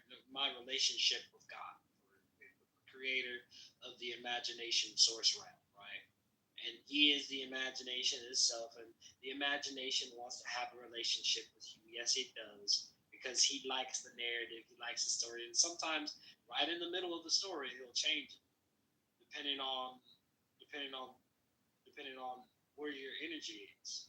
Because if meaning you, it means where your energy is. Because we're all still a boundaries of energy. You're an imagination field inside of another imagination field, but the frequency that you're on that we can You know, relate we're to co-creators, right? as Co-creators. what's it co-creators? So we're co-creators. Co-creators? I can go on my imagination and create something right now.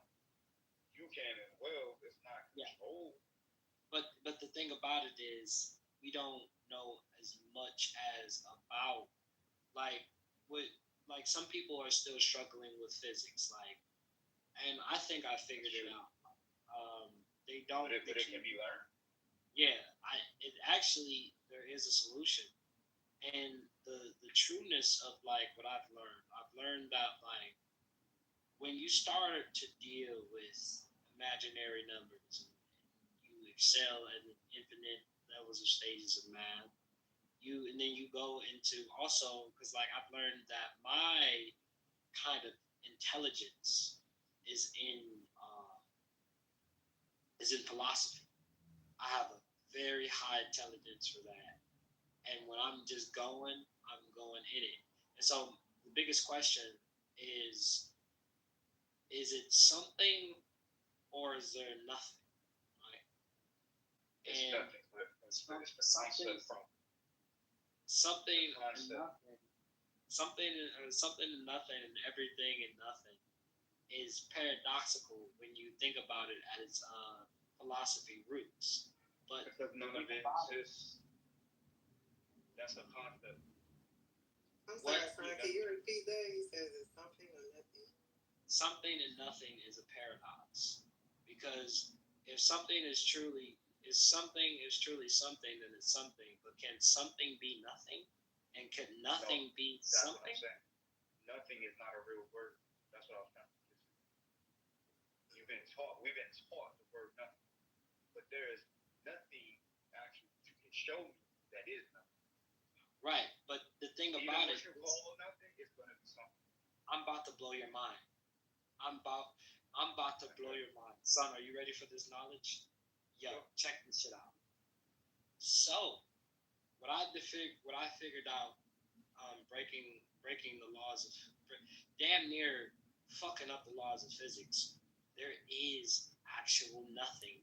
We just can't experience that nothing because we're the experience of everything. When you become a balancer in the neutral dimension, you balance in between everything and nothing. Everything and nothing, and you choose at the end of when you die, or because it's truly no death. You choose a whole bunch of random experiences through whatever you want, but when you're done, there's this neutral force that keeps it all at balance, and you either become a neutral force within the force of. So this is breaking down. So there's everything is one, but it's like a subsection of this. So you have the subsection of everything, right? Which is wrapped in bigger infinities and all that stuff and experiencing, and we are part of that everything realm. And then there's a realm of total nothing. Like that's just what I'm asking. not when listen, it's a realm of where even the word nothing doesn't even make sense, but it's a word of just complete absence of thought, absence of imagination. You can't even imagine it because you come from the source of everything. And then I thought about it. I'm like, if I really can't imagine the source of nothing, I can't think about it because I'm in the force of everything. What is this force that lets me know that it's real, but I can't access it? And I'm like, yo, it's the neutral dimensional forces that play on the forces of physics that keeps the universe at balance. Because for life to happen, you need the core harmonies. You need positivity, neutrality, and you're dealing with. See, this is the issue, right? You're dealing with third dimension concepts. So in my learning, this is when I had to. Yeah, this is when I had to go beyond the philosophy of the world that we're given to understand it more than that. Like So usually you were talking about numbers and physics and all that. That's dealing with the third dimension. You know, there's dimensions where numbers and all that. It's not even measuring by numbers. Numbers don't exist, right? So, because I remember someone asked me when I was talking about going to one of the higher dimensions, they were like, "How many dimensions are there?" And so, what I was shown was the problem is how we conceptualize things, right? We want to see things as quantifiable, and that's not how other things are situated. So, I'll give you an example. How many shapes can you make out of water? It's infinite. You can make infinite, right? Okay. How many? So if it was a painter, how many pictures could you make with the paint? How many pictures could you make? Infinite. Infinite, right? So when you look at it from that understanding, it frees you from trying to endlessly solve it through third dimensional concepts like numbers, quantifiable, this is this, and this is the limit of it. That's not the source of it. The source of it is unlimited. Once it comes down here, third dimension, then you get limits, physics, numbers, which are just restrictions. But I'm saying if you're trying to get to the understanding of unlimited with limited lens, you're gonna be wasting your time. You know what I'm saying? But I'm saying, this is what people. Yeah, I get what you're saying. I get what you're saying collectively, like the realm, because this is like Aristotle and empiricism.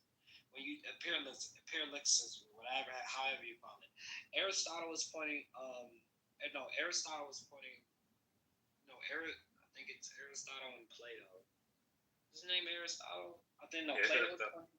Aristotle was pointing. Aristotle. So I think so. Plato. I think it was Plato and Aristotle. Yeah, that's okay. So when Plato is pointing up, you're basically saying this world is not the true world. The real world is in the realm of far beyond us. But he said no, because it's basically the argument of the internal world versus the external world. And Plato is saying basically everything is generated from the internal world. And he says no, but the external world does have a way in shaping the ego. So when you take these philosophies and try to philosophize, but the crazy thing about it is this: what they don't know about the argument, that there's a force that keeps it all at balance. And even it's so funny about balance to me, because it's like a core sense of what I teach is balance, and having balance with destruction and having balance with creation. There's some things you should actively destroy. There's some things you should actually create and produce.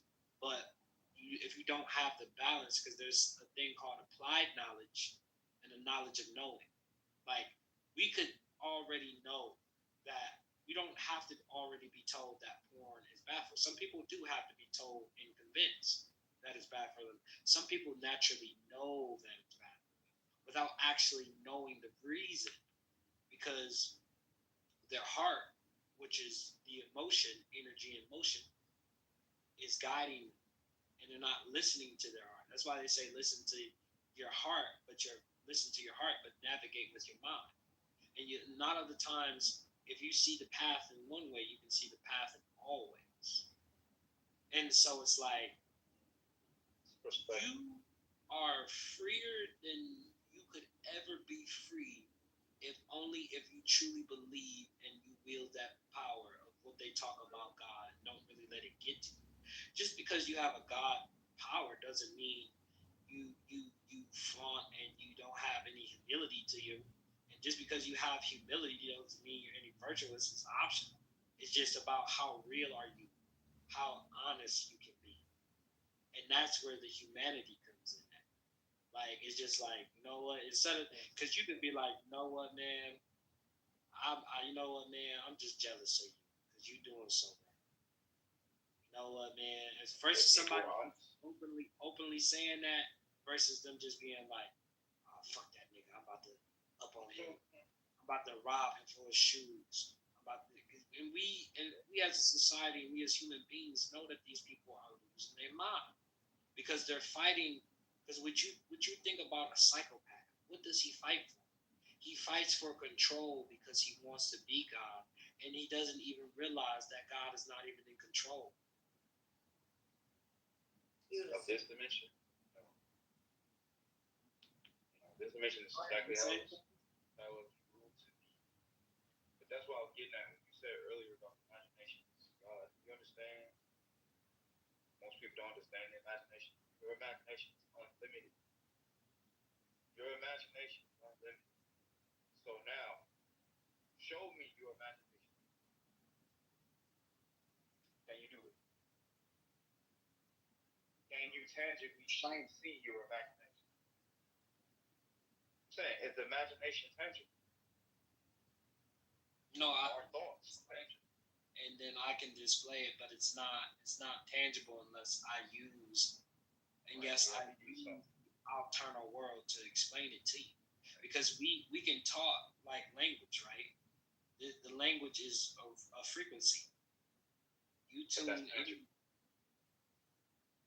Hold on, my brother called me. Okay.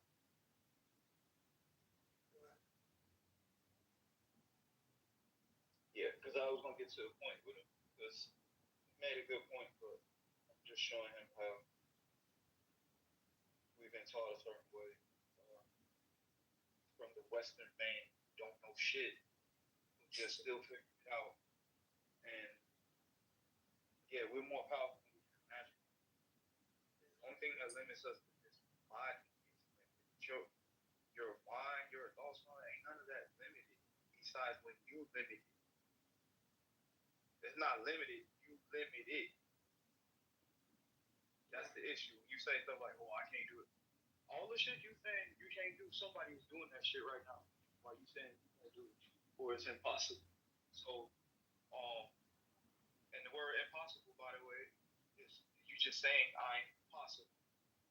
Spell out the word impossible. It's gonna say I'm possible. So son, when you say you travel, right? Yeah. Did you have to prune your flesh first? Like, did you have to prepare yourself before you was able to? No. I was in my sleep. It was in the daytime. Oh, girl. And when I woke up, I knew it was not Earth because, like I said, first of all, the environment was so clean. I was like, nah, this is clean. This is way too clean. Like, this is. Where's the H? Where's the H? What up? Peace.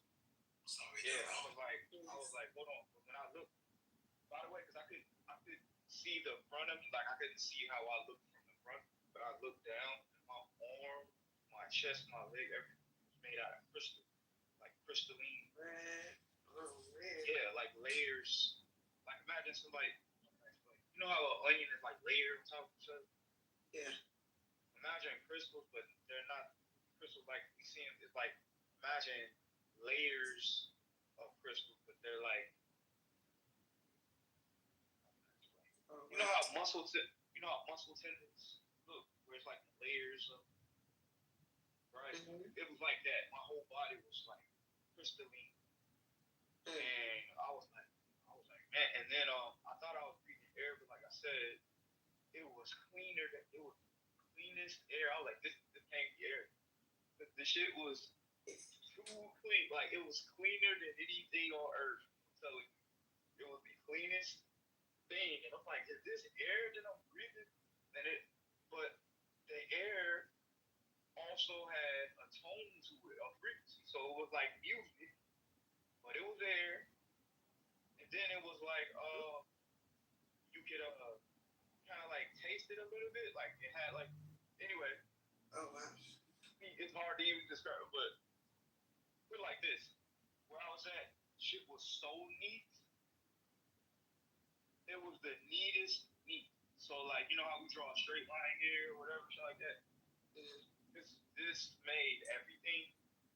When I came back down, when I woke up, I felt like somebody just dropped me off the hood. That's how I felt coming back there. I felt like dirty. Yeah, when I came back, I felt all dirty. And then when I was looking around, everything looked sloppy here. All the shapes looked sloppy. My TV, everything, all the straight lines, they still look. Until I eventually adjusted again, and I was like, damn. So I knew wherever I was at. Yeah, that was. And it wasn't even the highest. So I was like, damn, if that's not even the highest. But I was grateful for that experience because it showed me that shit, there actually is other dimensions and spaces. It's just that if you've never experienced it, you will think, oh, it's in their mind. No, that shit is real, very real. You were in the Crystal City, actually. Do you remember the scene in Black Panther where they landed at the first scene? Black Panther 1? Yeah, in the first scene, they're on a spaceship, right? And they land in Oakland. Oh, I'm saying, okay. Yeah, that was showing you the lower level of the you talking about. You feel like it was ghetto. There was that lower level they showed you. No, I said when I woke back up. Yeah, when you went back up, that's what I'm talking about. Yeah, that was a rendition of that as well. Okay. There was a rendition of the ship coming here and being in this dimension. No, I'm using that as a comparison on the lower level. Yeah. I've had this experience with the Crystal experience, being in the Crystal City with the Crystal subways, etc. You told me that. Yeah, like a train. Yeah, real. Yeah, it's real. Yeah. But I ain't seen that on the train. And this is the thing. I wasn't there long enough to like explore everything. But I know that how you eat there, you don't eat like there was no dirt. You know, we got dirt everywhere on Earth. It wasn't one microscopic speck up there. There was no dirt. It was clean as fuck. And how you eat, you don't eat food or flesh. It was light. So there was these like lights, and they were at a certain distance, almost like the distance of like a shower head. Remember this. How we move about the Earth right now is not how we've always moved about the Earth right now. Our movements are even different, actually. We think that we move every day, we pick up stuff when we're running or whatever. That's always been like that in the Earth. That's not so, actually. At one time, our movement was way more calculated than what it is right now. We're kind of like really busted down from what we once were in the Earth. That's what I'm saying. I don't say on the Earth, I say in the Earth, actually. Why do you think we always trying to get back to that, right? Right. What's the most expensive thing people pay for? Jewelry or like crystal, diamonds, all this type of stuff. Why are we trying to put that back on? That's when I had a revelation. I was like, oh, we trying to put it back on because that's what we used to. Like we used to have that on our body, not putting it on. It used to be on us. But see, check this out. I'm glad you brought that up because there's a video going around of a guy from South America. He's a so-called black man with all this jewelry on, around his neck, on his arms, bands or whatever. Now, in society, if you walked around like that with a lot of jewelry on, I think you're trying to rob, and somebody also would say that you're trying to be, trying to be the man, being flashy. But what people don't understand is jewelry, gold actually helps you resonate. Actually, if you put, I subscribe to every man should have a nice gold chain. There you go, and woman. You should have a nice gold chain to put around your neck and go out in the sun and sunbathe. Actually, it's gonna help you. I want to ask too. Yeah. Do y'all feel that beautification, and especially jewelry and the hard metals, and do you think that contributes to man's pride, and more so his material senses? Do you think that it even stifles the growth of spirituality? It can. It depends on the person, right? Where they at. they're at a low level, yeah. I have an associate. He has a tremendous amount of jewelry. When I say his jewelry collection amasses millions of dollars, it amasses that, right? He is the most fucking arrogant, egotistical asshole that you would ever meet. Actually, Where do you see that? Huh? Where'd you see that? I said I have an associate. I know someone. He displays it actually when he wears his jewelry. It makes you feel sick. Being if your mind is where it needs to be, or where you would think it should be anyway. No. This is an associate of mine actually. He's a very wealthy man, but he wears a tremendous amount of jewelry. He thinks he's conscious, but he's actually not. But anyway, because he wears jewelry that one would think that he's aunts and different things like that. But just to say that that's why I tell people, man, buying jewelry from a pawn shop, while buying somebody else's jewelry, putting it on, you need to be careful with that shit because that jewelry has absorbed a lot of energy, that person's energy, or the person's energy. That's why gold is melted down and the drops come off of it because you think you just put this chain on, you're doing a whole lot more than that shit right there. So be very careful when you buy jewelry or you wear someone else's jewelry or clothing. Any of that. Be careful shopping at thrift shops or any used clothing from the previous person. You need to neutralize that shit because, clothes and all that. No cap. I had a portrait that I had gotten from the Army. What is it called? Goodwill. And it was an image of a lady sitting by the piano, and she was kind of leaned over, like contemplating in thought. And you could tell that she wasn't at peace, but you don't really know that that's translating into your whole environment until you realize that exactly what you said, that the imagery, even whoever owned it before, the person who painted it, their intention is sitting behind that portrait. And it can resonate and affect even your daily life without you knowing it. Yes, sir. Yep, I learned that thrift shop. Certain stuff going on. Like, and it's funny you brought that up because my dad gave a gift to my grandmother of this picture of these young, brothers. They was kids. They were dressed all up, but they were looking sad. It's like a fancy picture. It's like a black and white. And it's these young boys, they dressed up, suits, and, I guess he thought that would be a cute gift for his mother. But when my grandmother passed, I took the picture that she had, and I had it in my workspace. But I realized later, looking at it, the energy was back. Because none of the boys on that picture, none of them were smiling. Like, I realized it after looking at it, and I was like, yeah, it's like energy. It ain't a good vibe, so I ended up taking that picture down, and the energy seemed to be a little lighter without that. But small things like that, it matters. So, especially anything you inherited from somebody or you getting from a place that you don't know the person, you need to neutralize it and be careful because, this energy behind the creation of something, somebody has put their hand in that. You know what I'm saying? That's why this language of you has all of these embedded things because it's not the words you're using. It's the person who created that word they put their magic on it, so to speak. They put their craft into it. That's why they don't like us. Crafty. Yes. That's why they don't like us making our own word. If you notice, if you try to make a word, right, they'll say, that's not a word. But they can make a word. I'm like, yo, this is about power. They know if you can define your own words, you can define the power behind it. And this is why they got mad about using the word nigga. We say nigga. And Nick Gerd, right? They got mad about us using it. That's why they say don't say it.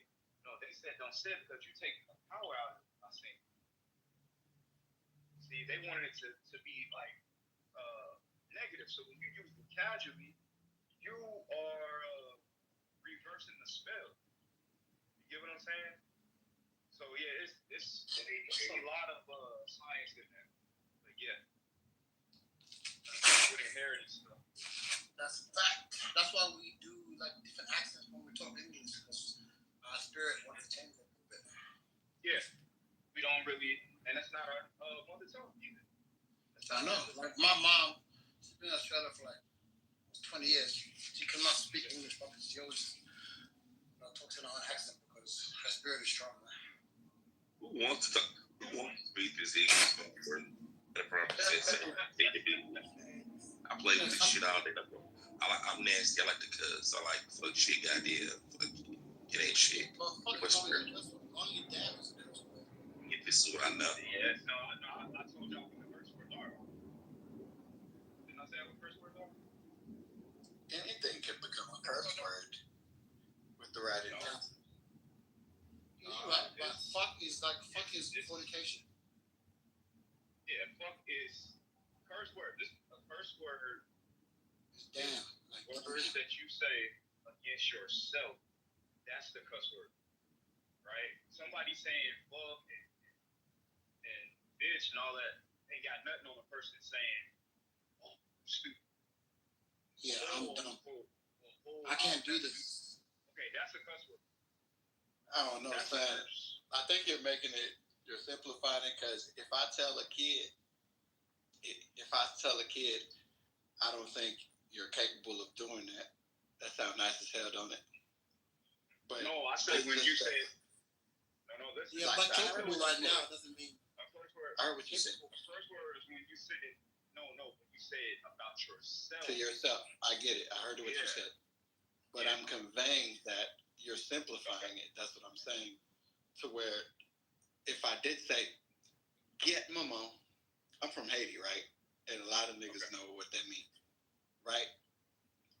It said, and I had to correct my mom sometimes because. Bro, as soon as you said "get mama," I had to come up. So I said, Nulawi.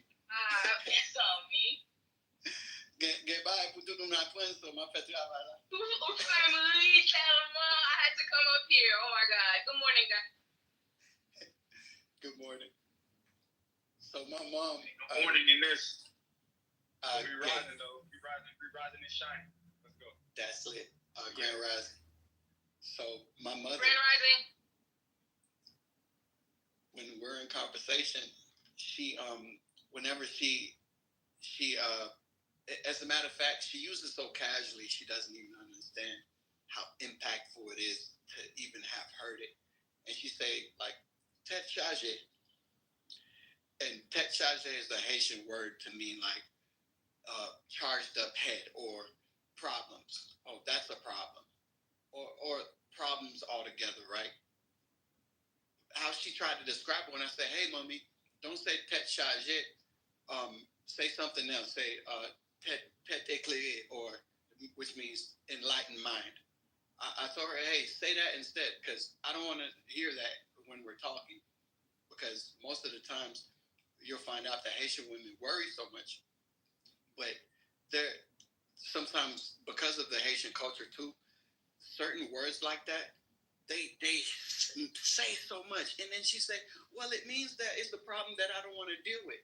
And I told her, like, yo, I get it, but I don't want to have that. I don't want to have that type of discourse with you that every time we're trying to figure something out, you're saying tête chargée, because she doesn't understand that she's actually reinforcing the problem rather than being someone who has a solution.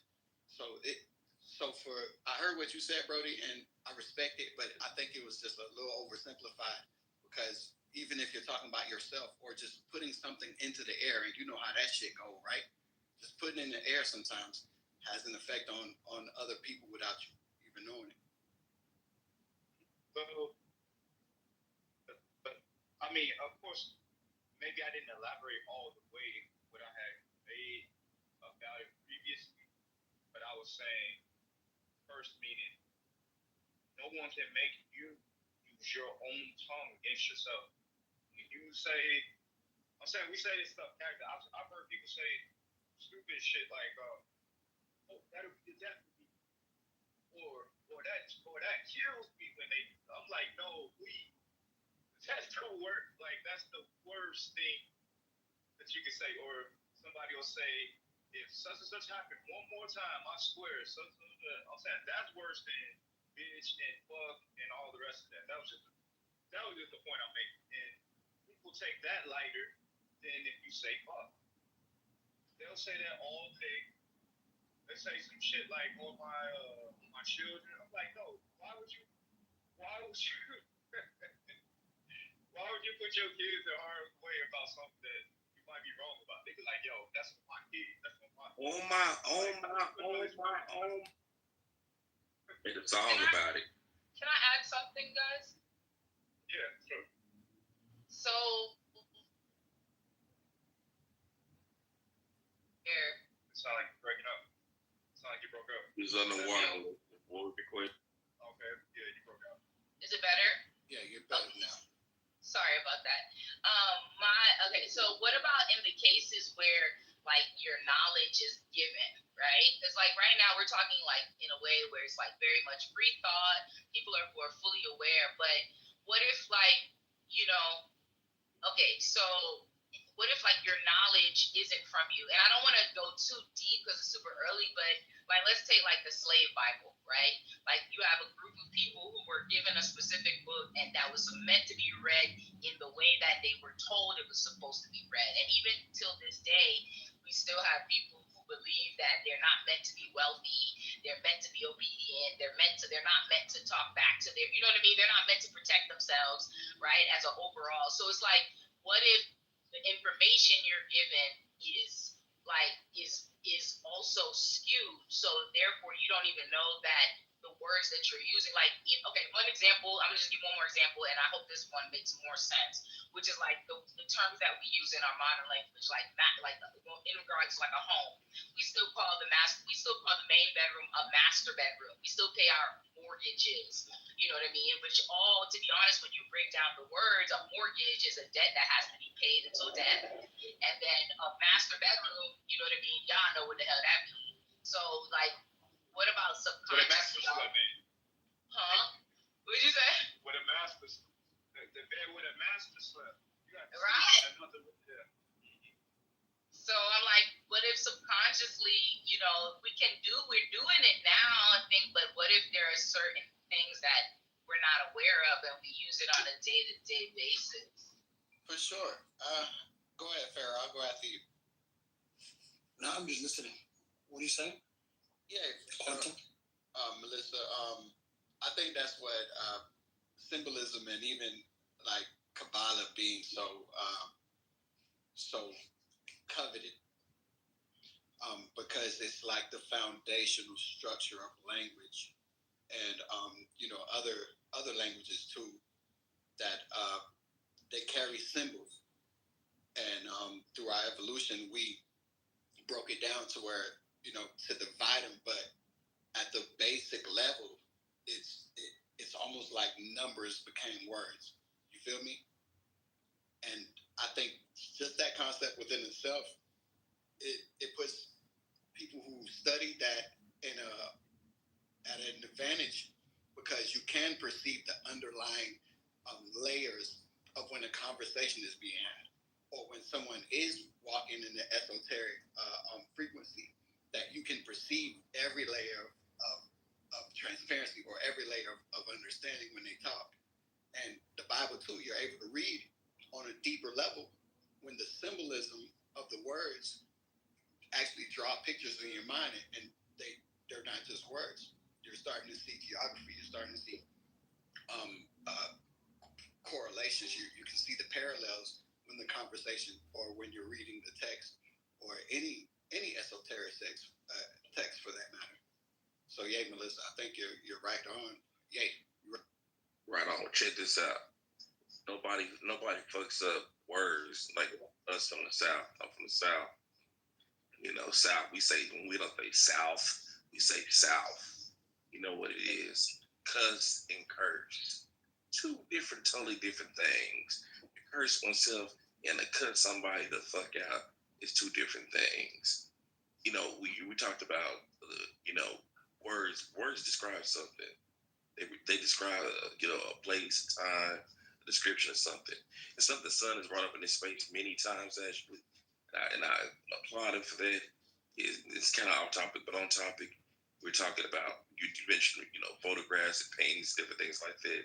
It's a very good thing to take children's artwork actually because they took the time to craft it with their hand, their mind, the pencil, the pen, the marker, whatever, and place it up in your office, on your refrigerator, your home, at your computer table. That energy is very, very positive energy.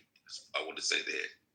But yeah, but also going back to the whole the cussing thing, man, like I said, I've said it so many times, man. Fuck this language, man. You say what you want to say, and you say what you mean. You say how you mean it. You know, everybody trying to speak standard English and how we code switch. You know, we go in professional places, a bunch of bullshit. We sitting up talking. You know what I'm talking about. You feel me? You know what it is. You know, and and culturally, we have so many different subcultures within our people. You got to know what you saying, motherfucker. Why did it offend somebody when you cuss them out differently? You know, I can say, man, that motherfucker's over there. All right, yeah, that Memphis over there. You know what I'm saying? So even in our culture, there's some cultures where some things might be accepted more than others, some things less than one another. Like the word nigga. My niggas, I've never had a problem with the word. Just like some of my family might get offended because the word cracker. To me, if you're just a fucking cracker, you're a cracker. You know what I'm saying? So it is what it is, man. But this language, man, we put too much emphasis on this shit, man.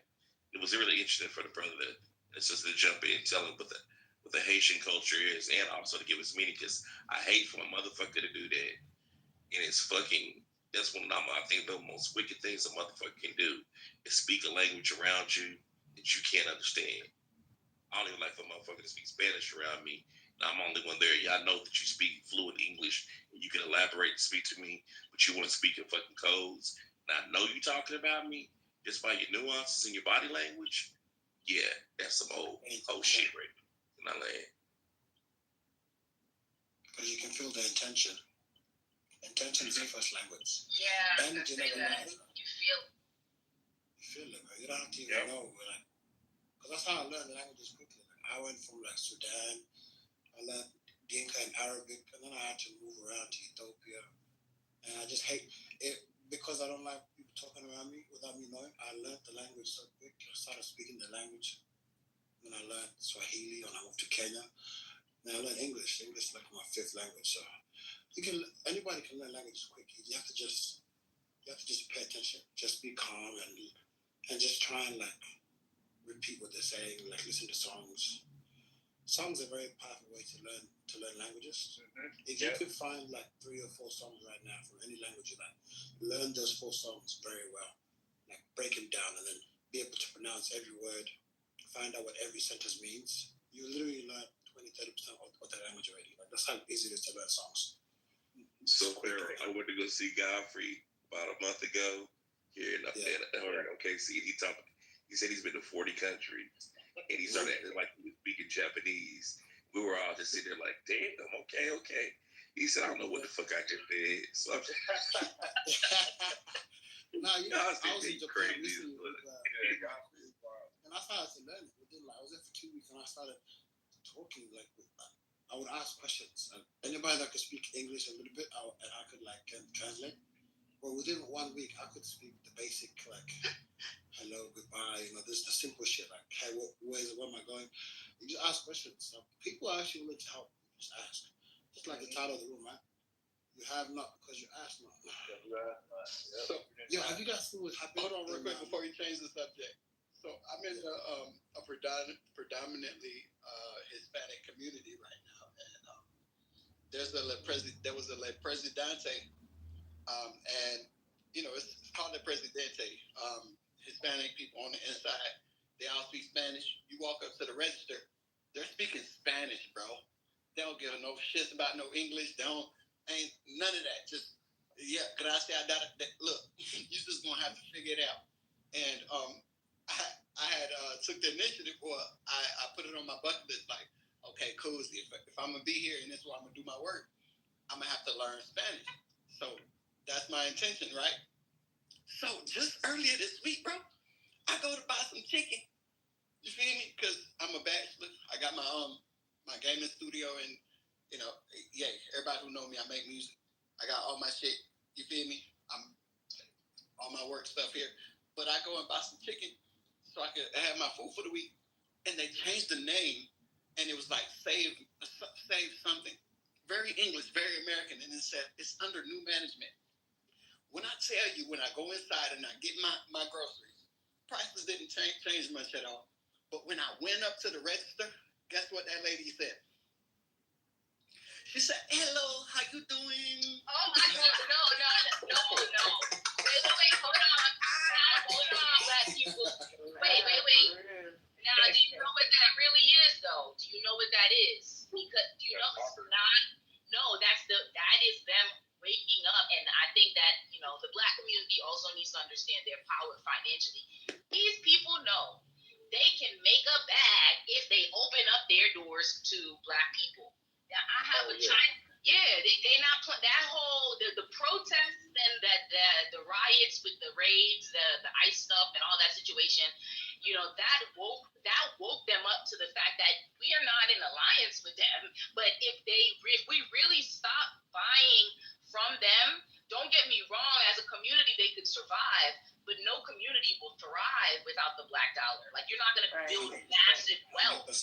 Yeah, so, and I noticed that with I have a Chinese supplier where I buy bowls for my business, and the young generation, the son, the mother is a bitch. Like, she's so rude, which is to the point where I had to switch to another supplier, and I had to realize, like, everyone I get these bowls from is going to be Asian.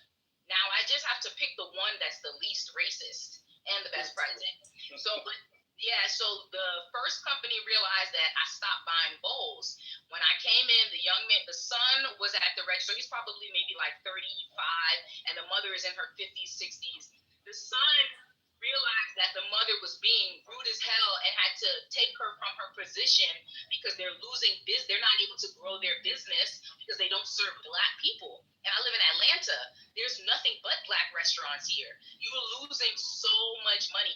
My new supplier, they weren't fucking with me at first, and then they found me on Instagram and then have been harassing me and then offered me a net 30 out of nowhere that I've been using for the last couple of months because they realized that they can make more money off of me if I partner with them. They're also Asian, but they're younger. So it's just like I'm at this, so I'm like, it's changing, man. The world isn't changing, to be honest with you. It's always been this way as far as leveraging the black dollar specifically. But I think that in terms of like them realizing how powerful that it is changing a little bit. A lot of them realize now. Yeah, because we realized it. We realized it. I just saw something that happened in Nepal. I don't know why they're not talking about it. The Nepal people literally fucked up the whole government. Yeah. And they didn't kill anybody. And then at the same time, the next day they started cleaning up their city. They burned down the Hilton. They burned down like all the government buildings. And then the next day they went looking for people that looted, and they made the people that looted take back everything back to the businesses. Man, it was crazy. And they were it was like the Gen Zs, man. Like these kids, they're waking up, man, and they know that they're powerful. The police couldn't do shit because the police killed 20 people, and they're like, nah, fuck it. So the whole of Nepal went outside. Everybody, nobody went to work. People went outside just to stop. Yeah, but it wasn't Gen Z though. The reports have been coming out that it was the same situation like here in America, where they're blaming it on Gen Z, but they put rioters that were grown male adults into the situation who were causing massive amounts of havoc. No, I'm not saying Gen Z did. I'm just saying Gen Z were out there as well. They're the ones that did the peaceful shit. But the whole everybody. It doesn't matter what generation, Gen Z, Gen Y, the whole of Nepal got out and went. It just shows the power of the people, like how powerful people can be. There's not enough soldiers to stop. Right. Because what they're gonna do? Are they gonna kill everybody? If they kill everybody, they got no city, they got no economy, so they gotta be careful. Yeah, I just want to chime in on this because it's something I really struggle with. I kind of touched on it earlier. So I'm in Atlanta too, Melissa, kind of piggybacking off of what she was saying. And I grew up in Decatur. Like, it was pretty much mostly black. So my kid's father, he's Geechee, so we moved to Hilton Head. And it was more so like, a mix of people. Like Spanish, white people, you know what I'm saying? Like, I really wasn't used to being around, so I never experienced, like, being around other cultures, and I realized I was extremely rude. Not that it was intentional, but, it was it was different to see the outer world, like, outside of being in the hood, right?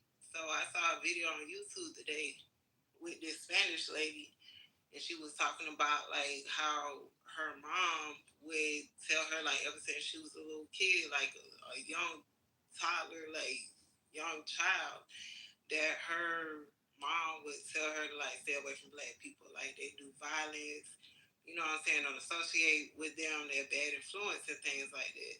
And personally, me, like, I'm banned from at least about 2 gas stations up here because I done been in situations where I was literally, like, in danger.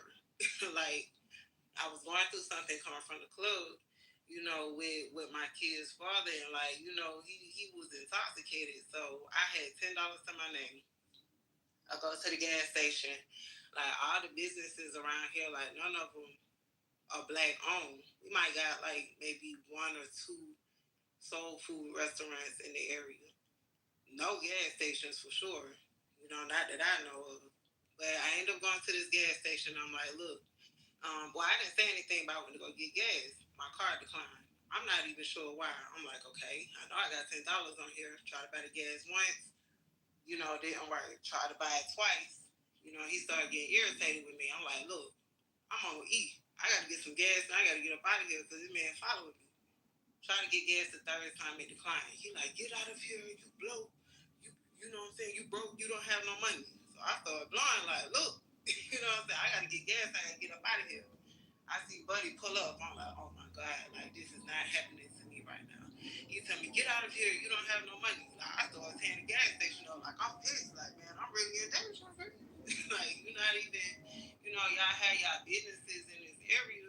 It don't be no respect. Like I walk in Chinese place, to get Chinese food or like, they don't even speak, and it just really be baffling me. But when I saw that video today, I was like, oh wow, that makes sense because even though it be, people from other countries in our neighborhoods that's making money, like we don't get no respect. Like they won't even let you use the bathroom. Like, it'd be crazy. Yeah, that's a fact. They curse us out in our own neighborhoods, overcharge, and they're selling things that they can't sell in their own countries in ours. No cap. And they got a whole religious base that says you shouldn't be doing that. Oh, nah, but we can do it to the niggas, though. Right. Yeah, they selling gyros. Gyros. We got arrows. Man, yo, be quiet about the gyros, bro. I love Salem. I'm from Tampa, bro. Don't talk about the gyros, bro. Yeah, but I'm talking about they that's the only reason why I love the A-Rap. They don't eat it though. That's what I'm saying. The secret is in the religion. The secret is in the interpretation of their religion. Both the Islamic people, right, they follow the hadiths and the sunnah, which tell them that if somebody is not your tribe, your kind, you don't have the same rules to deal with them as you do your brother. And it's the same in this, it's the same with Judaism and the Zohar. We have 10 commandments in Christianity, right? They have 613 in Judaism, which really, if you go... Melissa? They call you Golem. The 42 laws of Ma'at. I mean, yes, we also have those things as well. We also have, there's outside of that, but I'm saying, like, Christianity is chopped down a little bit to give you a more docile version of the truth. If you go into Judaism and start researching a little bit more outside of just the Bible, you'll realize that there's a greater span of things that we are allowed to do to protect ourselves as a people that we don't think we can do. You know what's crazy? Like, there's some people called the Sikh. Like, I don't know. So far, they haven't done anything that. Like, they're so nice. You know the Sikh religion, the Sikh people. Yes. Indians, but they're not Indian. So nice. They're so nice. Everybody. I don't know why. Like, it's crazy. Like, every time I go to a Sikh restaurant or Sikh people, I went to the place to get my car fixed at this white. At an African shop, they want to charge me $6,000. I went to a normal Indian shop, they said $4,000. I went to the Sikh shop, and they said, "No, those guys trying to rip you off. It's only this was working. It only costs $400." What's their They're base? so honest. What's their base religion for the Sikh? Not the Sheik. The Sikh. I know you're It's not just talking about the Sheik. What's their base? Sikh is a religion, I thought. Sikh, like SIKH. They're actually like the Indians, but they have the turban and the hair and stuff. Okay, so they study the Vedas and the Bhagavad Gita. I don't know what they are, but man, like every time I met somebody, like you can literally go into any of their houses and they have to feed you based on their culture. They'll feed you and look after you. If that's the case, then they do. They study the Vedas and the Bhagavad Gita, and it's saying. I have no idea what they study. Oh, is it base of Hinduism? Let me check to see. Please let us like know. Every time I've met this, I never had a bad issue with a Sikh person ever. Like they've always been kind to me, respectful, and they don't stare at me like. They're fully sick. it's part of it's Islam, but you have to understand that their Islam is also split into different sects and stuff like that. Like the true Islam is Sufism, right? Sufi Islam. That's the esoteric form. Yeah, that's what no one follows anymore. People do, but not main. Yeah, so the Sunni Islam is what is mainstream now. But you know, I want to see how similar Sikhism to Sufism, because I think they would have some sort of similarities, to be honest. Is the Sheik a title? You know what I like about? Is Sheik a title?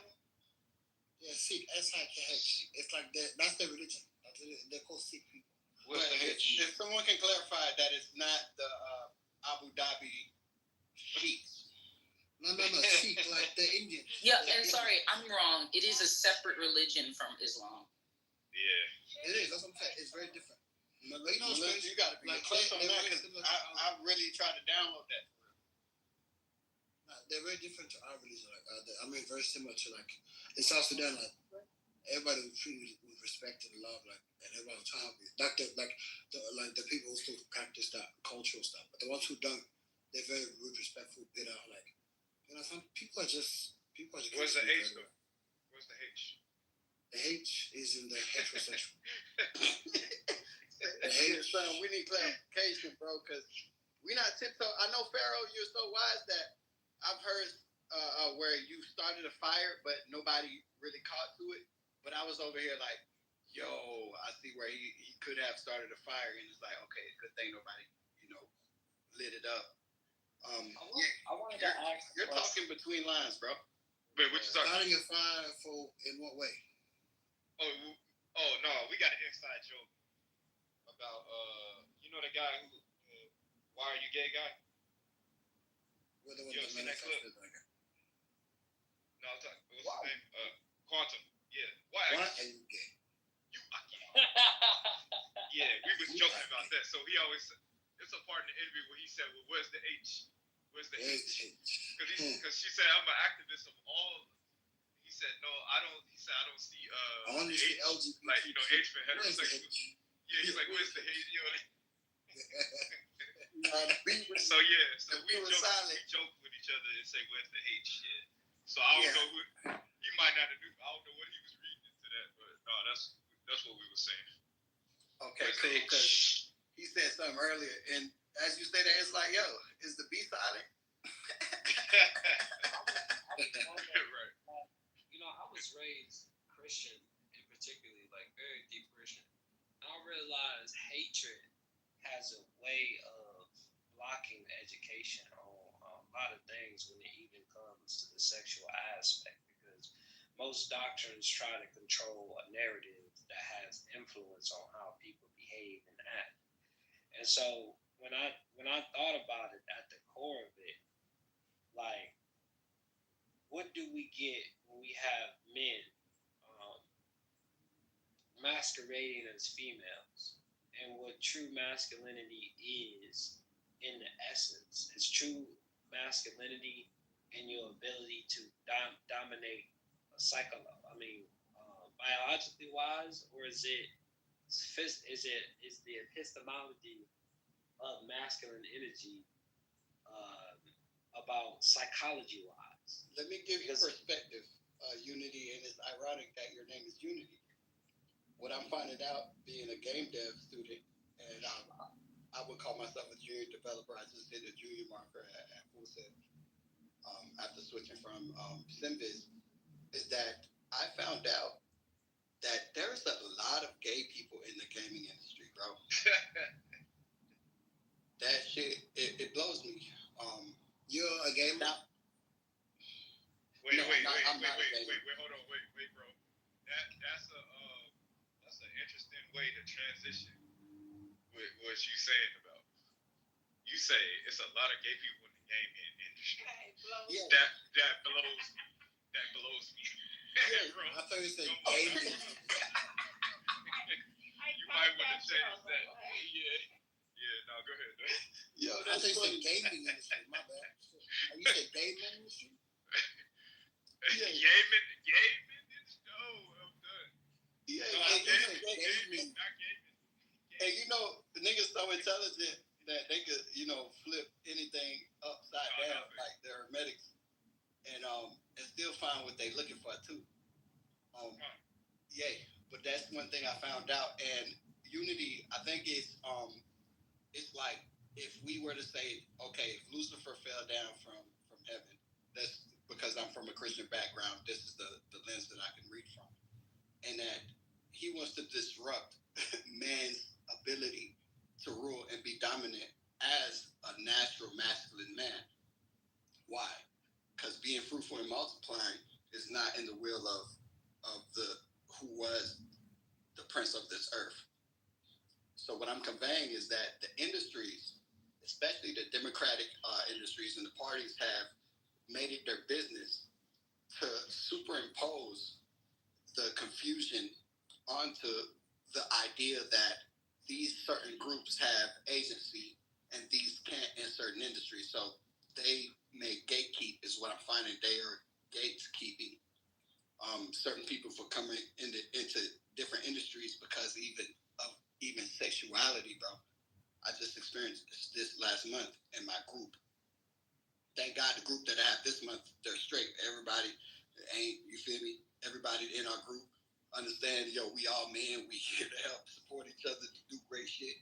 But the last group that I had, it was like, okay, you may have mentioned that you had a boyfriend before, right? But you're not gay. So therefore, you're not one of us. And let that insider reign. Because you're going to find what you're looking for. Like, I'm saved. I ain't gay no more. Y'all seen that clip? I'm saved. Man, the devil is not. Sorry. I think to me it's like, because it's hard for me to because I'm very masculine in all my ways, but I am I'm feminine with my emotions. Like, I care deeply about people. I cried for Charlie Kirk being shot, even though he's a white nationalist, because he's there is no good coming from that Charlie Kirk situation. Right. I only can see because at least he was trying to make an effort, and even if it was malicious intent, which I really don't know if it was, because we have to stop demonizing people regardless from discourse and arguments and whatnot. Let me show you why this is the way, why I think this way could be better. Let me articulate myself. Let's have an actual conversation instead of, nah, fuck you, you wrong, or you right. And then we let these people gather and try to turn it into a totalitarian government, which as a people, we fundamentally agree on freedom. You have the right to pursue life, happiness, life, and prosperity. This is why America is supposed to be the land of the free and the home of the brave. On the other hand, they will sell you something, just like anything, because in the global economy, America is the land of exploitation, because it's the land of the businessman. Everything, even down to when you argue sovereign citizen, you didn't sign up for any of these social contracts that they put you under. I'm going to disagree. Hold on. If you're not aware of the social contracts and the rules that you have to play, you don't know how to play the game. Correct? It's game theory. In this society, it's a winner, and there's clearly a loser.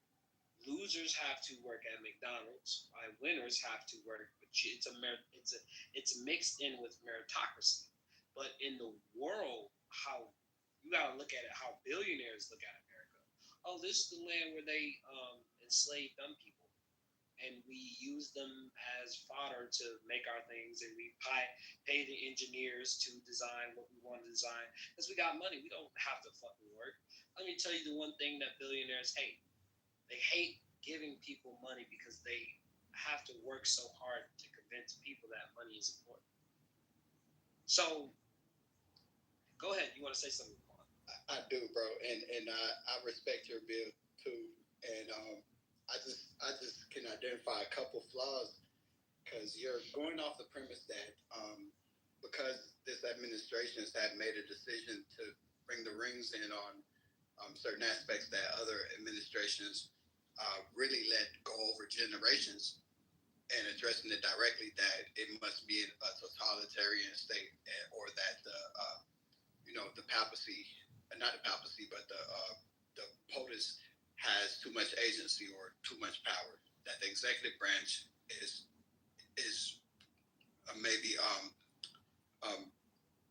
you are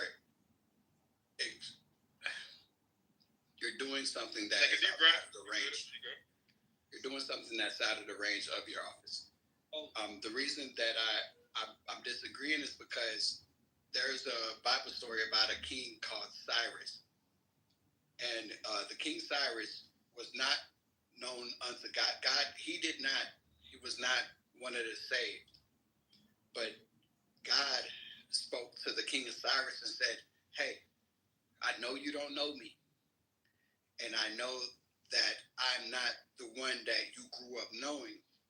But because you have treated my people well enough versus the ones who want to enslave them, I'm going to give you power over all these nations to cast down the enemies of my people.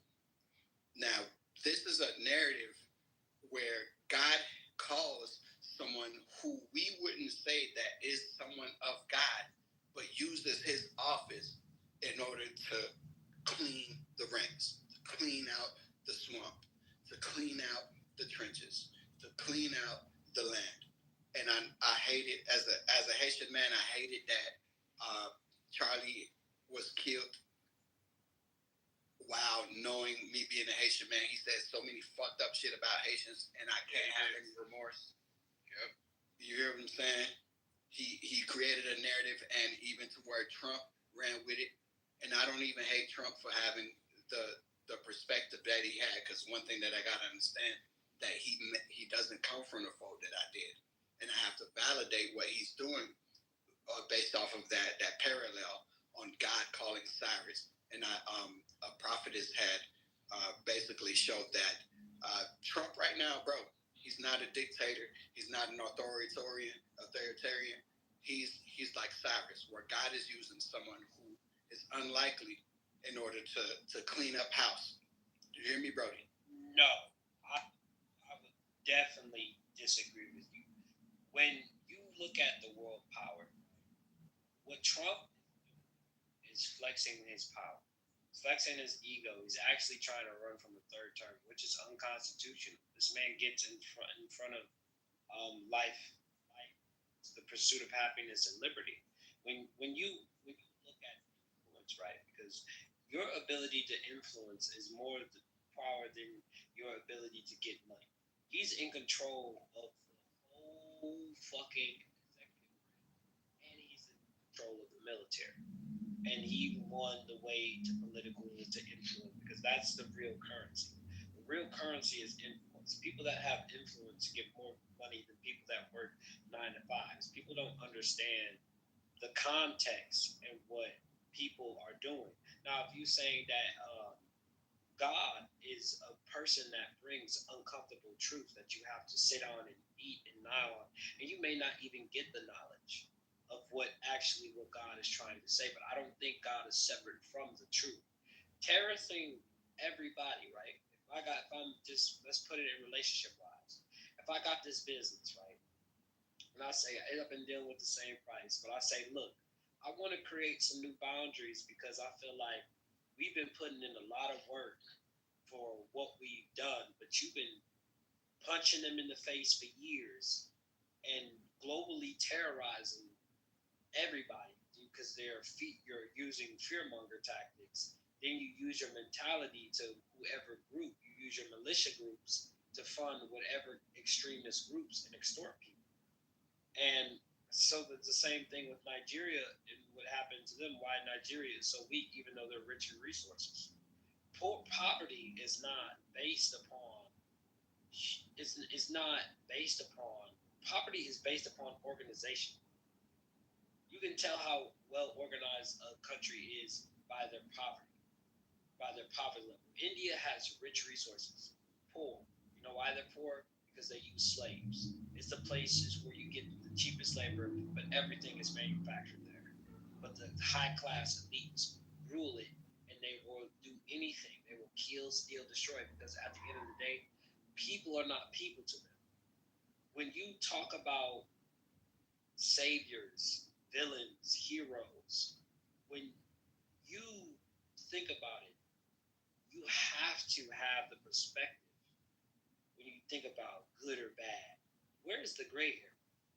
Where is the human aspect in these things?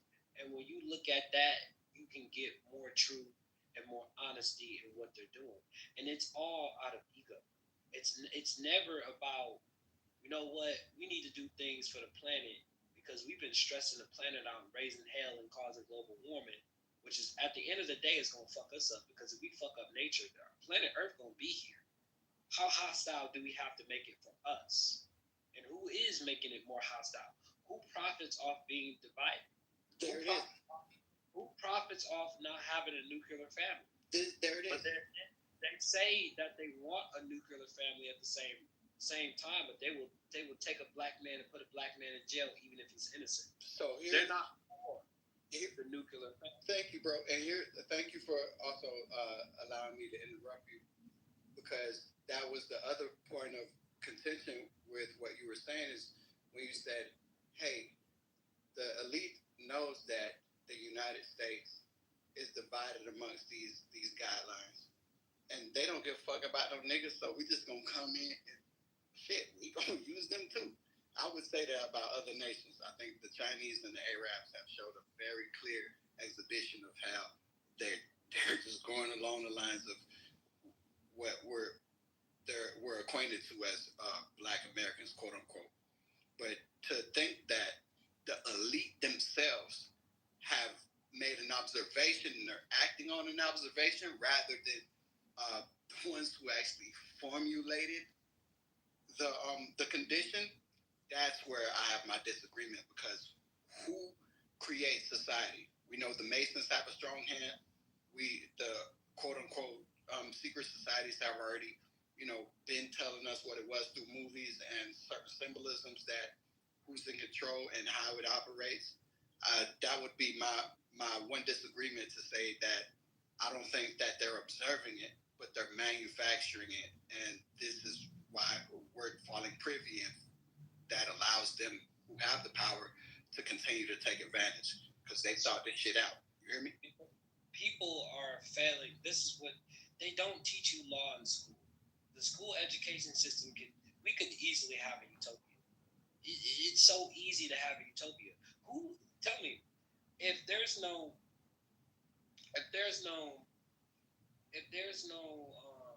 when you go to rich neighborhoods like such as Bloomfield, how many times you hear the police call? You know, when you hear the police call in Bloomfield in the rich areas where the resources is good and the neighborhood is good, only time when you hear police is when an old person is dying in the house and nobody's checked on it.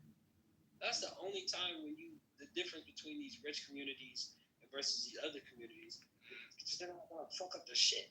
But you got to listen. You need poor people. But the parts that you don't see. So you thinking it's utopia, right? You thinking like,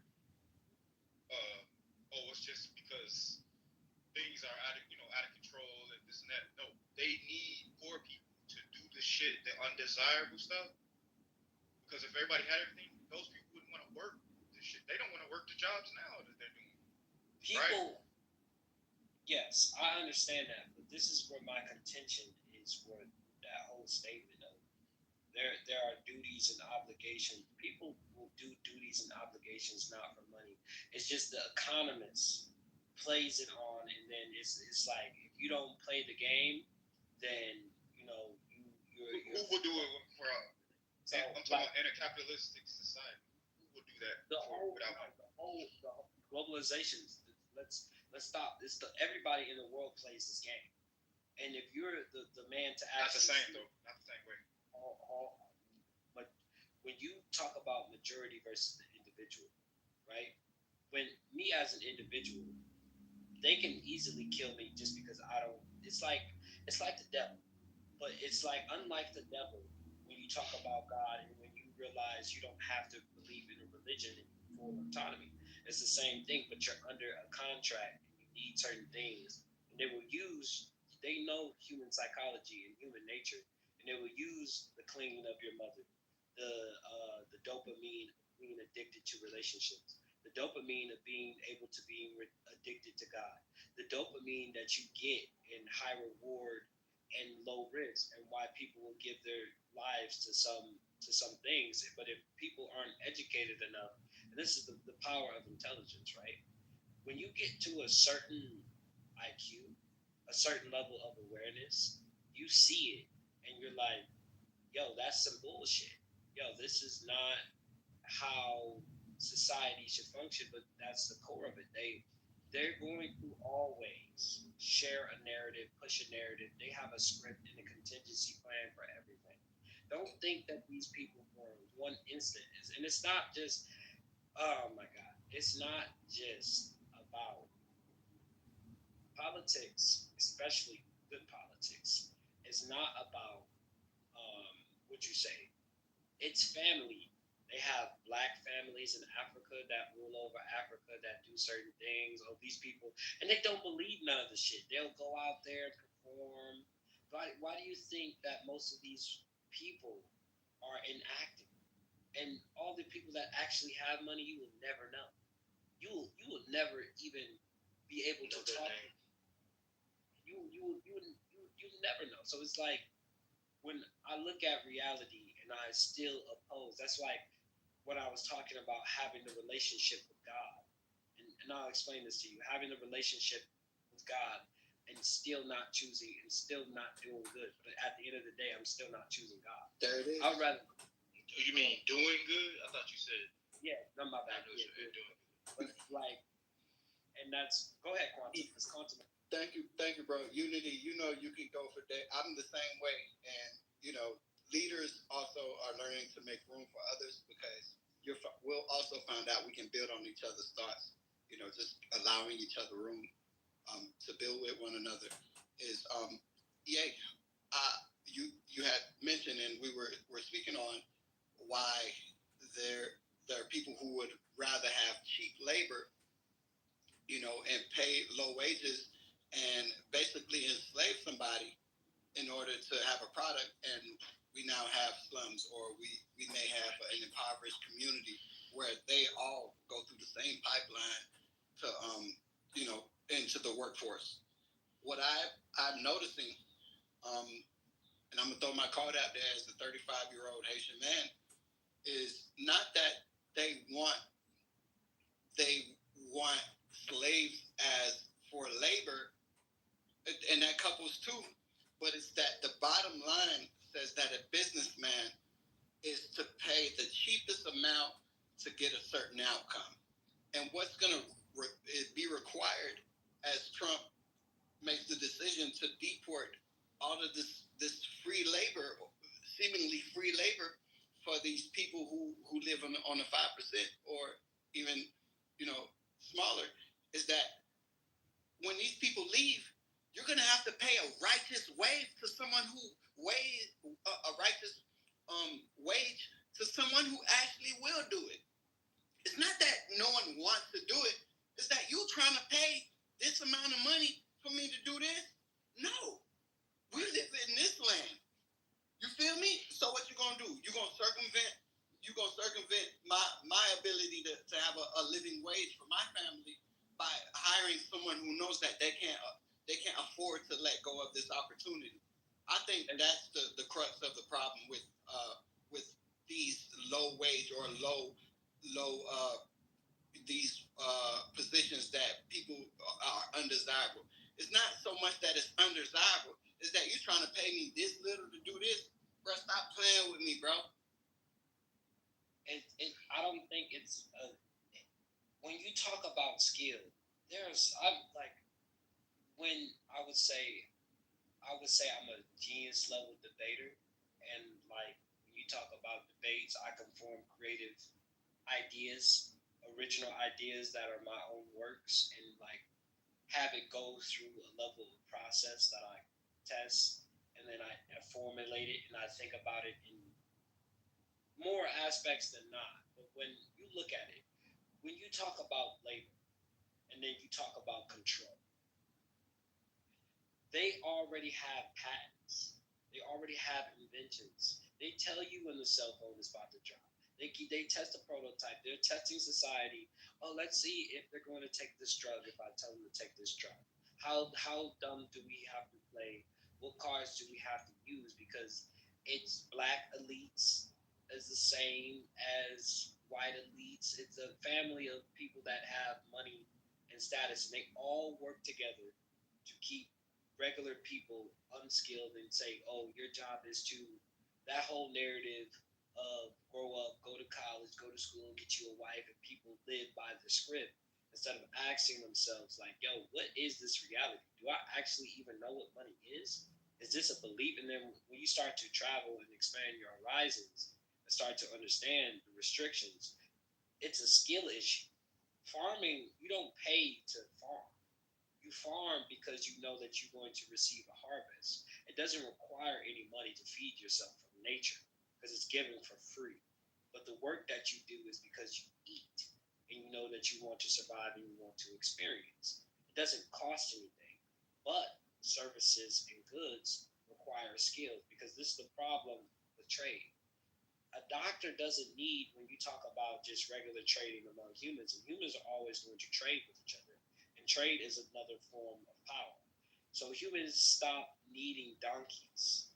Because if you got 2 donkeys and goats and I got this ability to cut hair and I also would do massages, I don't need eggs and arms. I don't want that.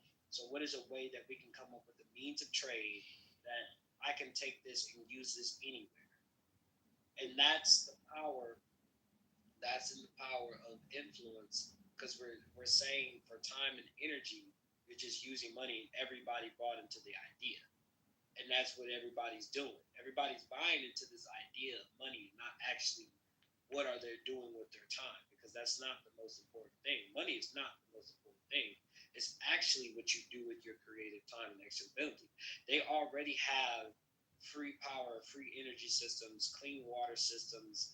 They can make it all. They can make the energy unlimited, but they just choose not to. They don't care because what they'll rather do is not work, let their children control, fuck up, kill, these psychopaths, because you got to understand the psychopath. What is psychopath? There's 3 levels of psychology in the human civilization. It's the psychopath, and then it's the sheep, the nurturer, and then it's the shepherd. And the shepherd sees the bullshit. And then, but the thing about a shepherd, he tends to the sheep. He like God. He's got to make the sheep shepherd, and it's a game between. Shepherd is a predator too. Well, hold on. Yes, he is. Hold on. We're gonna cook about that. I'm gonna land right here. And it's the game between the shepherd and the wolf that must be played. Thank you. Okay, and guess what the game there's. I'm sorry. No, I just had a question. I didn't mean to cut you off when you finished. Yeah, go ahead. Well, yes, I had a question for Unity. So have you read The Art of War before? No, I have not. You should read it. Sun Tzu. Mm-hmm. Yeah, I heard it. Yeah, I need to read it. But no, I was gonna make a comment about the shepherd. The shepherd is not the protector of the sheep. The shepherd is the professional predator. Keeper. The wolf is the unprofessional predator. So what I mean is, it's like a person that's selling drugs on the street, right? They don't got no corporation. They're not backed by nobody. They don't have franchise. They don't have no enough numbers. They're not sophisticated. What makes the shepherd the sophisticated predator is the wolf gets what he can catch, and he's risking himself to get it, right? Now, the shepherd, he gets all the sheep by getting them to trust him. And then he breeds them to trust him, and then he gets all of it. He gets their meat, he gets their wool, he gets every part of the sheep. Whereas the wolf has to risk getting caught by the shepherd to catch one if he can. So what I'm saying is, this idea that the shepherd is keeping the sheep because they're cute or whatever. No, that shepherd is going to kill those sheep eventually and sell what he can, and he's going to get maximum out of it, versus the wolf is going to get what he can. You see what I'm saying? The wolf is going to get what he wants. Hey, though, son. The wolf, he actually gets what he wants most of the time. And unless he gets caught. It's kind of like unless he gets caught, that's the game. If he gets caught, he's dead. But the wolf don't. Sometimes not. Sometimes the shepherd is scared. Sometimes the wolf is scared. The shepherd is scared of the wolf and don't have the dogs or whatever he needs. Actually, depending on what type of shepherd it is, and that don't just because it's a particular type of shepherd don't mean he ain't got the best sheep either. A strong shepherd can have some weak ass sheep and vice versa. Yeah, well, I ain't getting into that part. I'm saying when they use that analogy. Oh yeah, I get you, dog. People think a shepherd is just keeping the sheep, just a good guy. No, that's his profit. That's his profit. Okay, so here's an ideology, son, that I respect where you're coming from, because the way you explains it makes us understand that the shepherd, like, that's still his slaves in a sense, like absolutely, it's still his in a sense, and he's still going to kill them too. If you want to go down that route, that's on you to paint that shepherd in that way. But one thing, I'm just saying reality. I get what you're saying, bro. Don't think I don't know what you're saying. Like that's why I have a reputation. It's the word I created. I have my reputation because we're describing a shepherd, and we even allowed you, son, to redefine what a shepherd is versus what the actual definition of a shepherd truly is. So the nuance that you have built, like, it draws the narrative to support what you're trying to convey. At the same time, I haven't redefined it. At the same time, if we're gonna have a premise that says, okay, if we look at sheep like souls, right? If we go on that premise. If you build something totally different, then I can understand where we diverge. But if we're building on the idea and the premise that the shepherd is the one overseeing the garden, then we got to talk about the owner of the house, the owner of the garden, and then we can go into different stories about the owner who left the garden and left the shepherd to watch over the garden, and then to come back and hold an account to see if all of them are still there. You get what I'm saying? No, that wasn't the conversation. But I wasn't using, and all of that, by the way. Yes, sir. You're describing an analogy that was used in the Bible. That's an analogy of a shepherd and the sheep. I'm talking about in reality a shepherd. The shepherd versus does not wolf. feed on his sheep. Okay, you show me that. You show me a shepherd that don't sell his sheep's wool, that don't sell eventually their meat when they get a certain age. All right, you show me that. Yeah, no. You're speaking materialistic, and I I'm get what trying to you're take saying. that I get what on. you're That's clearly okay. understand what you're saying. We wasn't talking. On the physical level. Yeah, I wasn't talking esoteric on that But particular look point. I how was you making can the skew point. it by withholding the true nature of a shepherd. You see how it could be skewed for someone to say, okay, the shepherd is actually a predator to his own sheep. Yes, he is. Come on now. Yeah, you're on a farm right now. You're on a farm right now. Distinguished to get you. That's what I'm saying, because he doesn't look like one. Because he gets the sheep. I think Devon wanted to say something. She had a question. Yvonne? No, I was just going to say, like, that's exactly my point. Going back to the art of war, one of the points in the book is saying, like, the best war to fight is when your enemy don't know. So by you saying, right. like, oh, okay, well, this is my shepherd, he will never hurt me. He in the best position to get you. Because you ain't going to fight. The shepherd not going to be like, hey, you know what I'm saying? I'm about to shave y'all and cut y'all up. You know what I'm saying? Make a little lamb chop, whatever, a little gyro. You say that, they're going to be like, oh, you know, they're going to start preparing. But if you don't know, you ain't got to fight for a long time because they're going to be docile. They're going to wait on you. So that's right. It's going to be good, too. That meat going to taste real and good. And trust you, right. Because there ain't going to be no fear in the meat that toughens the meat.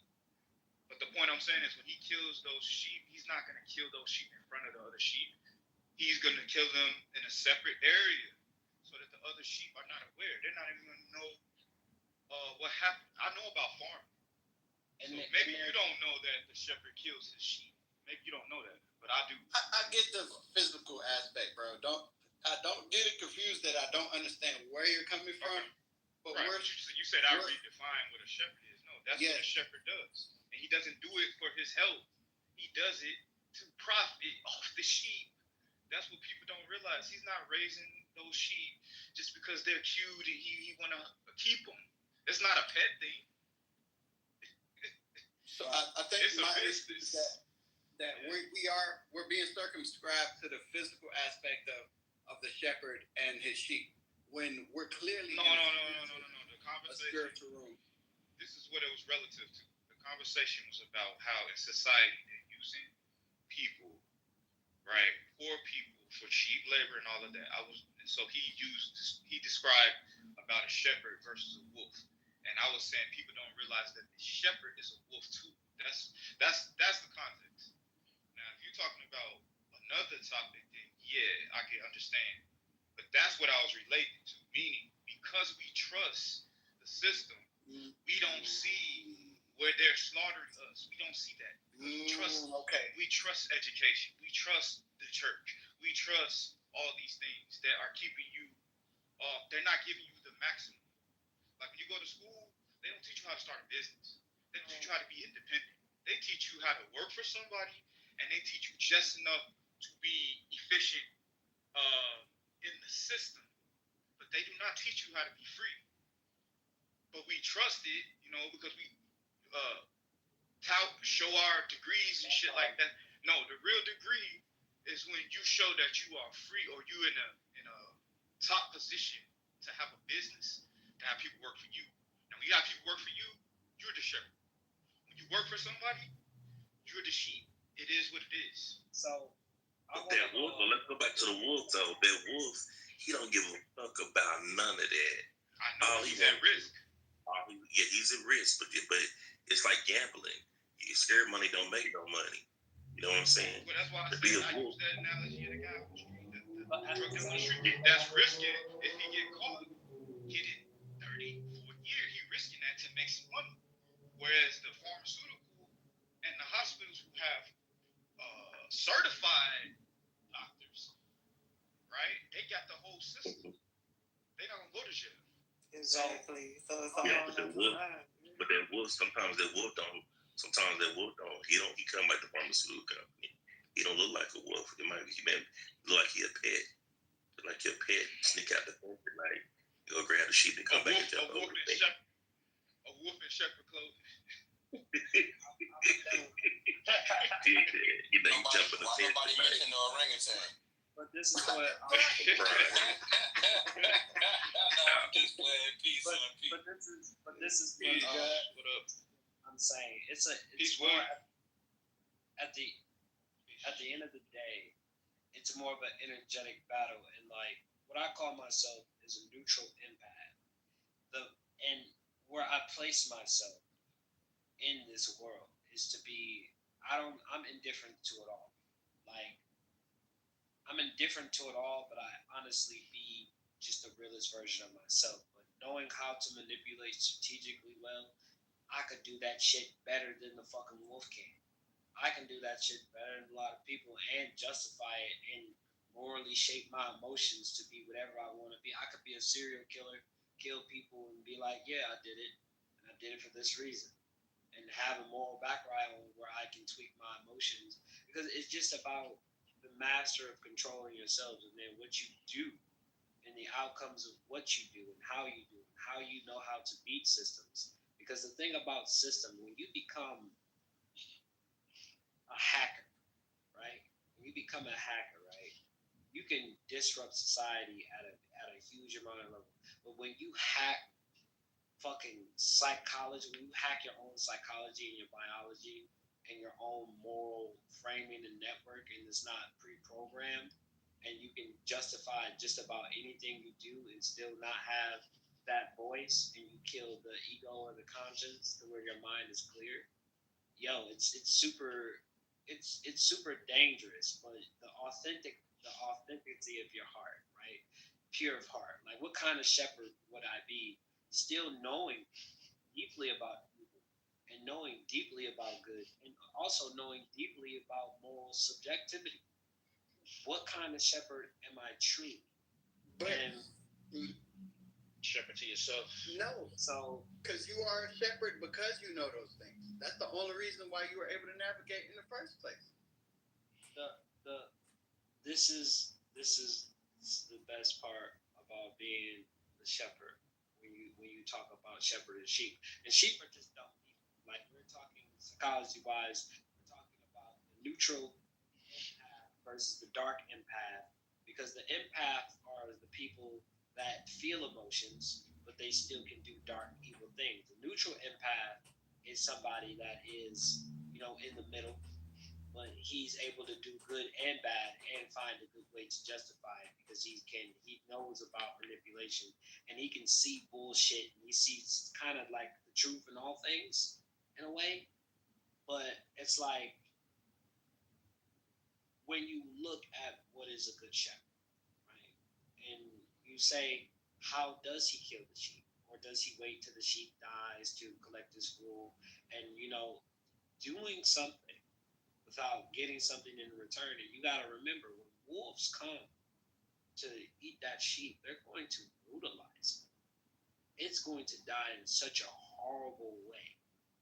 And it's not like when you kill animals to either eat the animals or use it for its fur, or if they just die naturally, or however you do it. It's more of in a way of returning for peace, because that's the essence of the energy. The sheep don't mind being docile because they can't help it. That's their nature. They won't be able to grow into what they can be. They can only be sheep. So you protecting them, even from them damn selves sometimes, because people are fucking idiots. And you have to protect people. You have to have contingencies for dumb people from themselves sometimes in order to beat the fucking wolf. But here's the thing about shepherds and wolves: they die to each other all the time. It's no equal playing field when it comes to that. And then you have some shepherds that will turn on other shepherds. So when you start to boost up the meta, it's just a very dangerous game of who do you trust. And you spoke of morality, right? Like you with the last thing you just said, basically, you talking about moral compass. Actually, you know that when you're a shepherd and a sheep, no matter what you are, you're gonna have a different moral compass. Actually, and you said all the sheep can do is be a sheep. Some sheep become rams. So then get them, piss them off enough, you'll start growing some horns and get active. That part, and I think that's where the process of how we're building the premise and our understanding it. I can respect where Son is coming from, and even to Unity. I can respect where y'all are coming from, but there's this overarching idea of where Daniel has these prophecies, and then you can even hear 22 talk about certain rams, and it's almost like if we choose not to take the whole scope of the symbolism of how we're talking, we may not be able to illuminate something that actually could be actionable. You get what I'm saying? Yeah. My description was just relative to that conversation because we're talking about metaphorically the situation in America and in basically the economy and just in capitalism. Yeah, see, some societies and systems are not capitalist, but we are. So I'm saying, in that situation, knowing that there's only two positions in capitalism. You're either the capitalizer or the one being capitalized on. And a lot of people can't accept that for whatever different reasons because they don't want to accept, they may be too harsh of a reality. But it's true. If you are not the one in the front position, you're the one being, predated. It's only predator and prey. And now a predator in our society is a business owner. Why? Because they're producing, they're selling, and they're gaining an advantage. So this is why when you work a job, they're taking advantage of you. They're taking advantage of you. So you have to look up the word. You have to look up the. Hold on. You have to look on. You have to look at the word employee, right? Employee is a word that people take for granted. It sounds innocuous, right? It sounds. It does not have a negative connotation, seemingly to it, right? That we can usually think of. But if you know about what the word ploy, look up the word ploy. This is what they're talking about. And it's actually in there because we got a speaker. He's not in here now. But it's a guy who comes in here named Daniel. And he speaks French. He knows about what it means, a ploy.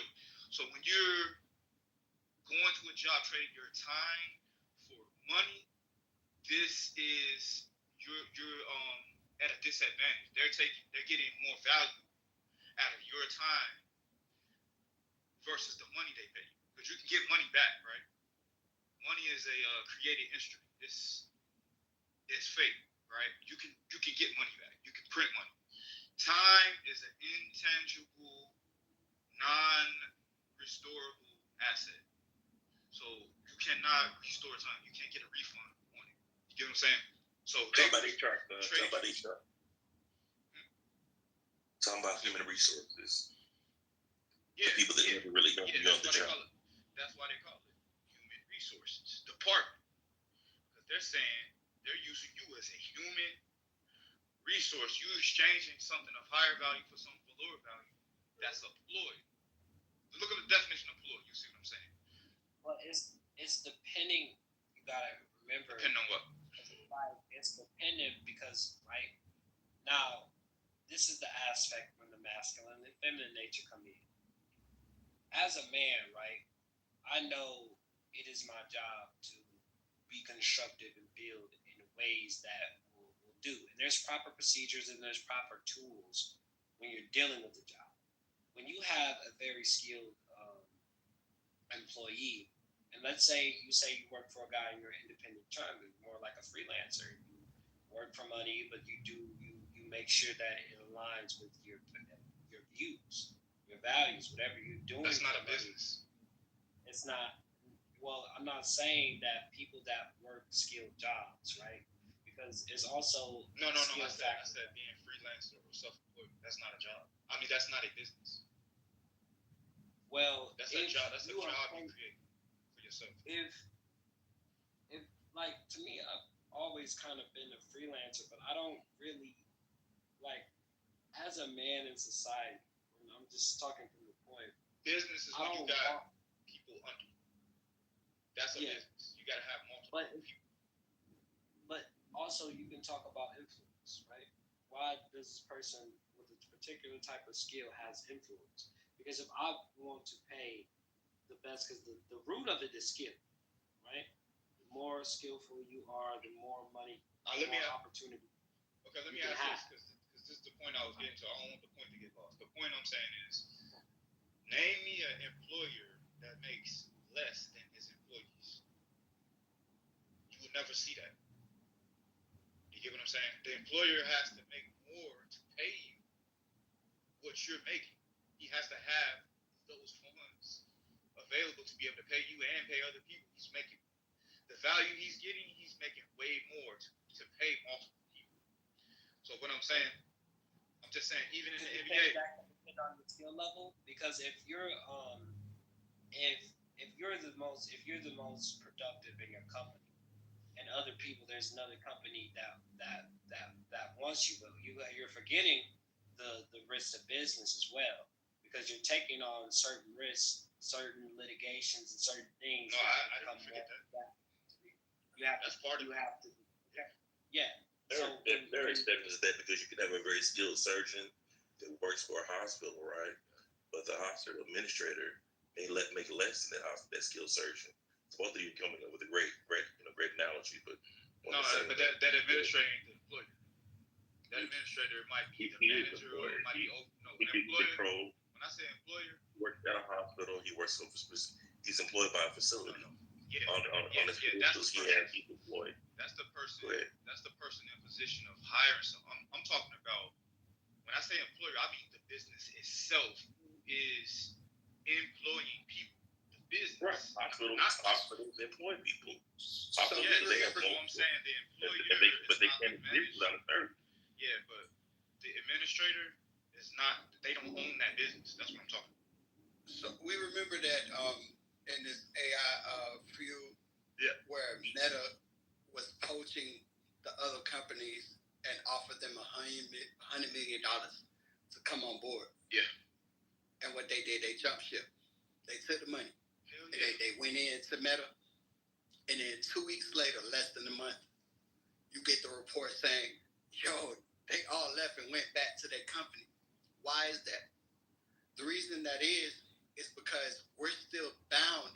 We still bind ourselves by contracts. And this is what validates any employer or anyone to even have agency or to dictate how we move, because reality is built off of covenants, right? We're old enough to understand that reality is built on covenants, but because it requires the signature, means also too, someone has to subscribe to the culture of how that shepherd or that manager operates, or how that corporation operates, that appeases or feels the need that they have. So what I'm conveying is that, these people make the choices to put in an application. And it might be their fault that they don't understand the culture when they get there. And I fell victim to that. And I rose up above it because I was one of the few people who came in the door in a printing press company and decided to take on a 7-pocket stitching machine where people was being there for 15 years and never thought that they could ever learn how to work that machine. Exactly. So I'm pretty sure that $100 million check did not go in the administrative bank account. They probably don't even know what bank. It's an employer they at the top. You know, it's a board. Yeah, that's what I'm making a point of saying. When it comes to this stuff, it's a lack of knowledge. My people perish for a lack of knowledge. When people apply for jobs, it's because they don't know how to create their own business. That's the only reason. That they've been trained that, this is how you make money. This is how you make income.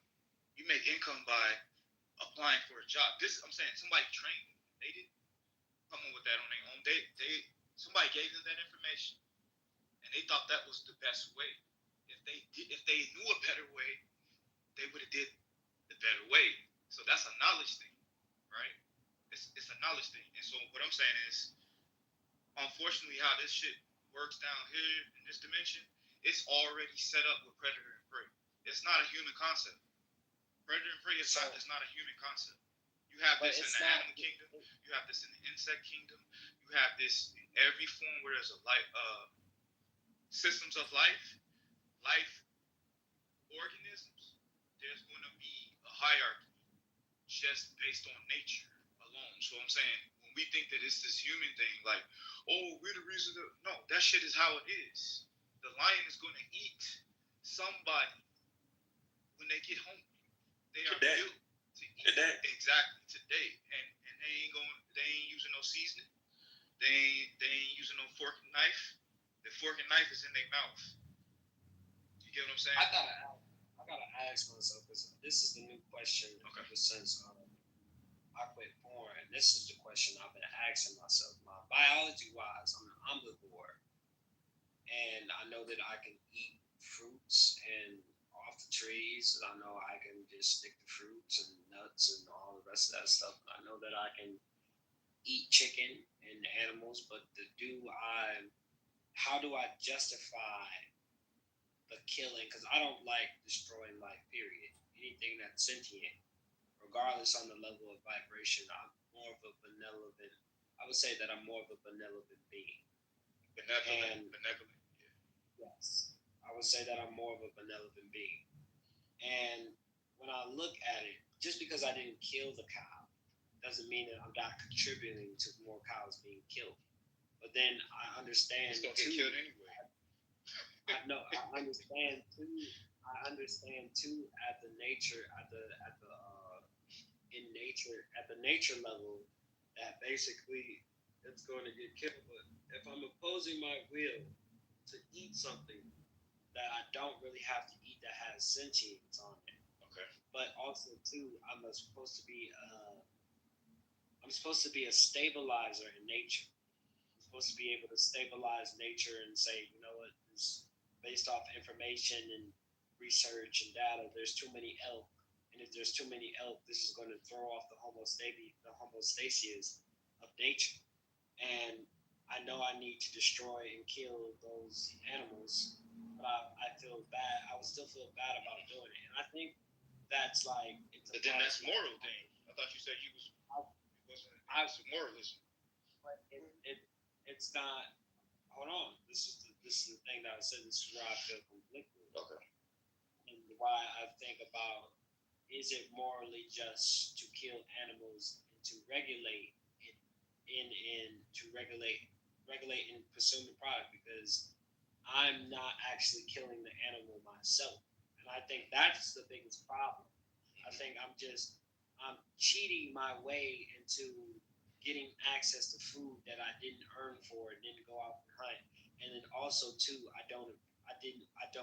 therefore, since I didn't actually work for it, I'm not really appreciating it. And I don't have to really Unity. Bro, I'm getting ready to go eat breakfast. It's gonna involve some beef. I work for this money. And I'm gonna go spend it. And it's all about energy. When you start going there, it's all about energy, man. That's all we've been talking about all morning long. It's about energy, how to harness it, how to hold it, and when to let it go. That's what this experience is about that we're dealing with here. You come here energy. You gotta. Matter of fact, you come here energy, right? You take on a physical, right?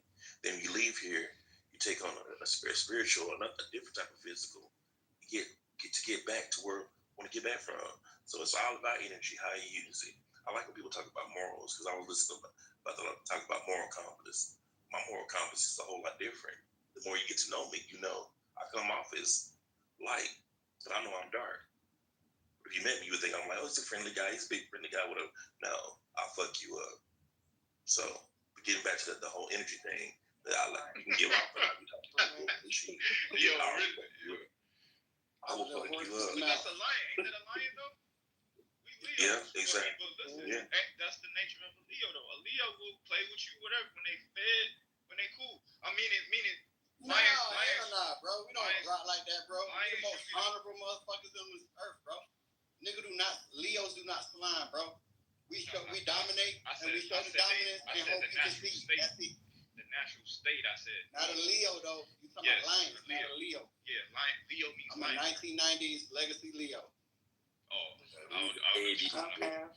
But Unity, sorry to interrupt, but I wanted to say this to you, Unity. Like, you know, you're very smart. You have studied a lot of things, but as I love that you study and you fill yourself with knowledge. But as a sister, I'm gonna tell you, you gotta be more of a student, bro. Like for real, the way that you think, like you rejecting God, but all of these things that you have questions about was started thousands of millions of hundreds of thousands of years before you got here. So you can't be so absolute in your thought to where, you feel like, oh, okay, you know this and you know that. You only 23. You only been here 20 years in this system. These things were set up way before we even came here. We just woke up in this.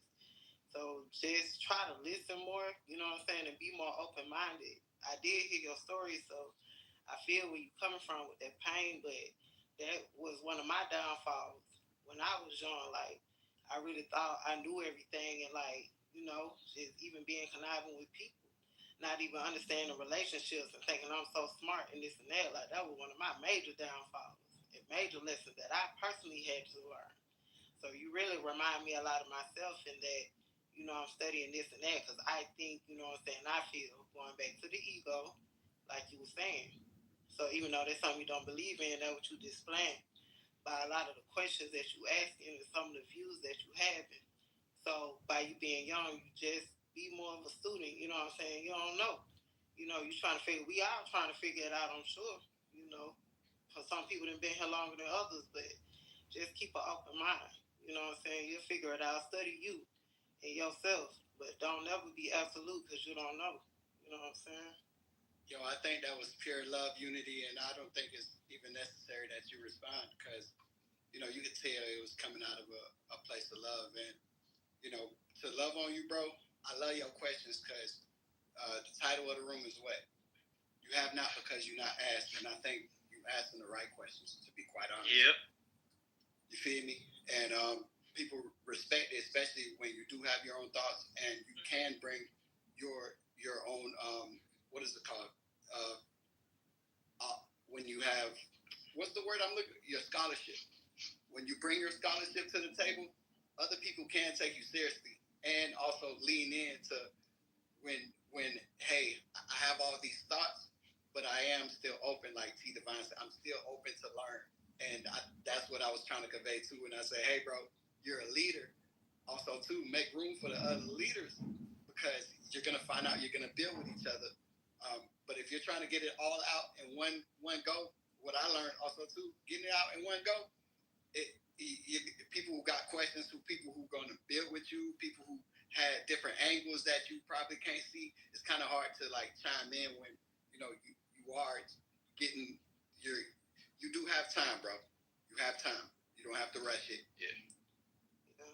Especially being in pocket. I would say it's every. And peace to the gang in the goo. Nothing tripped up. Peace to the gang in the group and everybody I didn't get to see because I'm not always looking at my phone. But look like we got a full house. So I think we can start. I'm gonna start opening up the mic for everybody else to speak because we want to hear y'all lovely voices. And good morning to everybody. Good morning. Ain't no bro. Ain't no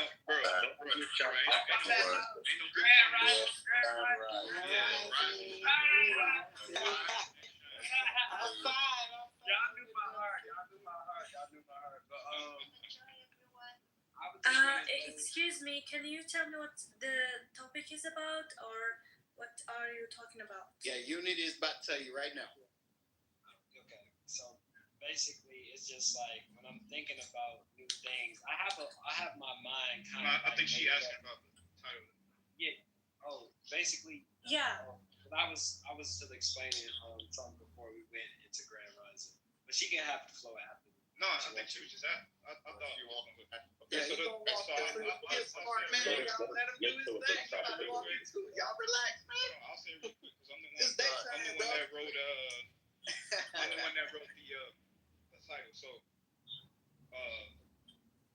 it's you have not because you asked not, right? Not. And then we did a little poll, and it looks like it's almost even. It's almost even. It's like 50 to 51% of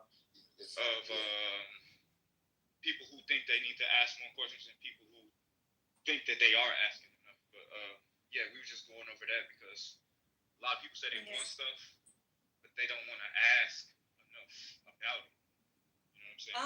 Okay. So yeah, but that was the title. Oh man, I got to get my cash app. Since we got this love, unity, and understanding, and all the more accomplishment, I'm thinking we more of it for everybody. So you that shepherd, huh, son? Not son. Do you mean the category? That wool off your back. Let me get that cash back. Oh man, I realize. Sorry, interrupting, but do you mean that are you mean the category of people who are shy and for asking things? Yeah, and also the category of people who they don't ask enough questions about things, and that's the reason why they don't have what they're looking for because they're scared to ask. Oh, yeah. To ask, yeah. They're afraid to be told no. Yeah, they don't ask people. And they're also afraid to be told no. But the reason why have you ever had a question, Mimi, that you wanted to ask someone, but you were afraid to ask? I thought it made you feel it. Yeah, people have had that. But and sometimes then you begin shallow. I'm talking about with the question, they may ask like one question, and then they stop. You see what I'm saying? Have any of y'all ever seen Pursuit of Happiness with Will Smith? Yeah. Yes. Okay, that movie was about Chris Gardner, right? I knew Chris Gardner, and I didn't even know that was him when I knew him, because I was working downtown at Water Tower selling like suits and stuff, and he would come in to pick ties and all that, and I would talk with him all the time. I just didn't know that movie, when the movie came out like after, but I was like, wait a minute. So I saw the movie, I said, oh, that's him. But anyway, if y'all seen that movie, his life changed because he asked a question. That was the turning point. He could have asked the guy, it was a guy with a nice car, a fancy car. Instead of him asking, hey, you got any change? He asked him, what do you do for a living? The same with Wolf on Wall Street, when he seen that man, he asked him, can I work for you? Yeah. These same questions, right? When you ask these questions, it sends you on a quest, and I think sometimes that's why people don't ask, because they start to see that this is going to require them to do things, accountability, Sure. And so it's like, I ask, and it's going to ask for something, and it's going to require me to give something to receive. So it's a transaction, and I think it's like a doorway that you can look into when you ask, okay? And then as soon as you ask, it asks you something right back, right? What are you prepared to trade? That's why I like that the anime Full Metal Alchemist, where it talks about the exchange that happens all the time, the universal exchange between time and energy. and the transactions that are continuously happening. And so when we ask these things, even these shows about different dimensions, it always highlights that there's never a grass is greener, because anything that we think we would like to receive on a parallel universe, something that we already have, will be taken. And so it's just like this butterfly effect of like, that's why I believe it's so important for us to keep our hands open and to surrender, because everything is to be experienced, but not to be possessed, right? And you see it all the time. People will become possessed by what they possess, right? It started off with they own it, and then it becomes something that owns them. And it becomes their master due to the way their relationship with it becomes one of identification. And so it's I think it's really dangerous to ask, almost like it's like, would you be careful what you wish for, because it's like you ask not knowing what you're going to have to give to receive. It's just like you see it in the Bible with all the sacrifices. Sometimes God, they were sacrificing the best of their crop, not the worst, right? You can't just give up something you don't really care about, something folly. No. You must exchange something of importance if you want something of importance. You know So what's crazy about that shit, bro? You just opened my eyes to something, bro. Dog, and this is why I fucking became, oh my God. But it's still fucking amazing, but bro, that shit is deep. Because look, when I was younger, I always asked to know the truth. My biggest hate trick was confusion. And I hate that the kids are growing up confused. People don't have an understanding. So that's why I cleaned the knowledge. What I gave up was, and what is the giving up of truth? It's giving up the relationship with God. And that's when you understand the deepest truth. You no longer have access to a relationship with God because you become your own God. And that's the problem. And it makes perfect sense. If you're a real seeker of truth, like a real seeker of truth, like even not just truth just to get money or just, I'm talking about universal laws, like understanding physics and what it is. And then I discovered this, I came up with this theory called neutral forces. There's neutral forces that are always not keeping the world in balance, but as you know, it's love. There's no internal world without the external world, but in the middle there's a center. And through that, it's infinite on infinite stacks with bigger infinities. And through the imagination realm, that's where we're connected. And it's crazy because I came up with this theory, right? You either choose depending on when you come to really actually seek the truth. And that's when they talk about this thing called life paths. But it really depends on the frequency that you're tuning into, because frequency level is just awareness. And after you get to a certain level, the universal transaction that you trade is God. You become. I'm not trying to cut you, but I ain't know if C's because he was cooking. Was you still? I don't know if you still get to a point. Yeah, no, you're good. I don't know if he finished his thought though. You good? You there, C's? Yeah, I'm here, brother. Yeah. I'm all about the flow, bro. So. Yeah. No, I'll just make sure. I saw T come on her mic too. So.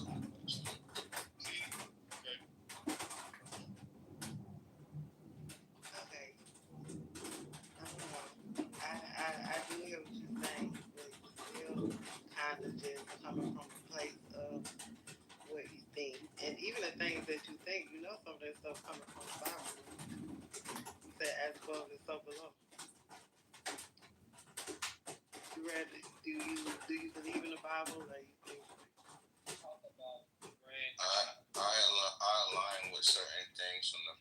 However, in my studies to find God, I found that these statements were beyond the Bible. You know, these were not just things that belonged to the Bible. That was what I was raised in.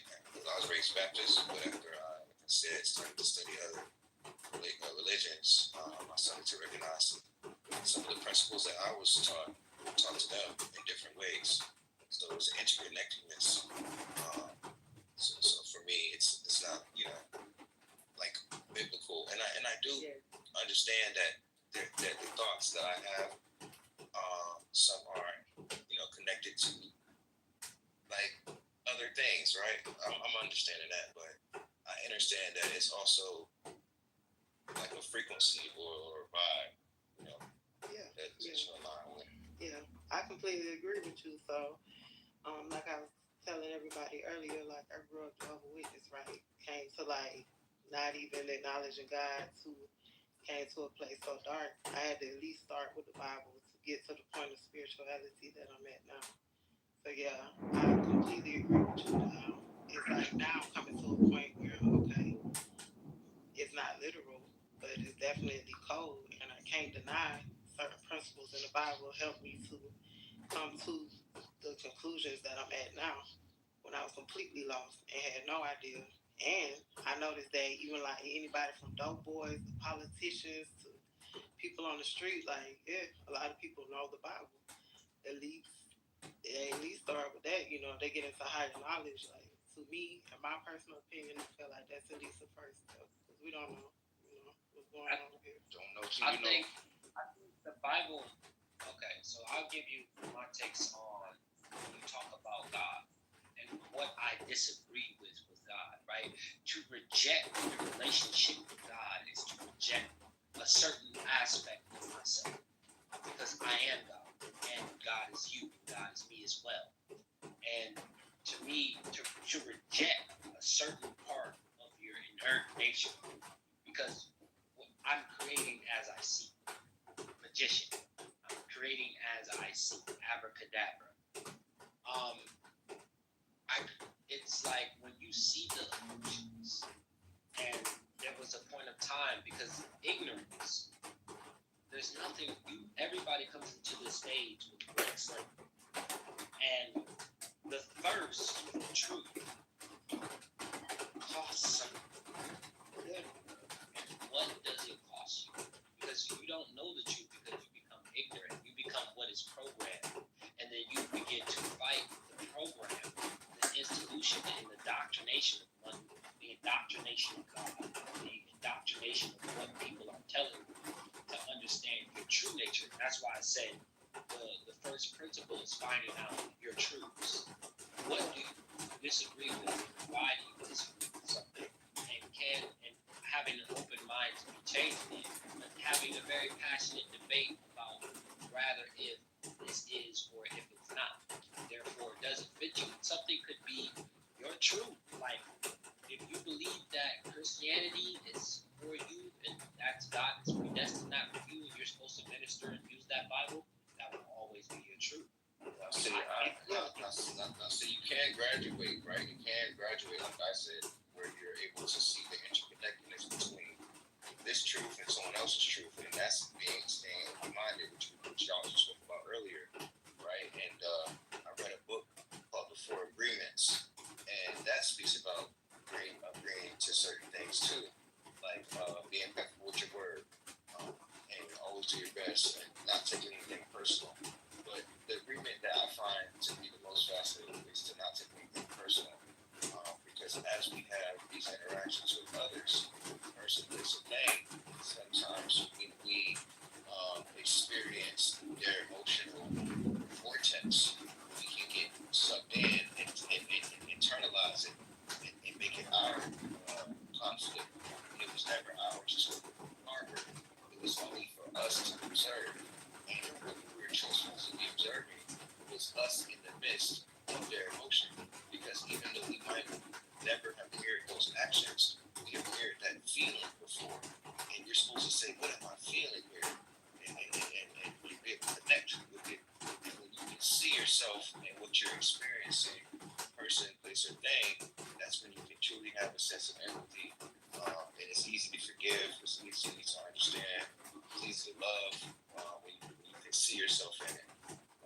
When you separate yourself from your experience, right? The I, the ego, it creates a disassociation that makes you can harbor feelings of jealousy and envy, hatred, and all types of emotions that block, right? These are blocking, so we talk about the flow and energies, like the blood that circulates within us in the heart, right?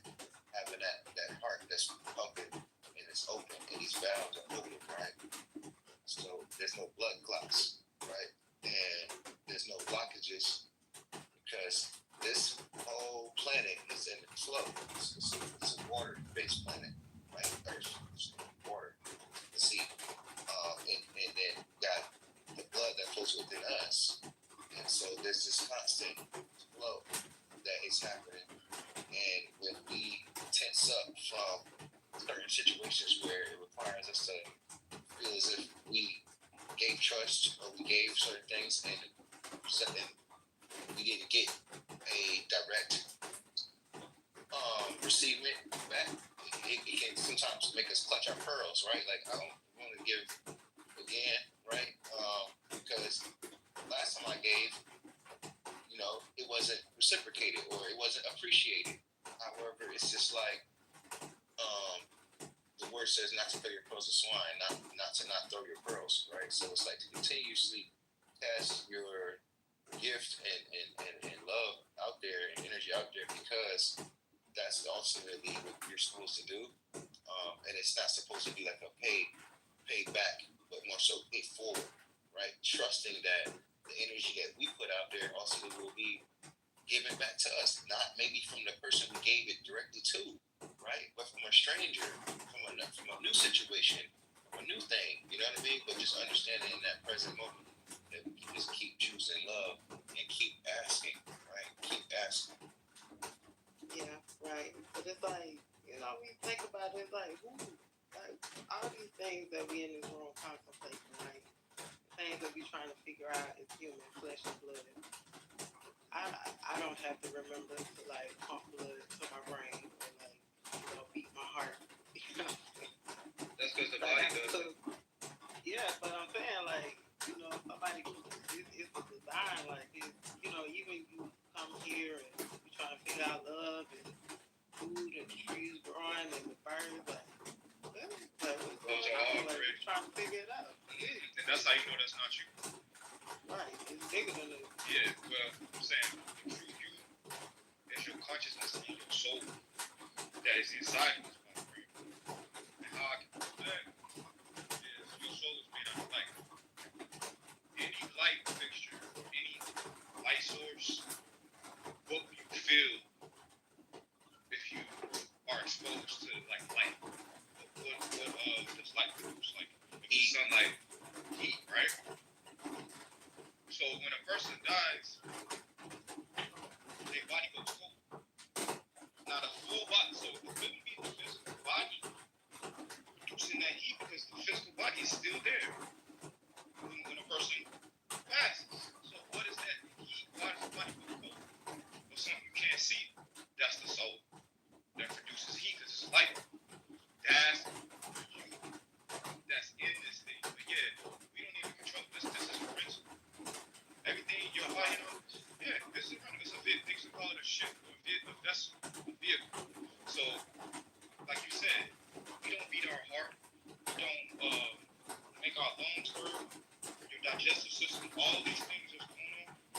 You use this body, but you are not the body. And I think we get lost in the Western man's philosophy when he teaches that you are the body and that's it. God, that's it. That's bullshit because he doesn't have ancient knowledge of the Eastern world because he came in to get and gain and take, right? That's what he put first. So he thinks that's all there is. Now they are starting to learn now, right? Because shit that we already had, like fucking quantum physics and all that. No, all they're trying to say is things not visible that produce what you see in the physical. They want to give it all these, for ego stroking purposes. We're gonna make a new name like we invented it, but yeah, I'm saying that's the essence of who you are. It's not this vessel. It's not this world. This world is basically like a computer system. Yo, son, can we just touch on that real quick, bro? Because I really have a true disdain for that, bro. Where they reinvent the words for actions they were already doing and throws people off as if it's something new. It's like, but it's like, the old expression, there's nothing new under the sun, right? And then, they said that the 13th Amendment abolished slavery, and then now we're having a quote-unquote human trafficking issue in America. It's like, well, what the fuck is human trafficking? Is that not slavery? Well, no, you see, that's what I'm saying. It's all these... Well, yeah, exactly, but it's semantics. Right. Semantics. Because it said accept. It said accept. I'm like, wait a minute, hold on. That's like me telling you, ain't gonna be none of that in here. Except, wait, hold on, except.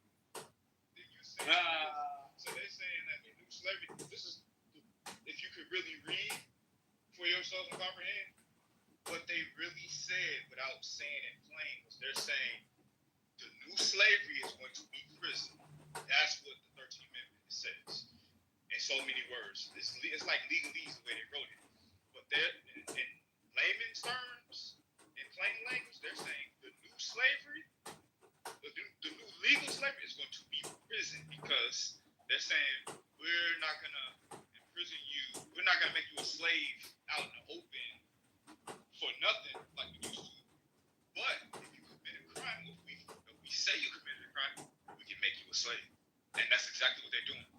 And then the judicial system is so rigged with the whole needing a lawyer that has certain connections to the judge because some of these charges that they throw at people are completely ridiculous. But if you get a public attorney, they don't have, a public defender, they don't have the time to truly sort through cases. So many people are wrapped up in the prison system simply because they didn't have the right amount of money to get proper representation when they went to court. And it's just like that's the part that really, for me, it's just saddening because it's like not because they're criminals, not because they're a bad person, not because they deserve being there, but because they didn't have enough money. They know how to play the game. It's a game. When you go to a court, you play a game on the court. It's culture. It's culture. What is cult? You have to, in any aspect, there's game theory, there's a way of how to play certain things, and everything is a game of chess. It's very strategic. And the deeper your philosophy, and I want to explain this too. Do you know there's sometimes there's so many moves on a chessboard. A chess grandmaster would sometimes just stare into oblivion. And they call it because they're such in a state of flow that they literally become one with chess. Bro, nigga, if you focus on whatever you focus on, you literally can become in a state to where your psychosis is whatever it is. When I believed in God, that was the most powerful, spiritualist psychosis. I was seeing demons. I was healing people. I had this, but really, it's all confident. Oh yeah, Really, what it really is, I was saying, but really, what it is just, it's just raw confidence. It's like, because what is hope? Hope is confidence. Really,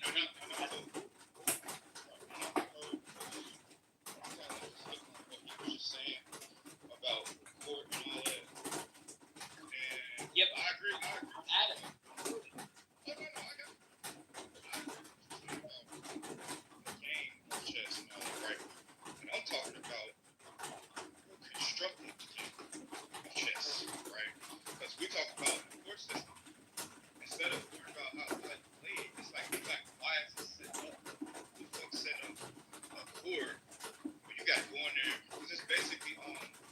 ever watched Jeopardy?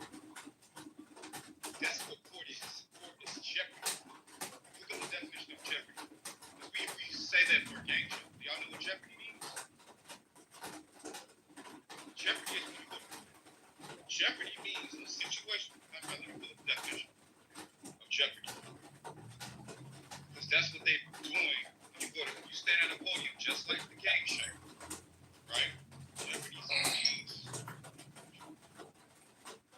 Okay. Danger. Move down. Jeopardy. Calm. Just be calm. Explain yourself. Just calm down. I didn't know I was like that.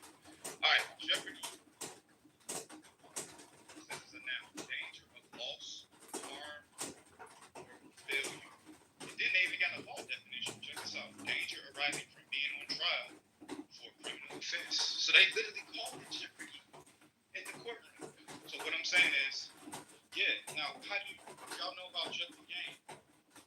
How you play is based on how you say the shit. But you can have the right answer in Jeopardy, right? But if you don't say what is, yeah, you'll still say it's incorrect. So that's about formality. And it's a fucking game. So even in court, even if you're innocent, you know, whatever, you don't do it in the right format, you don't suggest it to the judge in the right way, they'll still reject it. So it's a game. And there's an audience, they call it a jury, right? And there's a referee. That's what a judge is. The referee is a judge. And they have you and the other person if someone's suing you. So that's the player defender. And you gotta hurry up and say the right words before the other person says the right words. And then that's why they say you win or lose your case. You can only win or lose a game. What do you mean I won my case? How can you win something? So, point I'm saying, yeah, it's a game they set up, and this is the game of why we go in a courtroom. If you don't know how to read legalese and law, we're all what's the word? Illiterates. We're all illiterate. Like I'm talking about the common person. The only speak English. You're illiterate because you don't know how to speak in the game. In the game language. So this is how they take advantage. If I'm talking to a baby, right, and the baby don't know big words, I can get that baby to sign whatever. I'm like, listen, I will give you 100 lollipops, right, for this. You see this gold you got right here, these gold bars that you don't know shit about. I will give you 100 and a PlayStation 5. Yo, really? I'll get all of that? But he don't know nothing about how to read. He don't know that the gold bars he got is worth $500,000, right? That's priceless. So this is how they play with you in court when they get you a plea deal, all this stuff. You don't know how to read legalese, you don't know how to read contracts, all that shit. The lawyer went to school to learn that language of legalese. So you're paying him to basically read for you, just like a baby would pay an adult or get an adult. Hey, can you read this for me? Because I don't know. See what I'm saying? But even then, you got to get somebody who knows how to play the game. Just because they know how to read the game and participate don't mean they're actually good. So these people that pay these Jewish people, it's like paying somebody to play a video game, but they like one of the top. Like they mastered that game. They know like it's a 90% chance if they play, they go that you gonna win. But you gotta have the money to pay for somebody to play for you because you don't know how to even read the shit, you know. But yeah, it's a joke, and that's how they. Can I? Yeah, go ahead. For sure. Yep. Peace. The trick is that keep us, no matter. It's tricky. I remember I told you this a long time ago. It's a puzzle of numbers. And because I know, remember, it's from 1 to 9 is the everything. And if you add even the alphabet and add a lot of things, it goes back to that. And sometimes I probably know 9, not 9, 5 out of the 9. So I know the majority. And don't matter about the age, because if you know it from you're young, you're at a position like you're grown, because it comes back to what you do know, and it do give you that strength. Because I could be 1,000 years old if I don't know what I'm supposed to know. The 2-year-old is more valid than the only time it comes around to me is when questions that the 2-year-old didn't experience yet, that will give me back a little strength. But it comes back to knowing. And this is a game. And it's many dynamic of the game. Because we are talking all of this that is in Earth. A lot of this starts from before we become in Earth. Because a lot of this that's going on come from we was in Sirius, right? And then what happened in Sirius had to happen here again to validate it. And it's just tricky because it's like what is going on right now between humans, it's the Moors and the Europeans, the Caucasians, at disagreement, and through their challenges, we're living what's going on right now, right? And before that, it was structured another way. The point that I'm getting it is from the 2/3 attack the 1/3. What's today's date? Is the 1/3. Come on, 1/3. I'm a 1/3. Right. So that, and it comes in many different angles, right? And it's not easy for one to grasp it all. It's not. And even sometimes when you do know it, this experience will distract you, right? You will have all the answers, because before you even learn, all the answers is within this the mind, I should say, part of the body, right? Because the mind goes back to the universe, unlimited. Each individual got everything, but yet still they're oblivious because they don't know. And then it's structured with who's is setting up all of this foolishness to mislead one not to get up or not to do the thing that give them benefit. It's structured to keep you dependent as a dependent, because when you come here, you can't remember nothing that's not here. And everything that is here is everything. That's a fact. Well, think about that word. The word games they play. They didn't tell you you was free. It's not free day. What do they call 4th of July? Independence. They're saying you are independence. But you think you free. And then they didn't give you free. They gave you freedom. Freedom. It's free to those who are dumb. They think they free. The ones that know you ain't free. You independence. Independence Day. So that's the point I'm saying. All of these, this is how they know if you know or not. So I was in a room on TikTok yesterday. the question was, is ignorance bliss? And I was like, ignorance is only bliss when you don't know that you're in ignorance. You think it's bliss. But once you see your ignorance, then you realize, no, it was not bliss. Bliss is when you are free. But when you think you're free and you're not, how would you know what free is? Just think about that. If you think you're free, you don't know what free is. So yeah, ignorance is not bliss. Ignorance is piss. You just can't smell it because it's been on you so long. Like, it's people that can smell like piss so long, they don't smell the piss.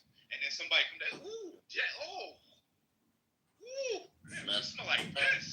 They like, what piss? Smell like what piss? Smell like a ram. Like, God damn, you smell like piss. That's ignorance. Ignorance is piss, not bliss. But you can't smell like it. Now, knowledge is when you find out that you smell like this. That was good, son. I want to point that out. That was real good. I like that. But yeah, ignorance is piss, and then knowledge is when you find out that you smell like piss and you ain't know it. That's the difference. You're like, oh damn, wow, I smell like that. Hell yeah, we was trying to tell you, right? You wouldn't listen. You know, this is the funny thing about the human experience. You know, you can get used to anything, no matter how crazy it is. Meaning, you could be around something that smells really fucked up. Do you know if you stay around it long enough, you won't smell it as strong? But a person with a fresh nose that come in, they be like, fuck. Oh my God, what the hell is this? And you're like, what is it? You don't smell that? You don't smell that? So that's what ignorance, you could be blind to your own ignorance, and that's called freedom. Freedom.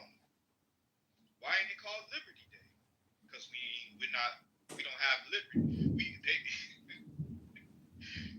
we have liberty, but we have privilege.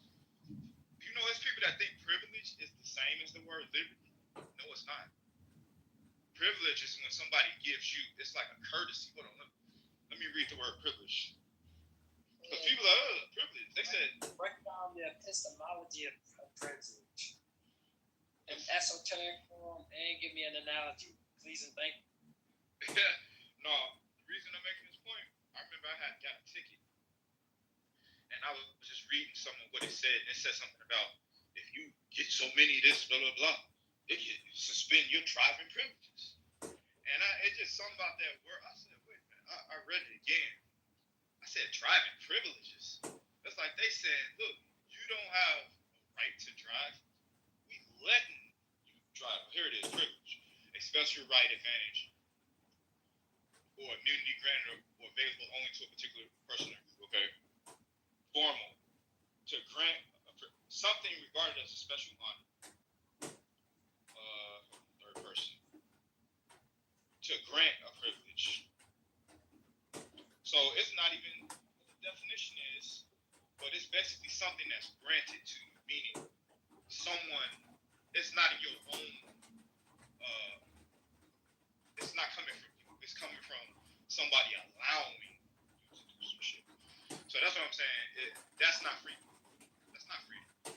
Or that's not free. Yes, you can get the etymology. The etymology, yeah, let's look at the etymology. Privilege is conditional. Privilege is conditional and can be removed. That's correct. Just like conditional love. You know, most people have conditional love. We got conditional. Well, can I break it down? Yeah, hold on. Break it down? Yeah, okay, 1 second. Let me read the etymology. Privilege says mid-12th century grant, permission, right, priority, privilege, 12th century, and directly from Latin, privilegium, law applying to one person, bill of law in favor of or against the individual. All right, let me go all the way to the oldest one. Middle English also had privilege and evil law of privilege, late 14th century. From, privilegium, by substitution of pravis, P-R-A-V-U-S, which means wrong or bad. And then you get the word white privilege, which says preferential treatment to Caucasians from 1960. But anyway, it says privilegium, endow someone with a special right, grace, power, etc.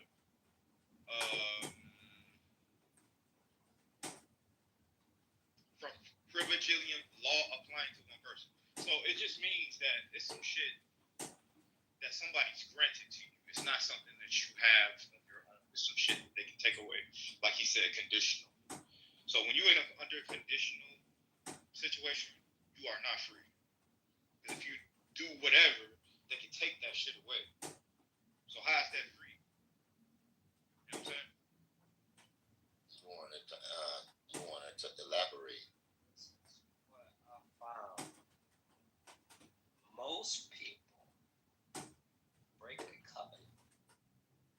if you do not protect your boundaries.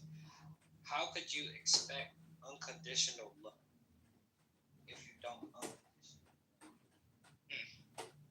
That's it. How can you want something more than you want it from others? You don't want it more than you want it for yourself, because the energy of God, because I exchange my currency with God for my actions.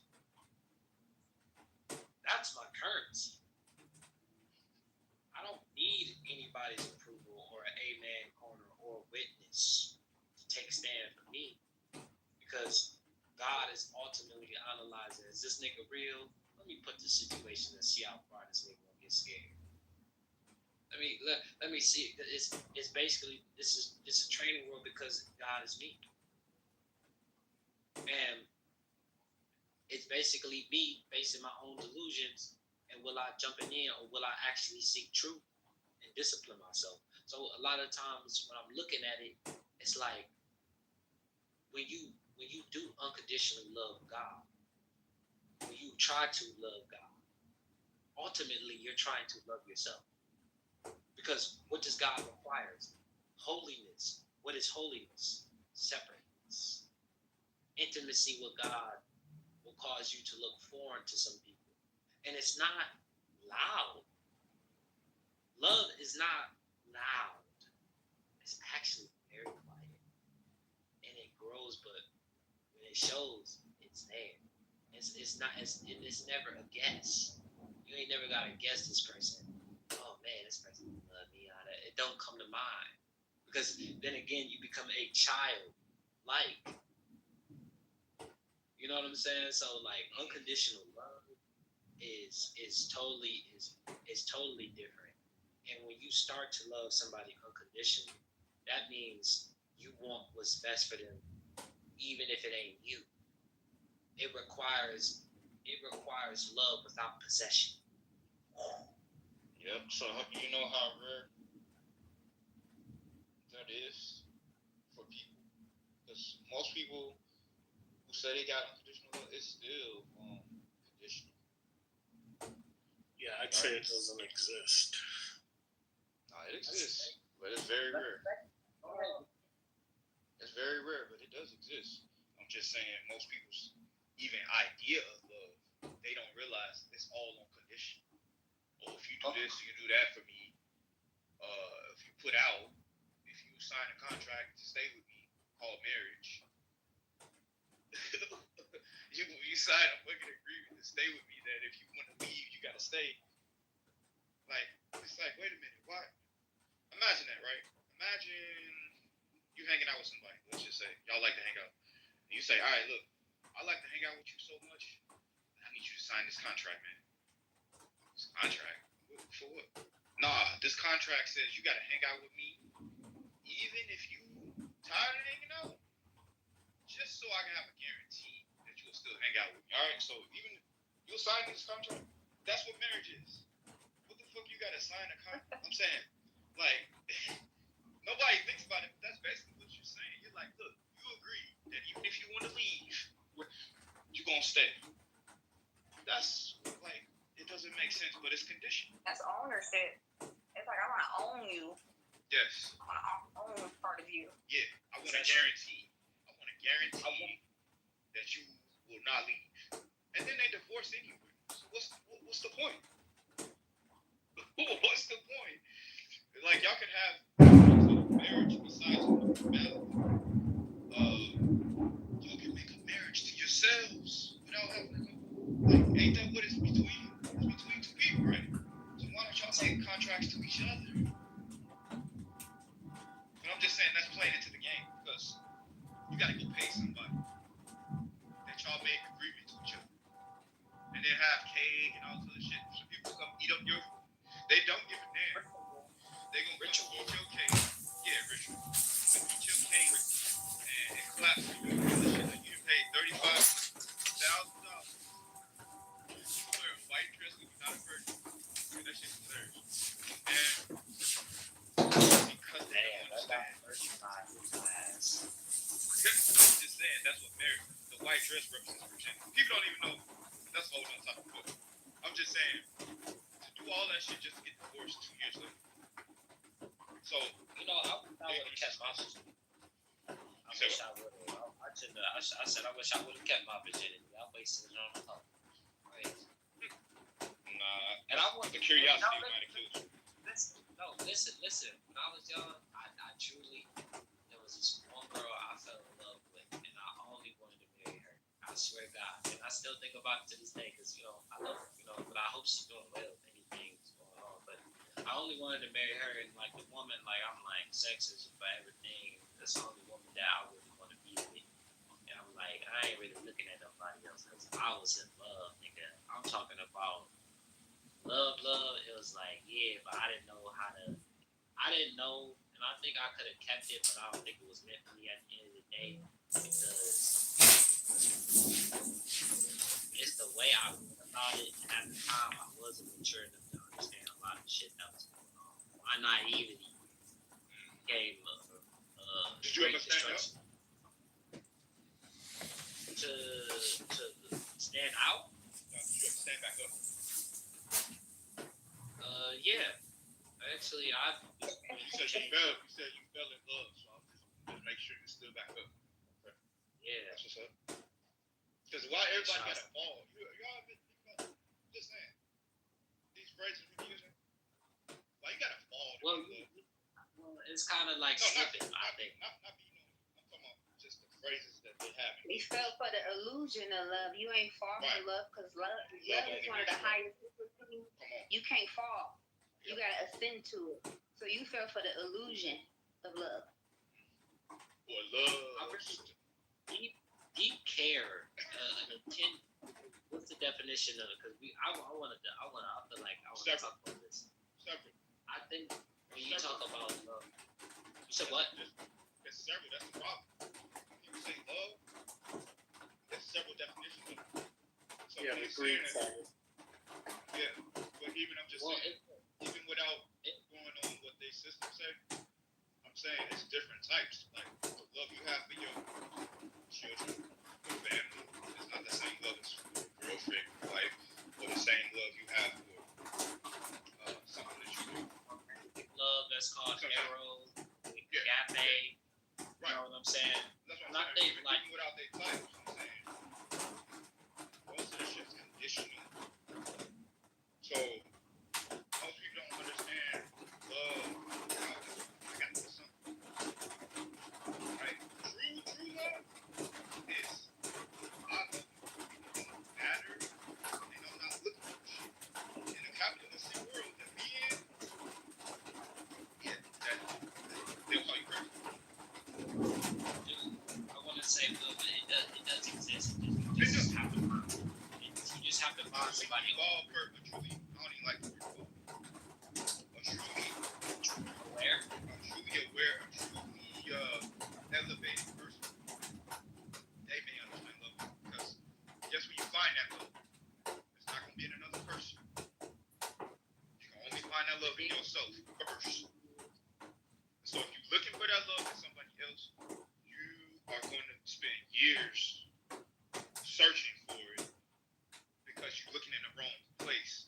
You can only get that love from yourself because that's the only place you're going to give from. I'm giving it out of my own wallet, right? So how the hell can I give you something that I don't have? So people be like, oh, I love you. I'm like, you don't even love yourself. What are you talking about? How can you give me something? It's like somebody said, I'm going to give you $1 billion. She said, I'm going to give you $1 billion. Like, you ain't got no $1 billion. I was in this one relationship, and this was my last relationship before I actually had went and said, you know what, I'm gonna control my sexual energy and really be very careful about my boundaries this time. I really said, because I was thinking like, if a girl is not meeting all my standards and my criteria, I'm not even gonna really lay down with that, because that's not even the energy I'm on. I don't need to be like watching that stuff or doing all kind of shit. Really, you can express sexual energy in a lot of different ways. It's just your sexual reserves and all that shit for it. What I found out when she said that she loved me, but yet when I was struggling and going through a lot of the things that I was going, I never asked for help, but it always played a part. Always played a part of what I was doing. Like, I could be stressed out. I could really be stressed out and not having a good day, and I'll communicate that to her. And she'll just be like, she'd just make it personal, and it just become about her. And it's just like, oh wow, you really don't really care for me. You just like the emotional support I give. Hey, son, while I agree with you that unconditional love, if you truly believe it exists, I would say it's minimal conditional is what we should be striving for, because it's my theory that unconditional love does not truly exist. And while I do believe that it does come from within, I think the idea of unconditional love, it's like perfection being the enemy of progress. When we seek unconditional love versus minimal conditional love, then we're not taking the love that's in front of us and minimizing our conditions for that love. Whereas when we call it minimal conditional love, we're putting in this realistic term that in our minds we're saying, how do we limit our conditions and how do we find people to love us that will minimize their conditions? You really feel that way? Because I think a little bit different. Like, I would say, like, from within myself. I would say I have a difference of opinion. And I would say why I have a difference of opinion is because, like, dude, I really love humanity.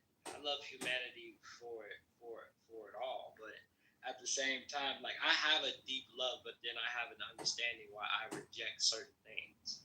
But I love it all. And if I see you out on the street and I had the funds or the material, I want to see you flourish at your highest purpose. And you don't owe me a damn thing.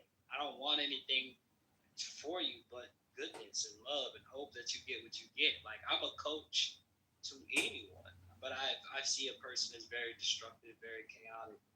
I would still lend out a hand to see if they actually want to change. Because I do believe in necessary. You're expecting change, therefore you have a condition. I have the expectation of change. But it's I want to ask Son a question when Unit is done about what he said. But it's not about expecting a person to change. It's more of like I know I will give it to you. It's not that I don't want you to succeed, but dude, you're causing so much chaos in society, and how you influence people, because that's the real currency. Influence is doing so much damage that it's like, if I reward this kind of behavior, I'm part of the problem. Which I still love that person. I don't look at him like, oh yeah, he's deplorable. Oh, he's a rapist. Sure, you have love for him, but you have limitations and therefore conditions. And I'm with you, son. I've experienced it in brief moments myself. But and we could go down this rabbit hole for like an hour, and I'll go, wait, keep going. Right? I've had this conversation.